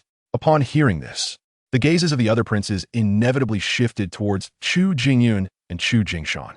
Chu Jingyun appeared oblivious, calmly sipping his wine, while Chu Jingshan's expression grew increasingly grim, his eyes darkening. The mere mention of Chu Feng stirred an uncontainable surge of murderous intent within him. Although the specifics surrounding the annihilation of the Hongmengyang sect remain unknown to all, Chu Jingshan is well aware that it is inextricably linked to Chu Feng. In his heart, Chu Feng has already become his adversary, one he cannot allow to survive in the future. Perhaps the 7th brother is on his way to the capital and has encountered some unforeseen circumstances. Once he returns, I will remind him to apologize to the noble consort Ronghua. The crown prince Chu Qiao interjected to ease the tension. With the crown prince speaking, the other princes ceased their discussion on matter. At that moment, a eunuch hurriedly entered the palace, bowing low as he cradled several letters in his hands. The princes and officials within the palace set down their wine cups, their attention now focused on the eunuch. "Your servant pays respects to the emperor. Just now, His Highness the 7th Prince's envoy delivered several letters, instructing me to present them directly to your majesty," the eunuch announced, kneeling before the emperor. "The letters from the 7th Prince?" The crowd within the palace paused in surprise, their curiosity piqued. Chu Jingshan fixed his gaze on the letters, his brow furrowing as an ominous premonition enveloped him. Could these be gifts sent by the 7th Prince? In my opinion, they are not. What valuable items could possibly be contained within those tattered envelopes? The other princes murmured softly. At the forefront of the palace, on the dragon throne, Chu Outyin displayed a look of astonishment. Present them, he commanded. A eunuch approached and handed the letters to Chu Outyin, who began to open them one by one. The palace fell into a profound silence, all eyes fixated on the emperor's every move. As time passed, the expressions of those within the palace gradually shifted to one of gravity. An unsettling atmosphere began to permeate the space. With each letter Chu Outyin perused, his countenance grew increasingly frigid, an oppressive aura radiating from him. The noble consort Ronghua observed with clarity the rising murderous intent in Chu Outyin's eyes. "Your Majesty, what do the letters contain?" she inquired softly, testing the waters. "Umph." Chu Outyin set down the last letter he had read and turned to glare at the noble consort, letting out a cold snort. In the next moment, before the astonished gazes of all present, Chu Outyin unexpectedly raised his hand and struck the noble consort with a resounding slap. The force was such that it sent her sprawling to the ground, a vivid red palm print stark against her previously fair complexion. The noble consort lay on the floor, tears welling in her eyes as she gazed up at Chu Outyin. "Your Majesty, have I erred in some way? Why do you strike me?" Since her arrival in the palace, Chu Outyin had never once laid a hand upon her. Even when she committed minor transgressions, he merely imposed symbolic reprimands. However, faced with the pitiful Ronghua Guifei, Chu Outyin revealed not a trace of compassion. "How dare you question me? Open your eyes and behold clearly why I must strike you." With a swift motion, Chu Outyin cast all the letters onto Ronghua Guifei's face. Bewildered, she picked up the letters, and upon reading their contents, her body trembled uncontrollably, her visage filled with terror. "What more is there for you to say?" Chu Outyin rebuked, his gaze brimming with disdain. At that moment, the resplendent purple moon jade atop Ronghua Guifei's crown pierced Chu Outyin's heart like a dagger. With a decisive sweep of his arm, he shattered her crown, the purple moon jade floating before him. "Proclaim my decree. From this moment forth, strip Ronghua Guifei of all her titles and cast her into the cold palace." "Juatian Goman," as his words echoed. Several imperial guards entered the palace and forcibly escorted Ronghua Guifei away. Within the hall, all present gazed in silence at the departing figure of Ronghua Guifei, frozen in fear. It is said that when an emperor is enraged, countless lives are lost. None dare to step forward and court their own demise at such a moment. While other ministers might choose silence, Ronghua Guifei's two sons could not bear to watch their mother being banished. Chu Jingyun and Chu Jingshan hastily knelt and pleaded for mercy. "Father, what transgression has my mother committed that you would condemn her to the cold palace?" Chu Jingyun boldly inquired, meeting Chu Outyin's gaze. "Father, have mercy. Regardless of her crimes, I am willing to bear the punishment on her behalf. Please, do not cast her into the cold palace," Chu Jingshan implored. Upon the dragon throne, Chu Outyin looked down at the two, his eyes fixated on Chu Jingshan, a cold smirk playing on his lips. "You exhibit considerable filial piety. Yet the time for such devotion has not yet come. First, elucidate the contents of these letters." A delicate eunuch picked up the letters from the ground and handed them to Chu Jingshan. As he beheld the handwriting, a thunderous shock reverberated in his mind, an overwhelming sense of dread washing over him. Suppressing his fear, Chu Jingshan hesitantly perused the letter's contents. The other courtiers remained silent, their gazes fixed upon Chu Jingshan, who had begun to sweat profusely. "Brother, what do you suppose these letters contain?" Chu Xiong inquired softly, leaning towards Chu Qiao with a curious expression. With profound eyes, Chu Qiao replied, "You are merely feigning ignorance, underestimating our seventh brother." Chapter 31. The Fall of Chu Jingshan. Chu Xiong remained silent, his gaze fixed on the panicked figure of Chu Jingshan kneeling in the center of the hall, lost in thought. Chu Jingshan gazed at the letter in his hand, growing increasingly alarmed with each passing moment, beads of cold sweat the size of soybeans erupting upon his forehead. He could scarcely believe that Duanmu Lei, in his folly, had left such a perilous vulnerability. These letters contained the correspondence exchanged between him and Duanmu Lei over the years, detailing the clandestine actions that Duanmu Lei undertook on his behalf, actions that blatantly flouted the ironclad laws of the Dashuan dynasty. The massacre at Lin Village was but a minor incident within this web of transgressions. The mere fact that Duanmu Lei had secretly bribed the domain lord Yue Zhou at Chu Jingshan's behest was enough to obliterate all of Chu Jingshan's hard-earned efforts over the years. He could hardly fathom the dire consequences that would befall him should he acknowledge the authenticity of the matters contained within those letters. "Your Majesty, These letters are undoubtedly a deliberate forgery intended to frame your son. I am wronged, Chu Jingshan proclaimed earnestly, seeking to exonerate himself. Silence. Chua Tiang Baolao. His eyes wide with fury. The ministers in the grand hall trembled, lowering their heads, refraining from provoking the wrath of the sovereign. The truth of this matter shall be investigated, and I shall assign someone to ascertain the facts. He continued, his demeanor cold. As for you, remain in your residence until the investigation is complete. With a disdainful snort, he shifted his gaze to a middle-aged man. Zhu Mingho, I command you to proceed to the Shuxia domain in Yuezhou to investigate the matters within these letters. Zhu Mingho stepped forward with an expressionless countenance. Clasping his hands in acknowledgement, yes. He approached Chu Jingshan, retrieved the letters, and departed without delay. After this incident, Chu Aoyan lost interest, casting a cold glance at the gathered princes before rising to leave. Once he had exited, the ministers dared to exhale, their faces reflecting a mixture of relief and trepidation as they withdrew. Some of them glanced at Chu Jingshan with complex expressions, shaking their heads and sighing. It would not be long before the events of the birthday banquet spread throughout the capital. Originally, Chu Jingshan's influence was already eclipsed by that of several other princes. With this new debacle, regardless of how the situation unfolded, he would undoubtedly suffer a significant blow, and his chances of ascending to the throne would diminish drastically. I have long warned you against relying on fools. Now that this chaos has arisen, you have only yourself to blame. I will handle matters concerning mother. Chu Jingyun said coldly, fixing her indifferent gaze upon Chu Jingshan. Having spoken, she turned and swiftly exited the palace. Kneeling on the ground, Chu Jingshan's expression twisted with rage. His hands clenched tightly within his sleeves. After a long moment, he rose, casting a resentful glance at the dragon throne, a symbol of supreme power, before departing the palace. Nearby, Chu Qiao and Chu Xiong also stood to leave, having witnessed the others' exit. They stood outside the palace, gazing into the distance, their emotions swirling within them. A refreshing evening breeze swept through, brushing against their faces. Chu Jingshan seems to have lost any chance of redemption this time. You have done exceptionally well, my second brother. Chu Qiu Sudenli Zima. Chu Xiong raised an eyebrow. Eldest brother, what do you mean by that? Do you suspect that today's events were orchestrated by me? Is it not so? Chu Qiu Zito. I admit to manipulating the Lin village tragedy against Chu Jingshan, but I am not foolish. My sole intention revolves around the Hongmengyang sect, and I certainly do not wish for his demise.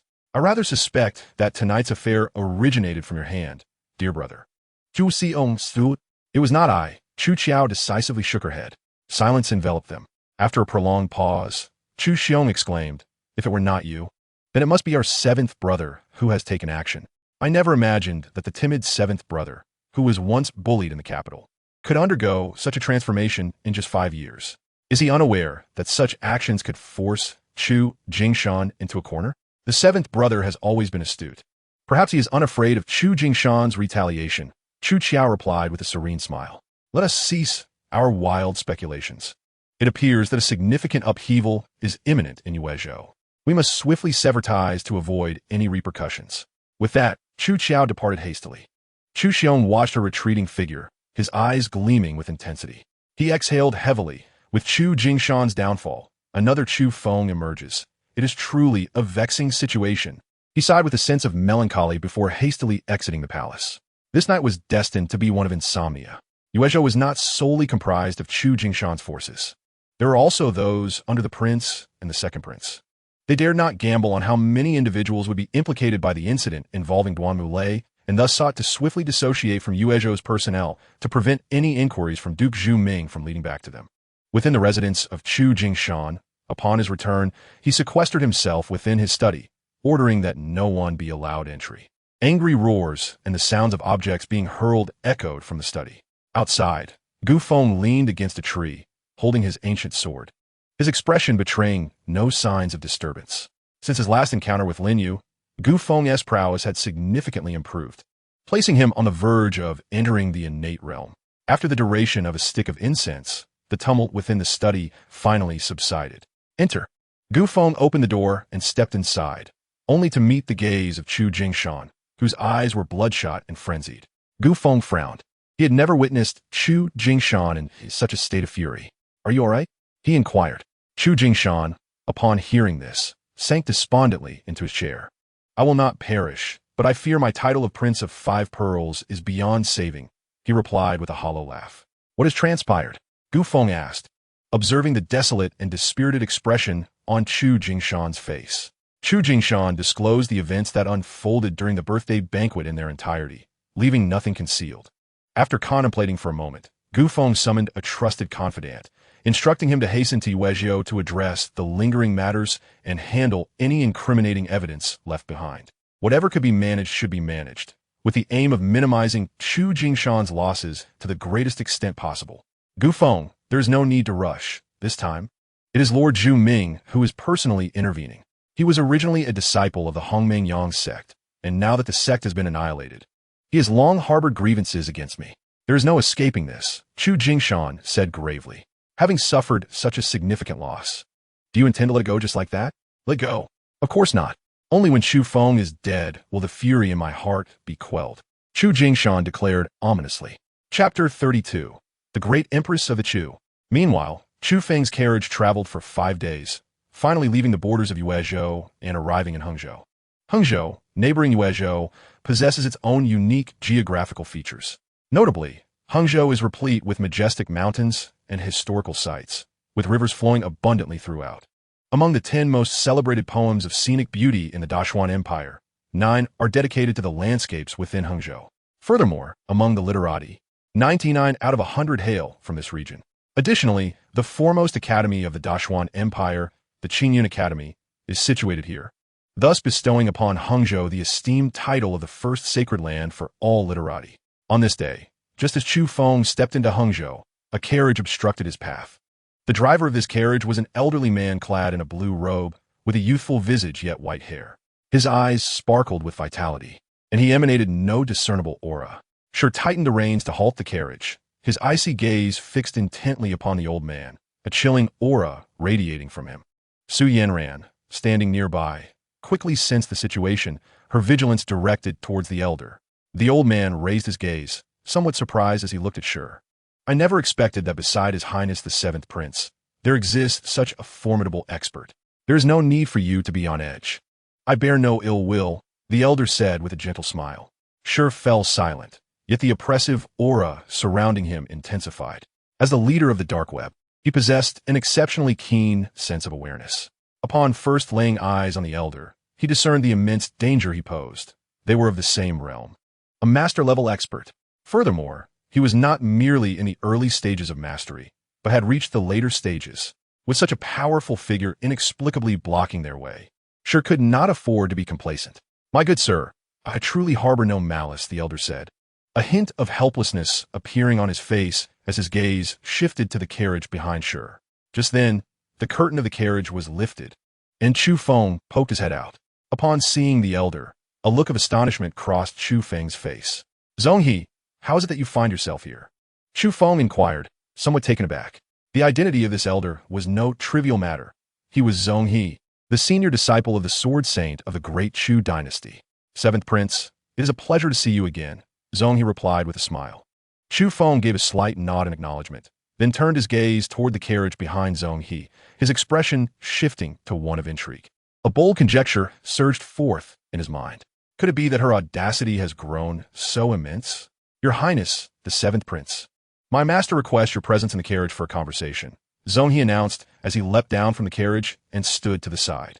Chu Feng emerged from the carriage and approached the palanquin, hesitating briefly before ascending and lifting the curtain to enter. Upon stepping inside, a refreshing and intoxicating fragrance enveloped him. The spacious interior featured a tea table at its center, where a stunning woman clad in a purple gown sat, her captivating phoenix-like eyes fixed upon Chu Feng. Though her attire was modest, she emanated an air of nobility that made it difficult to gaze directly at her. It truly is you, Fan Sisi, Chu Feng remarked, betraying not a hint of surprise as he calmly seated himself across from her. Fan Sisi furrowed her brow, her crimson lips parting slightly. Chu Feng, how dare you utter my name so plainly? As her words fell, an overwhelming aura erupted from her, a force that could easily intimidate others. Yet, Chu Feng remained unfazed, leisurely sampling the tea before him. This tea is quite good. Now, what pretense can a defeated subordinate maintain in my presence? He said. setting down the cup and casting a sidelong glance at Fan Sisi. Before him sat Fan Sisi, the empress of the great Chu dynasty. She was the very same who had been captured by Chu Feng in the northern borders and subsequently released. Just a month prior, the former emperor had abdicated the throne, passing it to Fan Sisi, who became the only female emperor among the 5 great dynasties. The news had reverberated throughout the great Chu, igniting a tumult of dissent as many believed she was unworthy of the title, leading to a period of unrest. In the midst of this turmoil, a renowned sword master emerged to openly support Fan Sisi, silencing her detractors. Once stability returned, for reasons unknown, she had fixated on the northern borders, leading an army of 200,000 to seize the foremost stronghold of the great Xian dynasty. Unfortunately for her, she encountered Chu Feng, who not only thwarted her plans, but also captured her alive. Reflecting on the demands Chu Feng had made of her, Fan Sisi felt a surge of indignation. As she gazed at him, a smile suddenly graced her lips, and she said softly, "Chu Feng, you currently have no backing from the 10,000 wolf lion soldiers. Are you not afraid that I might slay you?" At her words, Chu Feng burst into laughter, his deep-set eyes locking onto hers. "Kill me? Fan Sisi, how dare you contemplate regicide?" Upon hearing the term regicide, images of unspeakable shame flooded Fan Sisi's mind. Her fair skin flushed a delicate shade of pink, and she resembled a furiously ruffled cat, her phoenix-like eyes wide with indignation. "Chu Feng." Fan Sisi rose in fury, advancing towards Chu Feng, her second-tier late-stage cultivation radiating fiercely. This time, with no one by Chu Feng's side, she was determined to uncover the audacity that fueled his arrogance. She aimed to repay every ounce of humiliation she had suffered at his hands.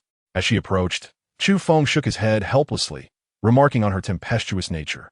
With a deliberate motion, he raised his hand, and, with a flick of his fingers, a ripple spread through the carriage, sweeping past Fan Sisi. Instantly, her formidable aura diminished, as if a flood had been released. In the blink of an eye, she found herself sprawled across Chu Feng's lap. A sharp sound echoed, a sudden pain radiating from her rear, leaving her expression frozen, disbelief filling her eyes. The next moment, a piercing scream erupted from her lips. "Chu Feng, I will kill you." Her face flushed crimson as she clawed at him in a frenzy. Yet, her strength was utterly insufficient against Chu Feng, who maintained a firm grip on her, while his other hand prepared to deliver another slap to her pert derriere. Clearly, she had forgotten the prior sting. Today, he intended to teach her a lasting lesson. With a series of sharp slaps, the sound echoed in the carriage, each one punctuating the air. Outside, Zhong He, having heard the commotion, stepped forward with unease. However, before he could advance, an invisible barrier pushed him back, thwarting his progress. He gazed at the carriage, his eyes filled with astonishment. Within, Chu Feng continued his playful reprimand, stopping only after delivering a dozen slaps, a smile gracing his features. The familiar sensation was undeniably captivating. He cast his gaze down at Fan Sisi, only to find her silent and motionless. A wave of concern washed over him. Had he inadvertently delivered a fatal blow? Impossible. Flipping her over, he was met with the sight of her tear-streaked, exquisite visage, a stark contrast to her former imperial demeanor. Her once piercing eyes were now reddened, crystalline tears marking her delicate cheeks. The tender quiver of her nose and shoulders evoked an instinctive desire to embrace and cherish her. "How can you, a sovereign, be reduced to tears?" Chu Feng, unable to bear the sight of a weeping woman, spoke in a gentle tone. "You acknowledge my status as a sovereign, yet dare to bully me?" Fan Sisi sniffled, tears brimming in her eyes. Chu Feng, feeling awkward, rubbed his nose and smiled sheepishly. As she ceased her sobbing, she shot him an indignant glare. In that moment, Fan Sisi understood that Chu Feng was a force of destiny sent to challenge her. In the Dazhou Empire, she was a formidable and haughty empress, feared and revered, with no one daring to meet her gaze, let alone treat her with such audacity. This left Fan Sisi infuriated yet helpless. With a cold expression, she rose from Chu Feng's lap and returned to her seat, subsequently extending her delicate hand. "Bring it to me." Chu Feng comprehended her request and retrieved a finely crafted dagger from his bosom, placing it into her palm. The dagger, still emanating a hint of warmth, was scrutinized by Fan Sisi, her gaze softening. Clearly, this dagger held immense significance for her. "On that day, you promised to let me go, and I placed this dagger in your hands. I vowed that whenever you required it, you could exchange it for my assistance in a matter of your choosing." Fan Cece set the dagger upon the table and lifted her eyes to meet Chu Feng's. Her expression one of confusion. Yet, what I did not anticipate was your request for me to merely find someone to impersonate a merchant of the great Chu dynasty. For the sake of a 100-person village and a person with no connection to me, you squandered a promise of mine. Is it truly worth it? Prior to this encounter, Fan Cece had thoroughly investigated the circumstances and found herself baffled by Chu Feng's intentions. Did her promise hold such little value in his eyes? Was it merely to engage in trivial matters? For this reason, she had personally traveled to the great Qian dynasty to meet with Chu Feng. Wasteful? Is it worth it? In my perspective, all matters are of equal importance. It is merely a distinction between right and wrong, and whether one desires to act. If I deem it worthwhile, that suffices. Chu Feng replied with a calm smile, draining his cup of tea. Very well, I have personally entrusted the dagger to you, and thus, we shall consider the past settled. You should leave promptly. Farewell. With that, Chu Feng stood and turned to exit the carriage. Observing his departing figure, Fan Cece felt a tumult of emotions, a hollow sensation deep within her heart. Outside the carriage, Chu Feng elegantly leaped down from the palanquin. Smiling as he waved to Zong, he before returning to his own carriage. Sure drove the carriage past Fan Cece's palanquin, heading onward. Zong he remained rooted in place, his entire being tense until the carriage disappeared from view, at which point he exhaled in relief, an expression of trepidation upon his face. Terrifying. Having been unable to discern Chu Feng's cultivation level, Zong he was certain that it was Chu Feng who had hindered him from approaching the palanquin. The ease with which Chu Feng controlled his every movement was a thought too daunting to entertain. Elder Zong, let us return, until we subdue Beima City. I cannot find peace. Fan Cece's voice emerged from within the carriage. Zong he snapped back to reality, nodding, understood, your majesty. He refrained from voicing his inner suspicions. After all, it was astonishing that someone so young had achieved mastery beyond the realm of a Grandmaster. Zong, he took his seat in the palanquin, which then turned ahead towards the great Chu dynasty. After half a day's travel, the path ahead was obstructed by a vast river. With no alternative, Chu Feng and his companions decided to dispose of their cart and opted to traverse the river by boat. After purchasing 3 tickets at the dock, they boarded a large vessel. Once all the passengers had gathered, the captain glanced at the time and commanded the crew to untie the moorings, thus commencing their journey. The river surged relentlessly, crashing against the hull and sending countless droplets cascading into the air. Aside from Chu Feng and his companions, over 100 individuals were aboard, with only a handful being ordinary folk. The majority were scholars, dressed in traditional attire, who, undeterred by the tumultuous waters, stood at the bow, enraptured by the scenery along the riverbanks. From time to time, some of these scholars would spontaneously compose verses, their poetic musings echoing across the deck. However, after listening to several recitations, Chu Feng lost interest, redirecting his gaze. What a cacophony, he thought. Should he continue to listen? His ears might suffer from the sheer banality of it all. The verses, rife with ostentatious language, lacked any genuine substance or artistic depth. My lord, I believe I have made a breakthrough to the late stage of the 3rd rank, exclaimed Su Yanran, her eyes sparkling with joy. Under Chu Feng's guidance, her cultivation had progressed remarkably, advancing from the late stage of the 4th rank to the late stage of the 3rd rank in just a few days. A breakthrough to the 2nd rank seemed imminent.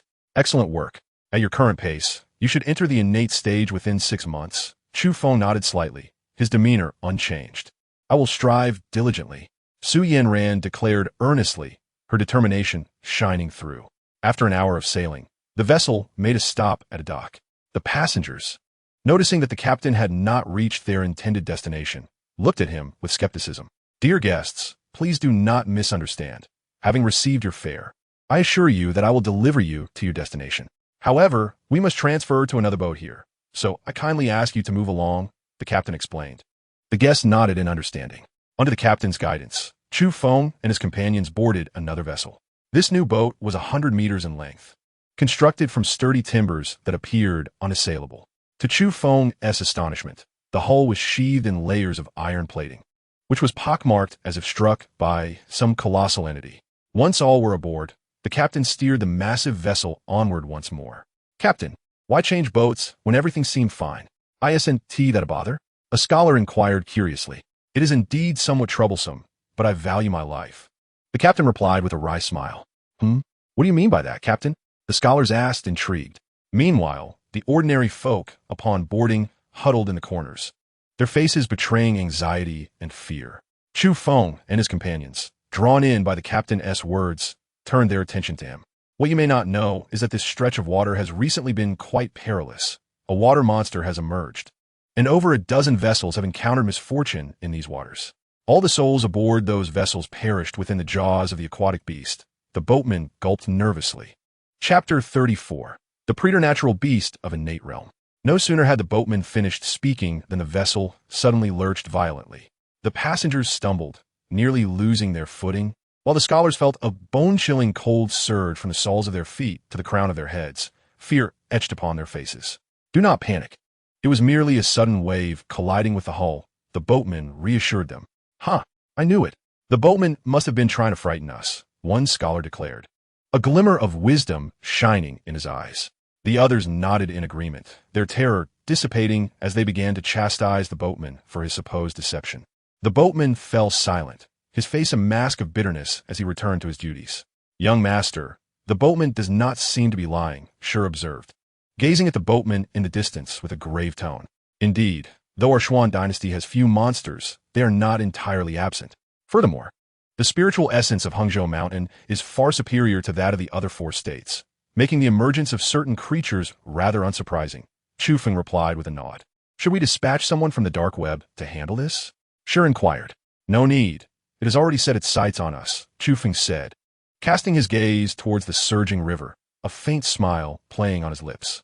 Just as Chu Feng's words faded, the ship's hull collided with something beneath, causing the vessel to shake violently, far more than before. All but Chu Feng and his two companions fell to the deck, cries of distress erupting. Meanwhile, the boatman lay trembling on the ground, fear etched across his face. The monster is coming. We are doomed. Boom, boom, boom. Sounds of thunderous impacts reverberated from the ship's bottom, causing it to sway as pieces of iron plating plummeted into the river, splashing water everywhere. A colossal figure emerged from the depths, its body casting a shadow over the entire vessel. A head, measuring an astonishing 20 to 30 meters, loomed before the ship, its eerie eyes fixated on everyone aboard. As the passengers beheld the true visage of the creature, they were horrified to discover it was an octopus beast. Yet, its size was beyond comprehension, with its head alone being so vast, leaving one to ponder the unimaginable length of its tentacles. The river suddenly roiled, and in an instant, 8 tentacles surged forth, each as long as the boat itself. These appendages enveloped the hull, hoisting it from the water and drawing it towards that gaping maw. The passengers could only emit desperate wails. At that moment, a flash of azure light erupted, slicing through the air with a sharp ferocity. The 8 tentacles, which had ensnared the vessel, were severed at the root, plummeting into the river with a thunderous crash. As the severed tentacles sank, a gentle force beneath the ship prevented it from capsizing, sustaining it in the water. Who goes there? The octopus monster let out a furious roar, its malevolent gaze fixed upon the individuals aboard the vessel. It was, astonishingly, a formidable creature of the innate realm. Chu Feng and his companions slowly emerged, with Chu Feng staring at the octopus monster, a flicker of surprise crossing his features. After gracefully dancing in the air for several moments, Qing Xia descended before Chu Feng, her radiance dissipating to reveal a slender azure sword, as delicate as a cicada's wing. Upon hearing the commotion, the octopus monster turned its gaze, and when it beheld Chu Feng and his companions, its pupils instantly turned frigid. Were you the ones who dared to harm me? The octopus monster bellowed with rage. In the next instant, dozens of water columns surged from the river surrounding the boat, hurtling towards Chu Feng and his companions. In stark contrast, Chu Feng remained unperturbed, casually waving his arm. Suddenly, the sword light of the Yinshan erupted forth, shattering all the water columns into countless droplets that cascaded from the heavens, reminiscent of an autumn rain. Witnessing this scene, the octopus monster's pupils quivered, realizing it was no match for the one before him. Without a moment's hesitation, it attempted to flee. However, Chu Feng offered no opportunity for escape, raising his hand and grasping the air. An invisible force materialized as claws, firmly seizing the octopus monster's head. I have no taste for idle chatter. I will ask a question, and you shall answer. Should your performance disappoint me, you know what awaits you. Chu Feng fixed his cold gaze upon the octopus monster. Fearful, The creature nodded vigorously. The first question, how did you reach the innate realm? This was not due to Chu Feng's incredulity. Since the establishment of the Qian dynasty, there had never been a precedent for a monster of the innate realm within its borders. This was largely because one of the 5 great dynasties was composed entirely of monsters, leading the other 4 to harbor a deep disdain for such beings. Whenever a monster surfaced, commands for extermination would swiftly follow. Consequently, the Qian dynasty had established a special organization dedicated to monster eradication. Wherever a monster threatened humanity, the members of this organization would appear to eliminate it. Under such circumstances, few monsters had the opportunity to cultivate to the innate realm. Upon hearing Chu Feng's inquiry, the octopus monster's gaze became evasive, stammering for a long while without uttering a word. With a cold snort, Chu Feng tightened his grip on the creature's claw, a wave of excruciating pain suddenly engulfing the octopus monster. Master, spare my life. I will tell you. Recently, a monster cast a pill in my waters, and after I consumed it, I broke through to the innate realm within days. The octopus monster, enduring the pain, hastily divulged. A monster? A pill? Chu Feng was taken aback. What kind of pill? I did not know its name, but it was dark red and exuded the scent of blood. The octopus monster replied earnestly, a glimmer of longing in its eyes as it recalled the pill. Do you remember what the monster looked like? I did not recall. Before consuming the pill, I had not yet awakened my intellect, completely drawn in by the pill's alluring aura, the octopus monster explained. After consuming the pill, did you encounter the previous monster again? No, I did not, the octopus monster affirmed with certainty, shaking its head. After failing to uncover any significant clues, Chu Feng felt a twinge of disappointment. He lifted his gaze towards the octopus creature and clenched his fist. With a resounding explosion, the creature's head shattered, transforming into a mass of flesh that plummeted into the river. This octopus had already harmed the crew of several vessels, and from the outset, Chu Feng had no intention of sparing its life. The others on the ship, witnessing the demise of the monster, approached Chu Feng to express their gratitude. The shipmaster stumbled into the cabin, hastily steering the vessel away from the treacherous waters. I am Zhu Zhu, a registered disciple of Qingyun Academy. I am deeply thankful for your life-saving intervention. A young man, no older than 15 and clad in white, addressed Chu Feng with sincere reverence. Unlike the other scholars aboard, the youth bore a hint of trepidation upon his youthful visage, yet his eyes sparkled like stars, exuding an aura of fearlessness. Possessing a strength equivalent to the 6th rank, he was only slightly stronger than an ordinary person, evidently a recent initiate into the martial world. Chapter 35. Zhu Zhu. Chu Feng and his companions looked up, observing Zhu Zhu, who remained composed in their presence. You must have recently arrived in Hangzhou, Zhu Zhu remarked with a smile directed at Chu Feng. Indeed. Chu Feng nodded in affirmation. Please, lead the way. I'm eager to hear more. Zhu Zhu guided the trio into a chamber within the ship's cabin. What you may not know is that the formidable creature you vanquished was not the sole beast to have consumed the elixir.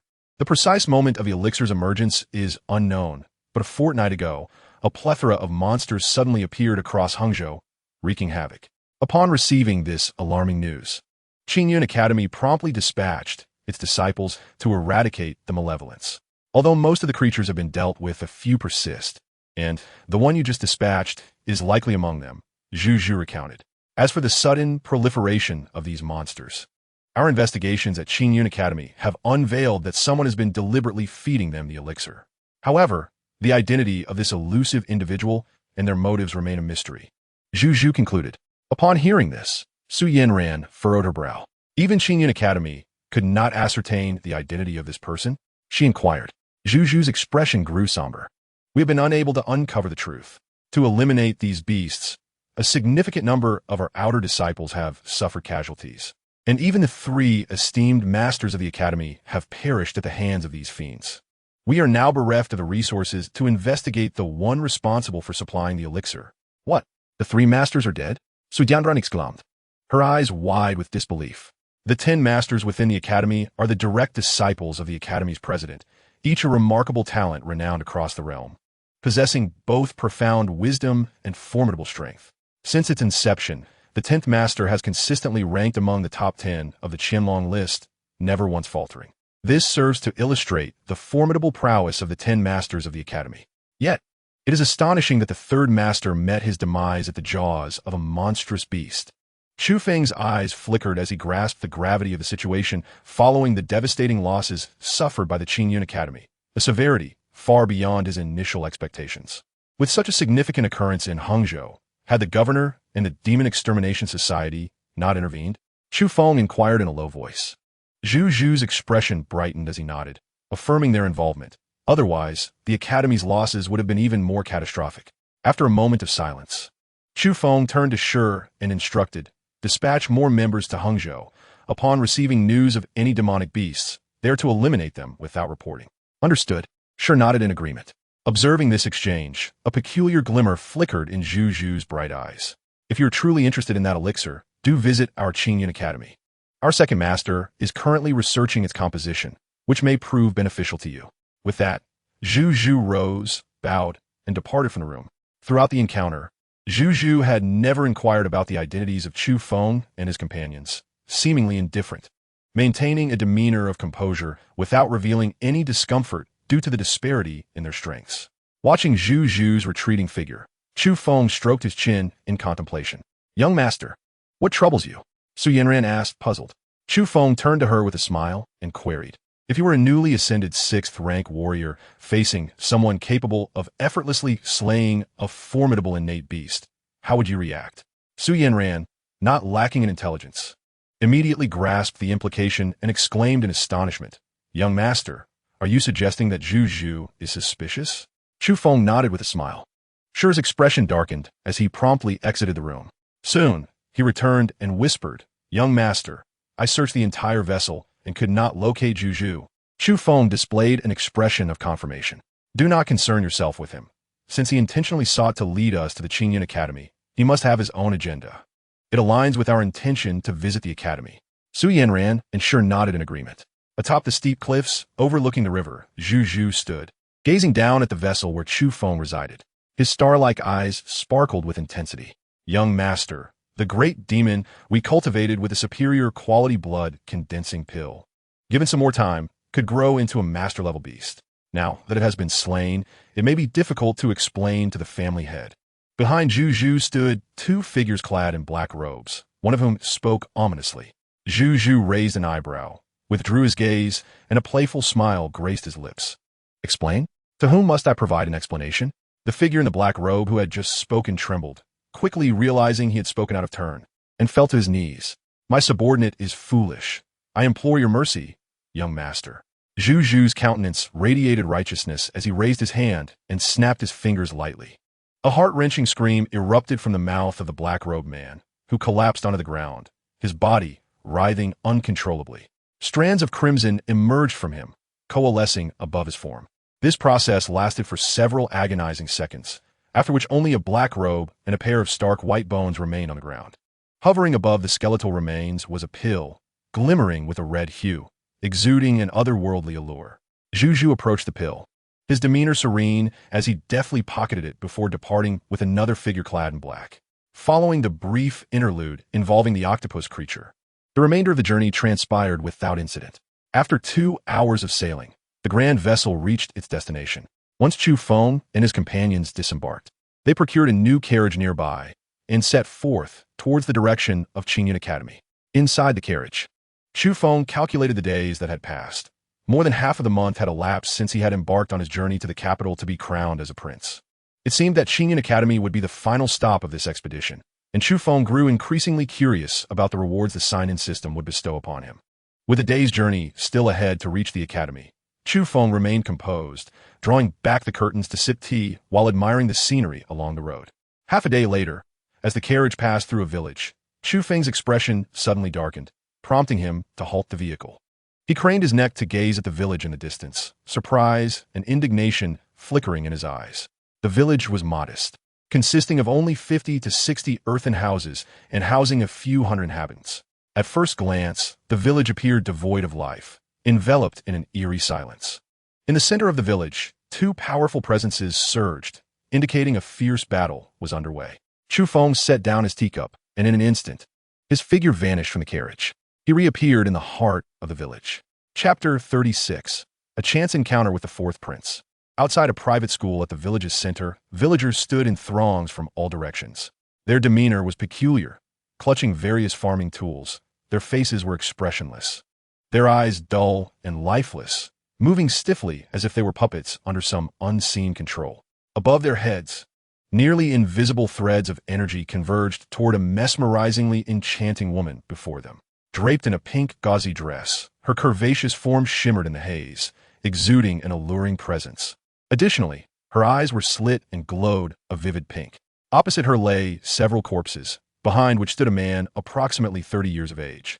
His features were well-defined, bearing a resemblance to Chu Feng, yet his clothing was tattered, and his arms bore slender, hair-like wounds. Blood flowed ceaselessly from these injuries, seeping into the earth beneath him. Ah, I did not anticipate that you, young sir, are of royal descent. Such knowledge fills my heart with joy. The woman swayed her body, seductively extending her tongue to caress her crimson lips. Her gaze was fixated on the man's unusual eyes, which were brimming with avarice. In her perception, the man was enveloped in a majestic golden aura, a unique essence emblematic of the royal lineage, the dragon's breath. This aura was most lethal to beings like her, yet equally irresistible. Should she succeed in vanquishing one who bore the dragon's breath, she could absorb some of its power, thus significantly enhancing her own prowess. The man before her had merely reached the late stage of the fourth rank, while she was already a formidable creature of the late innate stage. In their recent confrontation, he had relied on the dragon's breath to stand against her. Now he was at the end of his strength and could not withstand her next assault. In the shadows, Chu Feng instantly recognized that the woman was not human and simultaneously discerned the man's identity. He was none other than Prince Chu Mu, the fourth son of the great Qian dynasty. A hint of astonishment flickered across Chu Feng's face as he beheld his fourth brother. Among the princes of the great Qian dynasty, Chu Mu undoubtedly ranked first in his affections. Born into royalty, yet his aspirations lay beyond it. He never categorized people into ranks, treating all with kindness. During their time in the palace, Chu Mu had taken care of him on numerous occasions. However, he was a veritable recluse and scholar. Unless compelled by pressing matters, he would seldom venture outside, immersing himself in classical texts, oblivious to the world beyond his chamber. Chu Feng recalled how, 5 years prior, when he was exiled to the northern territories, Chu Mu had come to bid him farewell. Returning to the present, Chu Mu surveyed the corpses around him, a flicker of guilt crossing his features. Demoness, you are within the realm of the great Qian dynasty. Your slaughter of our citizens cannot go unchallenged, he declared, his gaze fierce as he admonished the woman. I have already sent word to the demon exterminating guild nearby. They are en route, and your demise is imminent. Chu Feng sighed silently, rubbing his forehead. After all these years, his fourth brother had remained unchanged. The woman's eyes glinted with a cold light as she cast a flirtatious glance at Chu Mu. I merely wish to engage in a deeper conversation with you. Dear sir, yet you summon others to seek my life. How could you be so heartless? She taunted. If that is the case, do not blame me for being remorseless. With a flourish of her arms, a torrent of demonic energy erupted from her being, and a fox apparition materialized behind her, its mesmerizing eyes gleaming brilliantly. The woman danced her fingers, and suddenly, the villagers raised their heads, their eyes fixed intently on Chu Mu. They brandished their farming tools and charged at him. Initially intent on confronting the demoness, Chu Mu, upon witnessing the villagers' actions, cursed them as despicable. Yet, gazing at the villagers, he could not bring himself to harm them, and was compelled to shift from offense to defense. The number of villagers was overwhelming, completely surrounding Chu Mu and leaving him no room to evade. In no time, several new wounds appeared on his body. In the shadows, Chu Feng shook his head in resignation, sighing as he felt defeated by Chu Mu's predicament. If he did not intervene soon, Chu Mu would surely perish at the hands of this enchantress. Stepping forward, Chu Feng's figure instantly materialized beside Chu Mu. Fourth brother, it has been a while, he said with a faint smile, then turned his indifferent gaze to the corpses of the villagers, controlled by the enchantress. With a flick of his finger, he unleashed a terrifying sword chi that sliced through the fine threads binding the villagers. The severed bodies fell to the ground with a thud. Who are you to interfere with my affairs? The enchantress glared at the suddenly appearing Chu Feng, her voice piercing with fury. Chu Feng cast a cold glance her way and uttered, silence. His voice resonated like thunder in the enchantress's mind, a dreadful pressure descending upon her like the vastness of the cosmos. The enchantress staggered as if struck, her illusionary fox form shattering, collapsing to the ground. Blood pouring from her lips, her vitality waning. The oppressive force did not dissipate, firmly pinning her to the ground. As she looked up at Chu Feng, her eyes were filled with terror. "Fourth brother, how do you intend to deal with this enchantress?" Chu Feng inquired, gazing at Chu Mu. "You are Chu Feng?" Chu Mu asked, incredulous. "It is I," Chu Feng replied with a nod and a smile. Upon realizing that his seventh brother had become so formidable, Chu Mu was taken aback. It was astonishing that this enchantress, a practitioner of the late innate stage, was subdued merely by the release of his brother's aura. Once he calmed his emotions, Chu Mu glanced at the enchantress, a fierce glint in his eyes. "Kill." "Very well," Chu Feng said, raising his hand. A surge of spiritual energy transformed into a sword, piercing through the enchantress's skull. She collapsed, her human form dissipating to reveal a fox carcass with lustrous fur. After dealing with the enchantress, Chu Feng channeled spiritual energy into Chu Mu, and under its nurturing, Chu Mu's injuries healed instantaneously. Surprised, Chu Mu looked at Chu Feng, but recalling the earlier scene, he felt at ease. "Seventh brother, I owe you my life today. Otherwise, I fear I would have perished here," he expressed sincerely. "Fourth brother, between us brothers, there is no need for such formality," Chu Feng replied with a smile. Chu Mu rubbed his head and chuckled. "Seventh brother, how did you come to be here?" "I recently received my coronation as a prince and was passing through this area on my way to the capital." "Ah, I see. Who realized?" "Fourth brother, I haven't yet asked you what brings you here. This is quite unlike your usual demeanor." In Chu Feng's memory, Chu Mu seldom ventured beyond the confines of the estate, and he had never left the capital. Yet, here he was, suddenly appearing in Hangzhou. Chapter 37. The Great Accomplishment of Righteousness. Chu Mu smiled and said, "The 7 masters of Qingyun Academy have returned from their travels across the seas, and they are hosting a gathering, graciously inviting me to attend." Chu Feng nodded, finding this entirely in line with Chu Mu's character. His fourth brother held no interest in the struggles for imperial power. Instead, he revered esteemed scholars of ancient times. "Fourth brother, I happen to be passing by Qingyun Academy. Would you care to accompany me?" Chu Feng cordially invite. Chu Mu's eyes brightened, and he did not decline. The two departed the village and approached the carriage, where Chu Mu was momentarily taken aback upon seeing Su Yanran and Shi. It seemed unexpected that Chu Feng would set out so discreetly, accompanied by only 2 attendants. They climbed aboard the carriage and set off towards Qingyun Academy. Throughout the journey, Su Yanran quietly sat beside them, brewing tea. Chu Feng and Chu Mu engaged in idle chatter about amusing anecdotes from their childhood, time slipping away unnoticed. As for Chu Feng's cultivation, he refrained from mentioning it, and Chu Mu tacitly chose not to inquire. Each individual harbors their secrets, and Chu Mu was no exception. Half a day later, they arrived at Qingyun Academy. As they stepped inside, a familiar system notification resonated in Chu Feng's mind. "Ding! The system has detected that the host is at Qingyun Academy. Would you like a check-in?" "Check-in," Chu Feng silently thought. "Ding! Congratulations, host, for successfully checking in at Qingyun Academy. System reward. Great accomplishment of righteousness." In an instant, a peculiar force flowed through Chu Feng's body, enveloping him with an aura of profound divinity. Chu Feng narrowed his eyes, his gaze sparkling with brilliance. The great accomplishment of righteousness. He had long heard of such extraordinary power. It was said that virtuous and noble scholars could cultivate it, harboring within themselves an essence of righteousness. Scholars could wield this essence to dispel evil and subdue demons, wielding an inimitable force. Years ago, when 2 demonic cultivators wreaked havoc at Qingyun Academy, the Academy's headmaster used a surge of righteousness, with the cultivation of a master at the early stage, to vanquish the 2 demonic cultivators at the late stage. When righteousness was unleashed, auspicious energy emerged, inherently restraining all malevolence in the world. This battle earned the headmaster of Qingyun Academy renown across the 5 great dynasties, and no one dared to provoke this seemingly delicate assembly of scholars any longer. Qingyun Academy sprawled across an expansive area, resembling a vast city.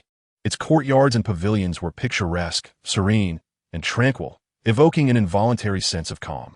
At that moment, a man clad in blue approached Chu Feng and his companions. Upon seeing this young man, the other scholars immediately halted, bowing in respect. The young man smiled and nodded to the scholars before walking up to Chu Feng and his companions. Chu Feng gazed at the young man before him and discerned that he was a formidable innate realm expert. Without further contemplation, he surmised that this individual must be one of the esteemed 10 scholars of Qingyun Academy. As anticipated, Chu Mu began to introduce him. Seventh brother. This is Scholar Qi from Qingyun Academy. Years ago, I encountered him by chance in the capital, and since then we have forged a deep friendship. He specifically invited me here today. Scholar Qi, this is my seventh brother, Chu Feng. Scholar Qi was momentarily taken aback, then bowed respectfully to Chu Feng. The tale of His Highness, the Seventh Prince, repelling 200,000 troops of the Great Chu in the Northern Territory, had long since spread throughout the vast Xian Empire. It is indeed a stroke of luck for me to make the acquaintance of His Highness today. Chu Feng cast a sidelong glance at him. Scholar Qi, is flattery a tradition at Qingyun Academy? Both Chu Mu and Scholar Qi were momentarily taken aback. Scholar Qi straightened his posture, exhibiting no signs of anger. A glimmer of brilliance illuminated his countenance as he regarded Chu Feng with a knowing smile. The seventh prince is indeed a remarkable individual. A smile graced the corners of Chu Feng's lips. Since you are here, why not linger at Qingyun Academy for a few days? Certainly, Chu Feng replied without a moment's hesitation. His agreement was not born of any desire for discourse, but rather for the Academy's vast library. As the foremost sanctuary for scholars, the collection at Qingyun Academy was undoubtedly more extensive than that of the ancient sword sect. Perhaps here, he might uncover greater insights into the realms beyond the Grandmaster level, and even knowledge of worlds beyond. Your Highnesses, the exchange will not commence until tomorrow. I kindly ask you both to stay at Qingyun Academy for the night. The guest chambers have been prepared, and I shall escort you there now. Scholar Qi led the way, guiding Chu Feng and the others into the academy. Their pace was leisurely, filled with casual conversation. Though most of the dialogue flowed between Scholar Qi and Chu Mu, revolving around verses and ancient compositions from the classics. Scholar Qi, I have a matter I wish to inquire about. Chu Feng suddenly spoke. Scholar Qi turned with a smile. Please, Your Highness, do tell. Does Qingyun Academy have a registered disciple by the name of Zhu? Scholar Qi furrowed his brow in contemplation before shaking his head. Our academy does not have such a disciple. Are you quite certain? Chu Feng asked, somewhat surprised by the certainty in his tone. Your Highness, Qingyun Academy conducts a census of its disciples annually, a task I oversee. With a wealth of knowledge, my memory is indeed sharper than most, and I am quite certain that there is no disciple by that name. Chu Feng remained unfazed by this response. Seventh brother, why do you inquire about him? Is there some past grievance between you and Zhu? Chu Mu asked curiously. None whatsoever. I merely encountered a minor incident on my journey. Chu Feng replied with a faint smile, then proceeded to recount the events that transpired during his river crossing. Unexpectedly, Mr. Qi's expression changed upon hearing the news, and he solemnly regarded Chu Feng and the others. Your Highness, the news of Mr. San's demise is a closely guarded secret within Qingyun Academy, known to only a few. I hope you will refrain from disseminating it. Of course, Chu Feng replied affirmatively. Chu Mu, still immersed in shock, quickly nodded in agreement. Following this incident, Mr. Qi lost his earlier elegance, and, after escorting Chu Feng and the others to the elegant chamber, hurriedly took his leave. Young master, shall we investigate Zhu? Sure inquired. After a brief moment of contemplation, Chu Feng shook his head. There is no need for that. Zhu will naturally reveal himself, as he was the one who lured me to Qingyun Academy. After spending some time in the room, Chu Feng stepped outside, wandering leisurely nearby. This area marked the heart of Qingyun Academy, where the dean and the 10 esteemed gentlemen resided, a place typically inaccessible to ordinary folk. Chu Feng expanded his consciousness, enveloping the entire Qingyun Academy in an instant. Upon locating the individual he sought, he withdrew his awareness and vanished from his original spot in a heartbeat. Chu Feng arrived at a tranquil valley, where a courtyard building stood beside a flowing stream. Approaching the entrance, he knocked on the door. This is Chu Feng, the seventh prince of the Xian dynasty, here to seek an audience with Mr. Air. A deep voice resonated from within the courtyard. Not available. Raising an eyebrow, Chu Feng remained rooted in place. The occupant, noticing Chu Feng's reluctance to leave, grew increasingly displeased. I said I'm not available. Why are you still lingering? Be gone at once. Simultaneously, an overwhelming pressure erupted from the courtyard. Despite the oppressive force, Chu Feng remained as steadfast as a mountain, unyielding in the face of the onslaught. As the pressure dissipated, footsteps approached from within, eventually halting just behind the door. With a creak, the door swung open, revealing a weary and honest face before Chu Feng's eyes. "What do you want?" Mr. Air questioned, his gaze fixed on Chu Feng with evident annoyance. "Nothing much. I recently heard from someone that you have been researching a particular elixir, and I happen to be intrigued by it, so I came to take a look." Chu Feng ziplit gan li. Upon hearing this, Mr. Air's pupils contracted, and his demeanor shifted as he regarded Chu Feng. "Gumein." Mr. Air turned and entered the courtyard, with Chu Feng closely following. The mingled scent of various herbs enveloped him, causing him to frown slightly. Accompanying Mr. Air to the second floor of the courtyard, Chu Feng's attention was immediately drawn to a table laden with numerous jars and vials. He approached the table, his gaze fixated on a pill the size of a lychee. The pill was a deep crimson, reminiscent of blood, exuding a pungent and acrid scent. Chu Feng reached out, taking the pill in hand to examine it carefully. Mr. Air stood silently nearby, refraining from interrupting Chu Feng's scrutiny. "In recent days, I have perused various materials regarding elixirs, yet I remain utterly perplexed." Mr. Air, ruffling his disheveled hair, gazed vacantly, embodying despondency. Chu Feng gently set the elixir down, his countenance grave, and uttered, "I never expected it to be this particular elixir." Upon hearing this, Mr. Air's eyes sparkled with excitement as he rushed over, exclaiming, "Do you recognize this elixir?" Chu Feng not that happy my see. Indeed, his visit to the ancient sword sect's library had not been in vain. He had encountered a solitary tome describing an elixir that resembled the one before him in every detail. This rare manuscript, acquired by the founding master of the ancient sword sect, contained but two crucial points regarding the elixir. Firstly, its effect. This elixir is only suitable for demonic beasts and is utterly unsuitable for human consumption. When ingested by demonic beasts, it can dramatically enhance their power over a short period. The more potent the elixir, the greater the increase in strength. Conversely, should a human consume it, they risk becoming a mindless, bloodthirsty beast at best, or, at worst, exploding from within. Secondly, the sole requisite material for crafting this elixir is human blood. To produce a single elixir, the blood of hundreds of thousands of individuals is required. The author of that ancient manuscript lived in a distant era, long before the emergence of the 5 great empires, when the demonic clans dominated vast expanses of land, and humans were mere slaves, subject to their whims without dignity. This state of affairs persisted until one day, a demonic clan devised this elixir, enabling their rapid ascension and aspirations of unifying the realm. Alarmed, other demonic clans formed alliances to counter this threat. Meanwhile, amidst the infighting of the demonic clans, humanity quietly grew in strength, emerging as a formidable force. As time passed, the demonic clans, weakened by internal strife, saw human cultivation become unstoppable, ultimately asserting dominance over the land. The very clan that had invented this elixir was annihilated by humans, and the methods of its creation were entirely obliterated. In an unexpected turn of events, during this peaceful era devoid of national conflicts among the 5 great empires, this elixir has resurfaced. If memory serves, this elixir is known as the blood-condensing elixir.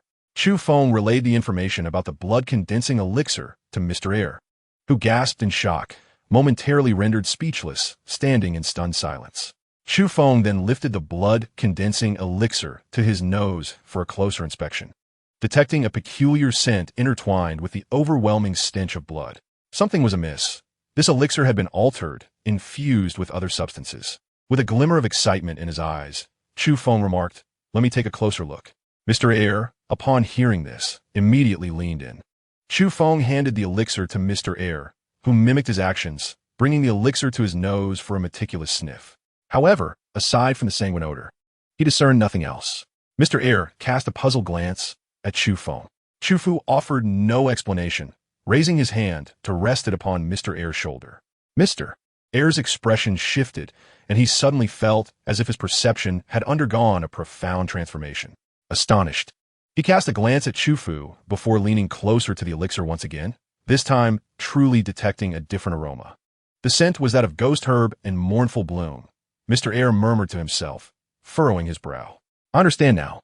It is the spirit-binding pill. There can be no mistake. It is indeed the spirit-binding pill. This congealed demon blood pill is infused with the spirit-binding pill." Mr. Air exclaimed, his excitement palpable. "Your Highness, this matter is of great significance. I must report this to the Dean immediately. Forgive my abrupt departure." He bowed gratefully to Chu Fu before hastily exiting. The congealed demon blood pill and the spirit binding pill. How intriguing the situation had become. Chu Fu smirked coldly, his figure transforming into a fleeting shadow. Upon returning to his quarters, he summoned Shi. Send someone to closely monitor the movements of the remnants of the demon sect within the Dashuan Empire. Yes, Shi responded before withdrawing. The demon sect, once the foremost dark cult 50 years ago, had numerous followers scattered across the 5 great empires. Their formidable power soon aroused the apprehension of the 5 empires, leading to a united effort to eradicate the sect. Although some remnants escaped at that time, they were not taken seriously by the 5 empires. Yet, unexpectedly, 50 years later, the demon sect resurfaced. The spirit binding pill, as its name suggests, is a control-type elixir unique to the demon sect. To the casual observer, the user appears normal. But once the sect employs special methods, the user instantly transforms into a deathly soldier. The evident purpose of the demon sect, infusing the congealed demon blood pill with the spirit binding pill, is to exert control over those monsters. While Chu Fu remained uncertain of the sect's ultimate intentions for these creatures, he sensed an impending storm. Qingyun Academy was destined to be at the eye of this tempest. Within the residence of Dean Chun Qingqing at Qingyun Academy, aside from the deceased Mr. San and Mr. Air, who was engrossed in alchemical research, all other masters have been summoned by Mr. Qi. Mr. Qi conveyed to the assembly the details of what Chu Fu had disclosed. Following his account, a profound silence enveloped the room, all the masters furrowing their brows in contemplation. If Chu Fu had not lied, then a traitor must exist within Qingyun Academy. However, those who were aware of Mr. San's demise were all present, and I cannot believe that a traitor lurks among us. Ms. Jiu, a gentle and refined woman, was the first to break the silence. Speaking softly, I believe Sister Jiu's assessment is correct. Based on my conjecture, Zhu must be a spy from another sect who infiltrated the academy and inadvertently learned of Mr. San's death before encountering Chu Fu. Mr. Wu nodded in agreement. Yet, I feel the matter is not so straightforward. If Zhu were indeed a spy, why would he disclose intelligence to Chu Fu? It appears that Zhu is intentionally trying to draw Chu Feng to the academy. What could be his purpose in doing so? Mr. Qi analyzed. Chapter 39. The Forbidden Zone of the Academy. Upon Mr. Qi's conclusion, the individuals in the room furrowed their brows, enveloped in a thick veil of silence, their hearts shrouded in gloom. Recently, Hangzhou and Qingyun Academy have experienced an overwhelming number of upheavals, leaving them feeling utterly exhausted. The head of Qingyun Academy, Chun Qingqing, raised her gaze towards her disciples, stating solemnly, "Enough, let this matter rest. We shall set aside Zhu's affairs for the moment. I have summoned you all here to address the frequent emergence of monsters in Hangzhou. Although most of the beasts have been dealt with, some powerful creatures still lurk in Hangzhou, posing a threat that ordinary disciples cannot contend with. For the safety of the citizens, the responsibility of exterminating these demons falls upon you." The several gentlemen straightened their expressions and declared with righteous fervor, "Rest assured, teacher, slaying demons is our duty." Chun Qingqing nodded with a smile.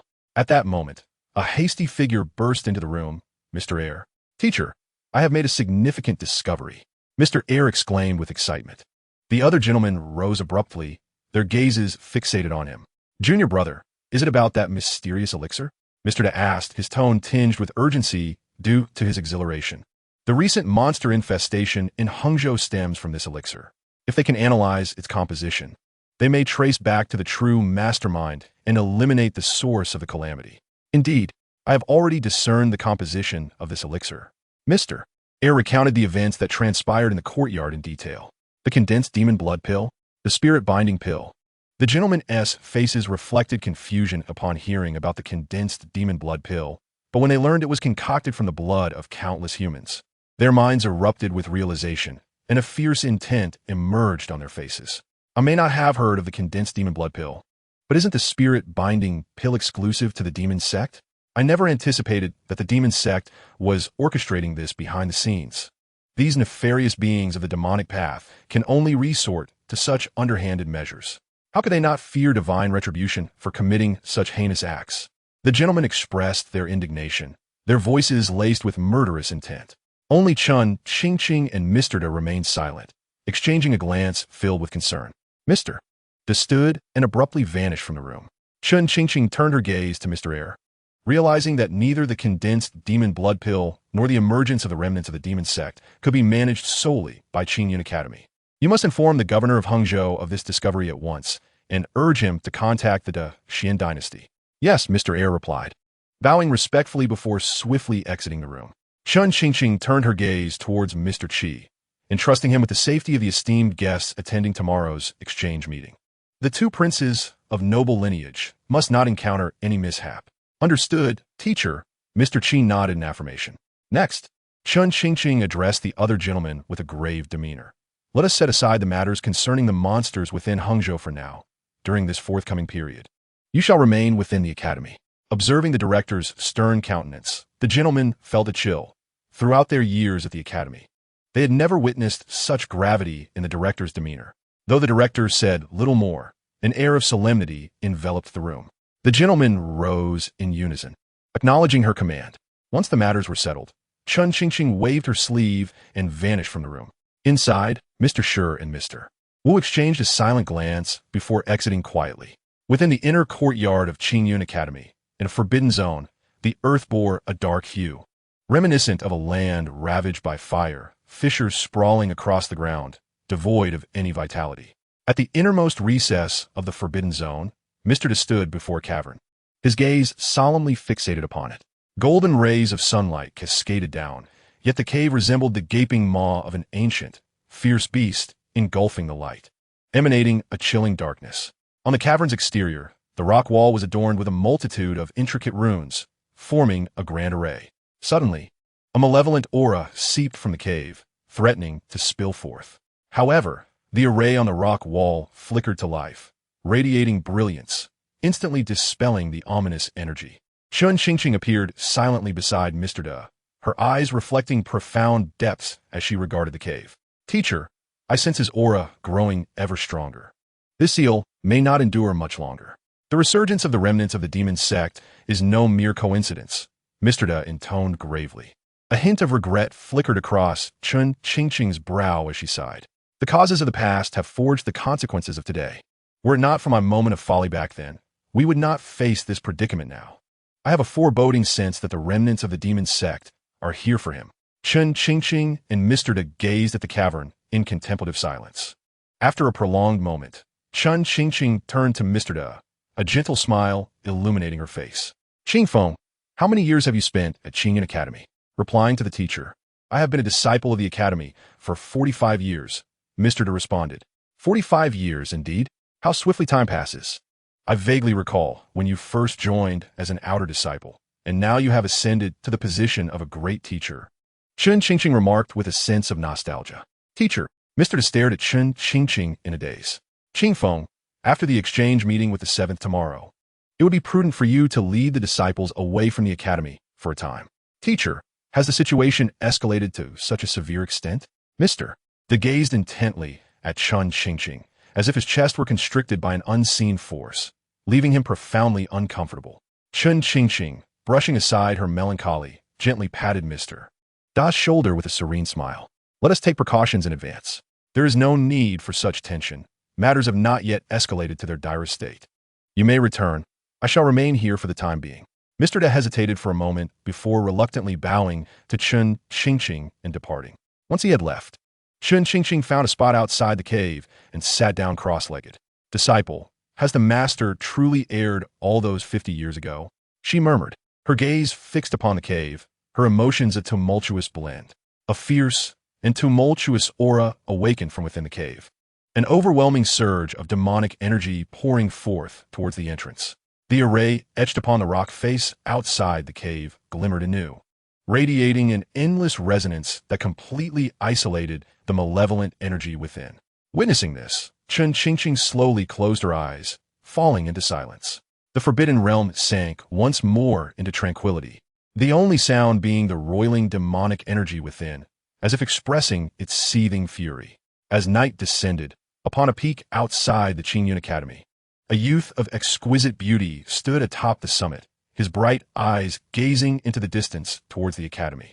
A slight, wistful smile graced his lips as he shook his head in lamentation.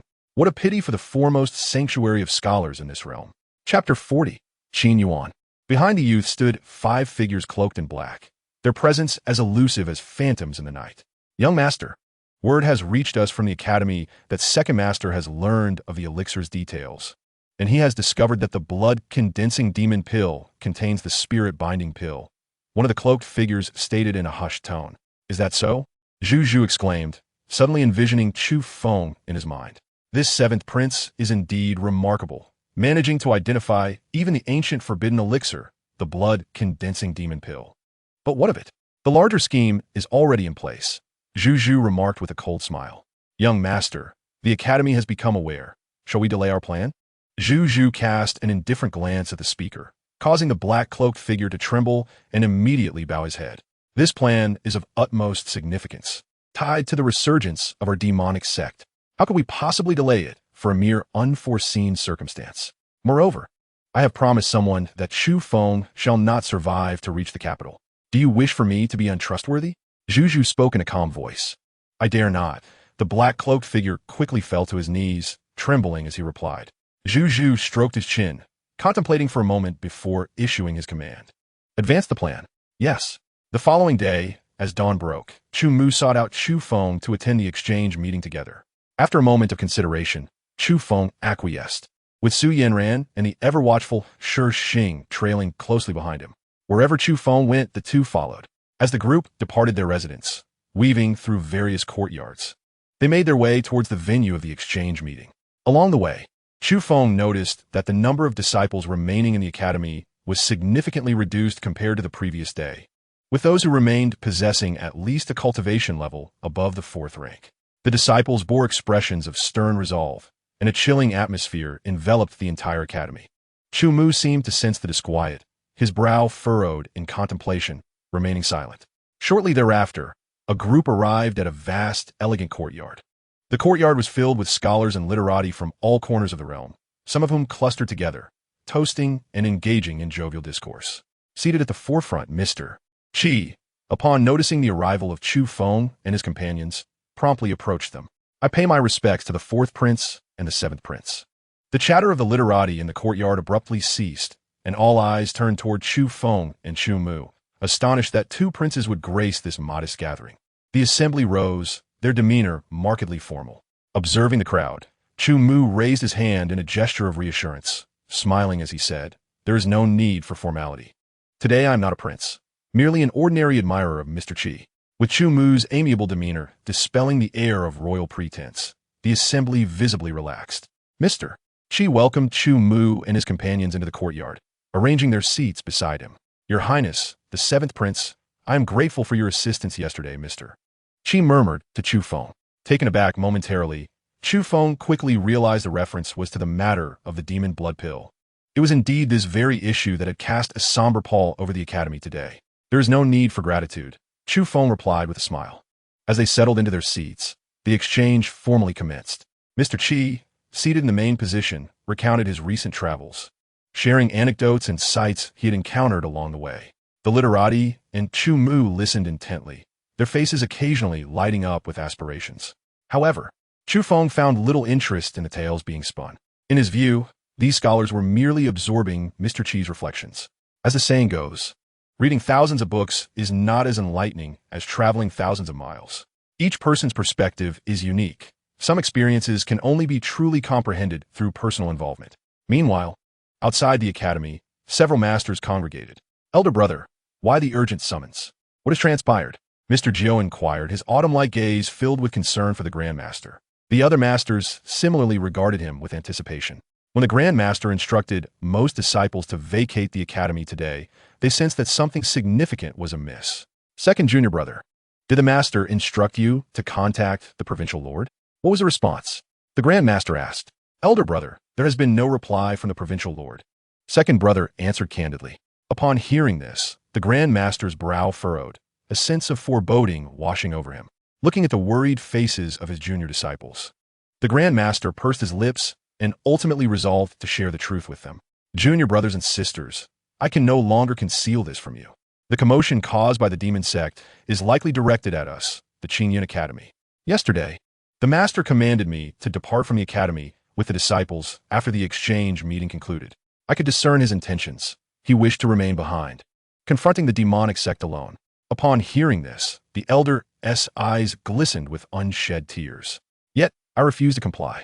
Ever since I joined the Qingyun Academy, I have regarded it as my home. I cannot permit the minions of the demonic sect to ravage our sanctuary. Therefore, I shall not heed the Master's directive this time. I intend to stay and face the demonic sect alongside him. After a moment of silence, the other masters burst into laughter. Eldest brother, it is rather inconsiderate of you to inform us so late. This academy is not solely your abode, it is equally ours. Now that the demonic sect seeks to invade our home, if we were to flee today, would not our years of scholarly pursuits be in vain? Today, I shall not depart. I too shall remain. So shall I. The other masters echoed, their eyes shimmering with resolute determination. Excellent, the elder exclaimed, visibly moved.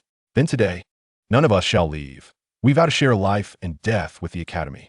Together with the academy, through thick and thin, the assembly of masters shouted in unison.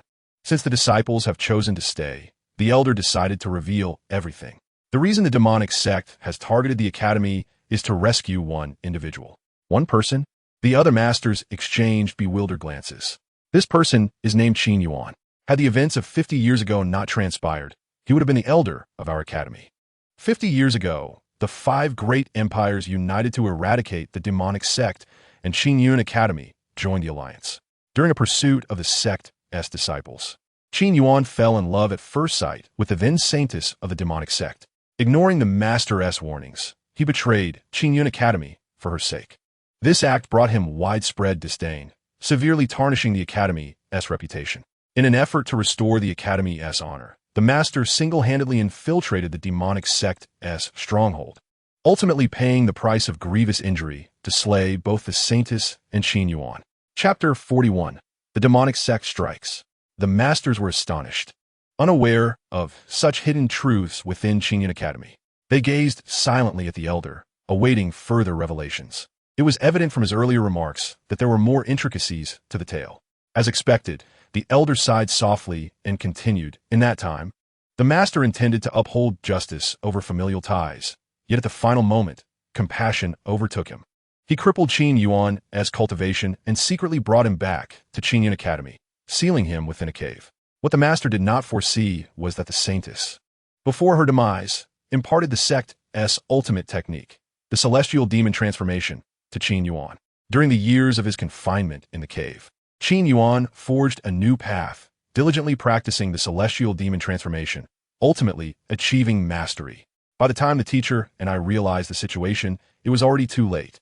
His transformation into the celestial demon had reached its 8th stage. The 8th stage of the celestial demon transformation.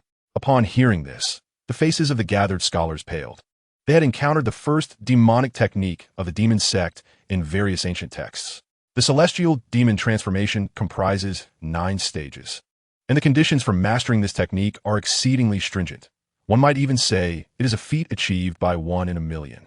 Once initiated, each breakthrough in the stages results in a profound metamorphosis of the practitioner's physical form, effectively doubling their strength. However, behind this power lies the agony of having one's bones ground and marrow extracted. Should one fail to endure, the practitioner would be devoured by the very technique they sought to master, turning to ashes on the spot.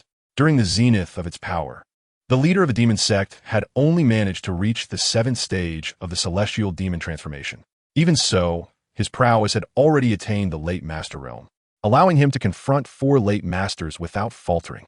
Yet, Qin Yuan surpassed even that formidable leader, having advanced to the 8th stage. The scholars finally comprehended why the remnants of the demon sect sought to target the Qingyun Academy. If Qin Yuan were to escape his confinement under his leadership, the demon sect would undoubtedly rise again, plunging the world into chaos once more. Such a scenario was something the scholars would never allow to unfold. Master brother, what can we do? Inquired the resolute second scholar, addressing the grand scholar. The grand scholar smiled confidently, reassuring them there is no need for excessive worry. If Qin Yuan could easily break the seal, he would have done so already. The formation sealing the cave was derived from a rare tome the teacher had come across. This formation envelopes the entire Qingyun Academy, harnessing the continuous righteous energy within to inscribe countless intricate spells, suppressing evil and restraining demons.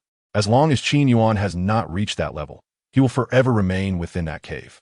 The teacher is personally overseeing the cave. No unforeseen events will occur. Our task is simply to guard the 8 focal points of the formation. With that, the Grand Scholar began to allocate responsibilities, directing the scholars to their respective points of vigilance. Once the arrangements were complete, the scholars promptly departed for their assigned locations. The scholarly exchange continued within the elegant hall, persisting until midday, at which point the gathering concluded. The literati, reluctant to part, bowed to the 7th scholar in farewell, their faces reflecting a lingering sense of unfulfilled engagement. 7th brother, the exchange has concluded. I must return now. Shall we travel together? Suggested Chu Mu, gazing at Chu Feng. Chu Feng shook his head. 4th brother, you may go ahead. I need to remain at Qingyan Academy for a few more days. Chu Mu, upon hearing this, did not press further, replying, very well. After arranging to reconvene in the capital, Chu Mu prepared to depart Qingyan Academy. Upon returning, after seeing off the guests, the 7th scholar noticed Chu Feng still lingering in the elegant hall and approached him. Your Highness, is there anything else on your mind? The 7th scholar inquired, his brow furrowed in contemplation. Moments ago, Mr. Da had conveyed all the matters to him, and he resolutely chose to remain, sharing life and death with Qingyan Academy. The 8 focal points were under vigilant watch, and his current task was to ensure the guests departed from this land of turmoil. I wish to enter your academy's library, Chu Feng declared. Enter the library? Mr. Qi's expression revealed inner conflict.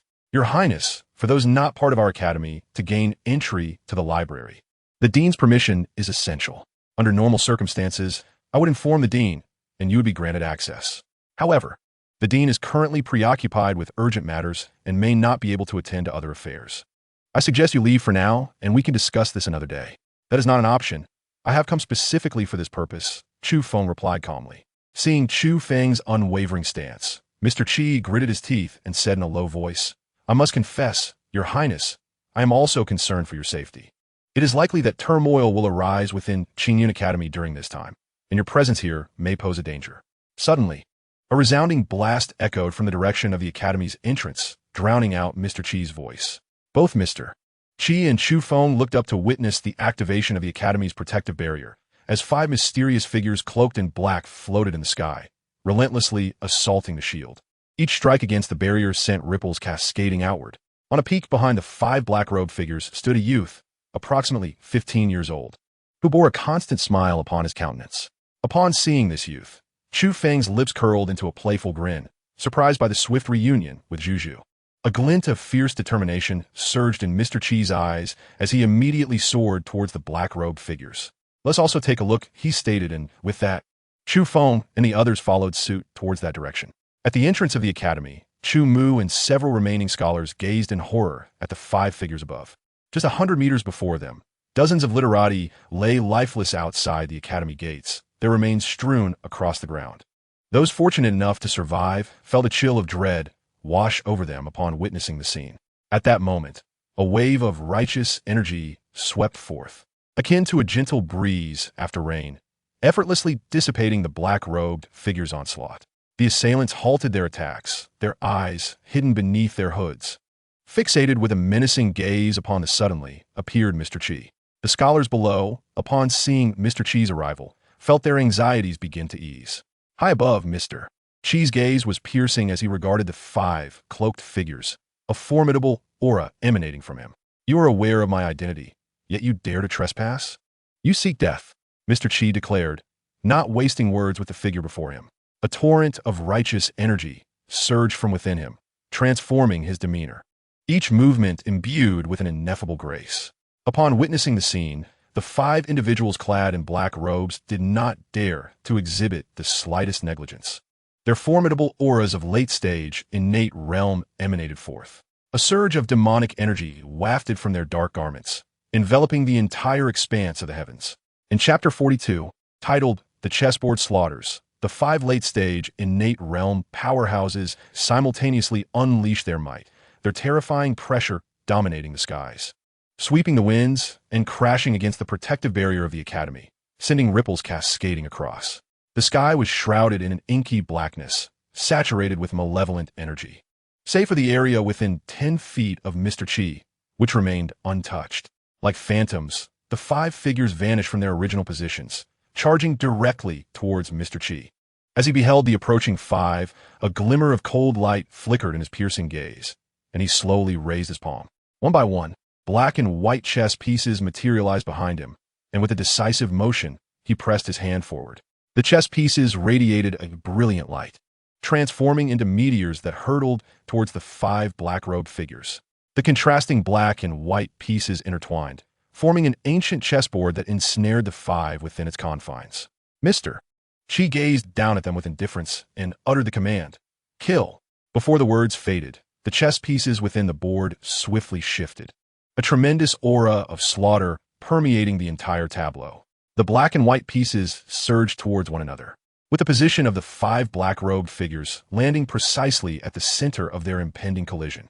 In the eyes of the 5 black-robed individuals, those chess pieces morphed into seasoned warriors, brandishing their weapons as they charged forward. The events unfolded with such rapidity that the black-robed figures had no time to react. The chess pieces collided before them, and in the next moment, a plethora of dazzling lights erupted, engulfing the entire chessboard along with the 5 black-robed figures. As the brilliance gradually dissipated, the azure sky returned to clarity. 5 corpses plummeted from the heights, crashing heavily onto the ground and stirring up clouds of dust. The scene fell into an eerie silence. The gathered scholars gazed upon the 5 gruesomely mangled bodies, unable to suppress their gulps of trepidation. Clapping his hands in appreciation from a distant mountaintop, Zhu Zhu remarked with a chuckle, "I have heard tales of Mr. Chi's unparalleled chess skills, known as the chess saint. Witnessing it today truly opens my eyes." Mr. Chi turned his gaze towards the sound, his brow furrowing upon spotting Zhu Zhu. With a flick of his fingertip, a white piece sliced through the air, hurtling directly towards Zhu Zhu's head. Mr. Chi showed no inclination to spare him, despite Zhu Zhu's weaker cultivation. Today, with him present, any who dared to trespass upon the Qingyun Academy would meet their demise. At that moment, 2 emaciated, hunchbacked elders suddenly appeared before Zhu Zhu. One of the elders raised his gaze slightly. His eyes were clouded and devoid of luster. With a labored motion, he waved his hand, effortlessly neutralizing Mr. Chi's attack without the slightest hint of energy flowing. Mr. Chi's pupils constricted in response, his expression sharpening as he scrutinized the 2 elders. Zhu Zhu glanced at the blazing sun above and shrugged, stating, "There is no time left. Mr. Chi, let them entertain you." With a snap of his fingers, the ground beneath Qingyun Academy trembled violently. "Quick, look!" Someone shouted in terror, raising their hand. The crowd followed the direction of his gaze and beheld thick smoke billowing in the distance, swiftly advancing towards the academy. Within the smoke, colossal figures became discernible. Monsters. At a glance, the number of these creatures exceeded 100, and the malevolent energy they exuded indicated that half of them possessed innate capabilities. Some timid scholars, upon witnessing this scene, collapsed in fright. "Damn it," Mr. Chi muttered, his face pale. It was evident that these monsters had ingested the demonic blood pill and were now under someone else's control. The horde surged forward with remarkable speed, closing in on the academy within moments. "Mr. Chi, we're having fun. We shall take our leave first," Zhu Zhu remarked with a wink. Soon after, the 2 elders grasped his arm, and in an instant, the 3 of them vanished from sight. Mr. Chi, now preoccupied with the impending threat, stood resolutely before the protective barrier of the academy, exuding an aura of formidable power. "Kulme," he roared, striking the ground with both hands. In the next moment, a deadly chessboard materialized beneath the horde of monsters, countless black and white pieces cascading down upon the creatures with lethal intent. Roars of agony erupted from the monsters as many were pierced, blood oozing from their wounds. Yet, these beasts appeared impervious to pain, their eyes filled with madness and a thirst for slaughter. As one monster fell, others trampled over its carcass. Although Mr. Chi was strong, he was merely at the late stage of the innate realm. The deadly chessboard endured only for a brief moment before being torn apart by the monsters. Mr. Chi's complexion turned ashen, a trickle of blood escaping from the corner of his mouth. Casting a horrified glance at the encroaching horde, he reluctantly retreated behind the protective barrier to tend to his injuries. Shortly after his withdrawal, the monsters reached the barrier and commenced their assault. Do not panic, everyone. With their strength, it will take at least half an hour to breach the barrier. Allow me a moment to recuperate before I venture out to eliminate them. Mr. Chi declared. Chu Mu stepped forward, stating, I have already sent word to the governor of Hangzhou and the Exorcism Society. Help is on the way. The scholar sighed in relief upon hearing Chu Mu's words. Approaching Mr. Qi, Chu Mu retrieved a jade vial from his robe and handed it to him. Mr. Qi nodded in gratitude, unceremoniously opening the vial and consuming the elixir within. Chu Mu gazed at the monsters relentlessly attacking the barrier, a flicker of concern crossing his features. To prevent panic, he refrained from mentioning that he had yet to receive any response from the governor of Hangzhou, and that those from the Exorcism Society were hardly a match for these beasts. Mr. Qi, where are the dean and the other gentlemen? Once Mr. Qi felt slightly better, Chu Mu inquired softly. Upon hearing this, Mr. Qi's expression grew somewhat complex as he lifted his gaze towards the direction of the formation.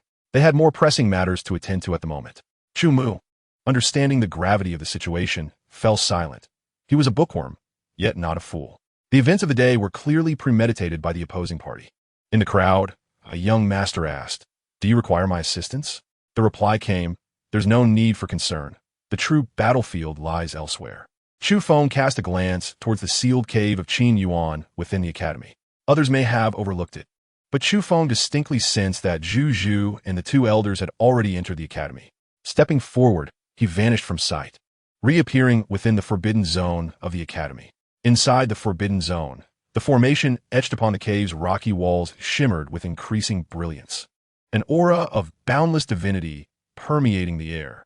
Zhu Zhu and the two elders emerged from the shadows, their gazes fixed intently upon the cave. No wonder the remnants of the demon sect behaved so audaciously. It turned out that the two of you had survived all these years.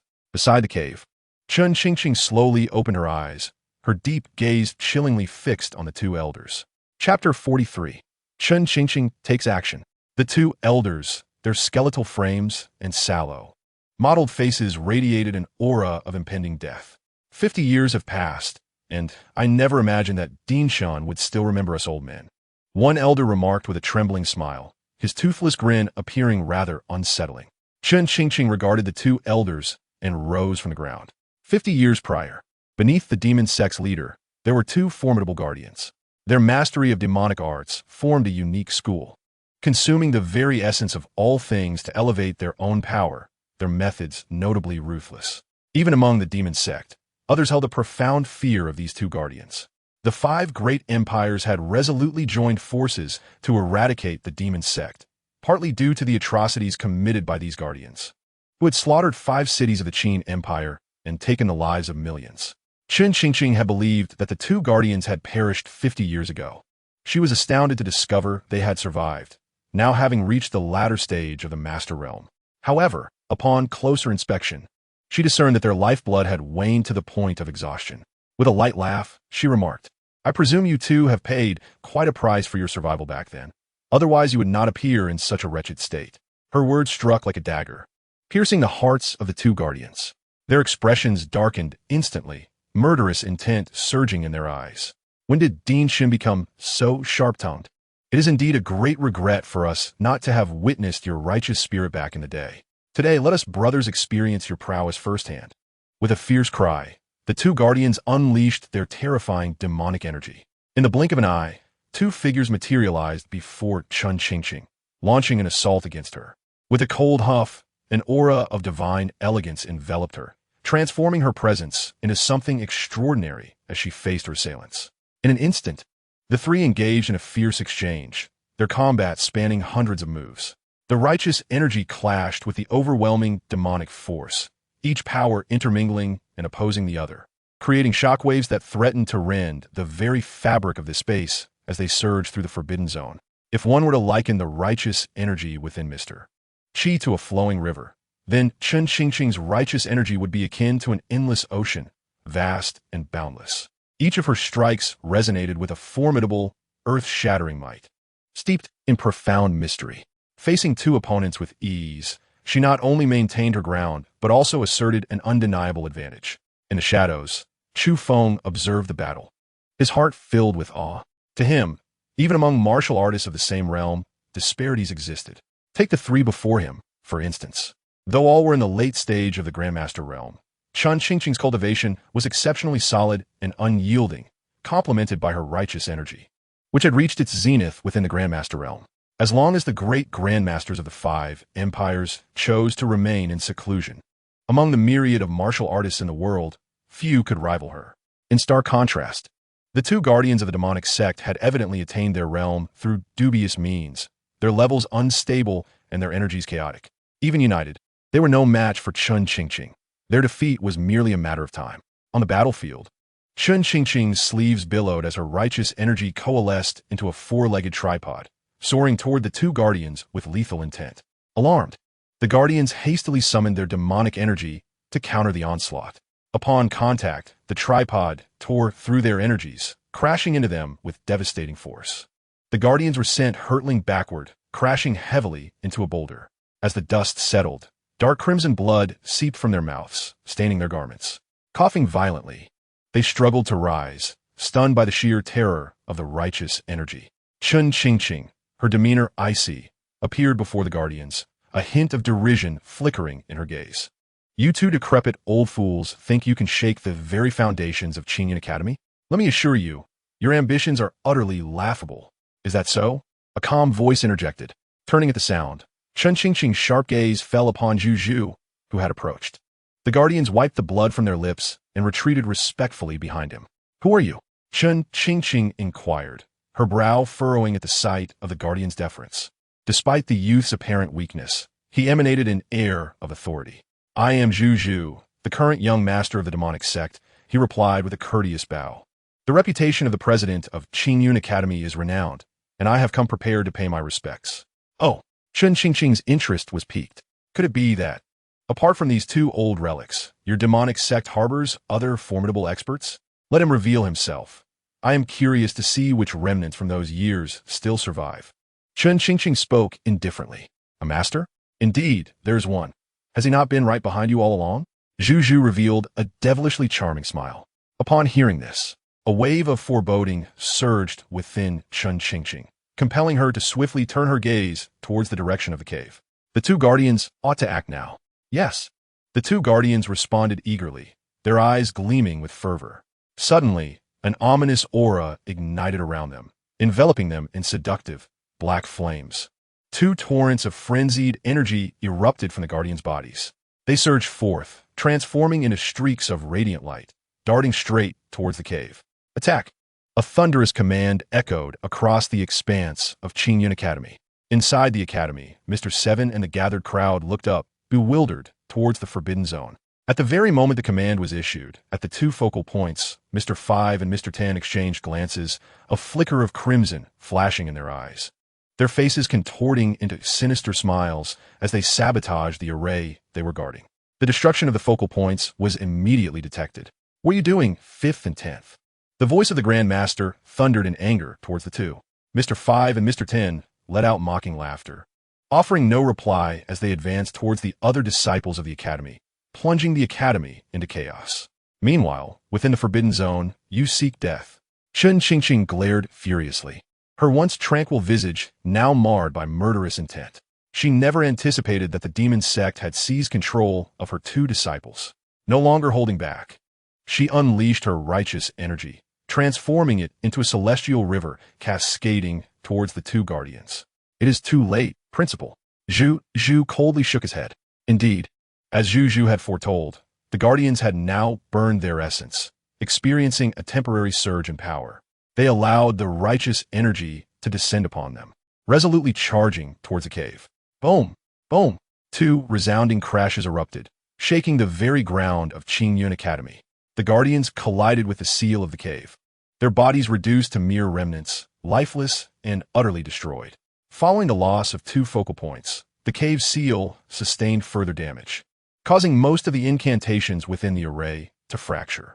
Teacher, it has been long since we last met. A chilling voice resonated from within the cave. Chapter 44. Behold, this is the righteous energy.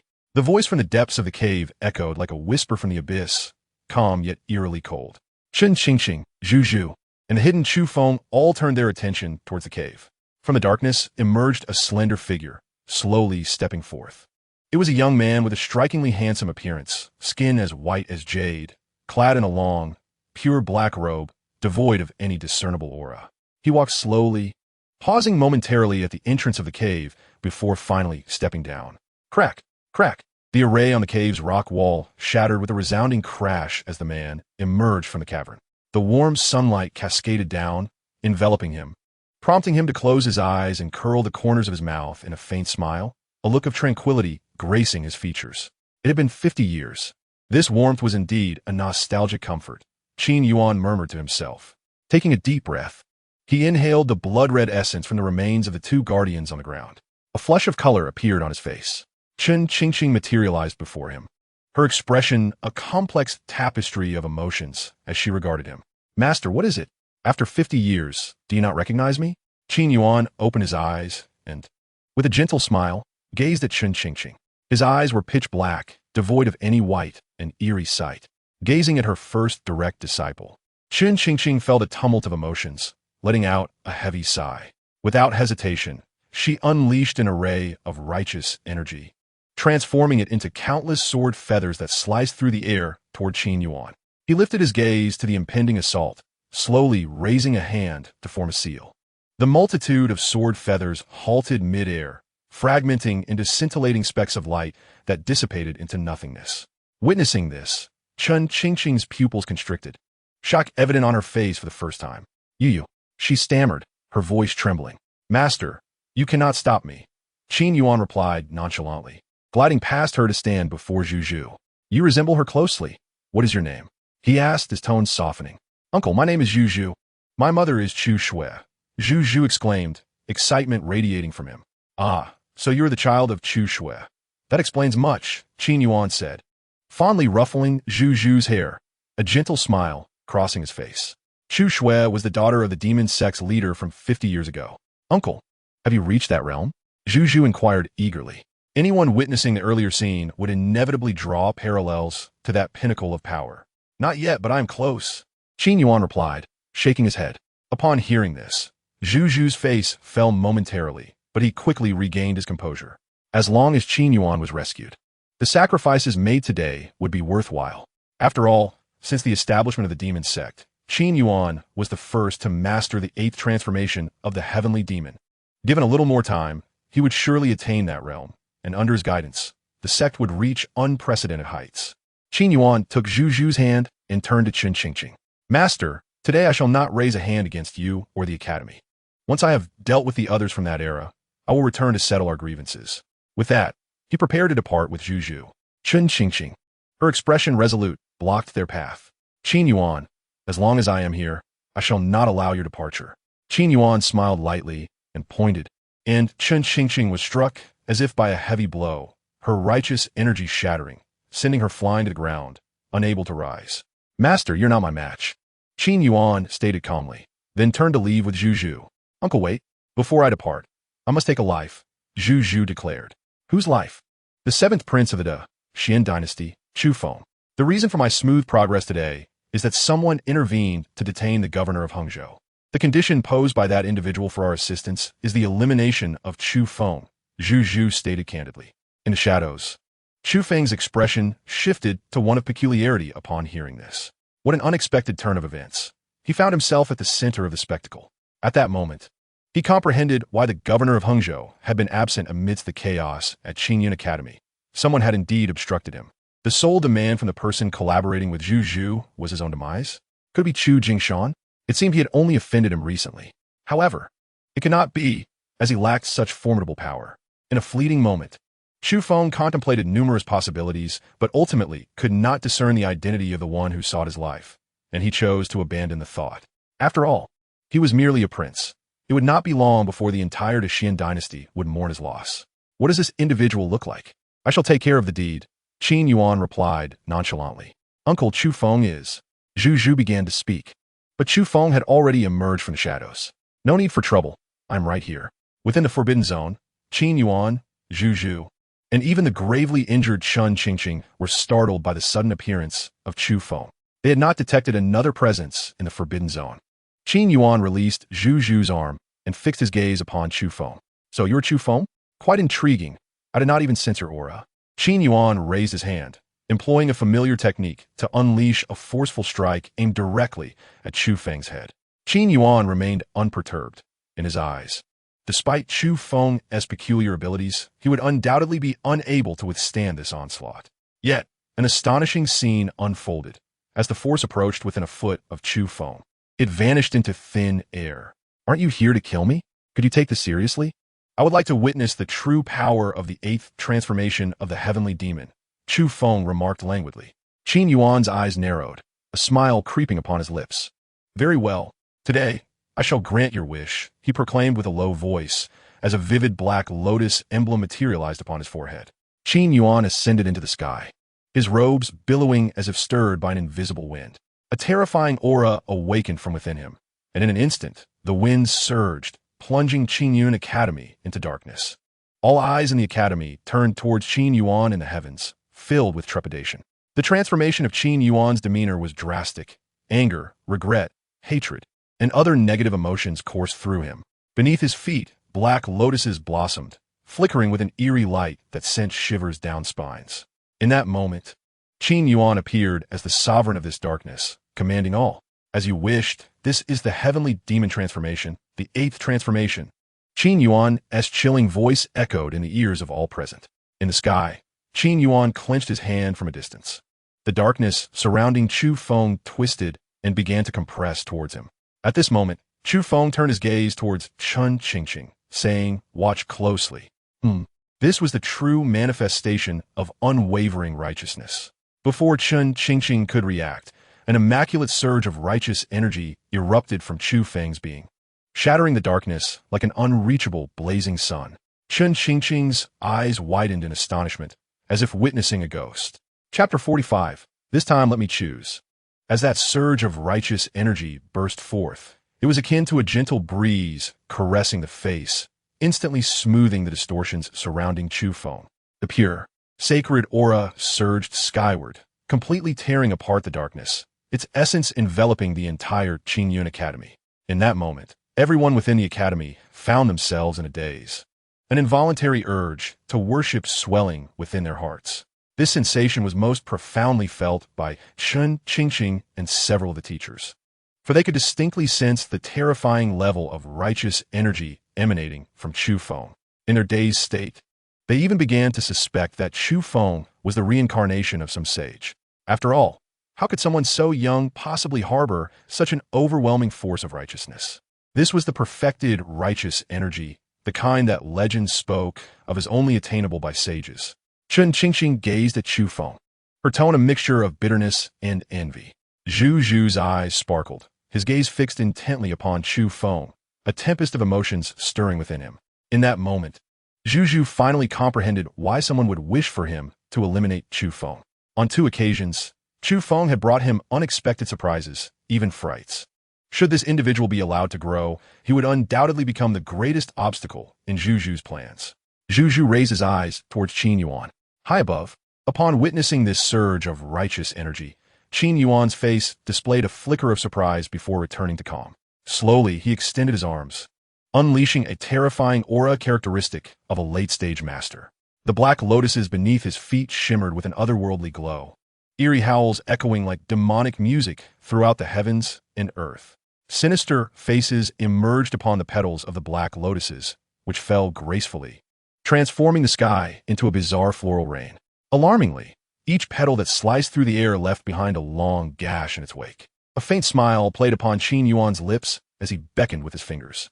Countless petals spiraled into a storm, hurtling towards Chu Feng. The onlookers at Qin Yuan Academy beheld the uniquely beautiful floral rain, and although they understood that Qin Yuan was not aiming at them, they could still sense a profound aura of death rushing towards them. Below, Chu Feng fixed his gaze upon the incoming attack, a glimmer of astonishment illuminating his eyes. Qin Yuan was, without a doubt, the most formidable individual he had encountered thus far. Even the renowned swordmaster's top disciple from the Great Chu dynasty, who had recently served as a coachman for Fan Sisi, paled in comparison to Qin Yuan. Qin Yuan not only transformed the heavenly demon change to an unprecedented 8th transformation, but he also approached the threshold of the Grandmaster realm. With this strike, he could obliterate anyone beneath the Grandmaster level. Unfortunately for him, today he encountered Chu Feng, no longer concealing his own cultivation. An aura unique to the Grandmaster realm emanated from Chu Feng in the next moment. The righteous energy coalesced within him, and a purple glow emerged in his eyes, conjuring a vivid picture in his mind. Chu Feng slightly parted his lips, releasing a mist of purple energy that swirled through the air, delineating a majestic and awe-inspiring panorama of mountains and rivers. Each towering tree, every flowing stream, and each lofty peak in the illustration, under the influence of the purple energy, appeared as if animated, brimming with spiritual essence. As the grand landscape materialized, the petals of a lotus flower emitted a heart-wrenching wail. The flower rain disintegrated upon contact with the purple light. The radiance intensified, casting its glow upon Qin Yuan, shattering the dark lotus emblem on his forehead. The demonic energy that enveloped Qin Yuan dissipated entirely, and his body trembled violently as he fell from the heights, crashing heavily before Chu Feng. As the smoke cleared, the gravely injured Qin Yuan looked up, disbelief etched on his face as he gazed at Chu Feng. Chu Feng inhaled deeply, drawing the purple energy into his body. This so-called purple energy from the east embodies the essence of the grand righteous spirit. He fixed his gaze upon Qin Yuan and asserted with conviction, "You are not mistaken. I have indeed reached the Grandmaster realm." Upon hearing this, those present were left in stunned silence, gasping in astonishment. Indeed, a flicker of reluctance crossed Qin Yuan's eyes as he offered a desolate smile. 50 years ago, he was a disciple of the Qingyun Academy, excelling in both talent and cultivation. Half a century later, when his cultivation was rendered null, Qin Yuan did not succumb to despair. Instead, he started anew with the heavenly demon change, refining it to the 8th transformation in 50 years. He had always prided himself on his exceptional talent, dismissing others as inconsequential. Yet today, he finally grasped the meaning of beyond the heavens, beyond the people. His own gifts appeared laughable in the presence of Chu Feng. Chu Feng could perceive Qin Yuan's thoughts, a subtle smile of satisfaction gracing his lips. What could one's exceptional talent amount to in the face of overwhelming superiority? With his thoughts returning to the present, he regarded the now defenseless Qin Yuan and turned to Chun Qingqing, inquiring how to handle him. Chun Qingqing approached, her expression complex as she looked at Qin Yuan. "Your Highness, I teach her. Let me decide this time, if you please." At that moment, Qin Yuan raised his gaze, his black eyes returning to normal, pleadingly fixed on Chun Qingqing. "In my lifetime, I have wronged only 2 people. The first is you, my teacher, and the second is Chu Yu. During the righteous and demonic war, as your disciple, I found myself falling for the demon sword Saintis, even committing the treachery of betraying my sect. Yet, despite my transgressions, you, dear teacher, have not taken my life. Do you not comprehend? For the past 50 years, I have perpetually contemplated that had you chosen to end my existence back then, I would have been spared the burdensome weight of guilt that haunts me. I, Qin Yuan, am unworthy to be your disciple." Chun Qingqing's eyes glistened with traces of crimson. Qin Yuan inhaled deeply, neglecting the blood at the corner of his mouth, and continued, "The moment Chu Yu perished in my arms, my heart died alongside her. The solitary force that has sustained me through these years has been my hatred. Hatred for those righteous who besiege the demon sect. It is this enmity that has driven me to relentless toil, transforming the heavenly demon into its 8th form. I once believed that upon my emergence, vengeance would finally be within my grasp, yet I find myself thwarted here." A self-deprecating smile graced Qin Yuan's lips as his gaze traversed the boundaries, settling on every blade of grass and tree of Qingyun Academy. After a prolonged silence, he withdrew his gaze, fixing his luminous eyes upon Chun Qingqing, and sighed softly, "Teacher, I am weary." Though his voice was faint, each word reverberated like thunder within Chun Qingqing's mind. She staggered, feeling as though she had aged considerably, 2 warm tears streaming down her weathered cheeks. "Very well," Qin Yuan smiled, expressing gratitude to his teacher. "If there's a next life, I would gladly be your disciple once more." Chapter 46, a familiar scene. As his words fell, a violent force surged within Qin Yuan, shattering his spiritual sea along with his internal organs. In his final moments, a smile of relief adorned his face, tenderness flickering in his eyes. Chu Yu at last. I can see you. I apologize for keeping you waiting so long. This time, we shall never part again." Qin Yuan's pupils dilated as he exhaled his final breath and collapsed to the ground. Sigh. Chu Feng sighed in regret, recognizing Qin Yuan as a person of deep emotion. He turned to Zhu Zhu, his eyes glinting with cold light. "Your Highness truly conceals much, achieving the great master realm at such a young age. There is no need for your highness to waste words. My only merit lies in my integrity. I will not betray those who collaborate with me, Zhu replied, a smile on his face as he regarded Chu Feng. Despite the gravity of Qin Yuan's demise and his own perilous situation, he maintained an air of nonchalance. Chu Feng furrowed his brow. Zhu's demeanor was not that of one facing imminent death. The young man, who had orchestrated all this, possessed an intellect so extraordinary that it instilled a sense of dread in Chu Feng. As long as such a being remained alive, Chu Feng could not find peace, even in slumber. Recognizing the candor of his opponent, Chu Feng wasted no further time and stepped towards Zhu. There is no need for your highness to intervene. Zhu produced a dagger, poised at his own throat, his clear eyes fixed on Chu Feng. Your highness, we shall meet again, next time. I shall present you with a surprise. With that, Zhu swiftly drew the blade across his neck, blood splattering across the ground. Chu Feng gazed at Zhu's lifeless body, a grave expression settling on his countenance. What was the meaning behind Zhu's earlier words? A future meeting? A surprise? Could it be that the corpse before him is merely a puppet? It shouldn't be the case. Chu Feng could sense the vitality within Zhu steadily waning, ruling out the possibility of a mere marionette. Furthermore, the corpse bore no signs of any controlling marks, indicating it was not a subjugated slave. For a moment, Chu Feng found himself in a state of perplexity. Your Highness, what Zhu has cultivated appears to be another formidable dark art from the demon sect, known as soul binding. The prerequisites for mastering this dark art are no less demanding than those of the celestial demon transformation, and in some respects, they're even more stringent. To practice this dark art, one must inherently possess extraordinary mental strength, imprint their spirit, and then inscribe symbols upon a person's soul to achieve control over them. Chun Qingqing approached, gazing intently at Zhu's lifeless form. I stumbled upon information regarding this dark art in an ancient tome. Back in the heyday of the demon sect, no one could successfully cultivate it. Who would have thought that in this age of decline, such a prodigy would emerge? Upon hearing this, Chu Feng fell silent. Noticing his demeanor, Chun Qingqing refrained from disturbing him, instead choosing to find a suitable place to bury Qin Yuan's body and deal with the monsters lurking outside the academy gates. Those monsters, in her presence, were as fragile as paper. With a surge of righteous energy, she conjured 3,000 swords, instantly reducing the monsters to mere fragments. Meanwhile, Mr. Wu and Mr. Shi, under siege from the other scholars, did not last long and perished on the spot. The souls of Mr. Wu and Mr. Shi had been marked with Zhu's soul-binding seal, leaving them with no means of escape. Ultimately, the scholars made the painful decision to strike them down.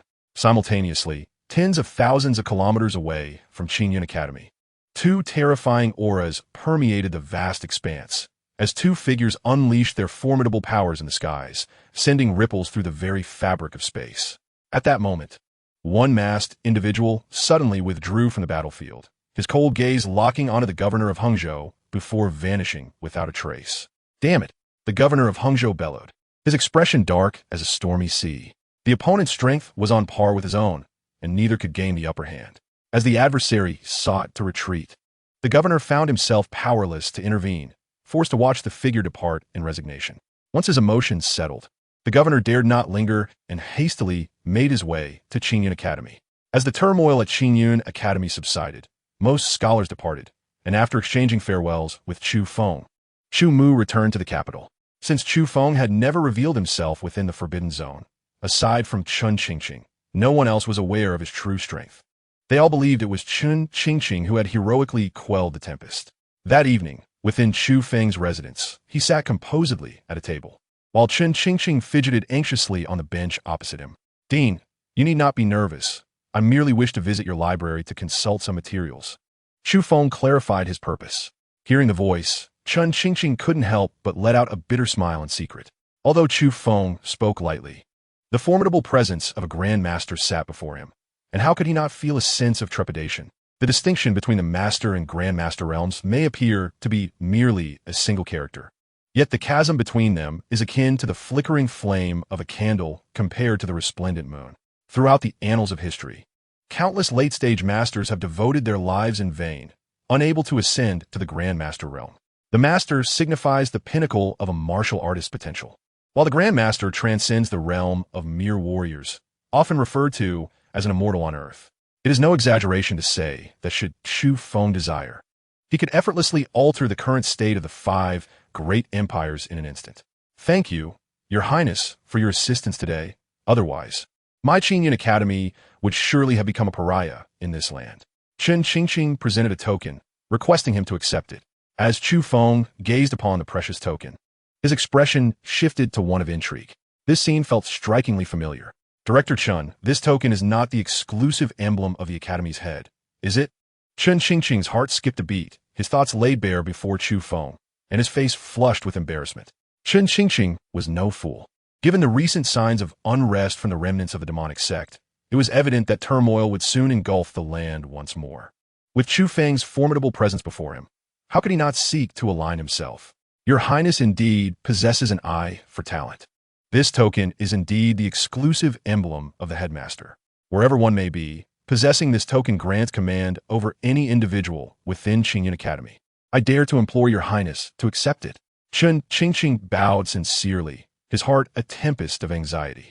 With Chen Qingqing's intentions made so clear, how could Chu Feng fail to understand? He scrutinized Chen Qingqing for a moment before accepting the token. Director Chun, you are well aware of my identity. Your Qingyun Academy has never been involved in the struggles for imperial power. Are you not concerned that you may one day regret this decision?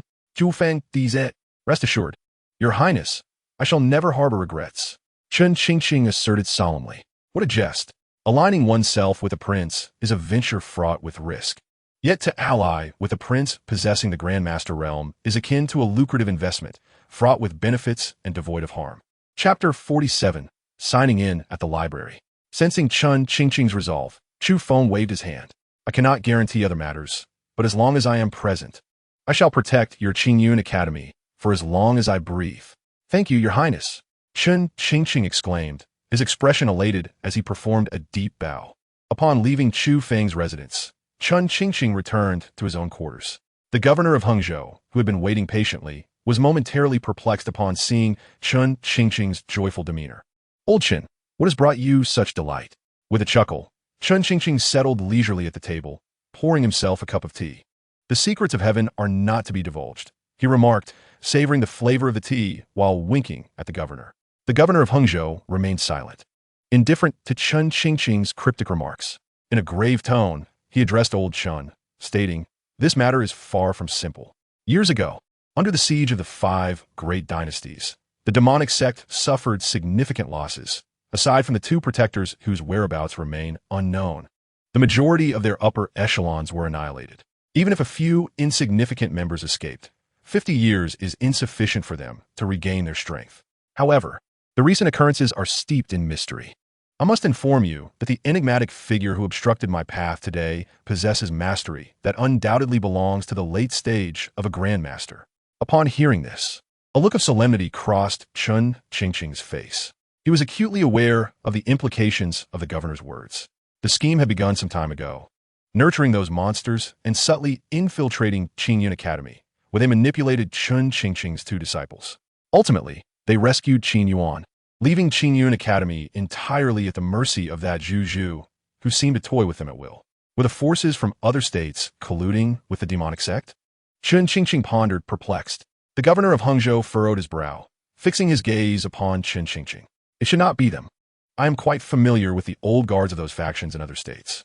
The mysterious individual who confronted me today is not one of them. Then who in the great Xian dynasty possesses such late-stage mastery? Chen Qingqing asked, a bold hypothesis suddenly springing to mind, causing his pupils to involuntarily tremble. Could it be that the mysterious person hails from? Indeed, if this enigmatic figure indeed originates from the capital, it implies that there are individuals within the capital colluding with the demonic sect. Chen Qingqing fell silent. Although he was reluctant to accept this conjecture, the evidence was undeniable. The 2 exchanged a meaningful glance, silently sipping their tea. After a prolonged moment, the governor of Hangzhou rose, a sigh of melancholy escaping his lips. Old Chen, I find myself increasingly envious of you. You delegate the affairs of the academy to your disciples, living a carefree life without worry. The resurgence of the remnants of the demonic sect has far-reaching implications. I cannot afford to waste time here. I must head to the capital to report this matter to the emperor and allow him to make a decision. As he spoke, the governor moved towards the door. Upon reaching it, he paused, turning to Chun Qingqing. By the way, I will assist you in suppressing the matter concerning Qin Yuan. When the imperial envoys arrive in the future, ensure you do not let anything slip. A smile graced Chun Qingqing's lips as he nodded in acknowledgement. Understood. Old Wei. Should the opportunity arise, I encourage you to engage more with the seventh prince, he added. Wei Long frowned. Have you lost your senses today due to Qin Yuan's actions? I have never involved myself in the struggle for power. Why would I engage with a prince? Furthermore, although the seventh prince is about to be conferred the title of a prince, he wields no power or influence. How does he compare with the other princes? Enough of this. I must take my leave, Wei Long said, waving his hand, his figure swiftly disappearing into the night. Chun Qingqing gazed at Wei Long's outrageous silhouette. A mischievous smile curling her lips as she softly murmured, Old man, don't say I didn't give you a warning. Meanwhile, in a tranquil abode within the capital, in the dim recesses of a study, a spirited youth sat cross-legged upon a stone bed. Suddenly, the boy's body trembled, and a flush of color crept onto his previously pallid face. Without warning, he spewed forth a mouthful of blood, his aura becoming erratic. Slowly, he opened his eyes, revealing a pair of clear, luminous orbs that glimmered in the darkness. Nonchalantly wiping the blood from the corner of his mouth, a subtle smile graced his lips. Chu Feng. How intriguing. On the following morning, after bidding farewell to Su Yanran and Shi, Chu Feng departed his residence, making his way towards the library of Qingyun Academy. Upon arriving at the library, he encountered a refined woman clad in azure, seated in a lotus position at the entrance. Sensing his approach, she opened her eyes, and, upon seeing Chu Feng, a flicker of surprise passed through her beautiful gaze. Mr. Jiao of the Academy, at your service, Your Highness, she said, bowing gracefully. Chu Feng nodded in acknowledgement and then produced the token that Chun Qingqing had entrusted to him, presenting it to her. I wish to enter the library to peruse some materials. Upon seeing the token, Mr. Jiao's eyes widened in astonishment. Please, Your Highness, do enter, she exclaimed, bowing her head and promptly making way for Chu Feng.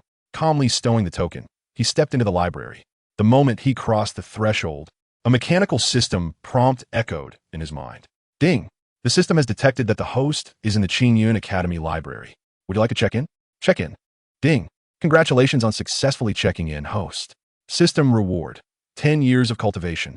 As the words resonated, a pure, overwhelming surge of spiritual energy flooded through Chu Feng's limbs and bones. An inaudible thud sounded within him as he broke through to the mid-stage of the Grandmaster realm, just a step away from reaching the late stage. Feeling his power swell exponentially, a glimmer of brilliance sparked in his eyes. The system's reward was indeed straightforward and forceful, directly bestowing him with cultivation. This significantly reduced the time required for his training, leaving Chu Feng thoroughly satisfied. As he reigned in the aura that had inadvertently surged forth, Chu Feng surveyed his surroundings within the library, soon revealing a look of astonishment upon his face. Qingyun Academy truly deserved its title as the foremost sacred ground for scholars across the land. The library scale far surpassed that of the ancient sword sect scripture pavilion.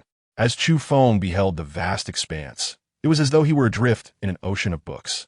Countless bookshelves stood impeccably arranged around him, encircling him completely. Approaching one of the shelves, he casually picked up a book to examine. A minute later, he shook his head, replacing the book to its original position. Not wishing to linger on the current shelf, he made his way towards another. In the ensuing days, Chu Feng remained in the library, engrossed in his relentless quest for the books he so ardently desired. Meanwhile, an oppressive atmosphere engulfed the Golden Hall within the imperial palace of the capital. The fifth prince, Chu Jingshan, who had been under house arrest for several days, knelt in the grand hall, his gaze vacant and spirit utterly dejected. Chapter 48, Prince of Five Pearls. Beside him, Lord Zhu presented a memorial and proceeded to articulate the findings of his investigations conducted in Yuezhou. The expansive hall echoed solely with the resounding timbre of Lord Zhu's voice. The heinous acts committed by Chu Jingshan were laid bare without any semblance of concealment. The sound resonated ominously, instilling terror among the officials, who bowed their heads deeply, rendered mute by fear of retribution. The other princes observed Chu Jingshan with indifference, their eyes devoid of compassion, instead reflecting an expression of morbid curiosity. Lord Zhu spoke for several minutes before concluding, Your Majesty, this is the result of my investigation.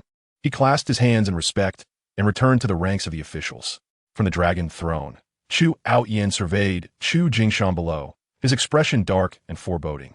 An invisible pressure enveloping the hall, infused with an overwhelming fury. The revelations were startling and had astonished all present. Over the years, Chu Jingshan had secretly allied himself with many influential figures in Yuezhou, primarily through the domain lord of Shuxia, and even had a veiled connection with the governor of Yuezhou. However, had it merely been a matter of courting the powerful, Chu Outyen might not have been so incensed. For he too had traversed the path of a prince and understood the intrigues that ensue among them. What was intolerable to Chu Outyen were the actions of Chu Jingshan, whose blatant disregard for the lives of the common folk undoubtedly struck a sensitive chord within him. Fifth, do you have anything to explain? Chu Outyen inquit gun li.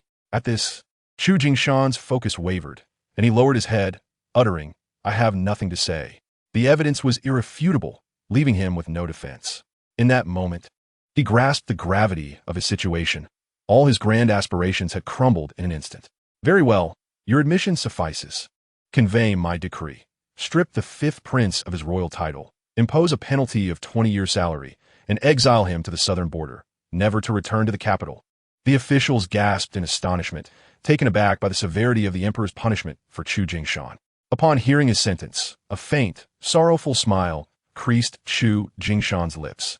Several eunuchs approached, collectively removing the dragon robe that signified his princely status. Subsequently, four imperial guards entered, escorting Chu Jingshan from the Golden Hall. Chu Outyen cast a warning glance at the other princes. The populace is the foundation of our great Xianyuan dynasty. Should I hear of anyone exploiting the common folk again, I shall execute them without mercy. Yes, the officials trembled and replied in unison. Lord Zhu Ming, I am here. From this day forth, you shall assume the position of the governor of Yuezhou. Upon your inauguration, all those associated with the fifth shall be dealt with accordingly for their transgressions, commanded Chu Outyen coldly. Yes, Zhu Mingho replied, his expression betraying no emotion as he bowed respectfully. Furthermore, let it be noted that this matter shall also credit the seventh prince. Had it not been for his correspondence, I would have remained oblivious to the deception for an extended period. Convey my decree. Grant the seventh prince 2 dragon pearls, elevating him to the rank of a 5-pearl prince. Once the seventh prince arrives in the capital, I shall bestow upon him the title of prince. The emperor is wise. The officials echoed in unison. After resolving matters concerning Chu Jingshan, Chu Outyen turned his gaze towards a spirited elder below. Lord Haoming, you must have heard of the recent events in Hangzhou. Lord Haoming nodded, replying to your majesty, I have indeed heard. Since you are already aware, there is no need for me to elaborate further. The remnants of the demonic sect shall be entrusted to you for resolution. 50 years have passed, and this band of rodents dares to stir up trouble within the Xian territory. It is nothing short of a death wish. You must ensure that these individuals are thoroughly dealt with, leaving no future calamities behind. I accept the decree, Lord Haoming affirmed. With court adjourned, Chu Outyen departed, and the officials withdrew in succession. Several princes stood outside the Golden Hall, bidding farewell to Chu Jingshan on his final journey. How could the fifth brother engage in such heinous acts behind our backs? Chu Mu lamented quietly, frustrated by his brother's recklessness. The crown prince and other princes remained silent. After a brief pause, Chu Jingshan flicked his hair back and shrugged. He brought this upon himself. He has no one to blame but himself. However, despite his failings, he remains my brother in arms. I shall remember this incident on his behalf. At his words, the atmosphere grew tense. The other princes cast peculiar glances at Crown Prince Chu Qiao and Second Prince Chu Xiong. In recent times, they had heard rumors suggesting that these two had orchestrated the events surrounding Chu Jingshan. Yet, Chu Qiao and Chu Xiong remained unfazed. Third brother, what do you want about? I find myself somewhat confused. Chu Mu remarked, bewildered. Chu Jingshan, so my week go. Nothing much. Fourth brother, do visit my residence for tea when you have the time. With that, he turned and departed. Alas, third brother's genuinely furious this time. Our days ahead may not be easy, Chu Xiong quipped, glancing at Chu Qiao. Second brother, do not play coy with me. Everyone present knows who is truly behind this incident. I may be an accomplice, but you are the mastermind. Chu Qiao retorted coldly before leaving. As the crown prince departed, the other princes also dispersed. What a headache, Chu Xiong sighed, rubbing his temples. The situation had escalated to a level he had not anticipated. Nevertheless, he did not regret his actions. If Chu Jingshan could be toppled, why not Chu Jingshan? After exchanging greetings with Chumu, Chu Feng departed from the imperial palace. Outside the Golden Lawn Hall, only Chumu remained. At that moment, a towering figure emerged from within the Grand Hall. Upon seeing this figure, a smile instantly graced Chumu's face as he congratulated Lord Zhu Ming on his appointment as the governor of Yuezhou. To everyone's astonishment, Lord Zhu Ming, who typically overlooked others, halted his steps. He regarded the seemingly harmless Chumu with cold, piercing eyes that glimmered with a profound meaning. Without uttering a word, Lord Zhu Ming raised his hand in a subtle gesture of acknowledgement before sweeping past Chumu. Watching the retreating silhouette of Lord Zhu Ming, Chumu smiled faintly and took his leave once more. Upon returning to his residence after leaving the palace, Chumu proceeded directly to his study. The servants in the household were accustomed to this behavior and paid it no mind. Meanwhile, in a secluded corner of the Qingyun Academy's library, Chu Feng stood before the shelves, intently examining an ancient text in his hands, his eyes growing increasingly bright with the passage of time. After days of relentless research, Chu Feng had finally discovered books pertaining to realms beyond that of the Grandmaster and the mysteries beyond the heavens. The very tome he now held was one such treasure. With his innate talent for rapid reading, he completed the ancient manuscript in mere minutes. As he did so, a series of age-old, obscure tales unfolded before him. Chapter 49, The Ancient Song-Si. Throughout the endless river of time, countless powers have emerged on the land of the 5 great dynasties. These forces, over the course of time, bloomed like ephemeral flowers, as if bound by an invisible law that no one could escape, rising to prominence only to fade into oblivion, ultimately forgotten by the world. Among these powers, there were those extraordinary prodigies who looked down upon the world. From the moment of their birth, it seemed they were destined to be the rulers of their era. The ancient Song-Si, the singular name recorded in the materials Chu Feng had perused, belonged to one such individual. He was born in a time preceding the 5 great dynasties, the son of a merchant whose wealth rivaled nations. When ancient Song-Si turned 1 year old, he chose a wooden sword during a game of chance, disregarding all else from that moment forth. The wooden sword accompanied him throughout his growth. At the age of 3, on an ordinary day, while playing with the wooden sword, he experienced a sudden epiphany and, without a teacher, ascended to the 6th rank of martial artists. With a powerful strike, he cleaved a century-old tree in his courtyard in two. This event caused quite a stir, drawing the attention of numerous ancestral figures from various factions, all eager to take ancient Song-Si under their wing.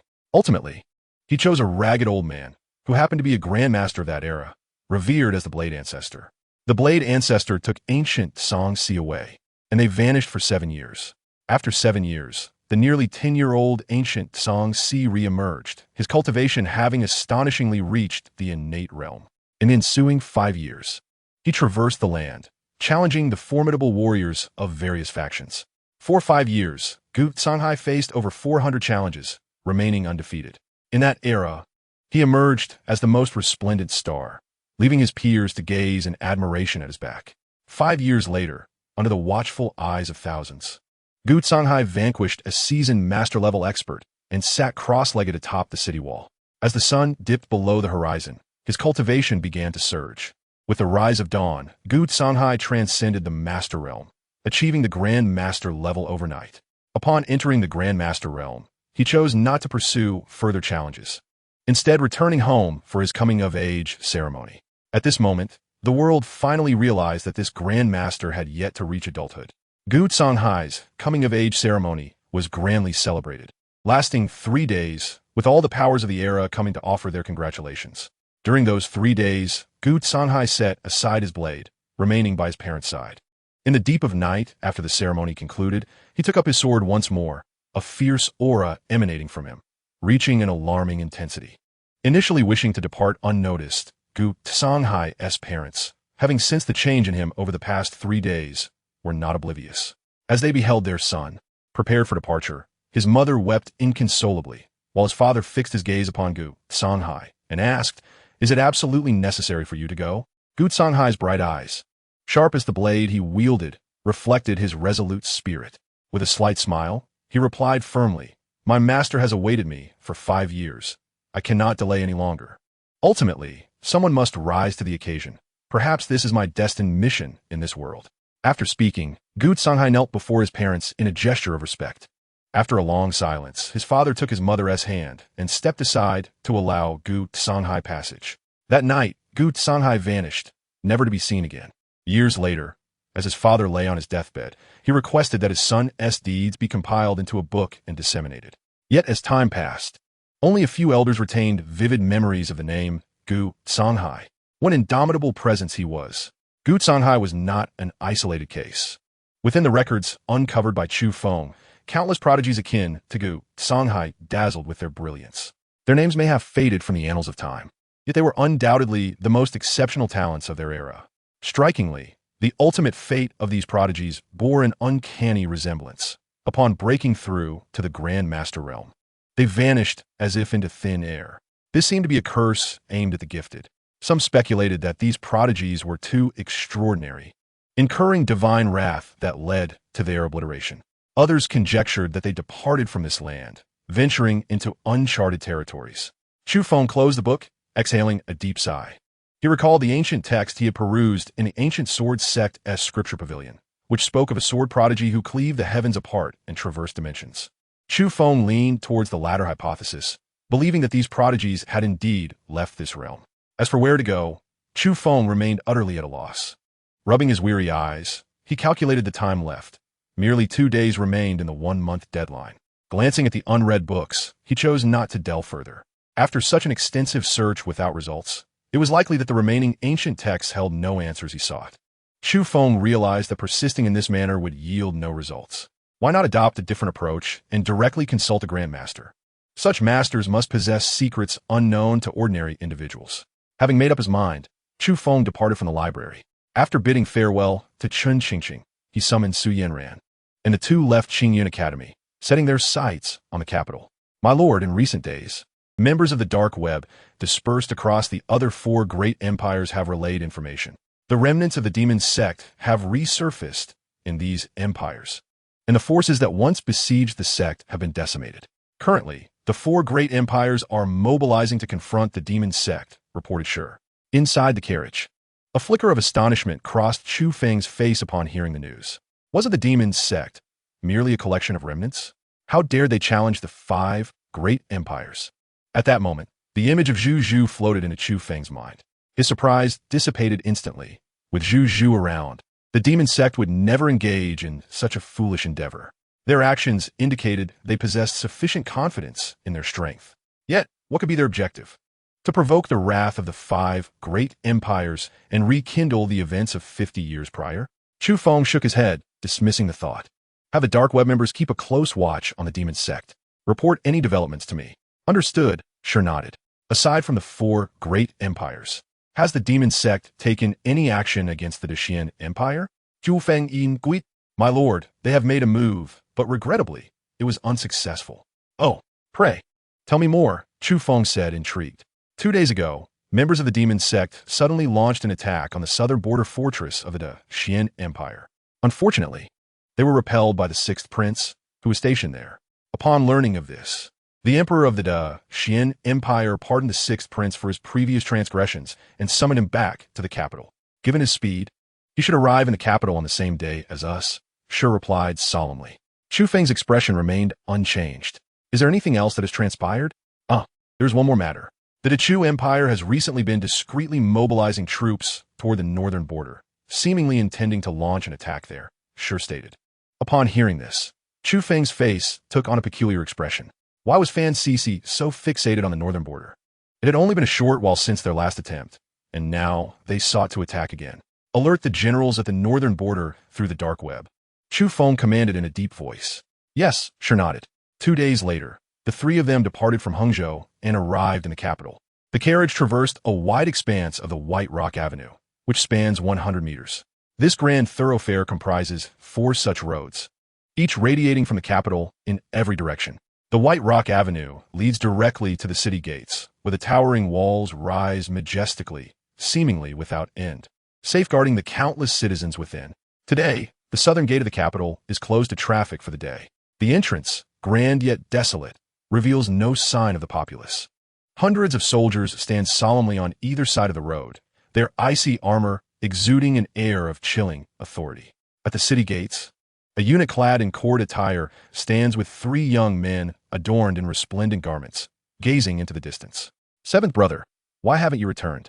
Today marks the final day of the deadline, murmured Chu Mu, pacing anxiously. The second prince, Chu Xiong, and Chu Jingyun remained impassive beside him, growing weary from the wait. Chu Jingyun gestured, and a soldier promptly brought over a chair. Fourth brother, it is still early. There is no need for such haste. Would you like me to have my men fetch you a chair? Chu Jingyun remarked, casting a sidelong glance at Chu Mu. No need for that, third brother. Chu Mu replied with an awkward smile, waving his hand dismissively. Chu Xiong turned to Chu Jingyun, a hint of mockery in his tone. Third brother, I never expected you to be here to welcome seventh brother. Second brother, what do you mean by that? As brothers, is it not only natural for me to come to greet him? Chu Jingyun zito, unfa. Is that so? Chu Xiong's gaze fell upon a man wielding an ancient sword standing behind Chu Jingyun, a knowing smile crossing his lips. This man was Chu Feng, who had previously accompanied Chu Jingshan. After Chu Jingshan was exiled to the southern frontier, Chu Feng remained by Chu Jingyun's side. It was evident to discerning eyes that this was a transfer of power, with Chu Jingshan entrusting his amassed influence to Chu Jingyun. After all, they were blood brothers. Should Chu Jingyun succeed in the struggle for the throne, there was a possibility that Chu Jingshan could return from the southern border. Chu Jingyun's eyes flickered. Second brother, you seem quite interested in my new bodyguard. Chu Feng, a sword master of the younger generation, ranked among the top 20 on the Hidden Dragon list. Naturally, I am intrigued. However, I am more curious about what else Chu Jingshan has entrusted to you. Chu Xiong said, locking eyes with Chu Jingyun, a smile devoid of warmth gracing his lips. Do not be so hasty. You shall know in due time. Chu Jingyun replied with a mischievous grin. The atmosphere thickened with tension as their gazes clashed. The eunuch and Chu Mu averted their eyes, pretending not to have overheard the exchange. Here they come, Chu Xiong announced. At his words, the others turned their attention towards the distance. A carriage gradually emerged, making its way toward the capital. A glimmer of excitement flashed in the eyes of both Chu Xiong and Chu Jingyun. Clop, clop, clop. The sound of hooves striking the white rock echoed through the air. Young master, we have arrived at the capital, Su Yanran spoke softly. The curtains drawn. Chu Feng gazed towards the capital, returning 5 years later. The city appeared unchanged, a magnificent beast lying dormant upon the earth, offering a formidable visual impact. My lord, those individuals at the city gate seem to be awaiting your arrival, Su Yanran murmured. Indeed, Chu Feng replied nonchalantly, having also noticed the gathering at the gate. As the carriage halted at the entrance, Chu Feng stepped out. Seventh brother, it has been a long time, Chu Xiong and Chu Jingyun approached, while Chu Mu waved cheerfully at Chu Feng. I pay my respects to the three princes, Chu Feng said, clasping his hands in greeting. We are but brothers. No need for excessive formalities, Chu Xiong responded with a smile. Seventh brother, it has been years since we last met. I have reserved a private room in the finest tavern in the city to properly welcome you. At this moment, Chu Jingyun interjected, turning his gaze to Chu Feng. Seventh brother, fifth brother's misfortunes are his own doing. He has no one to blame but himself. I have already prepared a banquet at my residence. I hope you will grant me the favor of your presence. Chu Feng cast a sidelong glance at the ancient peak behind Chu Jingyun, recognizing the latter's attempt to play the fool. With Chu Jingyun's brother having fallen into such dire straits, he sought to pass the blame with a mere statement of indifference. Their paths were destined to be at odds. I appreciate the goodwill of my two royal brothers, but given the fatigue of my journey, I must decline. Chu Feng politely refused. Upon hearing this, a flicker of disappointment crossed the faces of Chu Xiong and Chu Jingyun. Not a problem, not a problem. After all, you will be in the capital for the foreseeable future. There will be ample opportunities for drinking, they said with friendly smiles, concealing any irritation. At that moment, a eunuch approached, obsequiously inquiring, Your Highness, the residence bestowed upon you by the Emperor has been thoroughly cleaned. Shall I escort you there? Very well, Chu Feng nodded. The eunuch promptly bowed, leading the way for Chu Feng. As Chu Feng entered the capital, a system notification echoed in his mind as expected. Ding! The system has detected that the host is in the capital of the Dacian Empire. Would you like a check-in? Check-in. Chu Feng silenti gongman. Ding! Congratulations, host, on a successful check-in. System reward. Dragon Devouring Dominance Technique. Dragon Devouring Dominance Technique.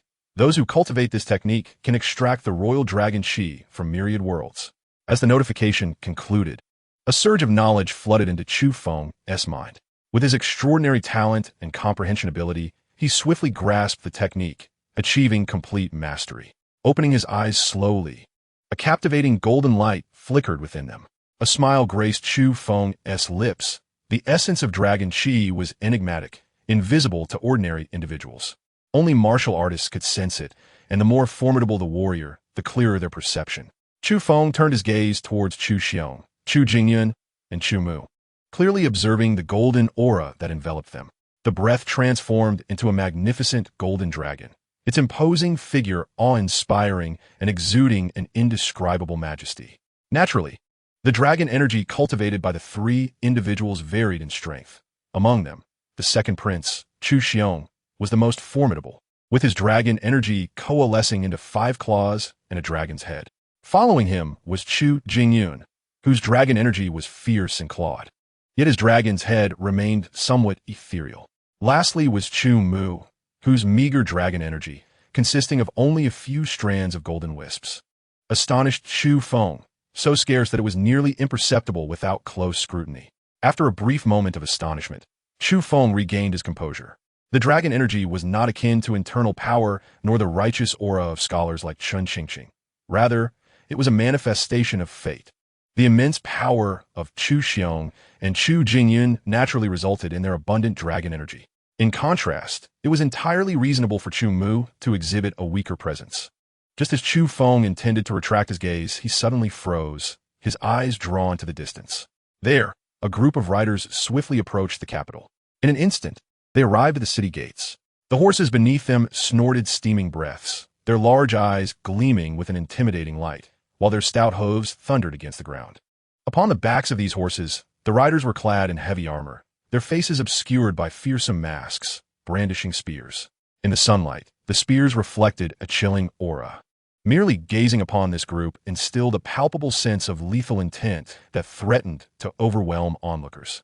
Chu Xiong and Chu Jingyun remained composed, their expressions betraying no tremor. In contrast, Chu Mu's complexion paled, and he nearly stumbled. At that moment, the leader dismounted and removed his mask, revealing a resolute young face. "I greet you, second brother, third brother, fourth brother." The sixth prince, Chu Zhan, saluted with clasped hands. Chu Xiong approached with a smile, patting Chu Zhan on the shoulder. "Welcome back, sixth brother." Upon seeing Chu Zhan, Chu Feng could not help but display a hint of astonishment, for he realized that Chu Zhan's dragon energy was even more potent than that of any present. In Chu Feng's vision, a vividly animated golden dragon coiled around Chu Zhan, its golden eyes radiating both spirit and authority. The dragon seemed to sense something, turning its head to gaze in Chu Feng's direction. Chu Zhan, too, appeared to sense this, lifting his gaze to meet Chu Feng's eyes.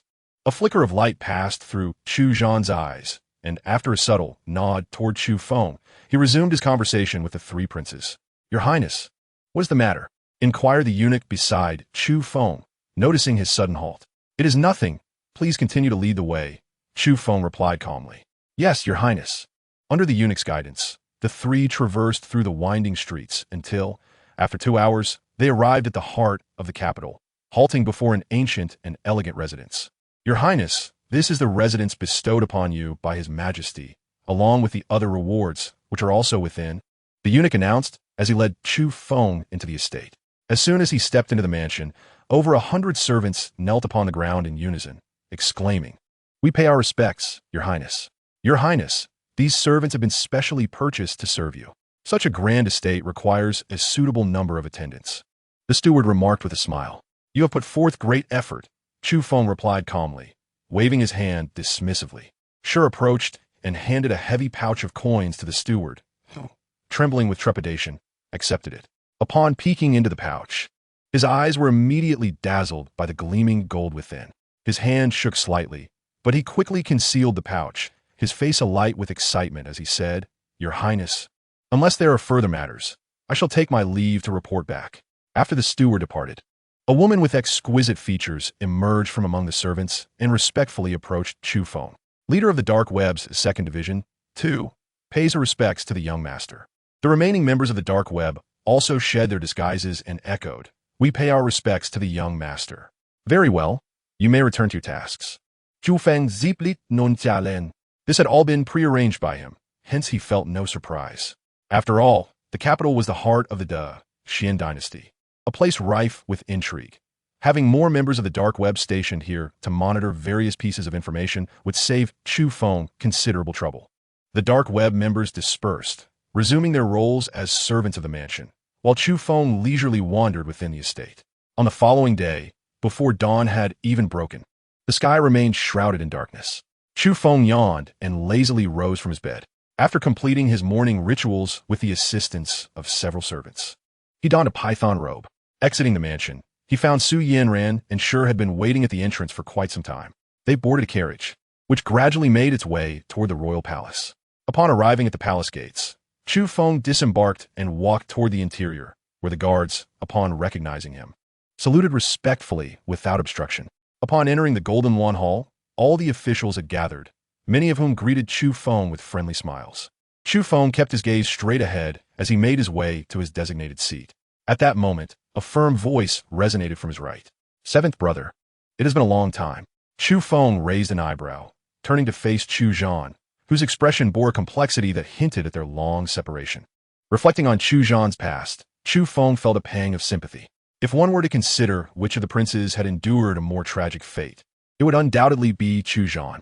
30 years prior, a conflict erupted between the Qin and Xian dynasties, only to cease when Qin agreed to various reparations. Among those reparations was Chu Zhan's mother, with the blood of the Qin dynasty coursing through his veins. Chu Zhan had been ostracized and bullied from the moment of his birth. Even his mother had transferred all her hatred onto him, neglecting his well-being, believing he should never have entered this world. The year before Chu Feng came of age, a monumental upheaval occurred within the palace, and those who were privy to the event mysteriously vanished from existence overnight. The officials, who had heard whispers of the incident, thereafter refrained from mentioning it. Chu Feng was aware that, following that event, Chu Zhan's mother was executed, and Chu Zhan was exiled to the southern frontier. At this moment, a formidable figure appeared in the Golden Lawn Hall, seated upon the dragon throne, instantly enveloping the entire hall in an overwhelming aura of authority. The officials fell silent, and Chu Feng's thoughts returned to the present. On the dragon throne, Chu Outyan displayed a detached demeanor, casting a gaze over the gathered ministers. Pausing momentarily upon noticing Chu Mu and Chu Feng, with a wave of his hand, a stoic old eunuch stepped forward, his sharp voice proclaiming the imperial decree. "Seventh Prince Chu Feng," he intoned. Chu Feng stepped forward to receive his title. In the battle of the northern frontier, the seventh prince vanquished 200,000 enemies of the Chu dynasty, thereby asserting our grand majesty. One merit. Upon discovering that fifth prince Chu Jingshan violated the iron laws of the Xian, you reported this to the capital. 2 merits. By the emperor's grace, the seventh prince Chu Feng is hereby awarded 5 rare dragon pearls and promoted to the rank of 5 pearl prince, with the title of Hao. As the eunuch concluded, 2 attendants presented a crown embedded with 5 exquisite dragon pearls, placing it upon Chu Feng's head. "I humbly thank the emperor for his grace." Chu Feng replied with measured gratitude, yet his gaze discreetly scrutinized both Chu Outyan and the eunuch who had read the decree. To his astonishment, he discerned that both were formidable masters at the pinnacle of their strength. Chapter 52. The Reappearance of Zhu Zhu. Retracting his gaze, Chu Feng returned to his position. The eunuch continued with the summons. "Sixth Prince Chu Zhan." Chu Zhan stepped forward, his eyes calm as still water. "The remnants of the demon sect sought to invade the southern frontier of the Xian dynasty. You detected their intentions in time and led your troops to victory. Merit acknowledged. The emperor specially grants you amnesty for your previous transgressions and permits your return to the capital. I humbly thank the emperor for his grace." Chu Zhan responded coldly before returning to his seat. After the decree was proclaimed, the eunuch, with his eagle-like gaze, surveyed the assembly of officials. "If there are matters to present, do so. If not, the court is dismissed." After a brief silence, the eunuch waved his feather duster, declaring court adjourned.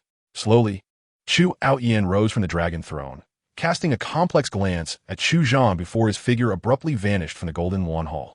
Once the emperor departed, the atmosphere in the hall lightened considerably. Ignoring the officials who had come to engage him in hollow pleasantries, Chu Feng strode out of the Golden Lawn Hall, heading toward the palace exit. At that moment, a figure suddenly blocked Chu Feng's path. He halted, looking up to immediately recognize the individual. "Duke Zhu Ming, you obstruct the path of this prince. What is your intention? Duke Zhuming met Chu Feng's gaze, his voice cold as he replied, Prince Hao, do not misunderstand. I merely wish to confirm something with you. What matter? The Hongmingyang sect has been annihilated. I wonder if it bears any relation to your highness? Chu Feng raised an eyebrow, staring indifferently at Duke Zhuming. What if it does? And what if it doesn't? Do not forget your current standing. Zhu Mingho never anticipated that Chu Feng would be so formidable, and his countenance immediately darkened, a chilling aura emanating from him. Chu Feng narrowed his eyes, a glint of frost flashing within them. What? Do you intend to strike at me? Zhu Mingho fell silent for a few seconds, the menacing air dissipating as he replied. I would not dare. Chu Feng snorted coldly and swept past Zhu Mingho, departing the palace. As dawn broke, the vendors on the streets began to set up their stalls, the aromas of various delicacies wafting through the air. Chu Feng instructed Shi and Su Yanran to leave ahead while he changed into ordinary attire and strolled through the capital. Soon, he found himself before a stall selling steamed buns. Gazing at the freshly steamed buns, he found himself unable to resist. Boss, 2 baskets of buns, please. Chu Feng settled into a seat, coming right up. In no time, the proprietor brought 2 baskets of buns and placed them before Chu Feng. Just as he was about to indulge, an unremarkable middle-aged man unexpectedly sat down across from him. The man was dressed plainly, his hands calloused from years of toil in the fields. The only striking feature was his clear, penetrating eyes, which seemed capable of discerning the depths of one's heart. Your Highness, we meet again, the middle-aged man said with a faint smile. At his words, Chu Feng paused, slowly lowering the bun in his hand and gazing intently at the man. Zhu, Your Highness, you truly are astute, guessing correctly with a single try. The middle-aged man chuckled, comfortably picking up a bun from the table. Chu Feng studied him deeply. The jeweling technique was indeed remarkably sophisticated. Even with the man sitting directly before him, Chu Feng detected no anomalies. He shook his head and took a bite of his bun. Before long, both baskets of buns had vanished into the stomachs of Chu Feng and Zhu. Thank you for your generous hospitality, Your Highness, Zhu said with a smile, playing at the corners of his mouth. What brings you to seek me? Chu Feng inquired calmly, wiping his mouth. Your Highness is rather forgetful. Did I not mention that I would surprise you upon our next meeting? Zhu retrieved a letter from his bosom and placed it before Chu Feng, then stretched lazily. Your Highness, the surprise lies within this letter. Take your time to read it. Zhu winked at Chu Feng and prepared to leave. At that moment, however, Chu Feng's voice rang in Zhu's ear. I said, did I permit you to leave? Zhu's expression froze, and he looked at Chu Feng helplessly. Your Highness, surely not. Indeed, you have vexed me greatly. Chu Feng nodded earnestly and waved his hand. Before Zhu could utter another word, he was instantly reduced to ashes under an overwhelming force, vanishing without a trace. The speed was so astonishing that the passers-by on the street remained oblivious. Chu Feng placed a silver ingot on the table, took the letter, and departed the bun shop. Upon returning to his residence, he entered his study and, after a moment of hesitation, opened the envelope. Within the envelope lay but a single letter, which Chu Feng picked up to peruse.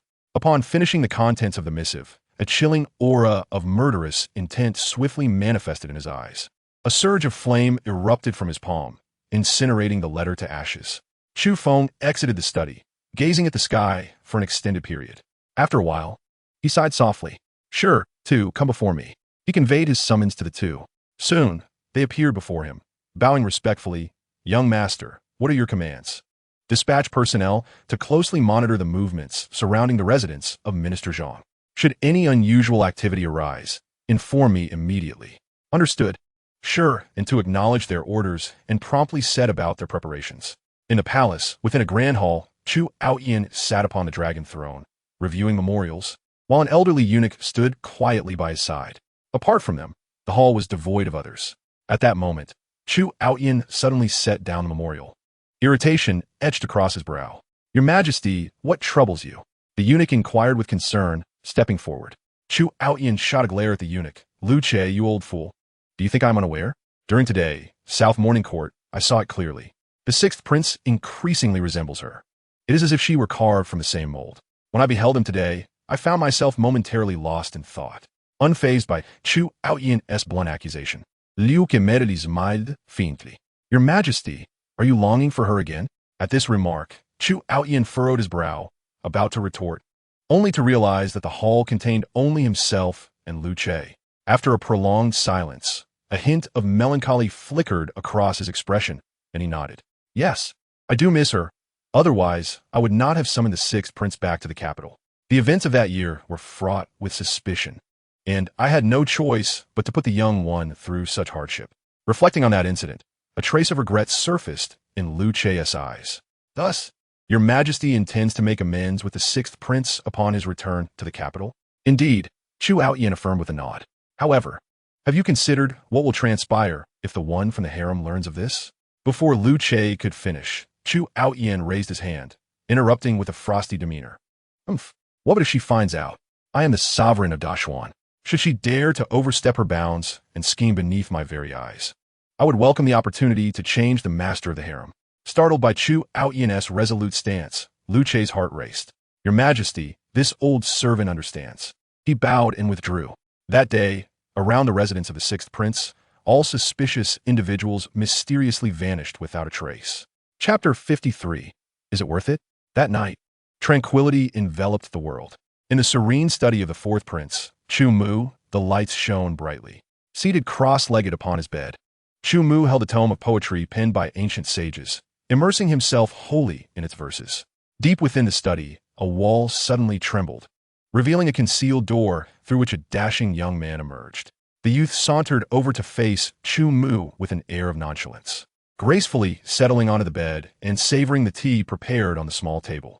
What exquisite tea, he remarked, narrowing his eyes in appreciation. Chu Mu diverted his gaze from the book and looked at the young man. Did you deliver the items to him? Zhu Zhu nodded, a hint of sympathy crossing his face.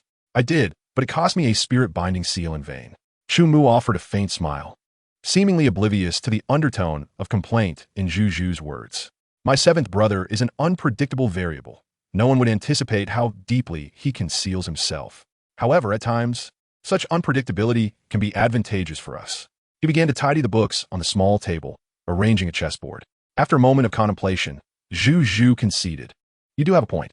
Although Chu Feng disrupted our previous plans, having such a Grandmaster on our side allows him to steer the subsequent events.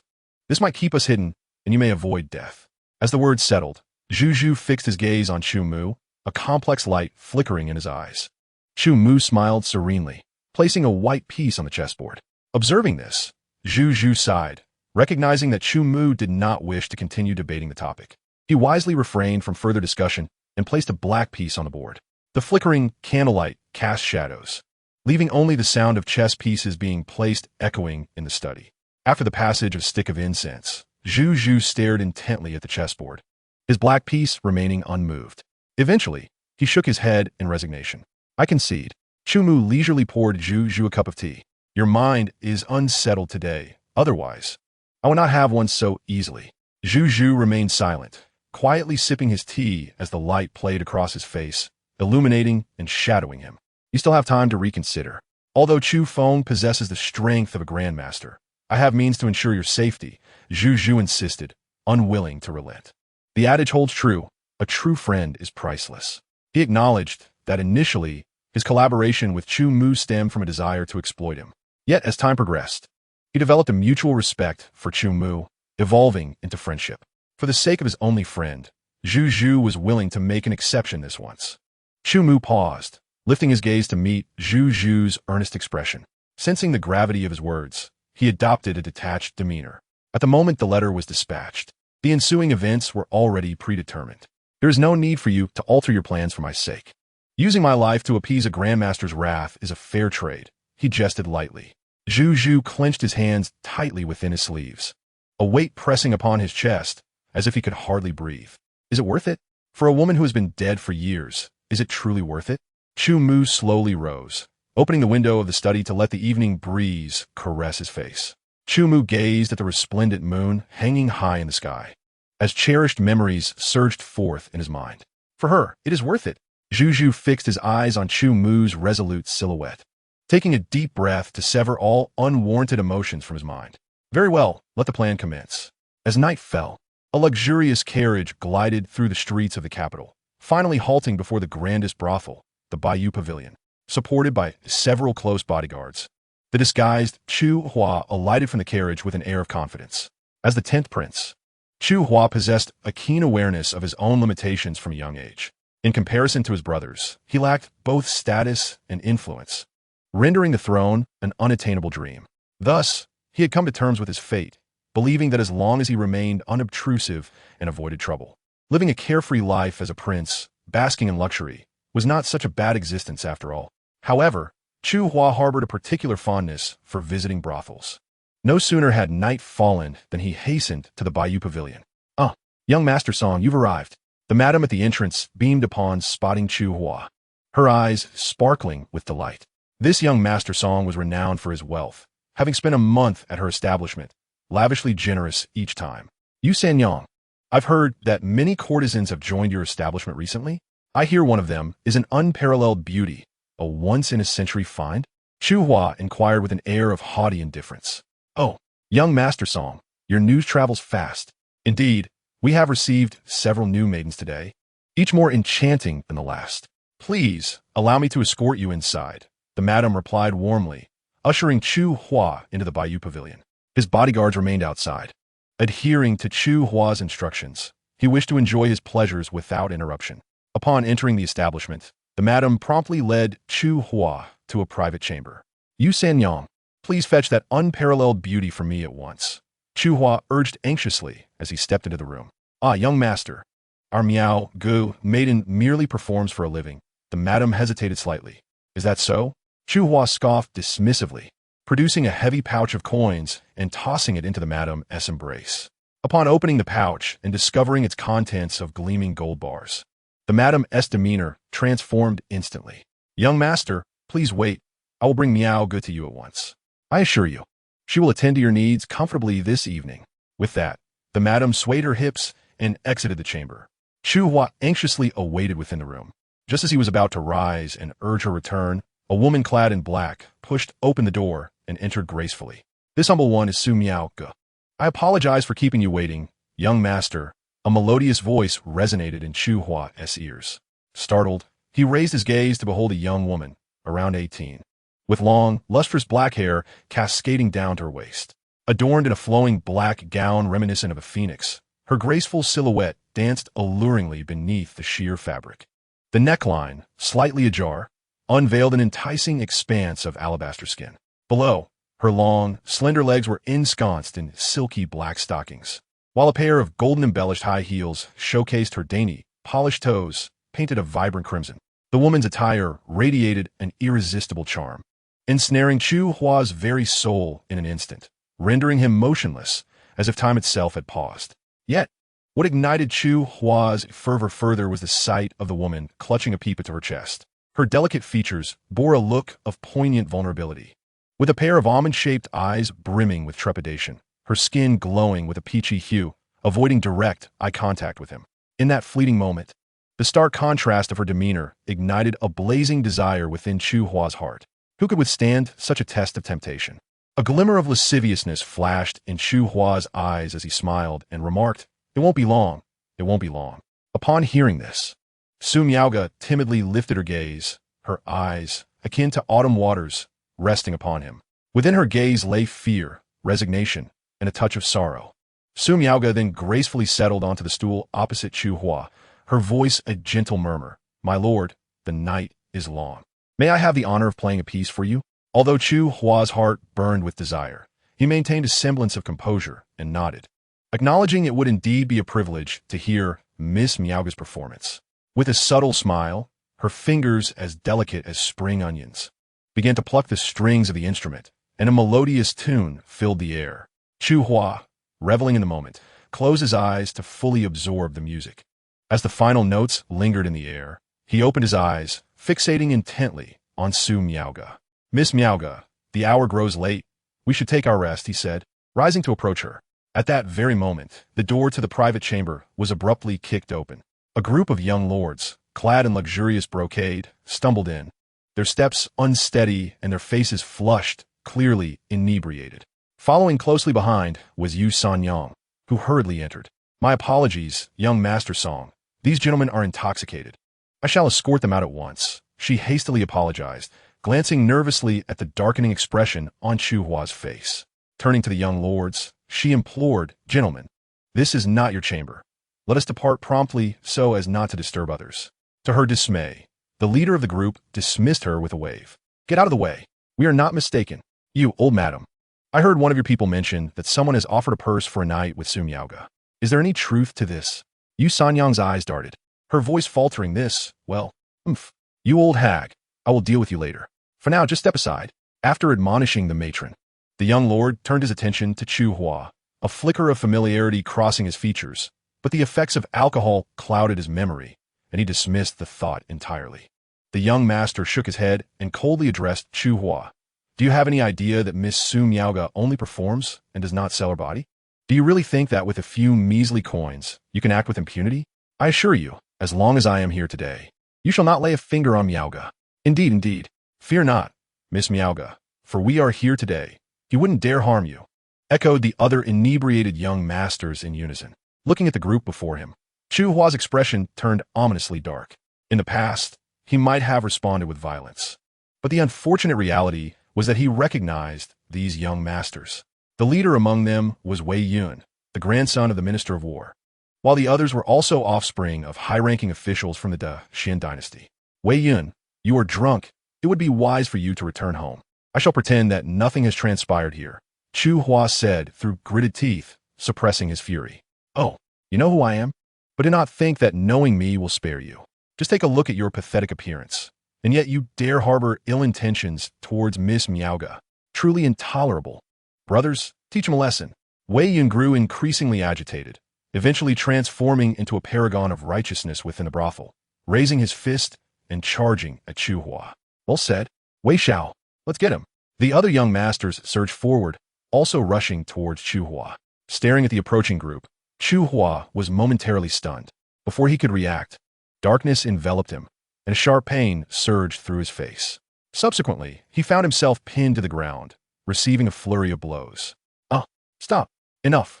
Let me go. Open your eyes and see clearly. I am the 10th prince, Chu Hua. A chorus of cries escaped his lips. Chu Hua, an ordinary person, stood no chance against the drunken young masters and could only reveal his identity. Once he finished shouting, the young masters indeed halted their assault. With dazed expressions, they leaned in closer to scrutinize Chu Hua. You recognize your prince now, do you? Chu Hua touched his injured face, baring his teeth in anger. However, what followed from the young masters rendered his expression frozen in disbelief. What did this fool just say? Wei Yun asked, bewildered. Big brother. He seems to be claiming he is the 10th prince, one young master called. Him? This fool dares to say he is a prince? Do you believe it? I do not believe it. He must be an impostor. How could a prince possibly visit a brothel? This scoundrel not only dared to harbor ill thoughts towards Miaoge, but also had the audacity to impersonate a prince. Truly a crime deserving of severe punishment. Brothers, give him a thorough beating. I shall take responsibility if anything goes awry. Understood. Listening to Wei Yun and his companions, Chu Hua was left utterly dumbfounded. Dear friends, who said a prince cannot visit a brothel? Regrettably, there was no opportunity for Chu Hua to explain himself, as Wei Yun and his companions subjected him to a merciless beating. Under the influence of alcohol, their blows grew increasingly brutal. In the private room, Chu Hua yearned to escape, yet found himself trapped, his cries of despair echoing helplessly. As time passed, his screams diminished, fading into silence. Suddenly, one of the young gentlemen, in a dazed state, halted and shouted, "Stop! Everyone stop! He seems to be dead." This declaration struck the others like a thunderclap, jolting them from their intoxication. As they gazed down at the unconscious Chu Hua, fear crept onto their faces. After a brief moment of shared apprehension, they exchanged glances and fled the scene, rushing home to seek guidance from their elders. At that moment, they remained oblivious to the identity of their victim, as Chu Hua's face had been battered beyond recognition, resembling that of a swollen pig's head. In the private chamber, Yu Xinyang and Su Miaoge stood aloof, observing the unfolding chaos with indifference. Once Wei Yun and his group had departed, Yu Xinyang approached Chu Hua, assessing his condition, and struck him with a decisive blow to a vital point. The last remnants of life fled from Chu Hua, sealing his fate. After executing her grim task, Yu Xinyang nodded at Su Miaoge and feigned a panicked demeanor. Rushing out of the private room, "It's over. It's over. There has been a death." Her shrill cries reverberated throughout the Bayou building, sending a wave of foreboding through the guard station outside. The sentinels rushed in to locate Chu Hua. Upon discovering his lifeless body in the private room, Their expressions shifted dramatically, a chill coursing through them. Chapter 55. The 3,000 Threads of Demons. A prince is beaten to death in a brothel. This absurdity would astound anyone who heard of it, yet it had indeed transpired. The guards quickly convened, and one dashed off to report the incident to the palace, while the others remained to secure the scene. Soon, a contingent of soldiers, armed with long spears, appeared outside the Bayou building, encircling it completely. "Isn't this the Shala Spear Guard, one of the 3 elite Imperial Guards?" Someone exclaimed in astonishment. "Do you not know? A guest has been killed inside the Bayou building. According to rumors, the deceased is a prince." Another whispered, "What?" The onlookers widened their eyes in disbelief. "Do you see the 3 individuals at the forefront of the Shala Spear Guard? The general on the right is their commander. On the left stands Lord Gu, the minister of the Dali Temple, which oversees cases involving royal family members. Consider this. With Lord Gu personally involved, the identity of the deceased guest is evidently significant." One individual analyzed. "Who is the elderly man in eunuch attire, standing in the middle?" Someone inquired curiously. "You ought to be cautious with your words." The countenance of the speaker abruptly paled in fear. "The name of that venerable official is not one that we, mere mortals, should casually discuss. I can only reveal that his name before entering the palace was Liu Che." Liu Che. Many faces reflected puzzlement, as if they had heard this name before, but could not quite recall where. Some trembled, their faces etched with terror. The 3,000 silken demons, indeed. The 3,000 silken demons. Those who had yet to remember were suddenly struck silent, their expressions shifting to one of dread. The 3,000 silken demons. Decades ago, the Great Xian dynasty faced an unprecedented drought that ravaged a province, plunging its inhabitants into dire straits. In such extremity, the latent malevolence within all hearts was magnified. Although the Great Xian dynasty hastily dispatched supplies to that province, the efforts bore little fruit, leading to chaos and rebellion. At that critical moment, a middle-aged official emerged from the palace of the Great Xian dynasty and journeyed to that province. With his mastery of the 3,000 white silks, he ruthlessly purged all those who sowed discord. On that fateful day, blood stained the heavens, and the ground was littered with dismembered corpses, as if hell itself had descended. At the center of the carnage, the 3,000 white silks floated, shimmering with ethereal silver light, while the official remained untouched by bloodshed. Henceforth, he was known as the 3,000 silken demon. It is said that after that day, the power structure within that province was decimated to a mere fraction of its former self. Others claim that the official became a lifelong nightmare for every inhabitant of that province. Now, decades later, this official has not perished and has appeared at the Bayou Tower. The onlookers quickly grasped that the situation was more dire than they had imagined. Outside Bayou Tower, Liu Che and his 2 companions lingered at the entrance, refraining from entering. After a brief wait, a soldier rushed out from Bayou Tower and approached the trio, bowing respectfully. "Esteemed sirs, the identity of the deceased has been confirmed. He is indeed His Highness, the 10th Prince." Gu Li, the head of the Dali Temple, furrowed his brow, his expression growing grave. The murder of a prince would undoubtedly prompt a thorough investigation. However, the location of the 10th Prince's demise was indeed a sensitive matter. If he were to order a strict inquiry, the news would surely spread, tarnishing the royal family's reputation. Thus, Gu Li found himself in a quandary. Stealing a discreet glance at Liu Che, he noted the absence of any directive from him. After a moment of contemplation, Gu Li resolved with determination. "Summon the steward of Bayou Tower and all witnesses to the crime." He commanded the soldier. "Yes." The soldier acknowledged the order and promptly set off to apprehend the individuals. At this juncture, a faint smile graced Liu Che's delicate features as he addressed Gu Li. "Your actions are commendable, Sir Gu. Before I departed the palace, the emperor specifically instructed me to convey a message to you. Do not fear for the royal family's reputation. It is imperative to uncover the truth behind this matter." Upon hearing this, cold sweat drenched Gu Li's official robes, and his heart raced with trepidation. As a seasoned figure in the bureaucracy, Gu Li was all too aware that he had narrowly escaped a perilous situation. Why did Liu Che choose to speak after issuing his command rather than before? This undoubtedly reflects the emperor's intention, as he seeks to discern whether he can attain the esteemed position of the Grand Minister of Justice. Indeed, serving alongside the sovereign is akin to walking with a tiger. Gu Li could not help but stifle a bitter laugh within, while outwardly he extolled Liu Che, saying, "Your Majesty's words shall be etched in my heart." Liu nodded slightly in acknowledgement. Yu Sanyang and Su Miaoge were escorted by soldiers. Upon spotting Gu Li, Yu Sanyang immediately burst into tears, exclaiming her innocence, claiming ignorance of the fact that Hua was a prince. Gu Li's expression turned icy as he reprimanded her sharply, finally silencing her. He then instructed Yu Sanyang to recount the events with meticulous accuracy. She complied, adopting a feigned demeanor of fragility as she narrated the sequence of events.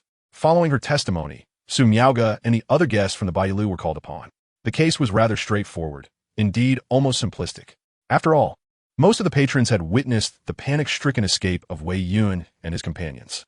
Gu Li swiftly identified the suspects: Wei Yun, the grandson of the Minister of War, and Ren Huoding, the great-grandson of the Minister of Rights. Upon discovering the identities of the suspects, Gu Li was left in a state of shock. Even Lu Che and the commander of the Shiluoqiang Imperial Guards exhibited a shift in demeanor, their eyes betraying a hint of gravity. They had heard of these young masters of Wei Yun, each of whom hailed from influential families with esteemed elders holding significant positions in the court, making them untouchable in the capital. Lord Gu, how shall we proceed from here? Gu Li turned to Lu Che, his face marked by a grimace. The intricacies of governance and human relationships weighed heavily upon him. Though the Grand Court of Justice operates as an independent entity, he remained a minister in the court. Offending so many high-ranking officials was a burden he could scarcely bear. Lord Gu, the situation is abundantly clear. What further inquiry is necessary? Regardless of their backgrounds, anyone who transgresses the iron laws of Dashuan must face justice. Lu Che's voice was cold and resolute. The fleeting sense of satisfaction he had felt towards Gu Li evaporated instantly. Gu Li's timorous approach to matters rendered him unfit for significant tasks. After this incident, Lu Che believed Gu Li's tenure as Grand Minister of Justice would soon come to an end. Thank you, Lord Lu, for your guidance. I shall know how to act henceforth, Gu Li expressed with a respectful bow. He commanded the soldiers to seal off the Bailu, then proceeded with great authority to apprehend Wei Yun and his companions. Lord Lu, I have instructed that all Imperial Guards comply with Lord Gu's orders tonight. If there are no further matters, I shall take my leave, the commander of the Shiluoqiang Imperial Guard stated. Liu Qin nodded in acknowledgement. Chapter 56. Mutual Suspicion. After the commander hastily departed, Lu Che turned his gaze towards the Bailu. His eyes met those of Yu Sanyang and Su Miaoge at the entrance. Lingering for a brief moment, he then withdrew his gaze and walked towards the palace. This night was destined to be one of sleeplessness. The news of the 10th prince's death at the Bayou Tower spread like wildfire throughout the capital. The Imperial Guards were mobilized in full force, dispersing all citizens from the streets and enforcing a curfew. On this serene evening, the winds shifted dramatically, dark clouds gathered, and thunder rumbled ominously. The once vibrant city was now devoid of life, save for the patrolling guards. The heavy atmosphere weighed upon the hearts of the people, akin to the oppressive weather. At the Wei residence, Wei Yun rushed back and immediately sought out his grandfather's study. Thud! Kneeling before his grandfather, he faltered, his voice trembling as he implored, "Grandfather, save me." Wei Yuanqing's expression turned grave as he set down his book and asked in a somber tone, "Have you caused trouble again?" Wei Yun nodded. "Speak. What have you done this time?" Wei Yuanqing glared at him, exasperation evident on his face. "Grandfather, I killed someone," Wei Yun stammered, lowering his gaze. "What?" Wei Yuanqing exclaimed, rising abruptly from his chair. "What did you say? You killed someone?" "Indeed," Wei Yun confirmed, and his grandfather's body trembled with fury. He raised his hand and struck Wei Yun across the face. "You wretched fool! Do you wish to bring ruin upon our Wei family?" Wei Yuanqing bellowed in despair. Wei Yuanqing's warning was not an exaggeration. The higher one ascends in rank, the more cautious one must be. As a second-rank official, he was constantly under scrutiny, with many seeking to exploit any misstep to bring him down.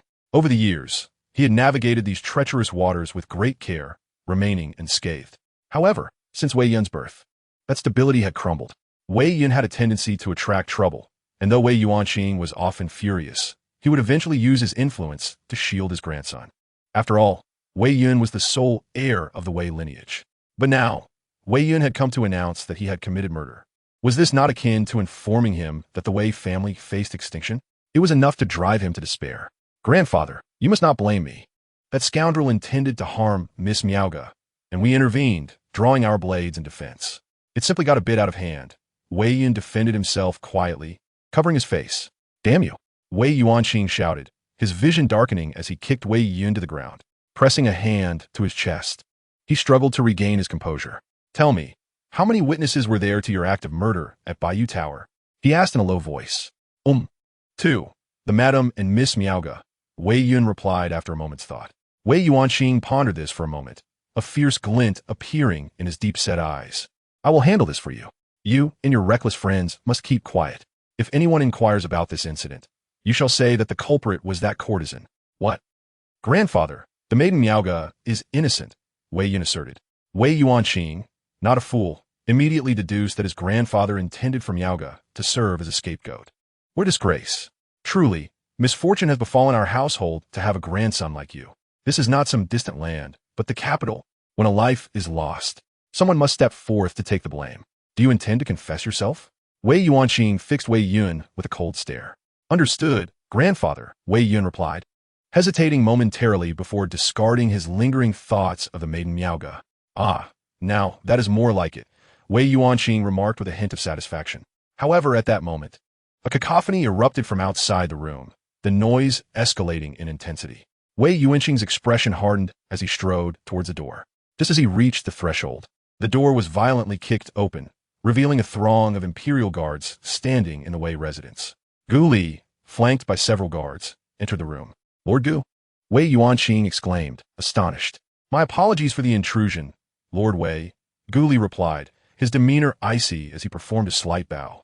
With a grand gesture, he commanded the guards to apprehend Wei Yun. "Lord Gu, what is the meaning of this? Even if my grandson has committed an offense, it should not fall under the jurisdiction of your court." Wei Yuanqing protested angrily. "Lord Wei, at this juncture, why pretend to be oblivious? Guam literaturta. Wei Yun, along with a few accomplices, has killed the 10th prince at the Bayou Tower. Do you truly believe you can handle this matter? Take my counsel. While you still have your health, consider taking additional concubines." Gu Li's words struck like thunder, reverberating in the minds of both Wei Yuanqing and Wei Yun. "Lord Gu, did you just say that Wei Yun killed the 10th prince?" Wei Yuanqing inquired in disbelief. "Are you still unaware?" Gu Li shot him a surprised glance. "No time for idle chatter. There are other culprits to apprehend. I must take my leave." With that, Gu Li departed, taking Wei Yun with him under guard. Once Gu Li had left, Wei Yuanqing crumpled to the ground, his gaze vacant. Meanwhile, Wei Yun's mother wept inconsolably, urging her husband to find a way to save their son. Wei Yun's father, overwhelmed by the noise, struck his wife in frustration, rebuking her for spoiling their son since childhood. The entire Wei residence descended into chaos. That night, many were destined to lose sleep as an unseen web enveloped the capital, fraught with treachery and shifting allegiances.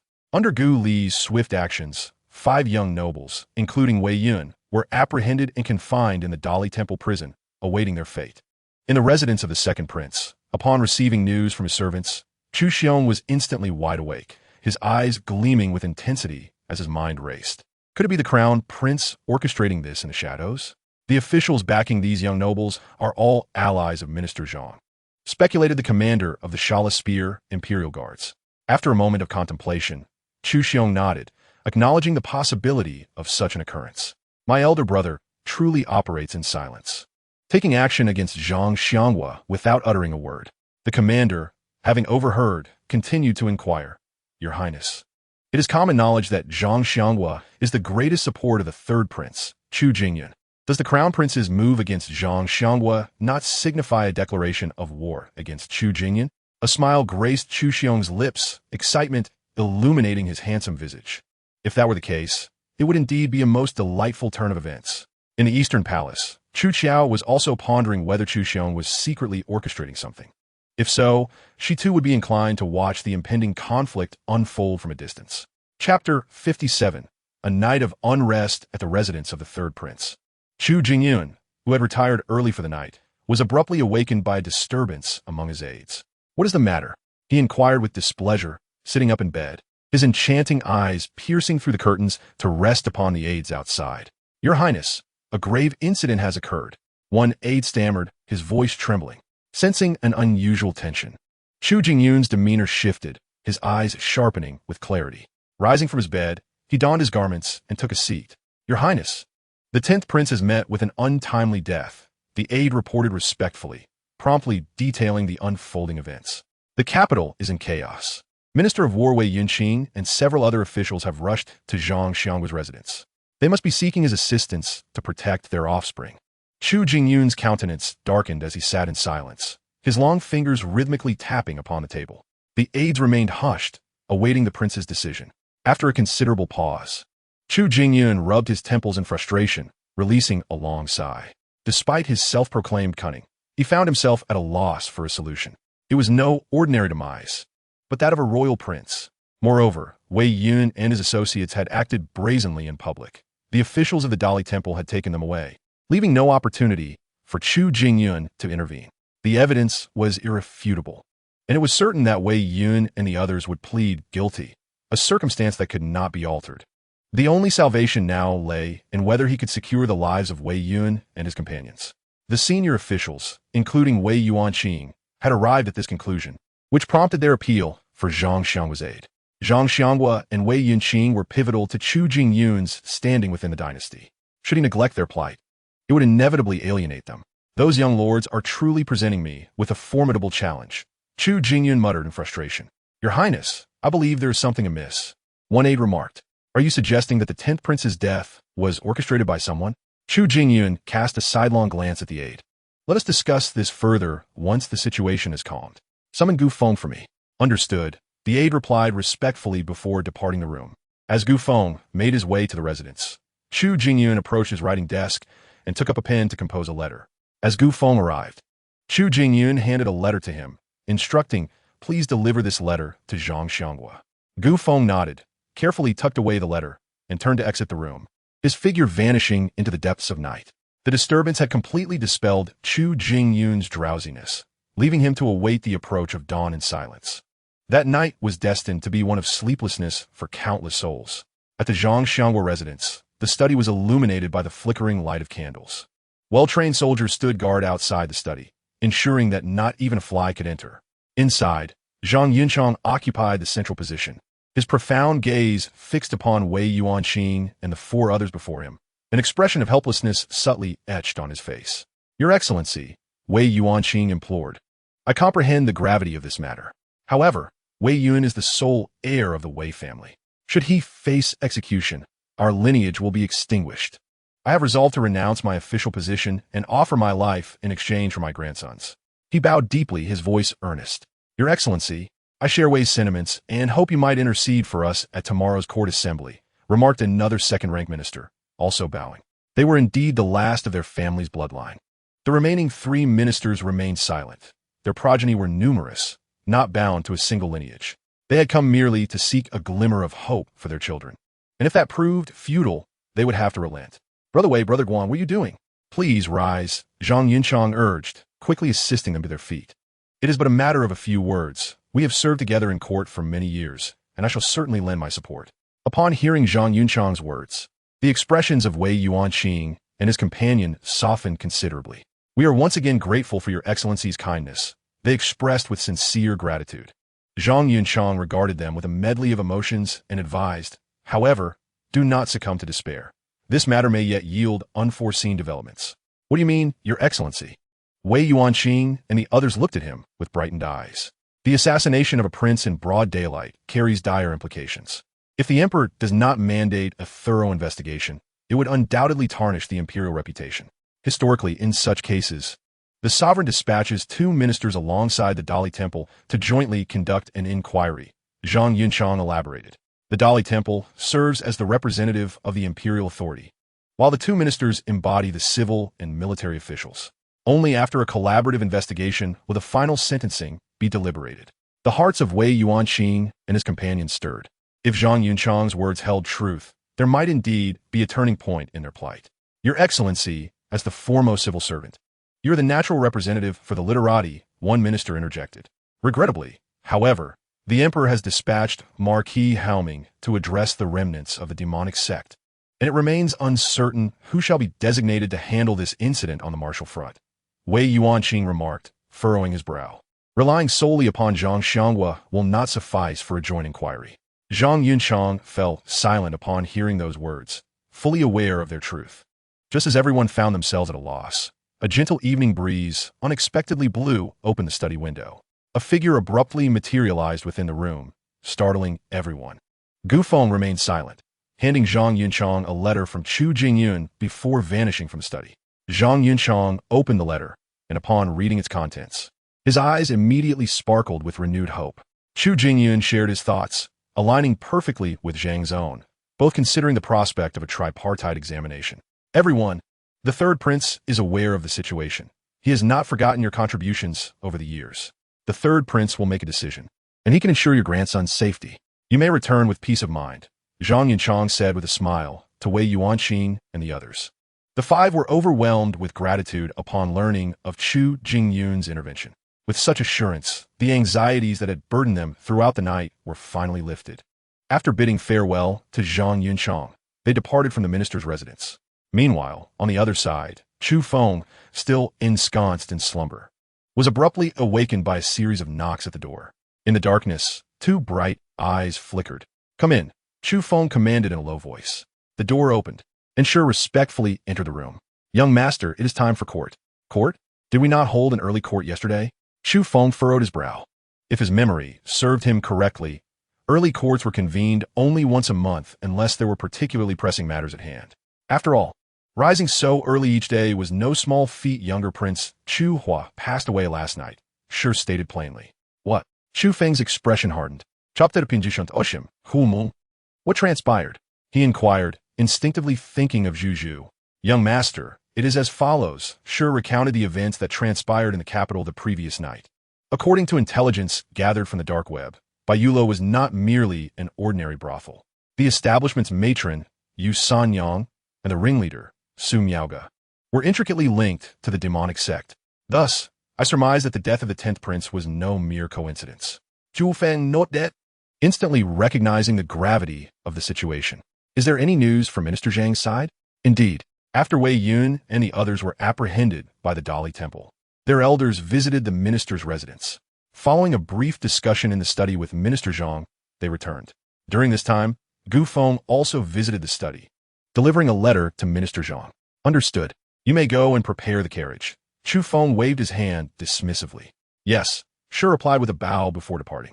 "Zhu, what schemes are you truly concealing?" Chu Feng mumut sopti. After a quick wash, Chu Feng boarded the carriage, heading toward the imperial palace once more. Upon arriving at the Golden Yuan Hall, all the officials and other princes were present. An oppressive silence enveloped the hall, creating an atmosphere thick with tension. The other princes nodded in acknowledgement upon seeing Chu Feng, yet remained silent. Chu Feng arrived at his designated position, his gaze descending upon the 5 ministers kneeling in the hall below. After a brief moment of contemplation on the 5 figures, his attention ultimately settled upon Zhang Xianghua, who stood foremost among the civil officials. At that moment, the figure of Chu Aoyan abruptly materialized upon the dragon throne at the forefront of the Golden Yuan Hall. "Pay your respects to the emperor." The officials bowed in unison. As the officials rose, he regarded the 5 ministers with an impassive expression. "You all must have heard about the murder of the 10th prince last night. I'm already aware of the specifics. And today's South Morning Court is convened to discuss how we shall deal with the true culprit. If any of you have thoughts on the matter, do speak up." As his words echoed, a profound silence enveloped the court. The expressions of the officials varied. Some gazed ahead with indifference, displaying an air of detachment as if the incident bore no relevance to them, while others glinted with malicious glee, casting furtive looks at the 5 ministers. After a brief pause, Zhang Yunchang stepped forward. "Your Majesty, regarding the murder of the 10th prince, while the true culprit has indeed been apprehended, I believe the ramifications of this incident are too severe. Should it not be dealt with rigorously, it may tarnish the dignity of the royal family. Thus, I propose a thorough investigation involving all 3 parties to bring justice for the 10th prince." Upon hearing this, Chu Aoyan's expression shifted slightly, and the court erupted in murmurs of disbelief. All officials turned incredulously towards Zhang Yunchang. Even the crown prince and the second prince displayed expressions of shock, who was unaware that the 5 ministers were typically closest to Zhang Yunchang. Now, in their time of crisis, instead of offering assistance, he had chosen to strike them when they were down. However, many quickly deduced Zhang Yunchang's intentions. "Father, I believe what Zhang Xianghua has stated holds merit. The case of the 10th prince's murder requires meticulous investigation to uphold the royal family's honor," Chu Jingyun declared, stepping forward with an air of righteous indignation. Chu Feng's gaze shifted, quietly observing the unfolding situation. Father, I believe both third brother and Zhang Xianghua are overreacting. The evidence in the 10th Prince's murder is unequivocal, and the culprit has confessed. Is there truly a need for a joint investigation? We could simply impose the ironclad laws of Dexian and dispense justice forthwith. How could this possibly tarnish the royal family's reputation? Chu Xiong interjected, refuting the proposal. I concur, with the truth laid bare. What need is there for further inquiry? The crown prince, Chu Qiao, echoed in agreement. At this juncture, if the two of them failed to discern Chu Jingyun's ulterior motives, they might as well be struck by a falling tofu. A joint investigation, ostensibly fair and just, was merely a ruse by Chu Jingyun to drive the 5 ministers into a corner. In reality, he sought to create an opportunity for their survival amidst the chaos. This was a scenario that neither Chu Qiao nor Chu Xiong wished to witness. As the 3 princes made their entrance, other ministers followed suit, each voicing their opinions on the matter. The generals gathered resolutely on the side of Chu Qiao and Chu Xiong, deeming the involvement of a triad of reviews unnecessary. In contrast, the civil officials rallied behind Chu Jingyun and Zhang Guizhong, resulting in a cacophony of disputes between the two factions. Under the watchful gaze of Chu Aotian, who observed the discord below with an expression of inner turmoil, he found himself at a loss. Typically, when a member of the royal family encounters misfortune, the Dali Temple intervenes, and a triad review is customary. However, in the case of the 10th Prince's murder, the facts were glaringly evident, leaving no room for suspicion. Thus, the standard procedure seemed superfluous. Chu Feng gazed at the bickering officials within the grand hall, his demeanor resembling that of an onlooker witnessing a spectacle for the first time. Yet, the ensuing moment swiftly dispelled his casual interest. Suddenly, the 4th Prince, Chu Mu, stepped forward and spoke earnestly. Father, I believe what Chancellor Zhang has articulated holds merit. There are traditions that must be upheld. Even if the true culprit behind the 10th Prince's murder has been apprehended, we must adhere to the established protocol, lest we fail to gain the people's faith. A profound silence enveloped the Golden Lawn Hall, as all present momentarily ceased their quarrels, their eyes wide with astonishment at Chu Mu's unexpected intervention. They had never anticipated that he would voice his opinion. Notably, Chu Mu had always been the least prominent among the princes, refraining from engaging in the struggles for power. Traditionally, he remained silent during court sessions, merely following the established routine. Yet today, he had boldly expressed his thoughts. This revelation undoubtedly shocked everyone, including Chu Aotian, who displayed a flicker of surprise upon his throne. Very well, I find some truth in what the 4th has said. At all times, rules must not be disregarded. Let the case of the 10th Prince's murder proceed according to the proper channels, declared Chu Aotian, striking the table decisively. The emperor is wise. The officials echoed in unison. Where is the minister of the Dali Temple? I am here. Guli hurriedly stepped forward from among the officials. For the case of the 10th Prince's murder, the triad review shall be presided over by you. Understood. Guamli rapli adutifuli. As for the 2 deputy reviewers, they will be appointed as Chancellor Zhang and Lord Zhuming. Yes, both Zhang Guizhong and Lord Zhuming affirmed. Observing this, Chu Jingyun felt a wave of relief wash over him. Unless there are further matters, we shall adjourn, Chu Aotian announced, and with a grand gesture, he vanished from sight. As the officials departed, Chu Jingyun approached Chu Mu. 4th brother, I thank you for today. Chu Mu smiled calmly, exuding an approachable demeanor. There is no need for gratitude. 3rd brother, I merely spoke the truth. Chu Jingyun laughed heartily, clapping Chu Mu on the shoulder before turning to leave.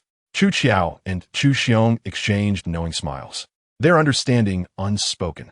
They hastily departed, determined not to allow Chu Jingyun to navigate this advantageous moment so easily. Soon, only Chu Mu and Chu Feng remained within the Golden Lawn Hall. With a smile gracing his lips, Chu Mu radiated a warm and affable aura. Their gazes met, and Chu Feng's expression grew intricate. 7th brother, what is that expression on your face? Chu Mu gazed intently at Chu Feng, a refined smile gracing his lips. Chu Feng shook his head, expressing mild surprise. Why have you involved yourself in this matter? 7th brother, you are overthinking, Chu Mu earnestly clarified. I merely speak of the facts, without any intention of showing favoritism. Is that truly the case? Chu Feng shrugged nonchalantly, choosing not to elaborate further as he brushed past Chu Mu and exited the palace. Chu Mu watched Chu Feng's retreating figure, the smile at the corner of his mouth gradually fading. On that day, Zhang Yunchang and Lord Zhu Ming arrived at the Dali Temple, initiating the first round of interrogation alongside Gu Li. They summoned Wei Yun and the 5 principal offenders, along with witnesses such as Yu Sanyang and Su Miaoge, to question them collectively. The process unfolded smoothly. Although the 5 were intoxicated, their minds remained somewhat lucid, allowing them to recount the events clearly. Under questioning, they confessed without hesitation, recounting the sequence of events in detail. The testimonies aligned closely with those of Yu Sanyang and the others, leading to a swift conclusion of the first interrogation. During this process, Zhang Yunchang repeatedly inquired about the mental state of the 5, probing whether they had been incited by others. Gu Li and Lord Zhu Ming discerned that Zhang Yunchang was attempting to exonerate the 5, yet the evidence was already evident. His efforts were undoubtedly in vain. The first interrogation concluded, with a second session scheduled in 3 days. Should the outcome of the second interrogation mirror that of the first, the case would enter its closing phase. That night, at the residence of Chu Jingyun, Zhang Yunchang slammed the table in frustration, exclaiming, "Wei Yuanqing, how do you educate your offspring? They are as foolish as pigs. I have hinted at the answers multiple times, almost instructing them on what to say. Yet, they remain as thick-headed as ever, completely oblivious to my intentions." Beside him, Wei Yuanqing and his companions offered awkward smiles, refraining from rebuttal. There is no need for the Prime Minister to be angry. It was merely the first interrogation, and we still have ample time, Chu Jingyun replied with a calm smile. Upon hearing this, Zhang Yunchang's temper subsided, and he resumed his seat, taking a sip of his drink before solemnly stating, "Your Highness, do not hold my rudeness against me. It is simply that this group of inept companions is utterly unhelpful." "I understand this. The Prime Minister has worked hard," Chu Jingyun remarked, casting a sidelong glance at Wei Yuanqing and the others. The 5 immediately caught on, raising their cups in a toast to apologize to Zhang Yunchang on behalf of their children. Observing this, Zhang Yunchang's expression softened considerably. As the wine circulated, Zhang Yunchang furrowed his brow and addressed Chu Jingyun, "Your Highness, if you genuinely wish to preserve the lives of Wei Yun and the others, it seems we may need to resort to monetary persuasion. From my prior understanding, Gu Li is a seasoned politician who can be swayed with the right incentives. However, Lord Zhu Ming is known for his solitary nature within the military, having never aligned with the Crown Prince or the Second Prince. I fear that if I attempt to approach him rashly, the chances of success may be slim, and he might even report my efforts to His Majesty." After a moment of contemplation, Chu Jingyun acknowledged that the Prime Minister's words held some merit. "In that case, you shall handle Gu Li, while I will take the initiative with Duke Zhu Ming. Even if I cannot win him over, I shall not leave any incriminating evidence behind." Zhang Yunchang nodded in agreement, recognizing the thoroughness of His Highness's thoughts. "Let us proceed as you suggest, Your Highness."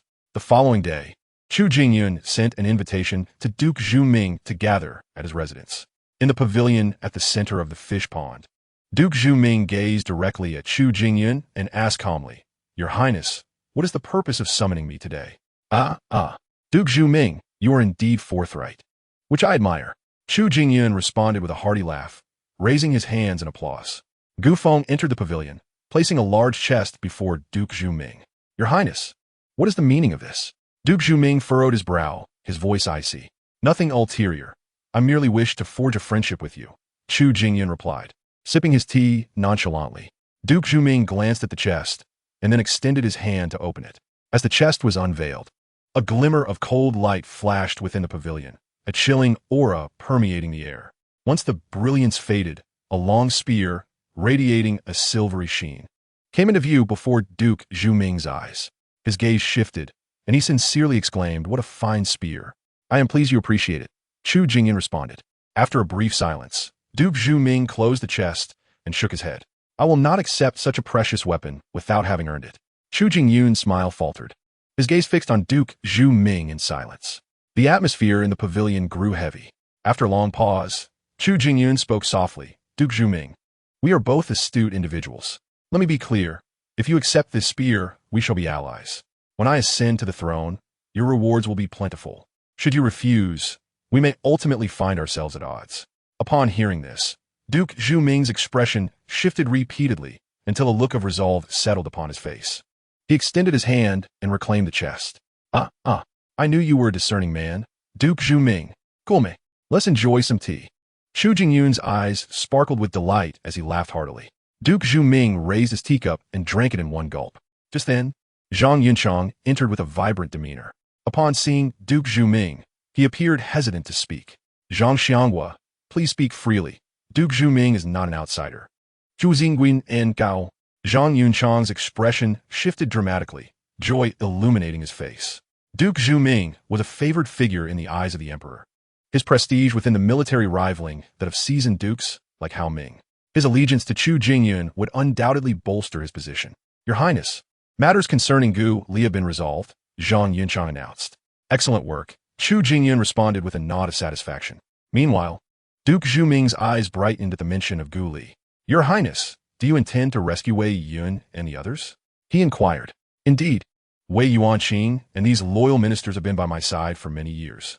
Now that their offspring have encountered misfortune, I cannot remain indifferent and allow their spirits to be dampened, Chu Jingyun stated candidly. Your Highness, your loyalty and righteousness command my admiration. Zhu Mingho replied with a respectful gesture. Please, Your Highness, share your thoughts on how to rescue them. I shall certainly cooperate.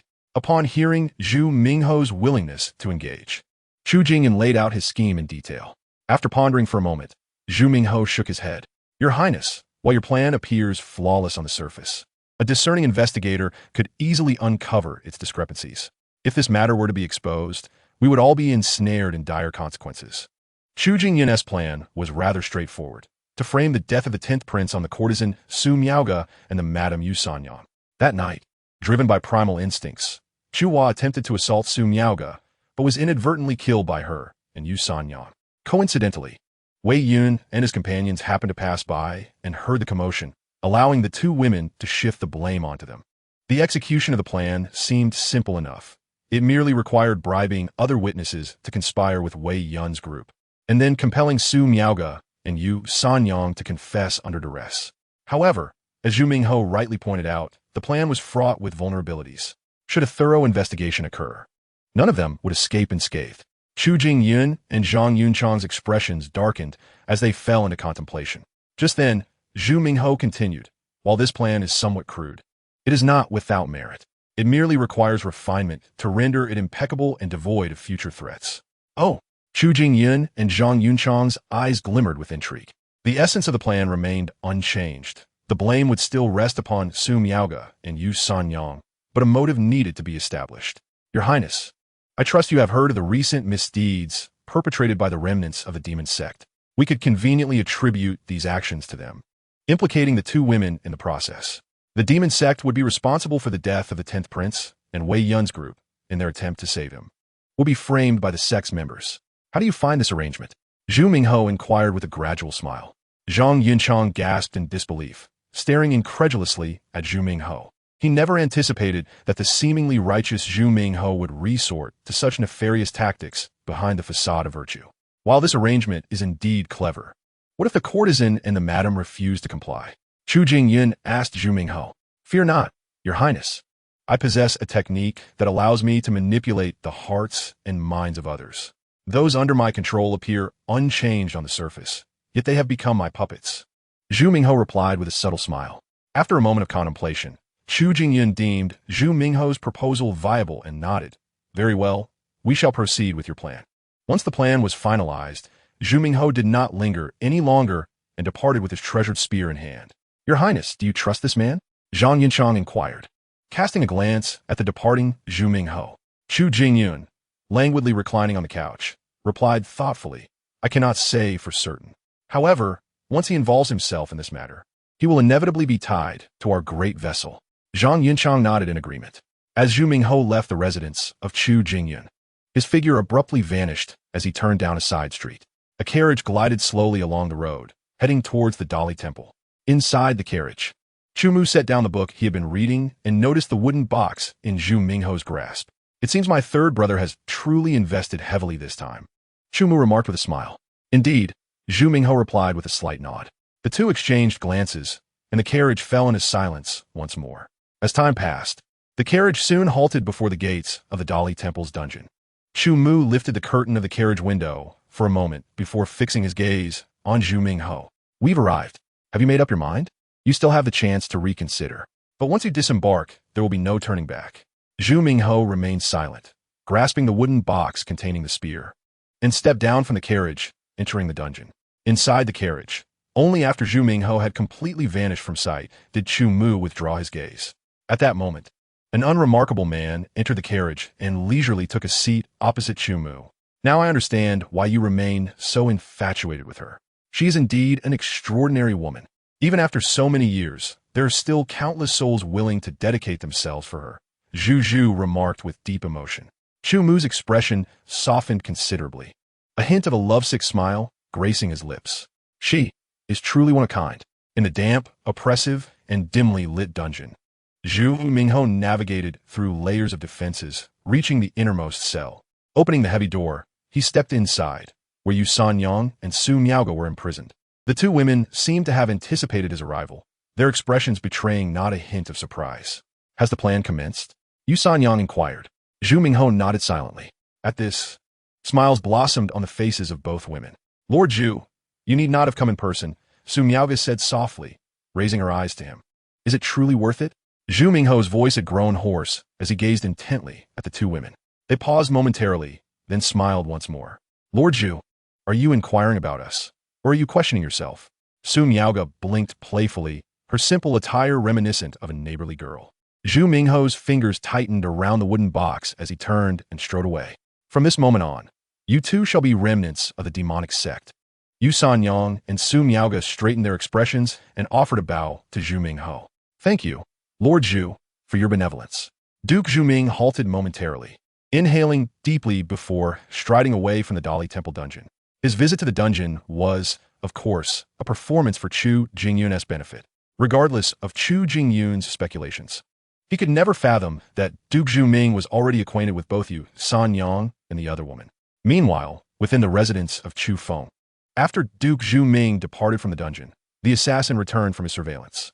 As the leader of the foremost group in the dark web, Shi's prowess was unparalleled among the members, although he currently wielded the strength of a mid-level master, if he so desired.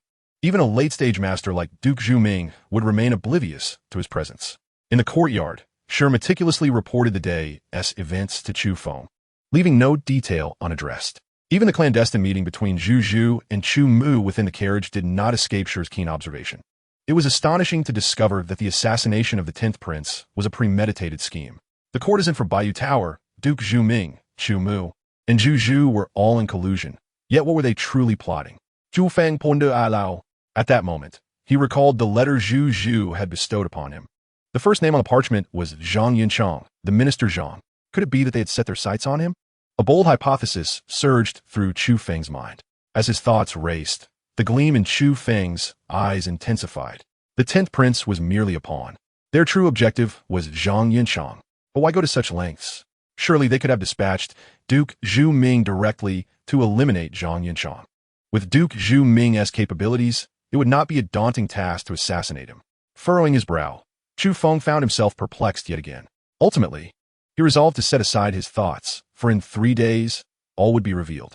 Chapter 61. The Second Interrogation. 3 days later, the second round of questioning commenced as scheduled. The proceedings unfolded as Chu Jingyun and the others had anticipated, with all testimonies undergoing a complete reversal. Wei Yun and his 4 companions adamantly insisted on their innocence, asserting that the 10th prince was slain by Yu Sanyang and Su Miaoge. Under the severe duress of Gu Li's interrogation, the 2 women ultimately confessed, openly admitting to the murder of the 10th prince. They also revealed their identities, declaring themselves remnants of the demon sect. Their motive for killing the 10th prince stemmed from the recent, relentless crackdown by the Xian dynasty on the remnants of the demon sect, which had incited their wrath. With the truth laid bare, the second interrogation concluded. Upon Gu Li reporting the results, the court erupted in uproar, and Chu Outyin was consumed by fury. In a secluded palace within the imperial residence, Chu Outyin's countenance darkened as he gazed at the memorial submitted by Gu Li. I never anticipated that the machinations behind this were orchestrated by the followers of the demon sect. It appears I have been excessively lenient towards them. Chu Outyin snorted coldly, his eyes ablaze with murderous intent. Beside him, Lu Che raised his head to observe Chu Outyin, murmuring, "Your Majesty, I find this matter rather peculiar." The interval between the first and second interrogations spanned merely 3 days, yet the outcomes diverged significantly. If Yu Sanyang and her companion genuinely wish to confess, why did they not do so during the initial inquiry? Upon hearing this, Chu Outyan's gaze sharpened. What precisely are you insinuating? Your Majesty, I suspect there are ulterior motives at play. Someone may be attempting to exploit this situation to eliminate rivals, Lu Che articulated candidly. Chu Outyan fell silent, picking up the memorial and scrutinizing it once more. Subsequently, his expression shifted repeatedly. With Lu Che's subtle suggestion, Chu Outyan discerned clues previously overlooked. In a fit of anger, he hurled the memorial to the ground, massaging his temples in exasperation. Lu Che, if memory serves, the elders of Wei Yun's 5 followers are indeed affiliated with the third prince. Moreover, Zhang Yinchang is also aligned with him, Chu Outyan remarked coldly. Indeed, Your Majesty. Liu Qi affirmed. Could it be that the third prince possesses such audacity? The 10th prince is his brother. Chu Outyan et Gulim Fudio Sili. Liu Qi did not respond. Sighing internally, Chu Outyan, having traversed the path of a prince himself, understood the ruthless nature of the struggle for imperial power. With only a few years remaining until his abdication, he had turned a blind eye to the factionalism among princes, as long as their actions did not exceed reasonable bounds. However, there are limits. Should the reality align with Chu Outyan's suspicions, it would undoubtedly cross a critical threshold for him. Inform all officials that I shall personally conduct the inquiry tomorrow. Chu Outyan Goman. Yes, Liu Qi nodded. Meanwhile, at the residence of Chu Jingyun, Duke Zhu Ming, Gu Li, Zhang Yinchang, and others were reveling with Chu Jingyun, celebrating the resolution of the matter. Wei Yuanqing and the other 4 approached Chu Jingyun, raising their glasses with solemnity. Your Highness, we toast to you. We are genuinely grateful for your willingness to lend a helping hand. Without your intervention, our ineffectual descendants would have faced ruin. Chu Jingyun cast a glance at the 5. Taking a sip from his cup, if you wish to express gratitude, direct it towards the 3 ministers, for this affair hinged entirely on their efforts. Indeed. Wei Yuanqing and the others nodded in agreement, then approached the 3 ministers, saying, Duke Zhu, Minister Zhang, Minister Gu, your immense kindness requires no words of thanks. Should you require our assistance in the future, please do not hesitate to command us. Duke Zhu and Minister Zhang offered a slight nod, sipping their wine. Minister Gu, rising from his seat, replied with a smile. Gentlemen, there is no need for formality. We are all allies now, and such assistance is but a trifling matter. This day could be deemed the pinnacle of Gu Li's career in governance. Although the minister of the Dali Temple appeared to wield considerable power, in reality, his authority was quite limited. Furthermore, due to the unique nature of the Dali Temple, officials from previous courts were generally reluctant to forge connections with him. Now, Wei Yuanqing and the other second-rank ministers owe him a favor, and he has successfully boarded the grand vessel of Chu Jingyun. Gu Li seems to envision a promising career path unfolding before him. Just then, Gu Feng hurriedly arrived. Your Highness, news from the palace indicates that the Emperor wishes to personally interrogate this case tomorrow, Gu Feng stated coldly. As his words fell, the expressions of those present instantly shifted. I understand. You may leave, Chu Jingyun replied nonchalantly, waving his hand. Once Gu Feng withdrew, Chu Jingyun smiled at the others, saying, there is no need for panic. After all, it is a prince who has been murdered. It is only natural for the emperor to take the matter into his own hands. As long as Wei Yun and the others, along with Yu Sanyang, do not make any mistakes, this matter will naturally come to a close. Upon hearing Chu Jingyun's words, the crowd's demeanor relaxed somewhat. Rest assured, Your Highness, our young ones will undoubtedly not falter, Wei Yuanqing and the others promised. Yu Sanyang and Su Miaoga are also well managed. Zhu Mingho stated calmly. In that case, what is there to worry about? Gome, let us continue drinking, Gu Li proclaimed with a raised cup and a smile. The faces of the crowd lit up with smiles as they resumed their drinking, quickly putting the matter out of their minds. Unbeknownst to them, a flicker of imperceptible coldness flashed in Zhu Mingho's eyes. That night, after the banquet concluded, Zhu Mingho departed from Chu Jingyun's residence and headed straight to Chu Mu's abode. He opened the door to the study and stepped inside. Zhu Mingho glanced indifferently at the individuals present, and upon seeing Zhu Zhu, a fierce killing intent briefly flickered in his eyes. Zhu Zhu, however, paid it no mind and amicably poured Zhu Mingho a cup of tea. You've worked hard, Lord Zhu, here, have some tea, he said. Zhu Mingho ignored Zhu Zhu, lifting his gaze to the other 2 in the study. Everything was proceeding as planned, and they remained oblivious to any irregularities. Excellent. Now I can be at ease. I shall take my leave. Lu Che's gaunt face broke into a smile as he prepared to depart. Lu Lao, I shall accompany you, Zhu Mingho said respectfully. Following Liu Ke. As they reached the doorway, Lu Che suddenly halted, turning to face Zhu Zhu, his murky eyes radiating a chilling intensity. From this moment forth, I do not wish to see any followers of the demonic sect in the capital. You understand my meaning, young one. I feel the same, Zhu Mingho warned, fixing his gaze on Zhu Zhu. After exchanging these words, their figures abruptly vanished into the night. Zhu Zhu patted his chest, turning to Chu Mu beside him, and remarked, to be warned by two late-stage masters is truly an honor. Chu Mu smiled silently. Zhu Zhu's expression did not seem to convey fear. Chapter 62. Changes in the court. As the sun rose in the east, the long night was enveloped in mist. Chu Feng donned his dragon robe and arrived at the palace in a carriage early in the morning. Everything that had transpired in the capital over the past 3 days had not escaped the keen eyes of the dark web members. Thus, Chu Feng was acutely aware that the morning court would inevitably unveil some unforeseen surprises. He awaited this with great anticipation. Upon entering the Golden Lawn Hall, he found that the other princes had also assembled. Taking his place, he cast a glance at Chu Jingyun and Chu Mu, both of whom returned his gaze with subtle smiles. Time passed gradually, and soon the officials gathered in full. The figure of Chu Outyin appeared upon the dragon throne. Bow before the emperor. The officials saluted. Rise, he commanded. You should all be aware of the reason for my gathering you today. I shall dispense with unnecessary words. Let us commence. Chu Outyin spoke coldly, then waved his hand. Wei Yun and his 4 companions, along with Yu Sanyang and Su Miaoge, were escorted into the Golden Lawn Hall by the Imperial Guards. Gu Li, as the presiding judge of this triad inquiry, it falls upon you to elucidate the matter, said Chu Outyin solemnly. Gu Li, upon hearing this, hurried forth. Yes, your majesty. The case concerning the assassination of the 10th prince, after thorough examination by the 3 parties, has revealed that this was not a mere accident, but a premeditated murder. The true culprits are none other than the Madame Yu Sanyang of the Bayou Tower and the courtesan Su Miaoge. However, these are merely their superficial identities. Their true allegiance lies with the demon sect. As for the details of their assassination of the 10th prince, I shall recount them in full. Standing before the hall, Gu Li recounted the fabricated narrative he had prepared. Upon concluding, he bowed to Chu Outyin, stating, Your Majesty, this is the entirety of the events surrounding the 10th prince's murder. The officials displayed expressions of astonishment, and even the princes were taken aback, unprepared for the depths of intrigue concealed behind the 10th prince's demise. Wei Yin, do you and your companions have anything to say? Chu Outyin fixed his gaze upon the 5. In response to your majesty, every word from Lord Gu is true. We are utterly wronged. That night, in a drunken stupor, we inadvertently entered the wrong chamber and witnessed them commit the murder of the 10th prince.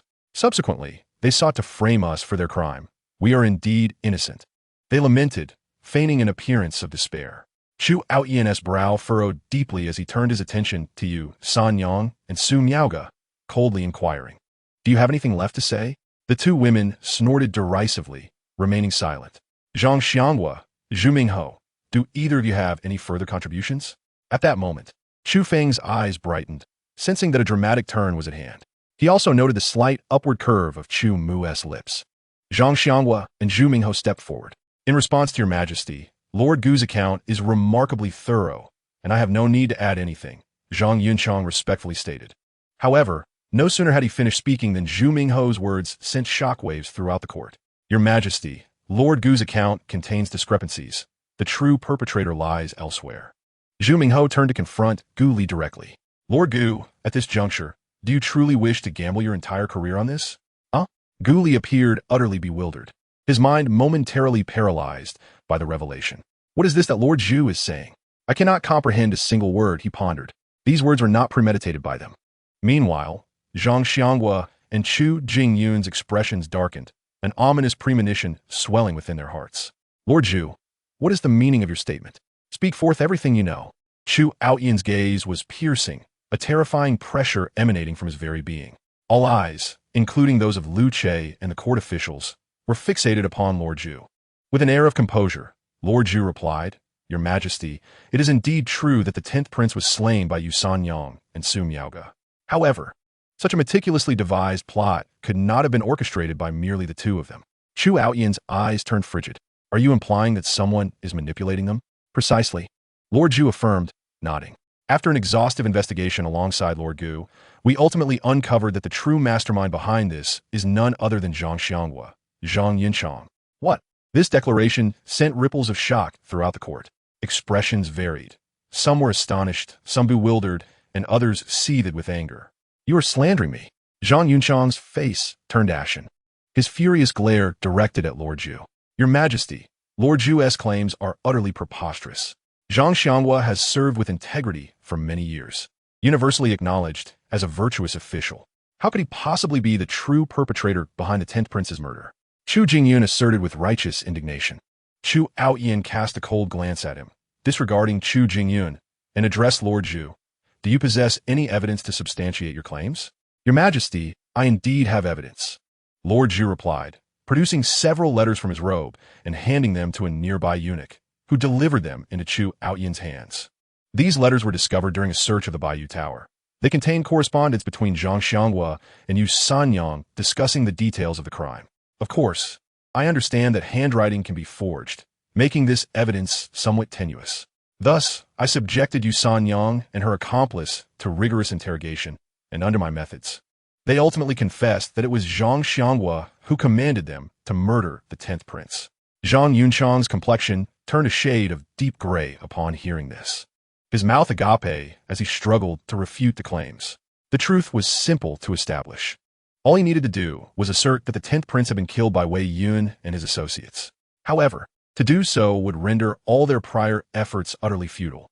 Zhang Yunchang felt as though he were a mute person tasting bitter gall, unable to express his plight.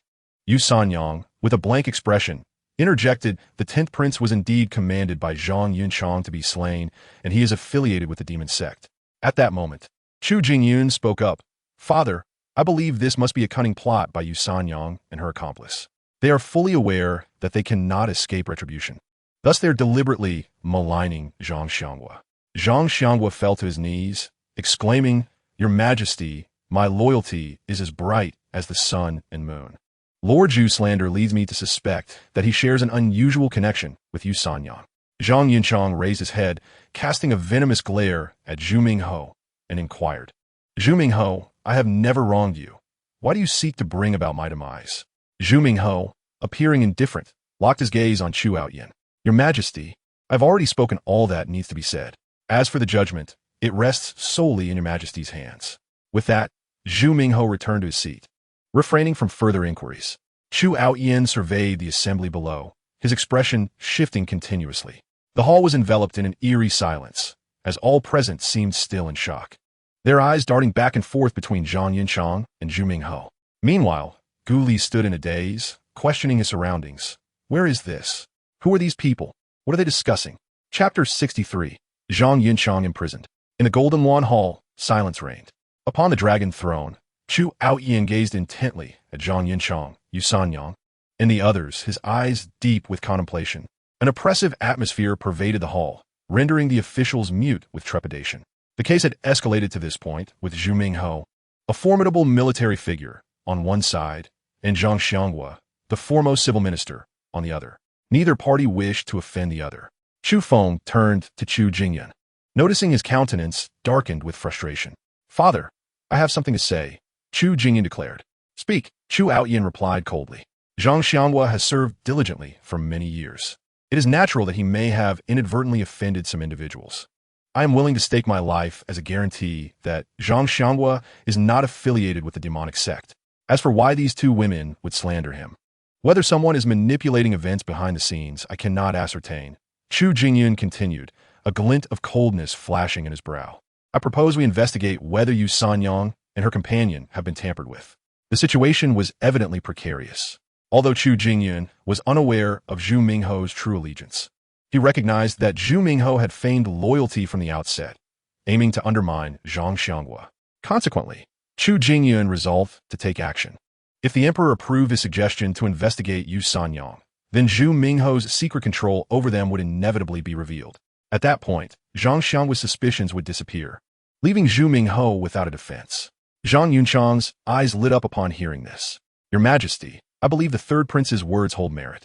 I implore your Majesty to restore my honor. Agreed. Chu Outyin nodded, waving his hand. Following this, Chu Jingyun and Zhang Yunchang felt a sense of relief and exchanged glances filled with disdain towards Zhu Minghe. Lu Che, who had remained quietly by the throne, stepped forward before Yu Sanyang and her companion. With an icy demeanor, Lu Che scrutinized the two women, and an aura of terror emanated from him. Slowly, he raised his hand, and two strands of ethereal silk, as fine as a hair, shot forth from his fingers, piercing the skulls of Yu Sanyang and her companion. They writhed in excruciating agony, their faces turning pale as they collapsed to the ground, contorted in pain. After a brief moment, Lu Che retracted two strands of illusionary silk and turned around, speaking in a measured tone, "Your Majesty, there are no issues with the two women." Before Chu Outyin could respond, Zhang Yunchang exclaimed in disbelief, "Impossible. This cannot be. These two women must have problems. Master Lu, I implore you to conduct a more thorough examination." Lu Che scoffed, "Are you questioning this old servant, Master Zhang?" Zhang Xianghua trembled, suddenly recalling that Lu Gonggong was a formidable master at the late stage of his powers. "I do not mean it that way," Zhang Xianghua hastily explained. Lu Che disregarded him and silently returned to the side of the dragon throne. "You two, Zhang Xianghua and the third, do you have anything left to say? Your previous suspicions now seem utterly ridiculous." Chu Outyan's voice began to brim with anger. Zhang Yunchang found himself at a loss for words, casting a pleading glance at Chu Jingyun. Chu Jingyun glared furiously at Duke Zhu Ming, his hands tightly clenched within his sleeves. Even if Chu Jingyun were slow to comprehend, he now understood the gravity of the situation. Any notions of loyalty or mind control were mere fabrications. This entire affair had been a trap, specifically designed to ensnare both him and Zhang Xianghua, and they had unwittingly walked right into it. At this juncture, everything was set in stone. Even if he were to stand up now and reveal the truth, that the fifth prince had been murdered by them, no one would believe him. It was akin to having mud on one's trousers. Even if it wasn't excrement, it would still be treated as such. "Guards, seize Zhang Xianghua," Chu Outyin ordered. As his command echoed, several imperial guards entered the hall and apprehended Zhang Yunchang. "Your Majesty, I am wronged," Zhang Yunchang cried out in protest. "Humph, are you wronged? Is it Duke Zhu Ming who has wronged you, or are these two women wronging you? The evidence stands before you, with ironclad proof. What grounds do you have for claiming injustice?" When the emperor's wrath ignites, blood flows like a torrent. In an instant, the overwhelming authority of the emperor surged through the grand hall like a tempest, causing several uninitiated officials to collapse in fear. "Your Majesty, please calm your anger," the officials implored in unison. Under this formidable pressure, Zhang Yunchang lost all strength and sank to his knees in despair. "Convey my decree. The matter concerning the murder of the 10th prince is extensive. The two women responsible for his death shall be executed forthwith, and Zhang Xianghua shall be imprisoned in the dungeon, awaiting interrogation." Regarding the principal examiner of this case, Chu Outyan's gaze swept over the officials below. Most of the officials trembled, averting their eyes in fear of meeting his gaze. They were all aware that Zhang Xianghua was affiliated with the third prince, and they had no desire to become embroiled in this affair and offend him.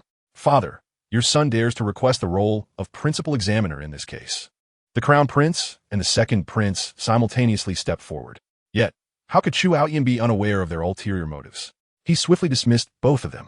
However, it was not long before Chu Outyan found himself in a quandary. Aside from the crown prince and the second prince, within the vast court, he found himself unable to identify any other suitable candidates. These officials were all intricately connected to the princes, making it inappropriate for anyone to interrogate Zhang Yunchang. Observing this, Chu Feng let out a quiet sigh, speculating that his moment would soon arrive. Indeed, at that moment, Chu Mu stepped forward and spoke clearly. "Father, this case concerns the demon sect. The integrity of Prime Minister Zhang must not be treated with any negligence. I propose that seventh brother handle this matter." Upon hearing these words, Chu Outyan's expression shifted. Indeed, wasn't the seventh prince the most fitting choice for this case? Having just ascended to the rank of a five-pearl prince, he held no loyal supporters in the court. Fourth brother, your suggestion is excellent. Seventh brother, I entrust this case entirely to you. I hope you do not disappoint me," Chu Outyan declared to Chu Feng. "Yes." Chu Feng acknowledged the command. Casting a meaningful glance at Chu Mu, it appeared that Chu Mu had gone through all this trouble merely to hand Zhang Yunchang over to him. Evidently, there were hidden secrets surrounding Zhang Yunchang. When Lu Che and Duke Zhu Ming heard Chu Mu's proposal, An unusual expression flickered across their faces. The two stood silently, not uttering a word. As the morning court session concluded, the glaring yet warm sunlight poured down, causing the golden tiles atop the Hall of Supreme Harmony to gleam brilliantly. The officials hurriedly departed, leaving only Chu Feng and Chu Mu outside the hall. Chu Mu closed his eyes, lazily stretching his body towards the morning sun, exhaling a cloud of stale air. I do not understand. After planning for so long, why did you ultimately choose to hand Zhang Yinchang over to me? Chu Feng inquired, his gaze fixed on Chu Mu, perplexed. Chu Mu slowly opened his eyes, locking on a Chu Feng's gaze, and suddenly smiled. Because only you can accomplish it. Chu Feng furrowed his brow, failing to grasp the meaning behind Chu Mu's words. Seventh brother, you need not ponder this too much. When you interrogate Prime Minister Zhang, you will naturally comprehend my intentions. Chu Mu blinked, his expression suddenly turning gravely serious. At that time, I ask but one thing of you, to inform me of the situation. With that, Chu Mu unexpectedly bowed deeply to Chu Feng. Have you considered the consequences of involving me in this scheme? Chu Feng ziplit gonli. I have considered it. Once this matter concludes, I will leave it to seventh brother to decide. Chu Feng remained silent for a long while, gazing at Chu Mu before finally turning and departing. Until Chu Feng's figure completely vanished from Chu Mu's sight, he did not utter another word. Why? Why did you deviate from the prearranged plan? Today in the court, the outcome has been sealed. Why would you act in this manner? You owe me an explanation. In the study of Duke Zhu Ming's residence, his furious voice seemed as if it could shatter the roof, indicating the extent of his wrath. Within the study, Duke Zhu Ming and Lu Che regarded Chu Mu with skepticism. Your Highness, you must be aware of how long we have awaited this day. As a result, the 10th prince met with unforeseen calamity, and both Yu Sanyang and Su Miaoga sacrificed their lives. Yet at the final moment, you allowed Zhang Yunchang to escape. If you fail to provide me with a satisfactory explanation today, I shall unleash a bloodbath upon your residence. Lu Che, shedding his previous gentleness, exuded an intense murderous aura, causing the temperature within the study to plummet drastically. In that instant, the long-vanished 3,000 threads of demons resurfaced. Zhu Zhu appeared to have anticipated this. Or perhaps he had not forgotten the warnings exchanged during their last departure, as he remained hidden in the secret chamber, under the oppressive presence of two formidable late-stage masters. Chu Mu maintained his composure as he savored his tea. Once the last drop was consumed, he calmly set down the cup and spoke with an air of tranquility. What transpired today was indeed my fault for not notifying you in advance. However, I wish to pose one question. Even if Zhang Yinchang were to fall into our hands, will we truly uncover the events of that year? Both Zhu Mingho and Lu Che were momentarily taken aback, their expressions shifting to one of discomfort. Why not? After expending such great effort to bring Zhang Yinchang down, even if it cost me my life, I must know what truly occurred back then. Lu Che declared with unwavering conviction. Indeed, Zhu Mingho echoed in agreement. Chu Mu shook his head, a bitter smile gracing his lips.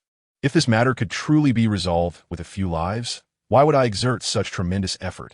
Upon hearing this, the expressions of Lu Che and Zhu Mingho grew solemn.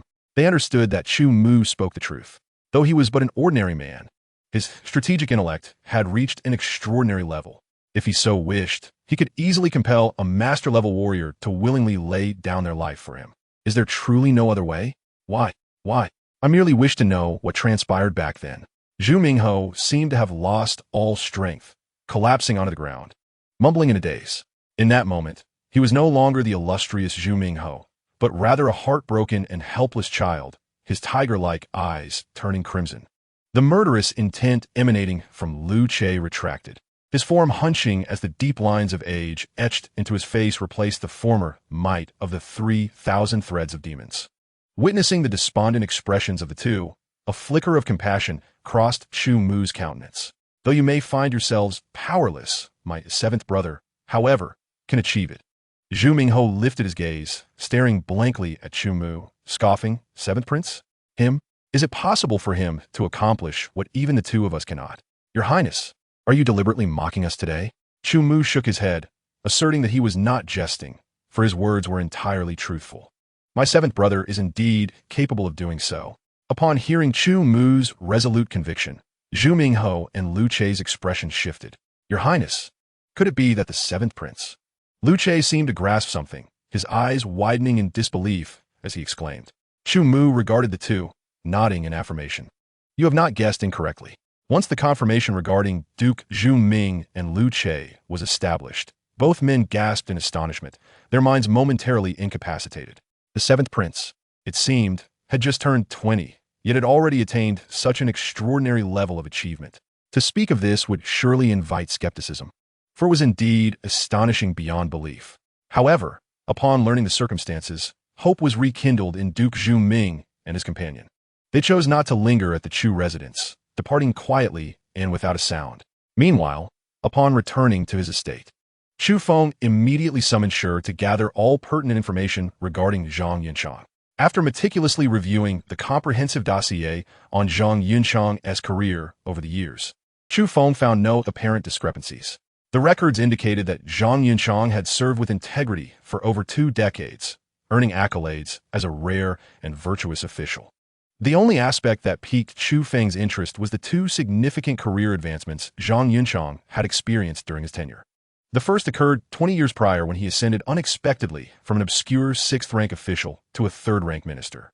The second transpired 6 years ago, just a year before Chu Feng's demotion to the northern frontier, when Zhang Yunchang suddenly gained the emperor's favor, leaping from a 3rd-rank minister to a 1st-rank official. Subsequently, within a year, he transformed into the current prime minister. This initial timeline immediately reminded Chu Feng of the letter Zhu Zhu had entrusted to him, which bore the ominous 4-character phrase, "The murderer of my mother." Zhang Yunchang was the first name on that list. Clearly, the efforts of Chu Mu and his associates were not solely for the sake of Chu Feng's mother. Chu Feng pondered whether any significant events had transpired in the capital 6 years ago. At that moment, a sudden insight flickered in his mind. If memory served correctly, Chu Zhan's mother had indeed passed away 6 years ago, coinciding with Chu Zhan's own banishment to the southern lands. Was this, then, the true objective of Chu Mu and his companions? A sense of foreboding washed over Chu Feng, affirming that his instincts were not misguided. However, to confirm his suspicions, he would need to confront Zhang Yunchang directly. The following day, Chu Feng visited the imperial dungeon to meet with Zhang Yunchang. In the dark and damp confines of the prison, the once magnificent prime minister now donned the garb of a prisoner, stripped of all dignity. Upon seeing Chu Feng, a flicker of unease crossed Zhang Yunchang's eyes. The convicted minister pays his respects to His Highness Prince Hao, Zhang Yunchang intoned, bowing slightly. Rise, Chu Feng replied coolly, gesturing for him to stand. Although Zhang Yunchang quickly masked his emotions, he could not escape the keen perception of Chu Feng. At that moment, Zhang Yunchang appeared to Chu Feng as nothing more than a lifeless husk. Chapter 64. 2 Questions. In the dungeon, the warden respectfully brought a stool for Chu Feng, who calmly seated himself across from Zhang Yunchang. The latter displayed a demeanor of anxious restraint, his gaze flitting about nervously. Since his birth, Zhang Yunchang had served in the capital, and never before had they engaged in direct conversation, nor had they been afforded the opportunity to meet alone as they were now. At first, Chu Feng believed that Zhang Yunchang looked down upon him, a powerless and insignificant prince. However, it now appeared that Zhang Yunchang harbored a guilty conscience and was reluctant to meet his gaze. A glimmer of cold light flashed in Chu Feng's eyes. "Zhang, you seem rather anxious," he remarked with a calm demeanor. "Your Highness, you are overthinking." "I am not," Zhang Yunchang replied, a forced smile gracing his face, though he stammered slightly. "Is that so?" Chu Feng retorted with a cold laugh. "You are undoubtedly aware of your current predicament, more than anyone else.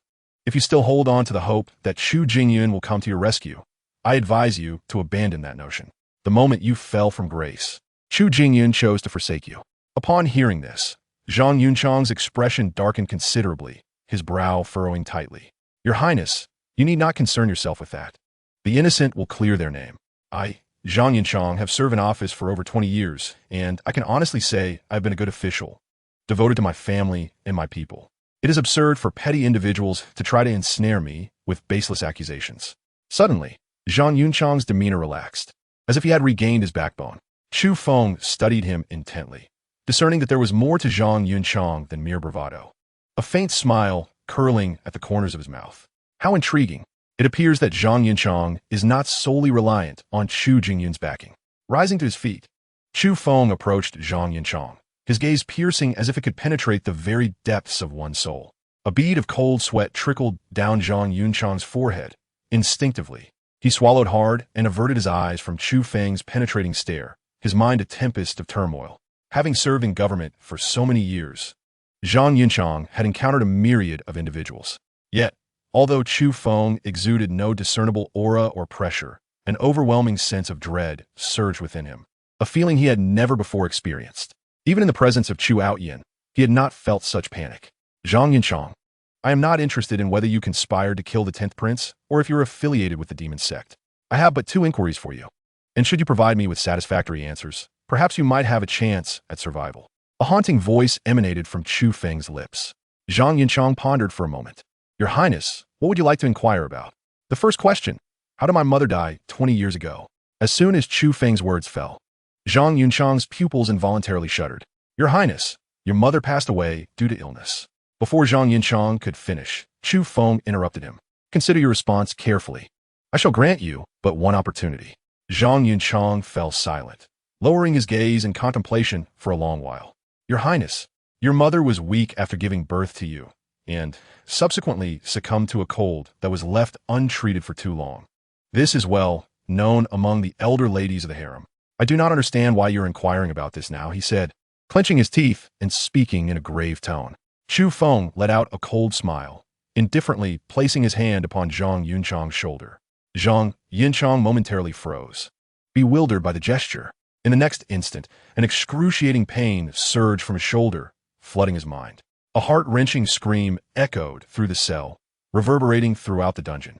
The prison warden and other inmates cast fearful glances toward the source of the sound, their bodies trembling involuntarily. In the dungeon, Zhang Yunchang collapsed to the ground, his body curled and shivering uncontrollably. Vivid crimson blood gushed from his severed arm. Chu Feng, with an expression of indifference, casually discarded the severed limb aside and said, Zhang Xianghua, your response has left me profoundly dissatisfied. Chu Feng, have you lost your mind? You dare to inflict punishment upon me. Zhang Yunchang raised his head, glaring at Chu Feng with a twisted visage. Chu Feng lifted his foot, pressing Zhang Yunchang's head down against the ground, then seized his other shoulder, retorting Zhang Yunchang. Since the Emperor has entrusted this case to me, I shall proceed as I see fit. I offer you one last opportunity. Answer my question truthfully. How did my mother meet her demise? Feeling the agonizing pain from his severed arm, Zhang Yunchang was utterly terrified. He could discern from Chu Feng's tone that the other was not merely threatening him. Your Highness, spare me. Spare my life, and I shall tell you everything. Anything you wish to know, I will reveal. Zhang Yunchang trembled as he pleaded for mercy. Chu Feng released his grip on the shoulder and gestured with a finger, alleviating the injury. Speak. With great difficulty, Zhang Yunchang rose from the ground, gasping for breath. His gaze, filled with terror, fixated on Chu Feng as if he were a demon, and he began, 20 years ago, shortly after your Highness was born. The Emperor intended to confer your mother the title of consort. However, on the eve of the conferral, Zhang Yunchang paused, seemingly conflicted. Continue, Chu Feng demanded coldly. Fixing a chilling stare upon him, Zhang Yunchang, fearing to hesitate, continued. On the night before the conferral, the head eunuch, Eunuch Su, approached me, requesting that I procure a type of neurotoxin, as I was responsible for trade with merchants from other dynasties. That day, I purchased the poison from a merchant of the Great Qin dynasty and handed it over to Eunuch Su. He was affiliated with the Empress, so I dared not inquire about the poison's purpose. It was only the next day that news spread within the palace of your mother's sudden death, and I was struck with realization. Upon hearing Zhang Yunchang's account, Chu Feng's gaze grew even colder. A few days after your mother's death, Eunuch Su sought me out once more, warning me to keep my mouth shut. Furthermore, he promised that my career would flourish henceforth. Indeed, as he foretold, my path ascended rapidly, rising from a lowly 6th-rank official to a 3rd-rank minister. Your Highness, I have disclosed all I know without the slightest concealment. Please spare my life. Zhang Yunchang knelt before Chu Feng, pleading earnestly. Chu Feng fixed his gaze on Zhang Yunchang and nodded slightly. Whether I spare your life depends entirely on your performance. Now, tell me, what transpired in the palace 6 years ago? 6 years ago, Zhang Yunchang's expression turned blank upon hearing this, and he began to reminisce. However, at that moment, his face drained of color, and he painfully struck his forehead with his palm, letting out a series of anguished cries. What happened 6 years ago? Why can I not recall anything? It hurts. It hurts. Chapter 65, 6 years ago. Witnessing this sudden turn of events, Chu Feng's expression hardened, and in an instant, he appeared beside Zhang Yinchang. He placed a hand on his head, channeling spiritual energy into him to stabilize his life force. Then, Chu Feng extended his consciousness to assess Zhang Yunchang's condition. What a revelation! A hint of astonishment crossed Chu Feng's face. As he probed with his consciousness, he immediately discerned an anomaly. Deep within Zhang Yunchang's mind lay a dark symbol, exuding an aura of malevolence. It clung to Zhang Yunchang's nerves like maggots, sealing away all memories pertaining to 6 years prior. The moment Zhang Yunchang attempted to recall those events, the symbol would activate, plunging him into unbearable agony. At that moment, Chu Mu's words echoed once more in Chu Feng's ears. Only you can accomplish this. Chu Feng suddenly chuckled, realizing that indeed, only he was capable of such a feat. The one who inscribed that symbol in Zhang Yunchang's mind was, if not a Grandmaster, at least a formidable figure on the brink of becoming one. In the entire world, only a Grandmaster could dispel that symbol. Disregarding the thought of Chu Mu's machinations against him, Chu Feng set about unraveling the symbol, driven by curiosity to uncover the secret that compelled someone to expend such effort to seal another's memories. Chu Feng wielded his consciousness, transforming it into an unstoppable, piercing sword that struck toward the symbol. In an instant, the symbol lost its luster, dimming and gradually dissipating. Yet, in the next moment, it spontaneously shattered, morphing into countless black serpents that scattered in all directions, intent on eliminating Zhang Yinchang. Chu Feng scoffed, bemused by their audacity to attempt murder under his very nose. Such delusions. A terrifying aura erupted from Chu Feng, and under his control, his consciousness multiplied into thousands, swiftly pursuing the serpents and eradicating them all. With his consciousness retracted, Chu Feng withdrew his hand and returned to his seat. On the ground, after gasping for air for a considerable time, Zhang Yunchang's pupils constricted, and he regained his clarity. Now speak. What truly transpired in the palace 6 years ago? As Chu Feng once again broached the subject of 6 years ago, a torrent of memories surged into Zhang Yunchang's mind. Overwhelmed by recollection, he gazed at Chu Feng with a face full of astonishment. He distinctly remembered the confident declaration made by the individual who had once implanted the sigil in his mind. Only 5 Grandmasters in the world could unravel the sigil within his consciousness. Just moments ago, Chu Feng had effortlessly deciphered the sigil, suggesting that his prowess had indeed reached such heights. The mere thought left Zhang Yunchang in a state of astonished disbelief, his mind momentarily blank. After a few breaths, he regained his composure and looked up at Chu Feng with reverence, daring not to conceal anything as he recounted the events that transpired 6 years prior. Your Highness, do you still remember the mother of the 6th prince, Chu Zhan? Chu Feng nodded, a vivid image of a striking figure surfacing in his mind. How could he possibly forget the mother of Chu Zhan? She was an extraordinarily unique woman, distinct from ordinary noble ladies. A martial artist, she possessed a carefree and open-hearted personality, never categorizing people into ranks, and always displaying warmth towards everyone. During his time in the palace, Chu Feng had often benefited from her kindness. There was a time when he suspected she might be a time traveler as well, but after several attempts at probing, he realized she was not. It was only when Zhang Yinchang mentioned her that Chu Feng recalled that Chu Zhan's mother had also mysteriously disappeared 6 years ago. The reason for his delayed recollection lay in the fact that within the palace, there were countless innocent souls who vanished or perished every day, making such occurrences a tragic norm for him. Was it possible that Chu Mu, Zhu Mingho, and the others had exerted themselves for the sake of Chu Zhan's mother? After a moment of contemplation, Chu Feng urged, "Please continue." Zhang Yunchang nodded, collecting his thoughts about the event from 6 years ago. Once he had clarified his recollections, he began to narrate. 6 years ago, amidst the throngs of concubines in the imperial harem, the emperor favored the beautiful Gui Fei, which gradually incited the jealousy of the empress. Coincidentally, that year marked the decennial gathering of the 100 sects, where representatives from the various sects would convene in the capital for this grand event. Somehow, the empress learned that the beautiful Gui Fei possessed a rare constitution. She instructed me to discreetly convey this information to the ancestral elder of the He Huan sect who had come to attend the gathering. According to rumors, the ancestral elder of the He Huan sect had achieved a profound level of strength through the art of yin and yang complementing, and he was but a step away from attaining the Grandmaster realm. Upon receiving the news, the ancestral elder was overjoyed and approached the emperor, pleading that he be granted the beautiful Gui Fei as a reward. At first, the emperor was enraged by this request. The ancestral elder's demand was undoubtedly a provocation against the Xian dynasty, and the emperor refused to acquiesce. The ancestral elder had no choice but to depart empty-handed.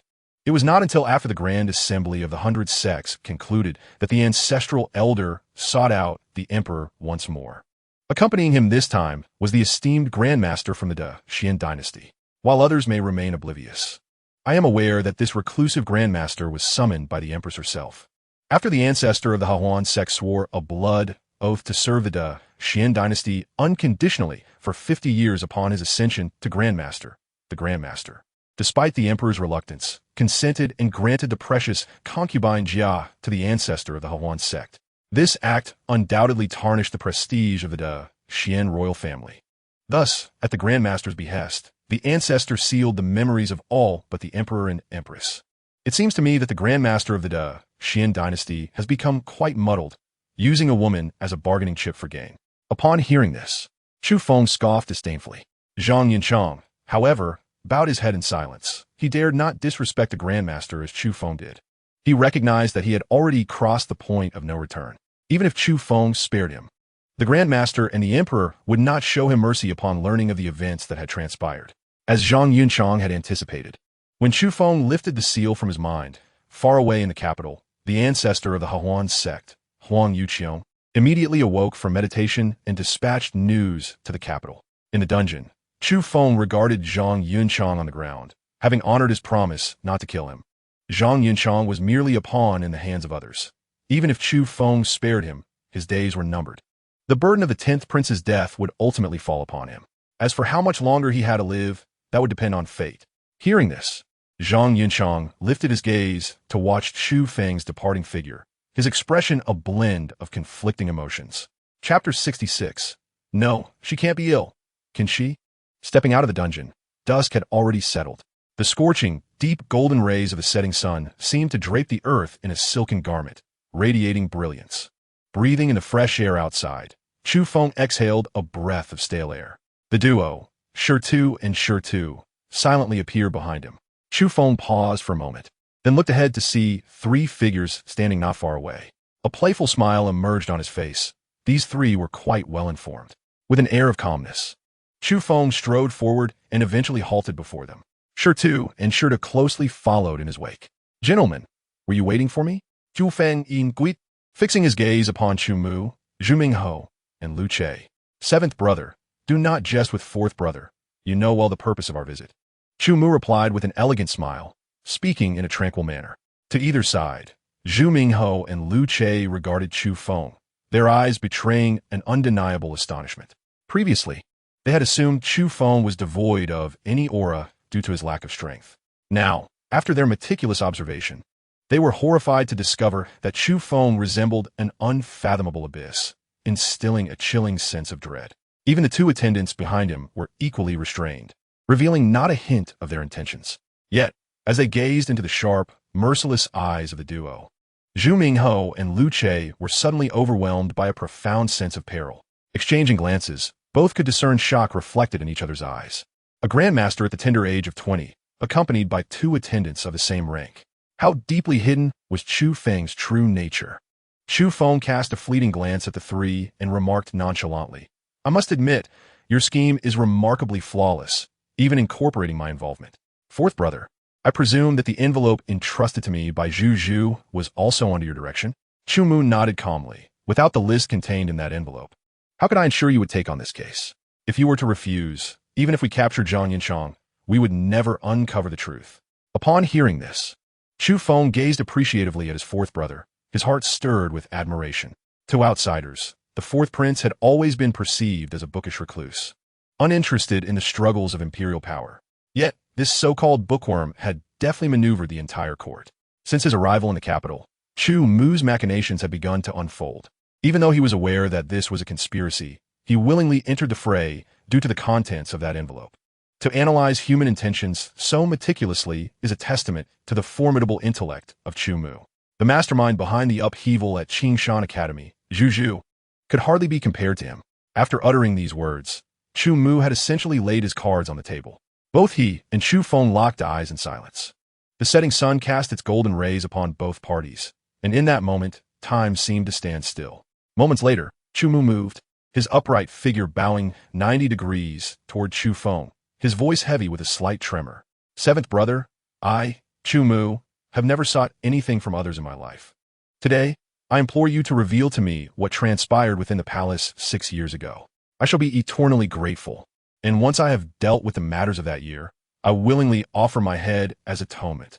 Zhu Mingho and Lu Che also bowed deeply, resolutely declaring, "We humbly hope that His Highness will grant us this request. In the future, we are willing to sacrifice our lives in atonement." As Chu Feng gazed upon the three before him, a chord deep within him seemed to be silently struck. A visage, radiant with an innocent smile, surfaced in his mind. Though her appearance was not particularly striking in the harem, and her martial prowess barely reached the 5th rank, she was undeniably unique. Regardless of being treated as a mere pawn by her own dynasty or enduring the scorn and bullying from other consorts, her face perpetually bore a resilient smile, akin to a snow lotus standing tall amidst eternal, snow-capped mountains. Even though she vanished for 6 years, there are still those relentlessly seeking her whereabouts, with some even willing to sacrifice their own lives in the pursuit. This may be what people refer to as charisma from a previous life. Chu Feng took a deep breath, steadying his emotions. Perhaps you all have your suspicions, but must we truly pry into every detail? If I were to reveal that the person behind this possesses immense power, and that your encounter with him would lead only to your demise, would you still wish to know? Is it truly worth it for someone who has been missing for 6 years? Chu Feng spoke softly. The three of them paused, meeting his gaze directly. It is worth it. Upon seeing their determination, Chu Feng ceased his attempts to dissuade them and nodded, understood. You may return and await further developments. The trio of Chu Mu rejoiced at his words and solemnly bowed to express their gratitude. Chu Feng disregarded them while he was assisting them. He had not forgotten how Chu Mu had plotted against him. Once the matter was settled, he would settle the score. With their objectives achieved, Chu Mu and the others stepped aside, allowing Chu Feng to pass. Just as he was about to depart, his eyes narrowed, halting his steps once more. The others present sensed something as well and turned their gazes towards the distance. There, a captivating woman clad in a peach-pink gauze dress, her figure enchanting and alluring, was gracefully approaching the dungeon. Her delicate feet adorned with cool boots, the 10 toes visible in the air were painted a striking purple. With gentle strides, she swiftly closed the distance to stand before Chu Feng and his companions. Zhu Mingho and Lu Che exchanged wary glances upon seeing her. "I am Ziyun, and I have met the 4th prince and the 7th prince," she said, bowing slightly to Chu Feng and Chu Mu. Chu Mu nodded indifferently in acknowledgement, while Chu Feng regarded Ziyun with curiosity, pondering where he had heard her name before. Ziyun, was she not the favored handmaiden of the Empress, the mistress of the harem? To his surprise, she was a formidable late-stage Grandmaster, far surpassing both Zhu Mingho and Lu Che. Throughout his journey from the northern region to the capital, Chu Feng had encountered many late-stage Grandmasters. They could be broadly categorized into 3 stages, with significant differences in power between each. Zhu Mingho and Lu Che belonged to the 1st stage, while Chen Qingqing, the head of Qingshan Academy, and Ziyun were in the 2nd stage. As for the 3rd stage, Chu Feng had only met one individual, Qin Yuan, who had achieved the 8th transformation of the celestial demon. "7th prince, why do you keep staring at me?" Ziyun asked, feigning a bashful demeanor as if she were a delicate maiden. Chu Feng's expression shifted to one of incredulity. Was she truly all right?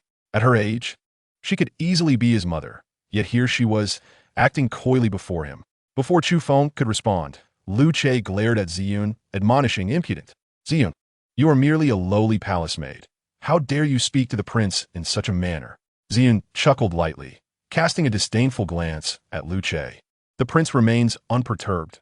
What right do you, a rootless being, have to shout from the sidelines?"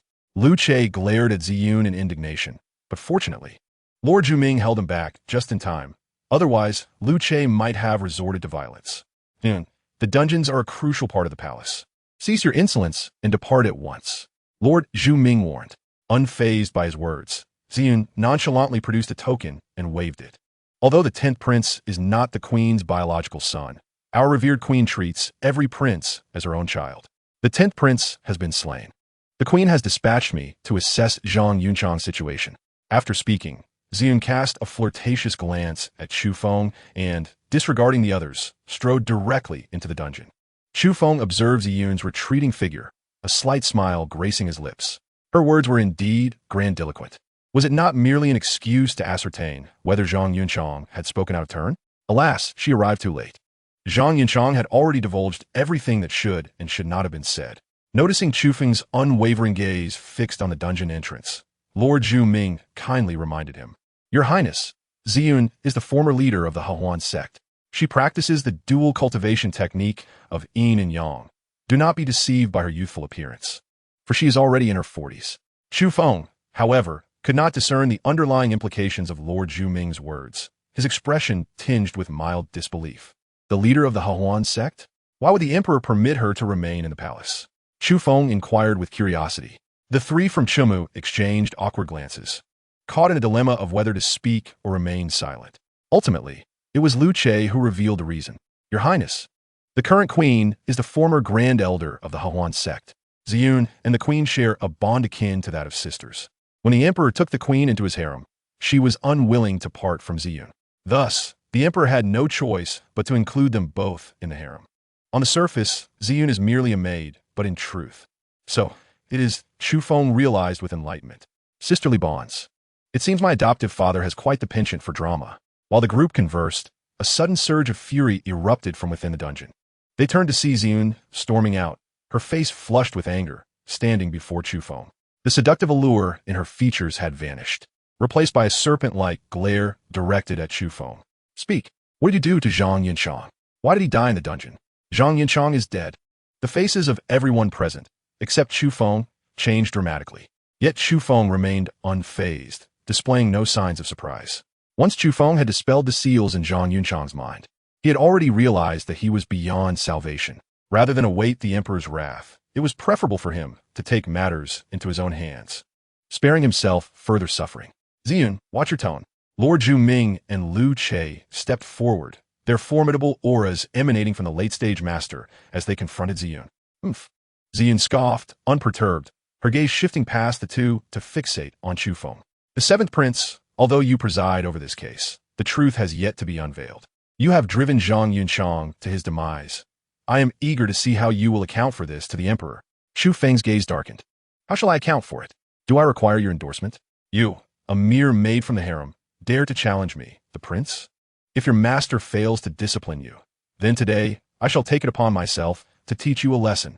As soon as the words left his lips, Chu Feng's figure suddenly appeared before Ziyun. With a swift motion, he shattered her imposing aura and seized her by the throat, lifting her high into the air. The expression on Ziyun's face was a vivid tapestry of shock, fury, and murderous intent. You insolent child, seeking death. A flash of hostility crossed Ziyun's face as she coldly retorted. She attempted to summon her own powers to deliver a profound lesson to Chu Feng. Yet, in the next moment, Ziyun was left utterly bewildered. She was horrified to discover that despite her efforts to harness her abilities, nothing transpired. It felt as if an invisible shackle had sealed her strength. With a resounding slap, Chu Feng struck Ziyun's face, the force reverberating in her ears. Before she could recover from her astonishment, another slap followed, and then another, landing relentlessly upon her cheeks. In a short span, Ziyun endured no fewer than 100 strikes. Her face swelled grotesquely, resembling that of a pig, rendering her previous beauty unrecognizable. Truly, the skin of a master-level warrior is remarkably resilient. Chu Feng disdainfully tossed Ziyun to the ground, lamenting. To avoid alerting others, he chose not to end her life. She still held some utility while alive. Nearby, Zhu Mingho and Lu Che exchanged glances, their respect for Chu Feng deepening as they beheld Ziyun's pitiful state. As formidable figures of the late master tier, they were not accustomed to such disgrace. They would rather face death than suffer a fate akin to Ziyun's. Chu Mu cast a glance at the unconscious Ziyun on the ground, frowning. Seventh brother, Ziyun is the queen's person. Your actions here may incite considerable trouble. Chu Feng stood. If she does not seek me out, I shall pursue her for the vengeance of my mother. That is true. However, with Zhang Yunchang dead in the dungeon, you may find it challenging to explain yourself to father, Chu Mu replied solemnly. Upon hearing this, Chu Feng gestured to Shi, who understood and entered the dungeon. Before long, Shi emerged with a blood letter in hand, presenting it to Chu Feng. QDS, Humulin closer to observe. The blood letter contained the words written by Zhang Yunchang just before his death. After Xin entered and discovered Zhang Yunchang's lifeless body, she rushed out to confront Chu Feng without noticing the blood letter. In the letter, Zhang Yunchang voluntarily confessed to the crime of murdering the 10th prince and acknowledged his affiliation with the demon sect. With this blood letter in hand, the case of the 10th prince's murder could finally draw to a close. The crowd departed, leaving behind the unconscious Xiyun on the ground. That night, in the residence of the Chu family, Chu Mu and Lu Che paced anxiously in the study, their expressions taut with tension. At this moment, even Chu Mu could scarcely conceal the excitement bubbling within, his gaze frequently darting towards the door.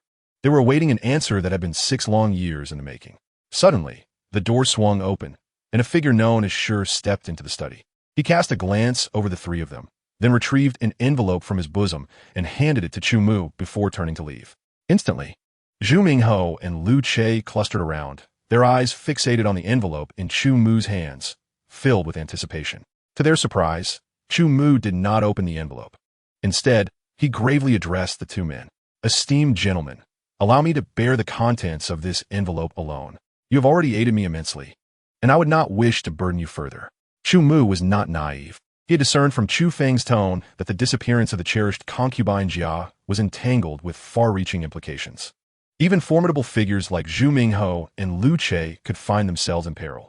After careful deliberation, Chu Mu resolved to shoulder the burden alone.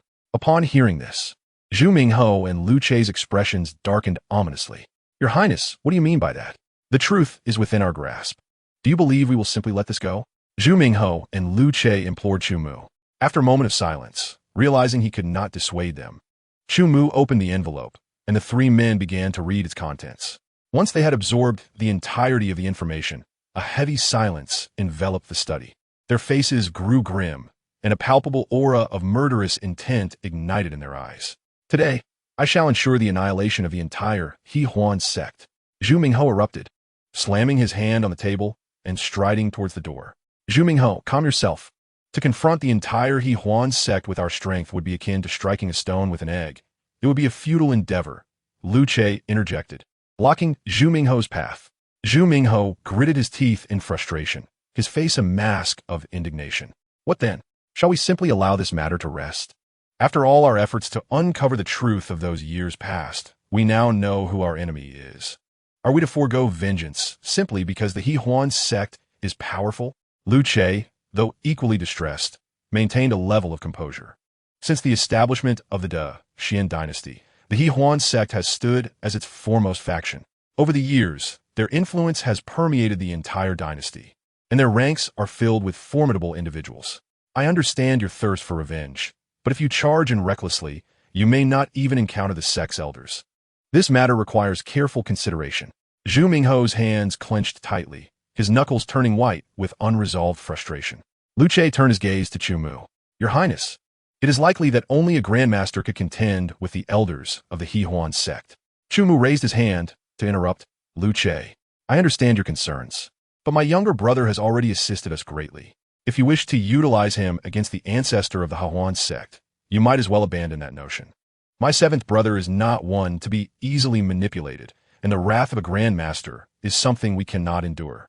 Upon hearing this, Lu Che could not help but display a look of disappointment. "Very well, it is getting late. You all should return. Allow me some solitude to contemplate my next course of action." Chu Mu waved his hand dismissively. "Understood, 4th Prince. Once you have made your decision, please be sure to inform the 2 of us," Zhu Mingho and Lu Che said in unison. After the 2 departed, Chu Mu stood by the window, gazing at the luminous moon in the sky.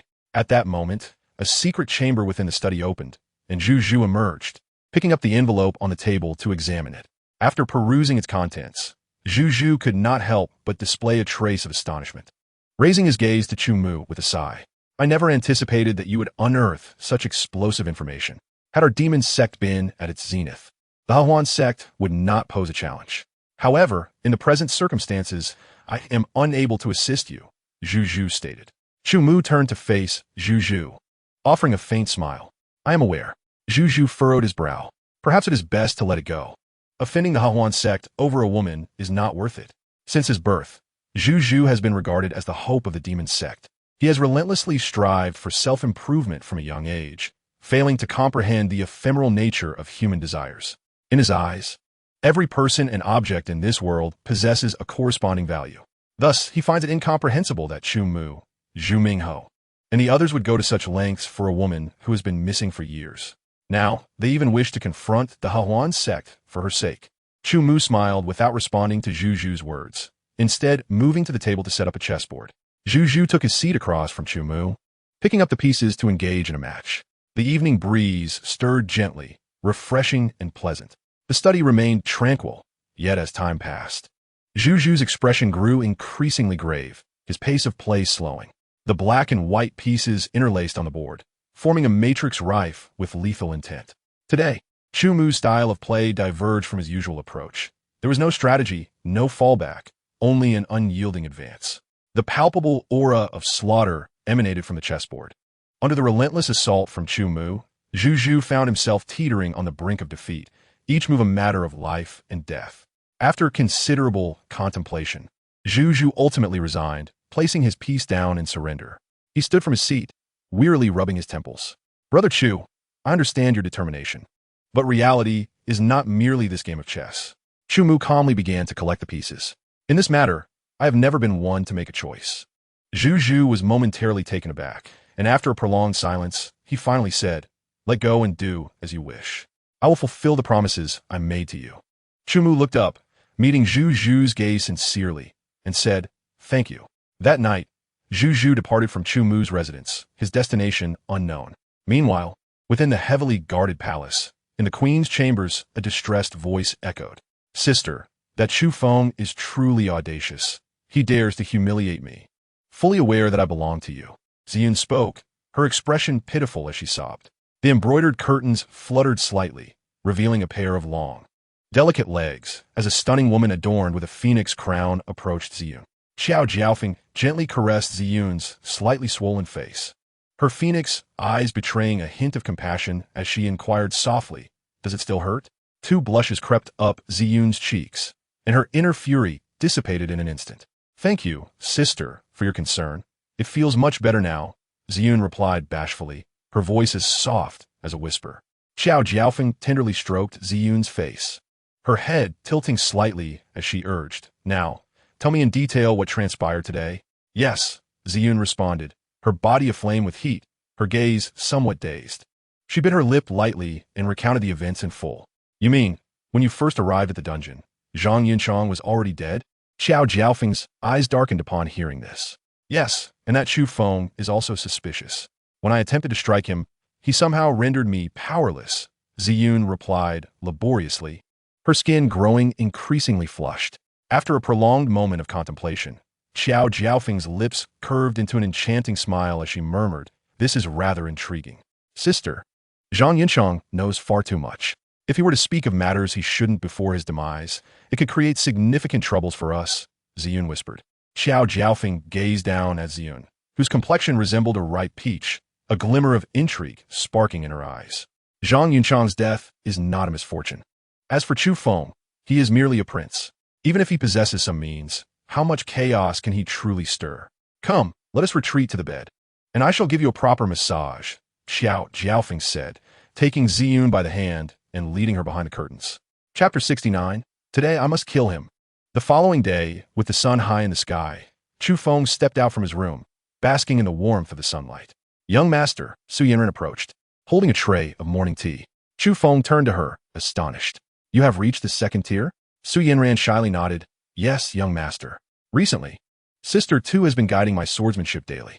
Under her instruction, my skills have improved significantly, and I advanced to the second tier yesterday. Is that so? Well done. Continue to strive," Chu Feng encouraged. "Yes, young master. I shall keep working hard," Su Yanran replied, her eyes filled with determination. Chu Feng smiled slightly, finished his tea, donned his dragon robe, and set off towards the palace in a carriage. Upon reaching the palace gates, the imperial guards halted the carriage. "Seventh Prince, may I inquire the purpose of your visit to the palace?" The captain of the guards asked respectfully. "I have matters to discuss with the emperor," Chu Feng replied nonchalantly. "Please allow me a moment, your highness, as I shall convey the message promptly." Indeed, without the morning court assembly and the emperor's summons, No officials are permitted to enter the palace's inner sanctum. The leader of the Imperial Guard harbored no intention of troubling Chu Feng. He was merely adhering to protocol. After a brief interval, Liu Che, accompanied by the leader of the Imperial Guard, approached Chu Feng. "Your Highness, please follow me." Liu Che spoke with a tone of reverence. The leader of the Imperial Guard, witnessing this scene, was nearly taken aback. They were well aware of Liu Che's stature within the palace. Typically, he would not grant a favorable countenance even to first- and second-rank officials who came to see the emperor. Yet now, he exhibited such deference towards the seventh prince. Under Liu Che's guidance, Chu Feng entered the palace. As they made their way to the emperor's residence, Chu Feng addressed Liu Che. "You have perused the letter, have you not?" Liu Che paused slightly before replying. "This old servant has indeed read it, Your Highness." "Very well," Chu Feng acknowledged, choosing not to elaborate further. They navigated through numerous checkpoints until they finally arrived at the entrance of a magnificent palace. Upon entering, Liu Che curiously inquired, "Your Highness, have you come today regarding the Zhang Yunchang case?" "Perhaps," was Chu Feng's ambiguous response. With a look of confusion, Liu Che led Chu Feng into the palace. Inside the hall, upon seeing Chu Feng, Emperor Chao Outyin set aside the memorial he had been reviewing. "Ah, you've come, seventh," he remarked. Casting a cold glance at Chu Feng, his expression tinged with displeasure. The news of Zhang Yunchang's demise in the dungeon had already reached him. How could he not be enraged that the perpetrator had met their end so swiftly after entrusting the case to Chu Feng?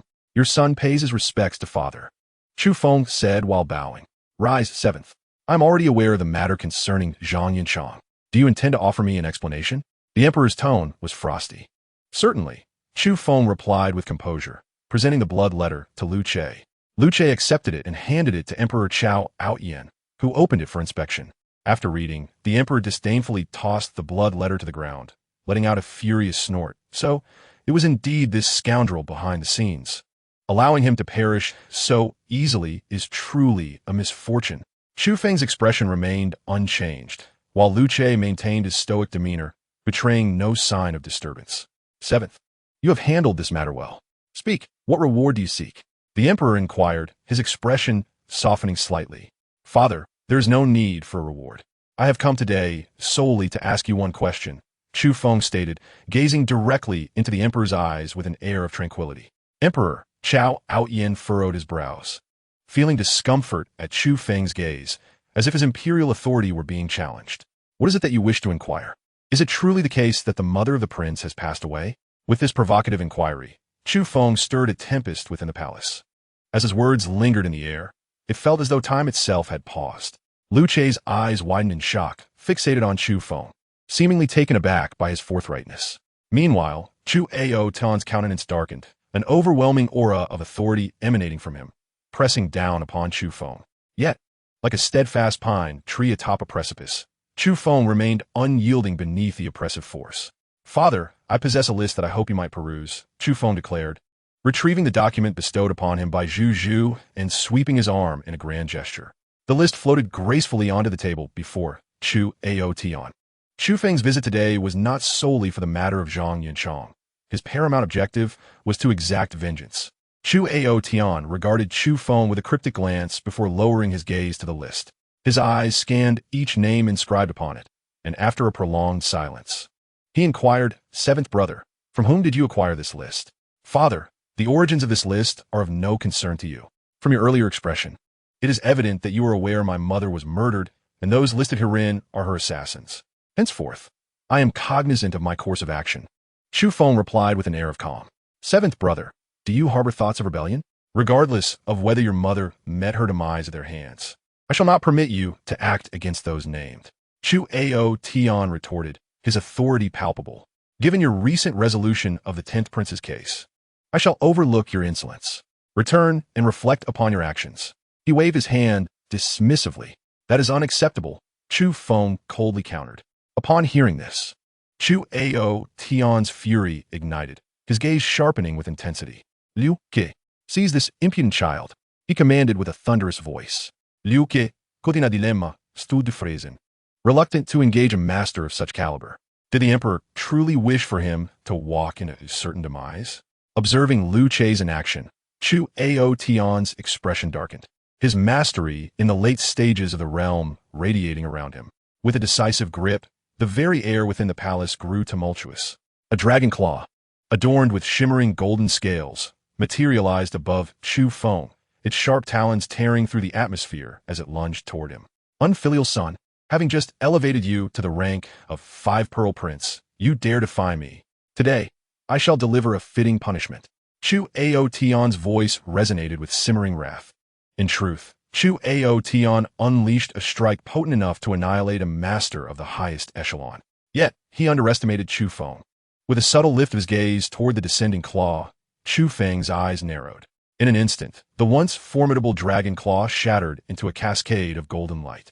Amidst the golden rain, Chu Feng appeared as an ethereal being, exuding an aura that transcended the mundane. He met Chu Aotion's eyes with unwavering composure. Today, blood must be spilled. Chapter 70. A Surge of Dragon Qi. Within the hall, the imperious aura of the emperor continued to envelop Chu Aotion. Under the immense pressure, Luce was compelled to mobilize his powers for defense. Clad in white, Chu Feng's gaze was as piercing as lightning, radiating a sharp brilliance from his entire being. He seemed to transform into a finely honed sword, shattering the emperor's imposing aura. Observing this, Chu Aotion, seated upon the dragon throne, felt his heart tremble. Awash with profound shock. Seventh brother, your strength. Chu Feng regarded him with indifference, calmly stating, I have not come here today to seek your approval. I merely wish to inform you. Regardless of your consent, those on the list shall perish today. Upon hearing this, Chu Aotion's complexion darkened, his eyes ablaze with repressed fury.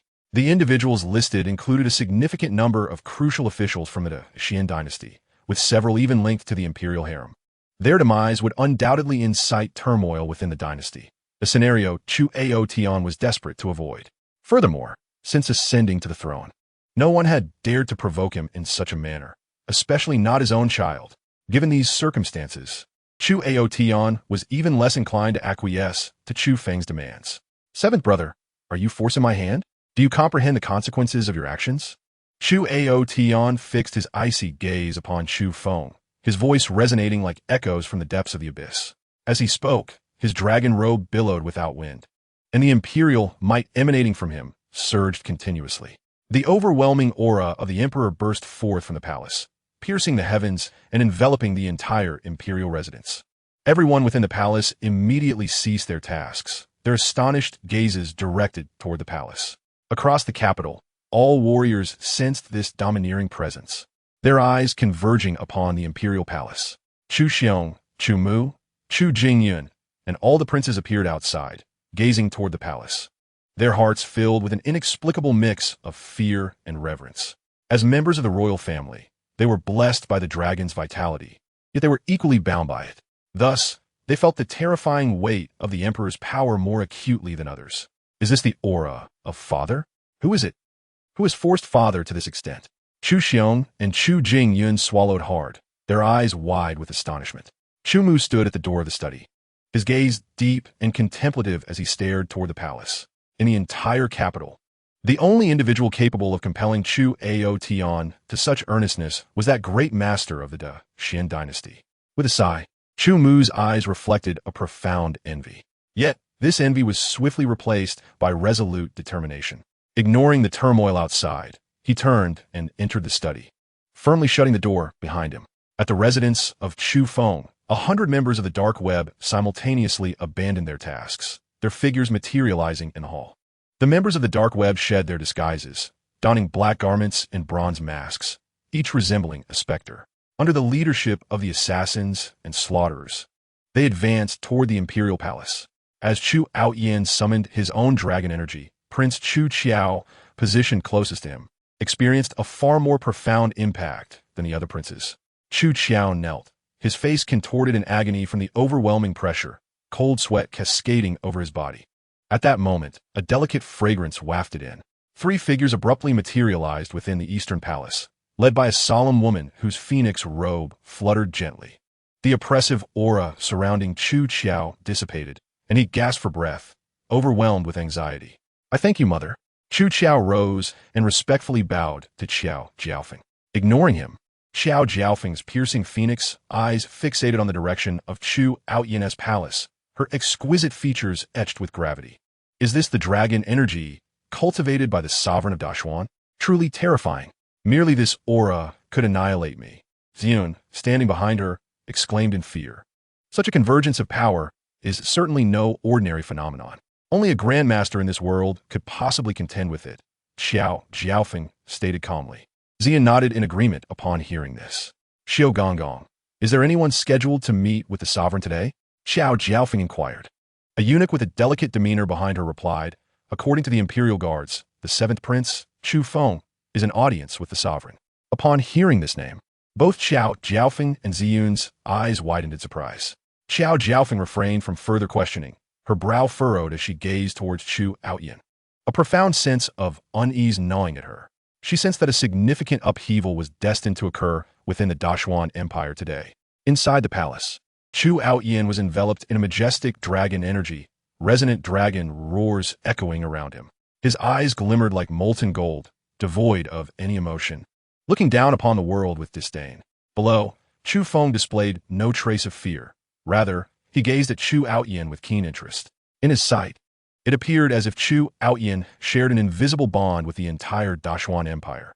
An endless stream of dragon energy surged into Chu Outyan's being from all directions.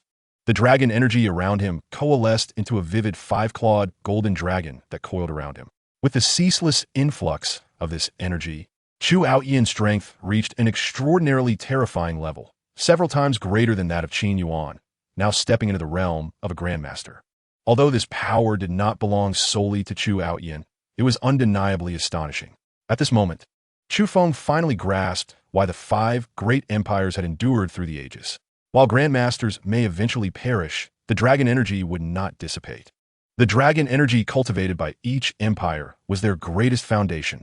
Chu Outyan coldly regarded Chu Feng, waving his dragon robe.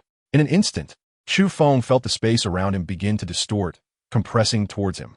Simultaneously, the overwhelming dragon energy coalesced into a massive dragon head, 100 meters in size. As the golden dragon opened its cavernous maw, lunging to devour Chu Feng.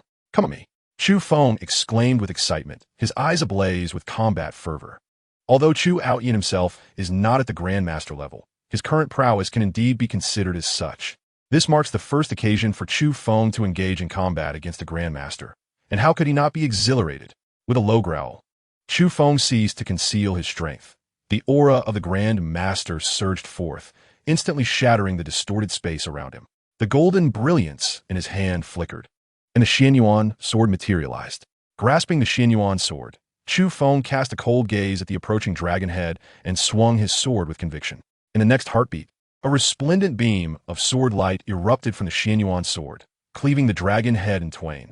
The sword light, unyielding in its speed, surged towards Chu Outyan, while the residual force summoned an endless gale, obliterating the palace in an instant.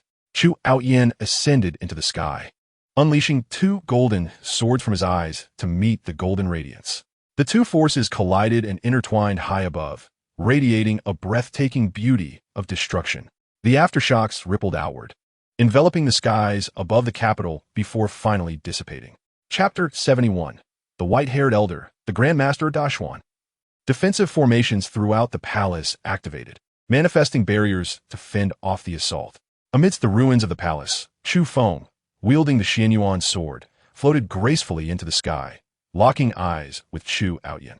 At this moment, all eyes in the capital were drawn to the two figures aloft, bathed in the aura of the dragon. The figure was unmistakably recognized as the sovereign of the Dashuan dynasty. Conversely, the young figure opposite him was unfamiliar to most, eliciting expressions of confusion. Only those serving within the Dashuan court recognized Chu Feng. The one battling against the emperor was, astonishingly, the seventh brother. Impossible! How could he, at such a tender age, possess such formidable strength?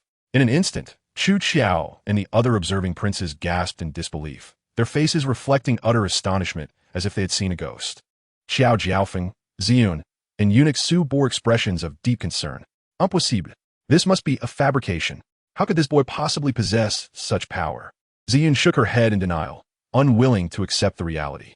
Xiao Jiaofeng, however, remained considerably more composed. After a brief shock, her expression returned to calm. Steady yourself. Since the sovereign has invoked the dragoness aura, it is evident that Chu Feng has provoked him in some manner. Though Chu Feng is undoubtedly powerful, can he truly withstand the entirety of the Dashuan dynasty? Xiao Jiaofeng pondered gravely. Upon hearing this, Ziyun's eyes sparkled with a malicious smirk at the corners of her mouth. In the sky, Chu Outyin regarded Chu Feng with a peculiar expression.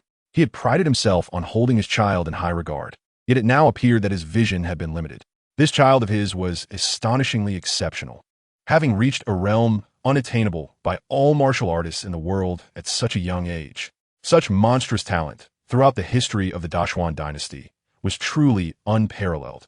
Though Chu Outyin was reluctant to admit it, he felt a sense of inadequacy in the presence of Chu Feng. Seventh, today you have indeed given me a grand surprise. The Grandmaster, an immortal on land, having ascended to such heights, why should one linger on the trivialities of the past? If you are willing to relinquish your burdens today, I assure you, the future throne of the great Xuan Emperor shall undoubtedly be yours. Chu Outyin spoke earnestly, his resonant voice echoing throughout the heavens and reverberating across the mortal realm. In the capital, the crown prince and his royal siblings displayed profound resentment upon hearing these words.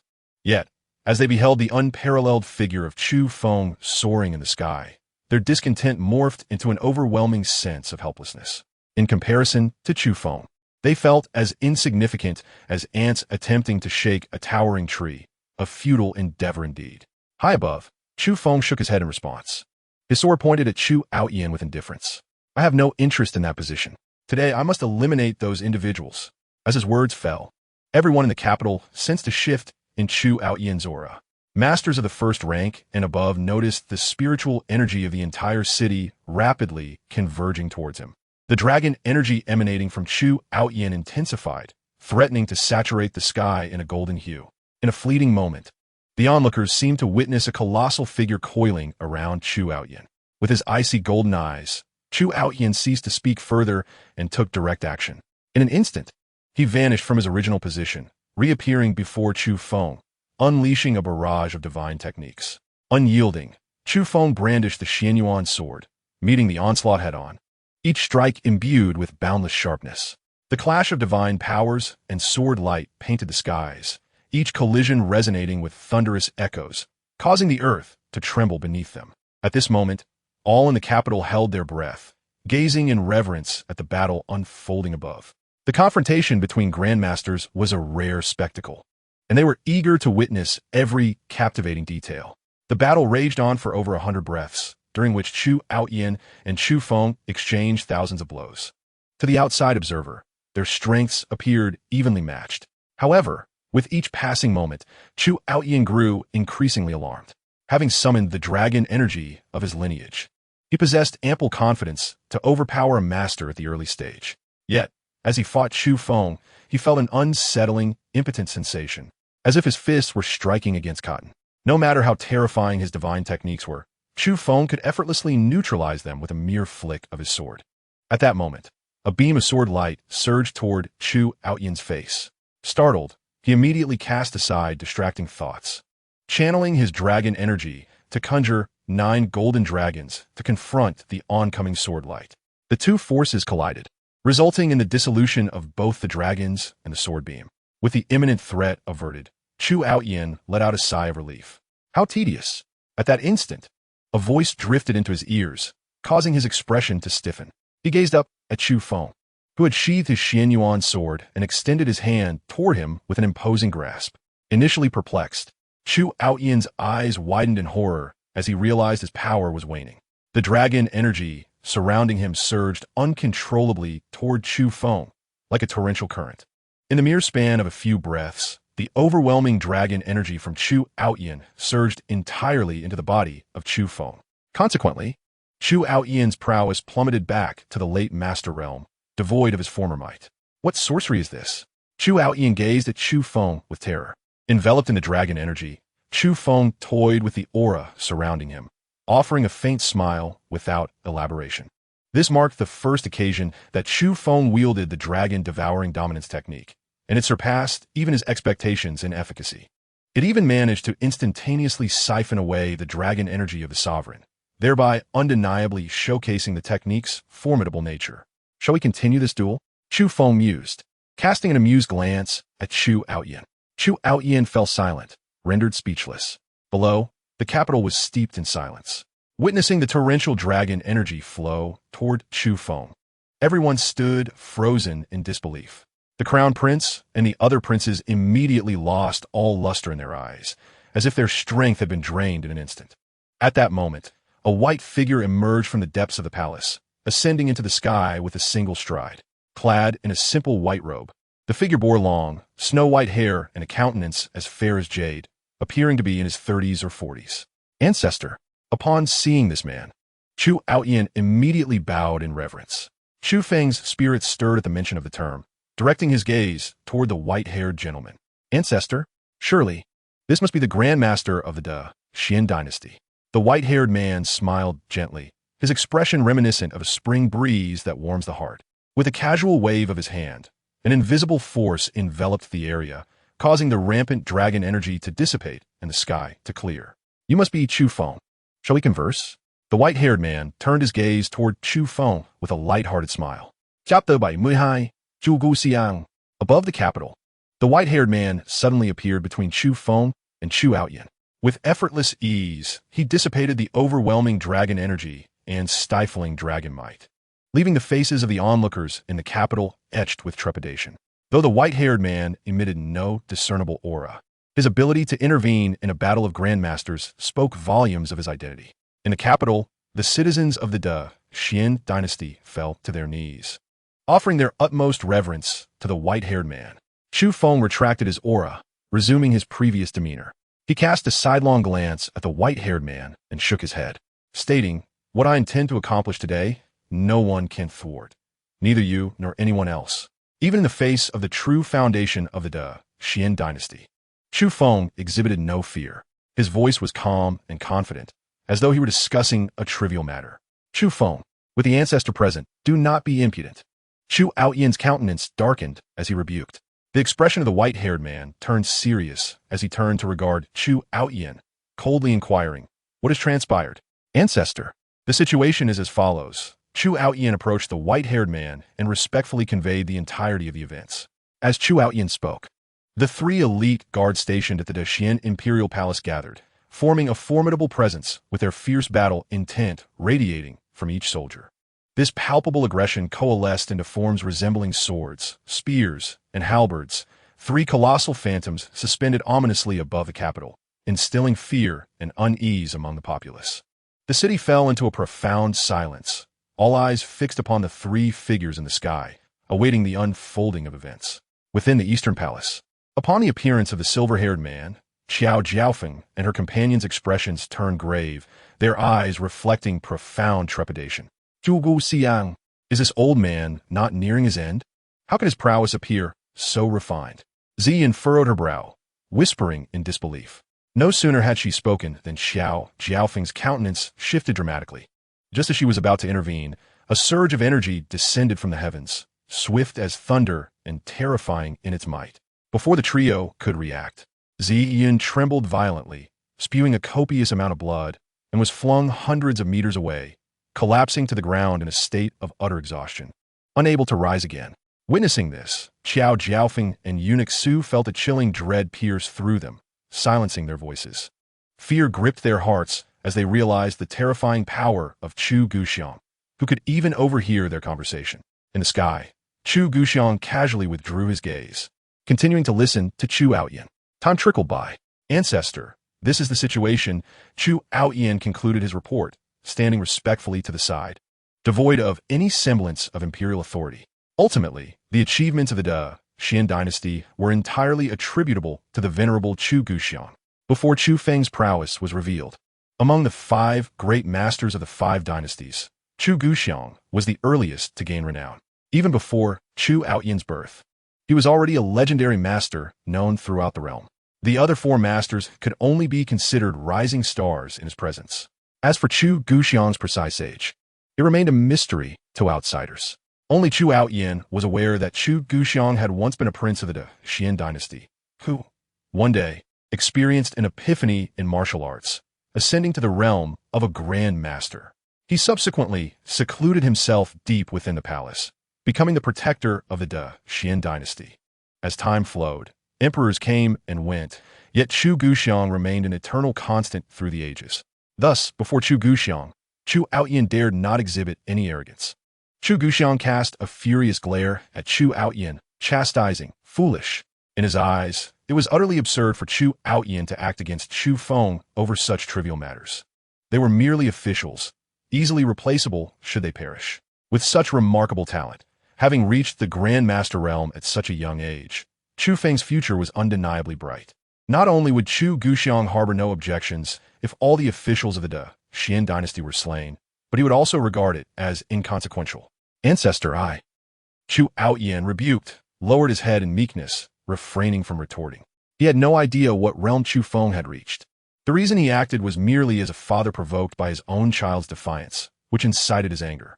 Now that the altercation had concluded, Chu Outyin recognized his folly and regretted his impulsive actions. Chu Guxiang, disregarding Chu Outyin, turned her gaze towards Chu Feng, her deep-set eyes brimming with affection. Chu Feng, I am aware of the events that transpired. This time, I shall act on your father's behalf. You may handle the individuals on the list. Does this arrangement suit you? Chu Guxiang inquired kindly. Chu Feng fixed his gaze upon her, seemingly taken aback by her amiable demeanor, a hint of astonishment flickering in his eyes. Certainly, he nodded in agreement. Where's the dark web? As soon as Chu Feng's words fell, 100 members of the dark web emerged from the shadows within the palace, standing in a perfectly synchronized line and responding in unison. Present. The expressions of Chu Outyin and Chu Guxiang turned to shock upon witnessing these dark web members, each one possessing strength exceeding the first grade. Among them, 2 had even attained the Master Realm. The dark web, such a formidable force, of which they had previously been oblivious, hinted at the terrifying depth of its hidden power. Gomos. Chu Feng's voice was low and icy. Yes, the leaders of the 2 groups, Shi and Tu, accepted the command and vanished from sight along with the members of the dark web. Chu Outyin watched Chu Feng with a complex expression, fully aware of the purpose behind the dark web members' departure. With a silent sigh, he waved his hand toward the 3 elite guards below. Observing this, the leaders of the 3 guard divisions gathered their men and retreated. Chu Feng, now that your matters are resolved, might you accompany me for a discussion? Chu Guxiang asked with a smile. Since her arrival, she had treated Chu Feng as an equal, without any airs of superiority. Very well, Chu Feng replied, as he too had matters he wished to consult with her about. Seeing Chu Feng's agreement, the smile on Chu Guxiang's face deepened. In an instant, both Chu Guxiang and Chu Feng vanished from the high skies, leaving Chu Outyin alone. Without a hint of anger, Chu Outyin descended into the palace to select personnel to fill the impending vacancies in office. The people in the capital gazed at the empty skies, their excitement lingering long after the event. Soon, news of the day's happenings in the great Xian dynasty capital spread swiftly across the 5 major dynasties. Upon learning that the 7th prince of the great Xian dynasty was a Grandmaster, the other 4 dynasties were thrown into an uproar, enviously regarding the great Xian dynasty. With 2 Grandmasters in a single dynasty, the great Xian dynasty's strength was undeniably far superior to the other 4. Chapter 73. Sudden Turn of Events. Deep within the palace of the great Xian dynasty lay a tranquil bamboo grove, a place where even the emperor could not tread without an invitation from Chu Guxiang. In a humble wooden cabin nestled within the bamboo grove, Chu Guxiang and Chu Feng sat at a wooden table, where the former graciously offered a steaming cup of tea to the latter. The 2 faced each other, savoring the tranquility as they indulged in the fragrant brew. Chu Feng, this is a rare tea that I have treasured for many years, one that even your father has yet to taste. Do savor it. Chu Guxiang remarked with a hint of pride after taking a sip. Chu Feng nodded in silence, relishing the tea, which possessed a subtle bitterness yet invigorated the spirit, leaving a lingering fragrance in his mouth. As he drank, he observed Chu Guxiang, the esteemed Grandmaster of the Dashuan dynasty, and found him to be even more formidable than he had anticipated. His aura was contained, and his profound mastery had clearly reached the pinnacle of martial arts, standing at the late stage of a Grandmaster. Once they finished their tea, Chu Guxiang gazed at Chu Feng and sighed. Do not harbor anger, Chu Feng. As the saying goes, the imperial family is often the most ruthless. Your father acted out of necessity. Chu Feng shook his head, declaring after today, this matter will be behind us. I am indifferent to who is right or wrong. After a moment of silence, Chu Guxiang replied, if you can think this way, I shall rest easy. However, there remains a request I hope you might grant. Chu Feng regarded him with a faint smile. You wish to speak of the current empress? Indeed, although her name was absent from that list, I am certain she is intricately involved. Chu Guxiang replied coldly, a chill emanating from his eyes. With a slight smile, Chu Feng responded, if you intend to plead on her behalf, spare yourself. Whether by my hand or not, her days are numbered. Chu Feng spoke the truth. Even if he did not act, Chu Mu would not let her escape unscathed. However, Chu Guxiang viewed the situation differently. Chu Feng, I would prefer not to see you harm her, he stated earnestly, locking eyes with Chu Feng. Why? Why must I refrain from acting against her? Is it due to her affiliation with the Huan sect, or do you fear the impending end of your own days? As Chu Feng's words hung in the air, Chu Guxiang's gaze sharpened. The atmosphere in the bamboo grove abruptly thickened, as the swaying bamboo and falling leaves froze in time. A wave of formidable energy flickered from Chu Guxiang, his deep-set eyes gleaming with intensity. He paused momentarily, and the bamboo grove returned to its previous state. You've discerned my condition. Indeed, my time is short. The reason I present myself in this manner before the public today is to instill fear in those lurking in the shadows, Chu Guxiang confessed candidly. With that, his visage transformed rapidly, revealing his true appearance. Frail and gaunt, his body hunched, his face a deep, unhealthy yellow, eyes dull and lacking luster, and an overwhelming aura of decay surrounding him. Before meeting you, I refrained from dealing with Jiaofeng due to my own constraints, he admitted.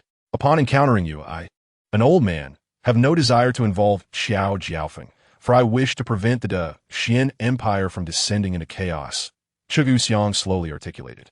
Hearing this, Chu Feng remained unmoved, sneering. Your troubles? Is it regarding that incident from 6 years ago? Chu Guxiang trembled, astonished. How could you possibly know? I'm a Grandmaster. It is not difficult for me to uncover such truths. Chu Feng shrugged nonchalantly. So it is thus. Chu Guxiang realized, deducing that Chu Feng had unraveled the memories of certain individuals. Until today, I could not comprehend your motives, yet witnessing your current demeanor, I now grasp your predicaments. I shall not hold this matter against you. Trading one woman for the loyalty of a Grandmaster for 50 years seems a bargain in every respect. But have you considered that when you pass and the Xian Empire lacks a Grandmaster, will that old fellow from the Huan sect truly restrain himself? To me, the weight of a promise pales in comparison to a stone. It is utterly absurd. Chu Feng's words struck with precision, penetrating deeply into Chu Guxiang's heart. Chu Guxiang's eyes dimmed, lost in thought, remaining silent for a prolonged moment. How could he not have contemplated what Chu Feng articulated? Yet, 6 years prior, faced with a choice, he had no option but to gamble, betting on the Huan sect's ancestor to honor his promise after his demise. Exhaustion and overwhelming fatigue. Chu Guxiang had never been a person with grand ambitions. Otherwise, he would not have merely sought to be an ordinary prince. He longed to live a mundane life like any other, experiencing the full cycle of existence. But ever since he attained enlightenment in martial arts and ascended to Grandmaster, everything transformed. He vividly recalled his father's and brother's dying wishes, urging him to safeguard the Xian Empire's legacy.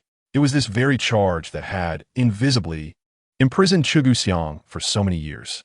6 years ago, when the ancestor of the Huan sect approached Chu Guxiang with that request, he had contemplated refusal. Yet ultimately, to avoid disappointing his deceased father and elder brother, he acquiesced. Over the years, every time Chu Guxiang closed his eyes, the image of that woman being taken away by the ancestor of the Huan sect would haunt him. Could it be? Could I truly have erred? 2 tracks of tears carved their way down Chu Guxiang's aged visage, as guilt and self-reproach filled his chest, suffocating him. After a long while, Chu Guxiang inhaled deeply, a fierce glint emerging in his eyes. Very well, I shall not concern myself with this matter. Should the ancestor of the Huan sect dare to turn against the Xian Empire over this, I shall ensure that the Huan sect is utterly eradicated from this world. Excellent, Chu Feng smiled. To be candid, he had no intention of confronting Chu Guxiang. Following their discussion on this matter, Chu Feng did not depart but inquired about the affairs beyond the world. Chu Guxiang, upon hearing this, looked at Chu Feng with astonishment, seemingly taken aback that Chu Feng had already engaged with such matters. Why do you suddenly inquire about such matters? Chu Guxiang asked. I am merely curious. On my journey back to the capital, I encountered numerous ancient texts of the ancient sword sect and the Qingshan Academy, recounting tales of unparalleled prodigies. I discovered that upon entering the Grandmaster realm, they would inexplicably vanish. Some have speculated that they transcended to another world. Is there any truth to these rumors? Did they truly depart to another realm? How did they accomplish such a feat? Chu Feng inquired. Chu Guxiang gazed intently at Chu Feng, his expression suddenly turning grave. As for the veracity of these legends, I cannot ascertain. Yet, each of those vanished prodigies deserves the admiration of all 5 imperial dynasties. Now, if there is nothing further, you may take your leave. Chu Feng was taken aback, uncertain why the conversation, which had been going so well, had abruptly turned to dismissal. Chapter 74, Battle Against the Heavens. Seated upright in his chair, Chu Feng continued to observe Chu Guxiang, showing no signs of departing. Noticing this, Chu Guxiang refrained from urging him to leave, instead lowering his head as if lost in contemplation. After a moment, he muttered a few words under his breath, filled with indignation. You stepped into the Grandmaster realm at merely 20 years of age. Your talent is nothing short of extraordinary.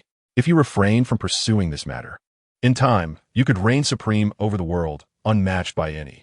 Why must you delve into the affairs beyond the heavens? Is it not sufficient to gracefully claim the title of the world's greatest? Chu Guxiang, still unwilling to relent, continued his counsel. Upon realizing that Chu Feng was a Grandmaster, a weight seemed to lift from Chu Guxiang's shoulders, and he felt an unprecedented sense of ease.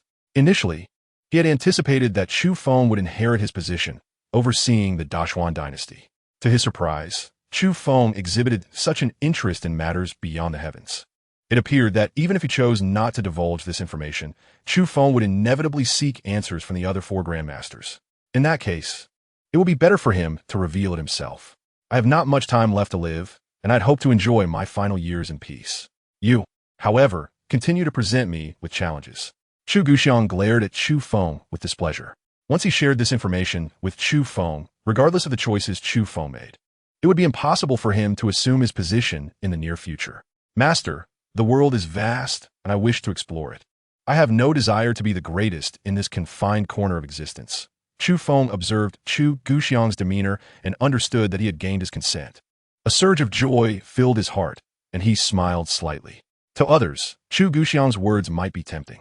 However, as a transmigrator endowed with a unique system, Chu Feng naturally would not settle for mere local supremacy. Chu Guxiang's expression turned serious as he regarded Chu Feng, filled with profound thoughts. Very well. Since you feel this way, I shall not conceal it from you any longer. You would discover this matter sooner or later, rather than let others inform you. It is better that I share it with you personally. He picked up the teapot and filled their cups. As he savored his tea, he pondered how to begin his explanation. Chu Feng did not urge, sitting quietly by the side, patiently waiting. It was only after the tea in the kettle had been entirely consumed that Chu Guxiang slowly spoke. Chu Feng, what are your thoughts on this world? Chu Feng replied calmly, it is quite pleasant. The vast lands are adorned with countless beautiful sights. Although divided among the 5 great empires, the lives of the common people are relatively good. You are not mistaken, but you're viewing the world solely from the perspective of the common folk.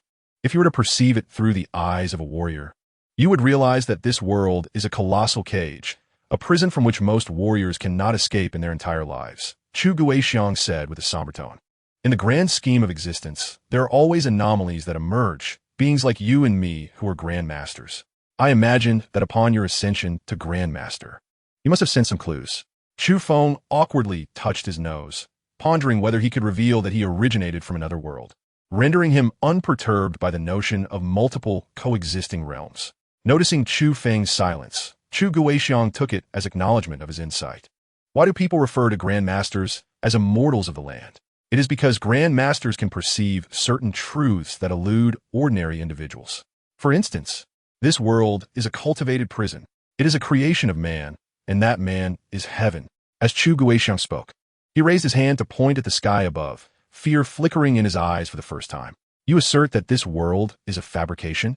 Chu Feng raised an eyebrow, astonished by this assertion. He had previously assumed that this world, like his past existence, was an independent realm. Hearing Chu Guxiang's claim that this world was man-made left him utterly astounded. Is this merely your personal conjecture? Chu Feng inquired. Chu Guxiang shook his head. This is not a mere conjecture. It is a fact. Are you not curious As to why those unparalleled prodigies vanish after ascending to Grandmaster, it is because they do not wish to be devoured by heaven.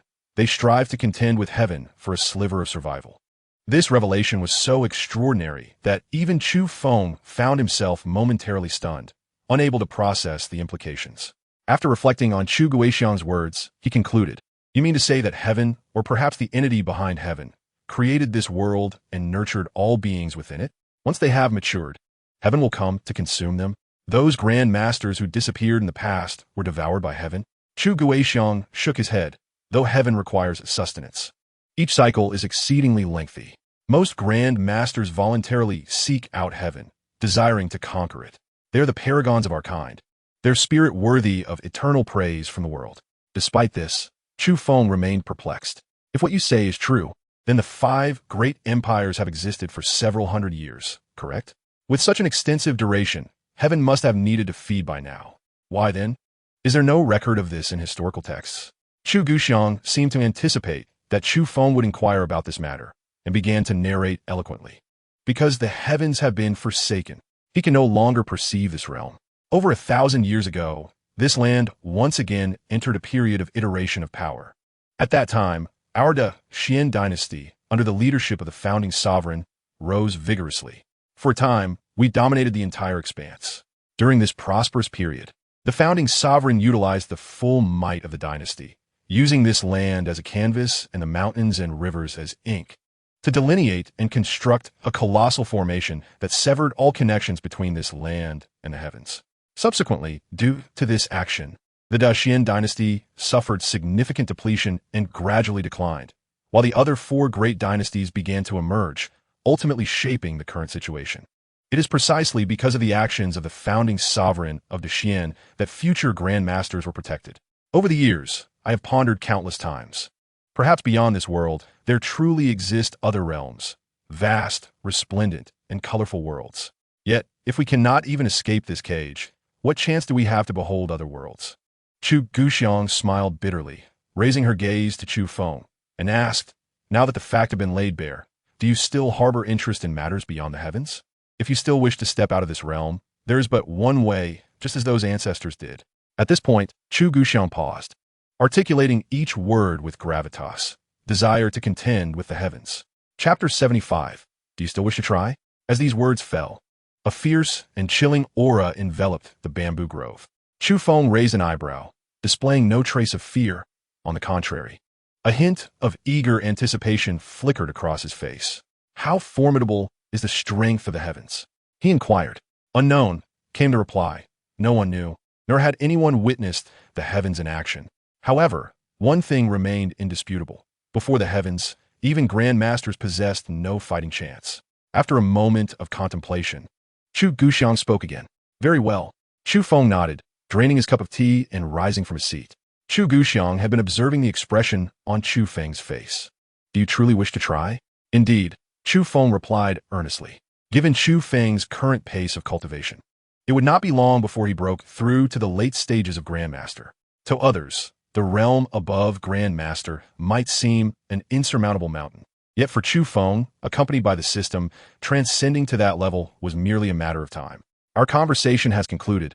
I shall take my leave. Chu Feng waved his hand and turned to depart. Chu Guixiang gazed at his receding figure, her murky eyes filled with a myriad of complex emotions. Sighing deeply, she stepped outside the wooden cottage and raised her head to gaze at the sky, remaining motionless like a statue for a long while. In the Eastern Palace, after Chu Guixiang and Chu Feng had left, Xiao Feng finally dared to assist Ziyun to her feet. Sister, that Chu Guixiang is too arrogant, Ziyun said, awkwardly wiping the blood from the corner of her mouth, her face twisted with malice. Silence. Xiao Feng shot a warning glance at Ziyun, helping her to the bed to tend her wounds. Prince Chu Qiao and Eunuch Su emerged from the palace, standing guard for the 2 individuals within.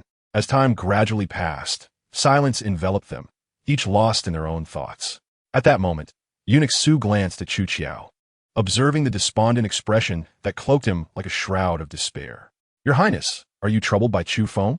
Eunuch Su inquired with a gentle smile. Chu Qiao was taken aback, then managed a bitter nod. I never anticipated that my 7th brother would conceal his strength so deeply. His emergence is indeed astonishing. A A Grandmaster. There are countless martial artists in this world, yet only 5 Grandmasters have ever emerged. Now that my 7th brother has attained such status, what do I have left to compare? Chu Qiao lamented. Eunuch Su, upon hearing this, maintained his serene smile, his delicate features betraying no hint of concern. Your Highness need not dwell in sorrow. Even if all the forces at your command were to turn against you, what of it? Behind you stands the support of the Heavenly Mechanism Pavilion and the Joyous Union sect. The throne of the Xian Emperor is undoubtedly yours. Eunuch Su reassured. Upon hearing these words, a glimmer of hope ignited in Chu Qiao's eyes. Indeed, he nodded earnestly, regaining his confidence. Though Chu Feng was formidable, backed by Chu Guxiang, what of it? Perhaps others were unaware that the elder of the Joyous Union sect had stepped into the realm of Grandmaster 5 years ago.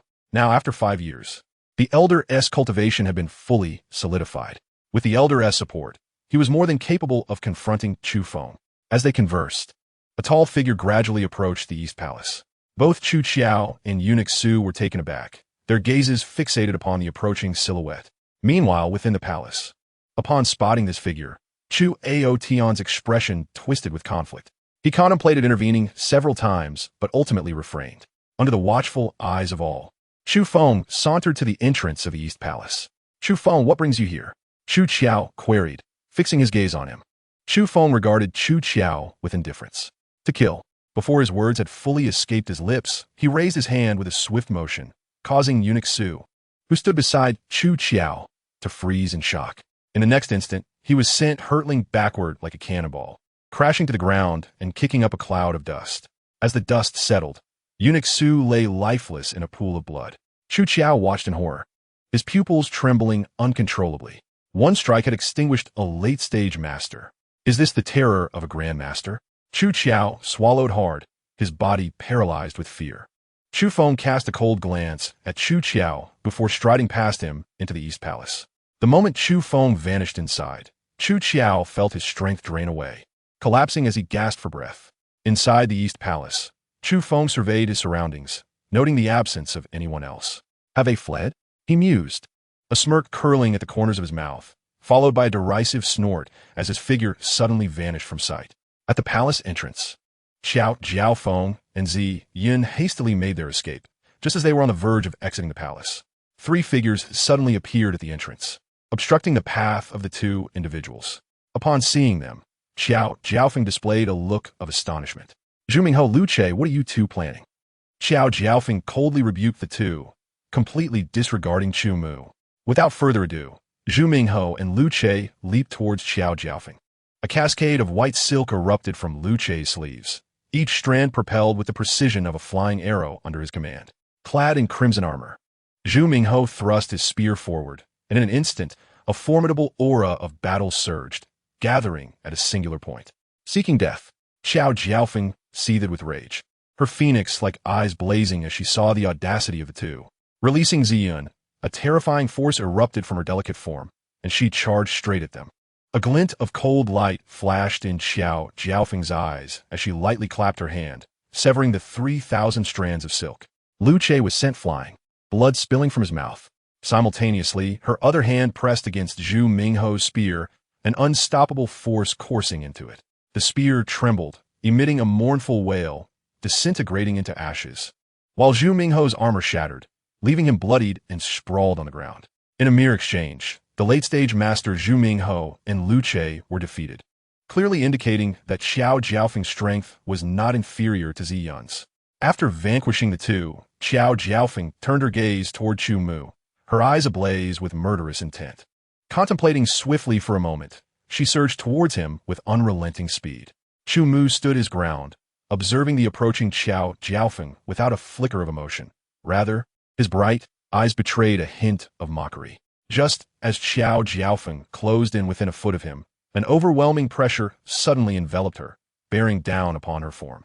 Jiao Feng trembled, a trickle of blood seeping from the corner of her mouth, staining her phoenix robe in a stark contrast. Chu Feng appeared before Chu Mu, seizing Jiao Feng's hands with a forceful grip. In an instant, the sound of cracking bones mingled with Jiao Feng's anguished cries. She fell to her knees before Chu Feng, her hands contorted in a grotesque manner. Chu Feng, devoid of any compassion, swept his hand, sending Xiao Jiaofeng crashing against the city wall, embedding her deeply within its structure. With a mere gesture, blood holes marred her limbs, rendering her completely incapacitated. Having accomplished this, Chu Feng withdrew and stepped aside, casting a glance at Chu Mu. His intentions unmistakable.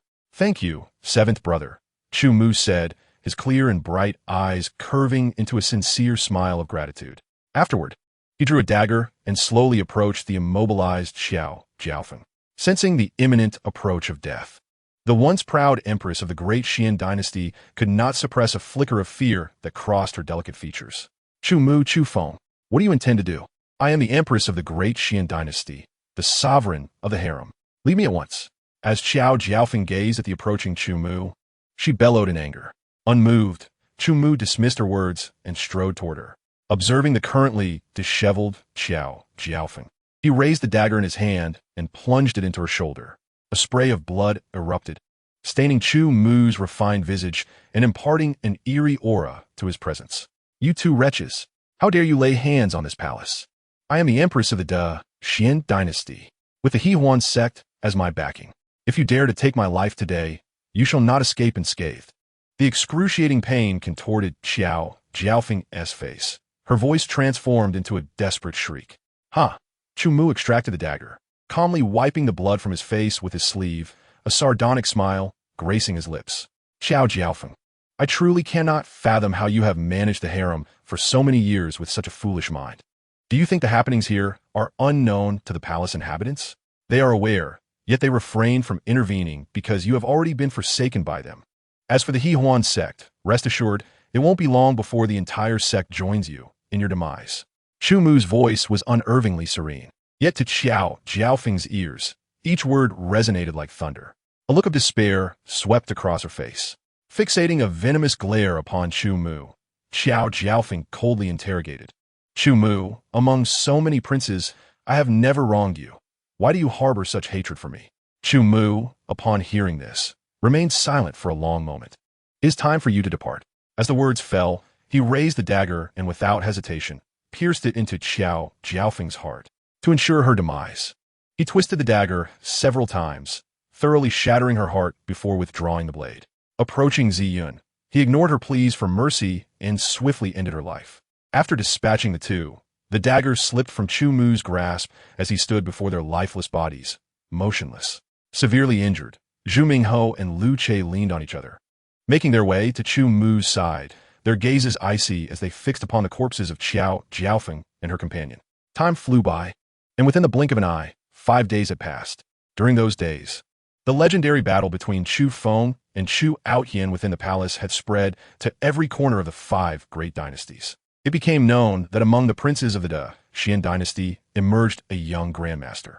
The Xian dynasty, already the mightiest among the 5, now boasted 2 Grandmasters, inciting envy among the other 4 dynasties. As time passed, many remained skeptical of these rumors and set forth in groups toward the capital of the Xian dynasty, eager to challenge Chu Feng and dismantle this grand deception.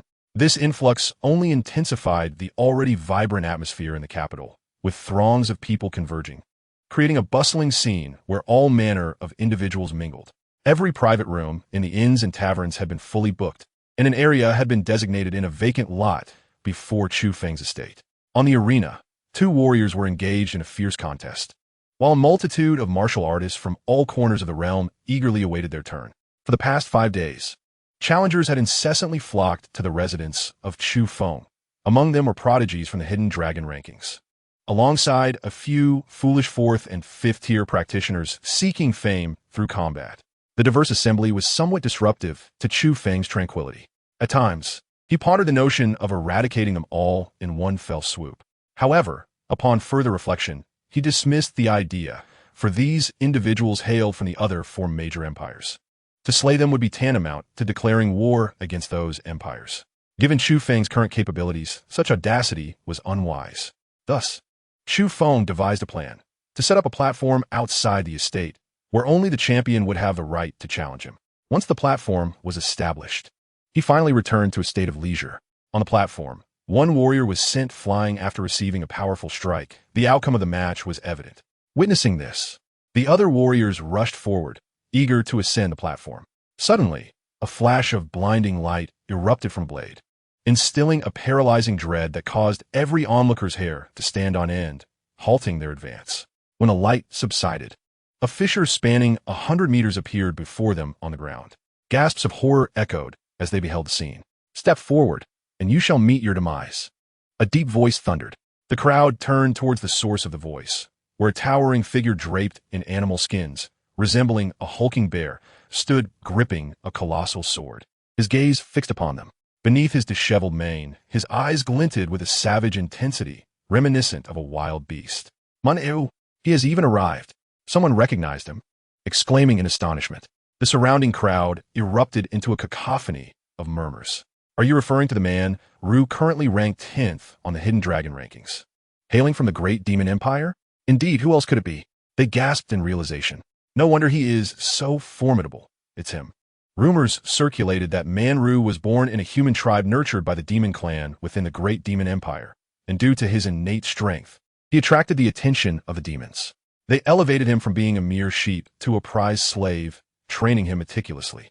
It was said that upon his arrival in the world, he had slain several human prodigies from the Hidden Dragon rankings, securing his place as the 10th. As the crowd speculated, even those unacquainted with his reputation displayed signs of shock. Upon learning of Manru's fearsome renown, no one dared to take another step forward. A hot breath escaped Manru's nostrils as he let out a menacing laugh, his bare feet advancing onto the platform. The victorious warrior, upon sighting Manru, trembled uncontrollably, his legs quaking in fear. Without a moment's hesitation, he raised his hand in surrender and fled the platform in disgrace. Seeing the immediate capitulation, a flicker of displeasure ignited in Manru's eyes as he raised his heavy sword high, surveying the surrounding warriors. "Is there anyone among you who dares to challenge me?" With a thunderous roar, Manru's voice reverberated, swiftly spreading waves of sound in all directions.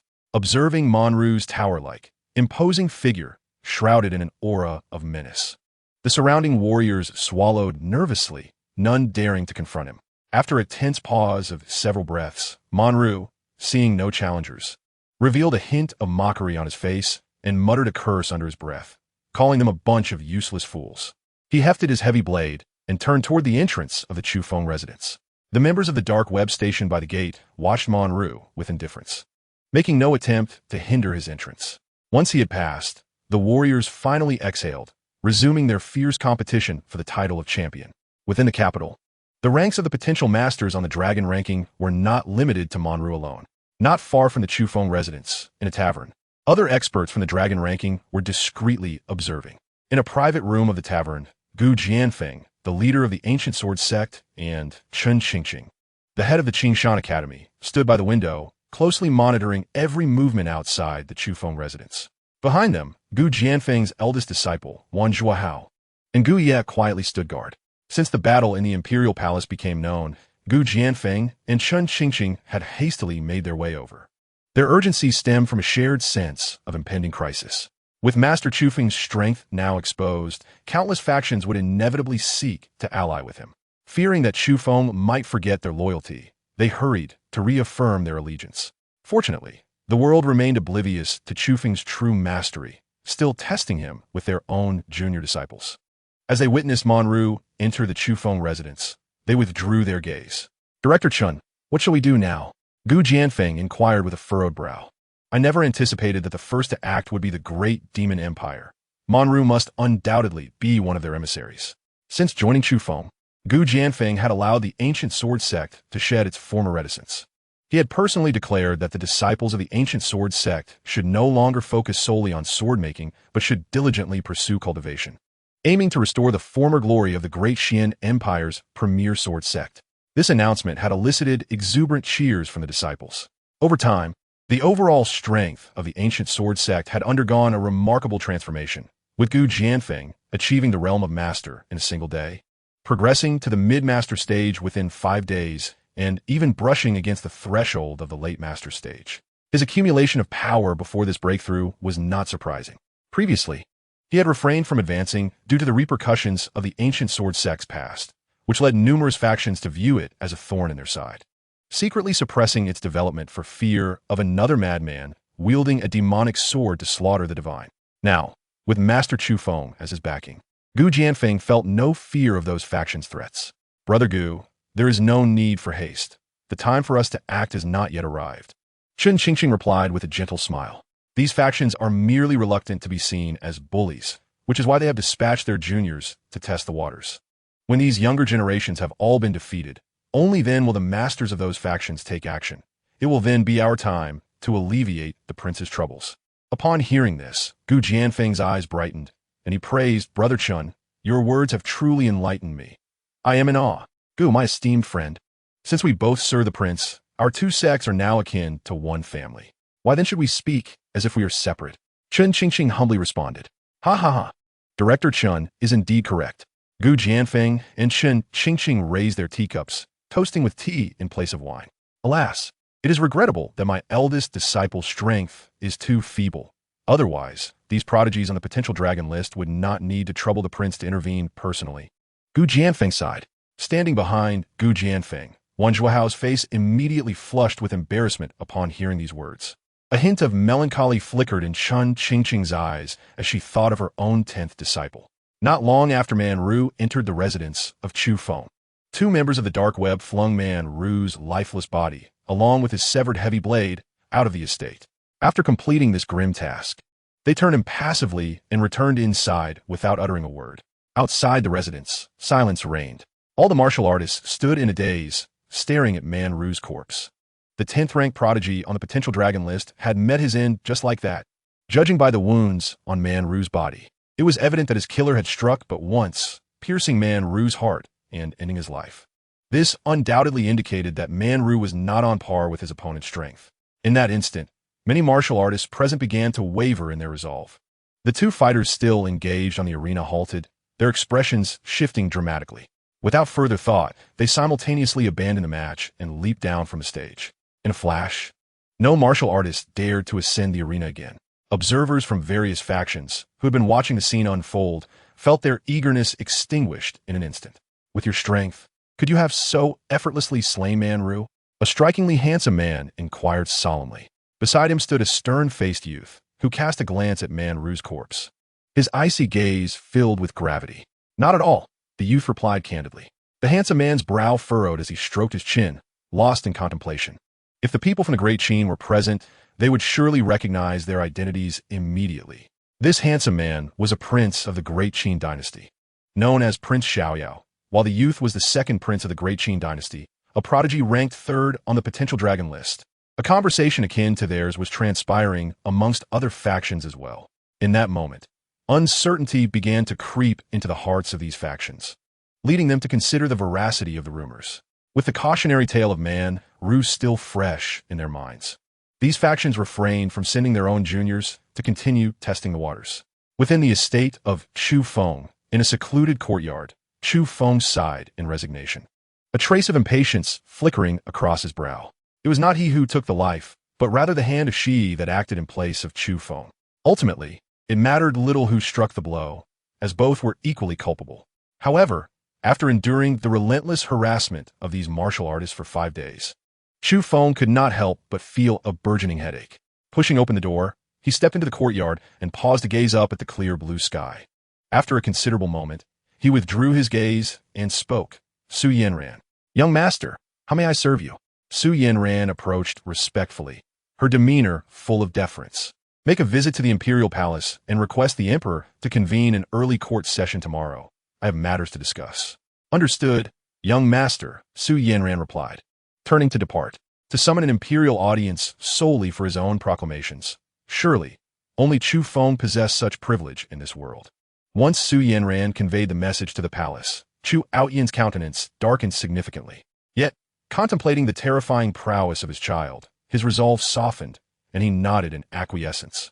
After Su Yanran's departure, Chu Outyan directed the eunuchs to notify the officials of their summons to the early court session the following day. On the morrow, after refreshing himself, Chu Feng donned a ceremonial robe and proceeded to the palace. Chapter 77. Abandoning the throne. Inside the familiar Golden Wan Hall, the assembly of officials bore a striking resemblance to a completely new assembly compared to the previous gatherings. 5 days prior, after Chu Feng presented the list and eliminated the empress, Xiao Jiaofeng. The members of the dark web executed all individuals named therein, casting the entire capital into a state of terror. Realizing the situation had spiraled beyond redemption, Chu Outyin dispatched individuals to investigate the court officials. Should any of them be found to have clandestine connections with the Empress or the Hahuan sect, they would face immediate execution. To his astonishment, upon investigation, Chu Outyin discovered that a significant number of officials had inexplicable ties to the Hahuan sect. Without hesitation, he unleashed a storm of retribution, replacing these officials en masse and appointing newcomers to their positions. Thus, the hall was filled with an abundance of fresh faces. As Chu Feng entered the Golden Lawn Hall, an immediate silence fell over the assembly, with officials regarding him with a mix of reverence and awe. They had witnessed his formidable prowess just 5 days prior, defeating the emperor with ease, and the ancient ancestor of the Dashuan dynasty had met him with cordiality. Such illustrious achievements and esteem were unparalleled throughout the annals of history. None could rival Chu Feng. In the eyes of the officials, Chu Feng had already emerged as the next emperor of the Dashuan dynasty. He disregarded the overtures of goodwill from the officials and strode purposefully to his designated seat.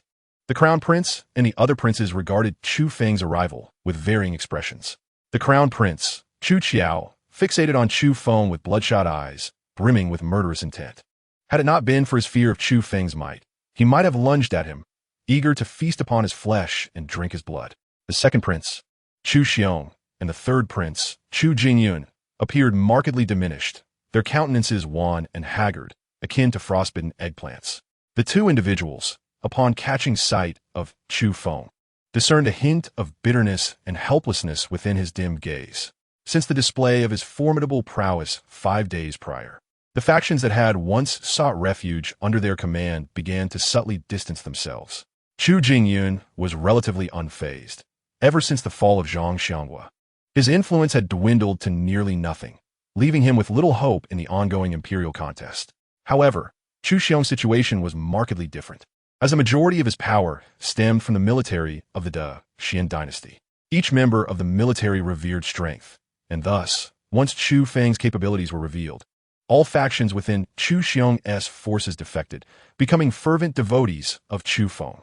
At this moment, Chu Feng remained blissfully unaware of the terrifying level of esteem he commanded within the military of the Xian dynasty. Except for the crown prince, the second prince, and the third prince, the expressions of the other princes were remarkably amicable, their gazes filled with fervor and admiration as they looked upon Chu Feng. Recognizing their own unlikelihood of ascending to the throne, they aspired merely to be carefree princes. With the emergence of 2 grandmasters within the Xian dynasty, their own futures appeared increasingly promising, leaving little reason for discontent. Seventh brother, good morning. Today, Chu Mu, clad in a flowing white robe, with his long, dark hair cascading behind him, exuded an air of scholarly elegance. He greeted Chu Feng with a warm smile, the kindness in his expression warming the hearts of those around him. Good morning, Chu Feng replied with a slight nod. At that moment, Chu Mu stepped forward, seeming to wish to converse with Chu Feng. Yet, a tall figure moved ahead of him, standing before Chu Feng, causing Chu Mu's gaze to sharpen. Seventh brother, I have a matter I wish to consult you about. I hope you will not evade my inquiry. The sixth prince, Chu Zhan, regarded Chu Feng with a serious demeanor. A rare plea flickered in his resolute and cold eyes. Upon witnessing this expression from Chu Zhan, Chu Feng immediately surmised the nature of his inquiry. He cast a glance toward Chu Mu, suppressing a sigh. Speak, he urged. Seeing Chu Feng's willingness to engage, Chu Zhan's expression softened considerably. After a moment's contemplation, he finally broached the subject. In recent days, there have been rumors circulating in the capital regarding my mother.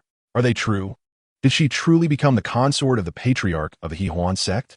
Following the demise of Xiao Jiaofeng, rumors concerning the esteemed concubine Jia, Chu Zhan's mother, had swept through the streets of the capital. Naturally, Chu Zhan had heard of these tales, prompting his inquiry to Chu Feng. In his mind, it was evident that Chu Feng, having taken action against Xiao Jiaofeng, must have unearthed some hidden secrets. Meeting Chu Zhan's gaze, Chu Feng pondered briefly before nodding. The rumors are indeed true. As soon as the words left his lips, a surge of battle intent erupted from Chu Zhan, his tiger-like eyes gleaming with a chilling light. Seventh brother, thank you. I owe you a favor, Chu Zhan expressed, bowing in gratitude. Following this, His gaze turned cold as he cast a disdainful glance at the dragon throne located at the center of the palace, letting out a derisive snort. Disregarding the crowd, Chu Zhan turned and strode away from the Golden Throne Hall, no longer waiting for Chu Outyin to commence the morning court. After Chu Zhan departed, Chu Mu approached Chu Feng, his handsome visage marred by a sense of helplessness. Seventh brother, why must you reveal this matter to him? Given his current strength, seeking vengeance for his mother is undoubtedly beyond his capabilities. Rather than allowing him to suffer upon discovering the truth, it would be better for him to remain in ignorance. Some burdens are mine to bear, Chu Mu spoke solemnly. Upon hearing these words, Chu Feng raised an eyebrow, turning to face Chu Mu with a cold retort. I have no obligation to conceal the truth on your behalf. As for the subsequent matters concerning the esteemed consort Jia, I have no desire to meddle. With that, Chu Feng stood resolutely, disregarding Chu Mu entirely. Chu Mu, witnessing this, offered a resigned smile before returning to his position. Before long, Chu Outyin's figure appeared upon the dragon throne, his expression devoid of emotion as he surveyed the officials below. Pay your respects to his majesty. The officials bowed in unison, their voices filled with reverence. All rise, Chu Outyin uttered coolly. Once the official stood, he lifted his gaze towards Chu Feng. Chu Feng stepped forward, fixing his eyes upon Chu Outyin, and spoke. Father, I have a matter to present. Speak, came the response. The recent events in the capital have undoubtedly reached your ears, father. I find myself beleaguered by these disturbances. Thus, I implore you to permit me to relinquish all duties within the dynasty and depart from the capital. As Chu Feng's words fell, they landed like a boulder upon a tranquil lake, instantly stirring tumultuous waves. Within the Golden Throne Hall, every face, save for Chu Feng's, paled in disbelief. Their eyes fixed upon him in shock, questioning whether they had misheard. To relinquish all duties and leave the capital? Was this not a veiled admission of his abdication of the throne? Chu Feng, esteemed as a Grandmaster, had already reached the pinnacle of martial prowess. Should he desire to ascend as the ruler of the Xin dynasty, none would oppose him. Yet now, he voluntarily cast aside this easily attainable position. This left everyone utterly bewildered.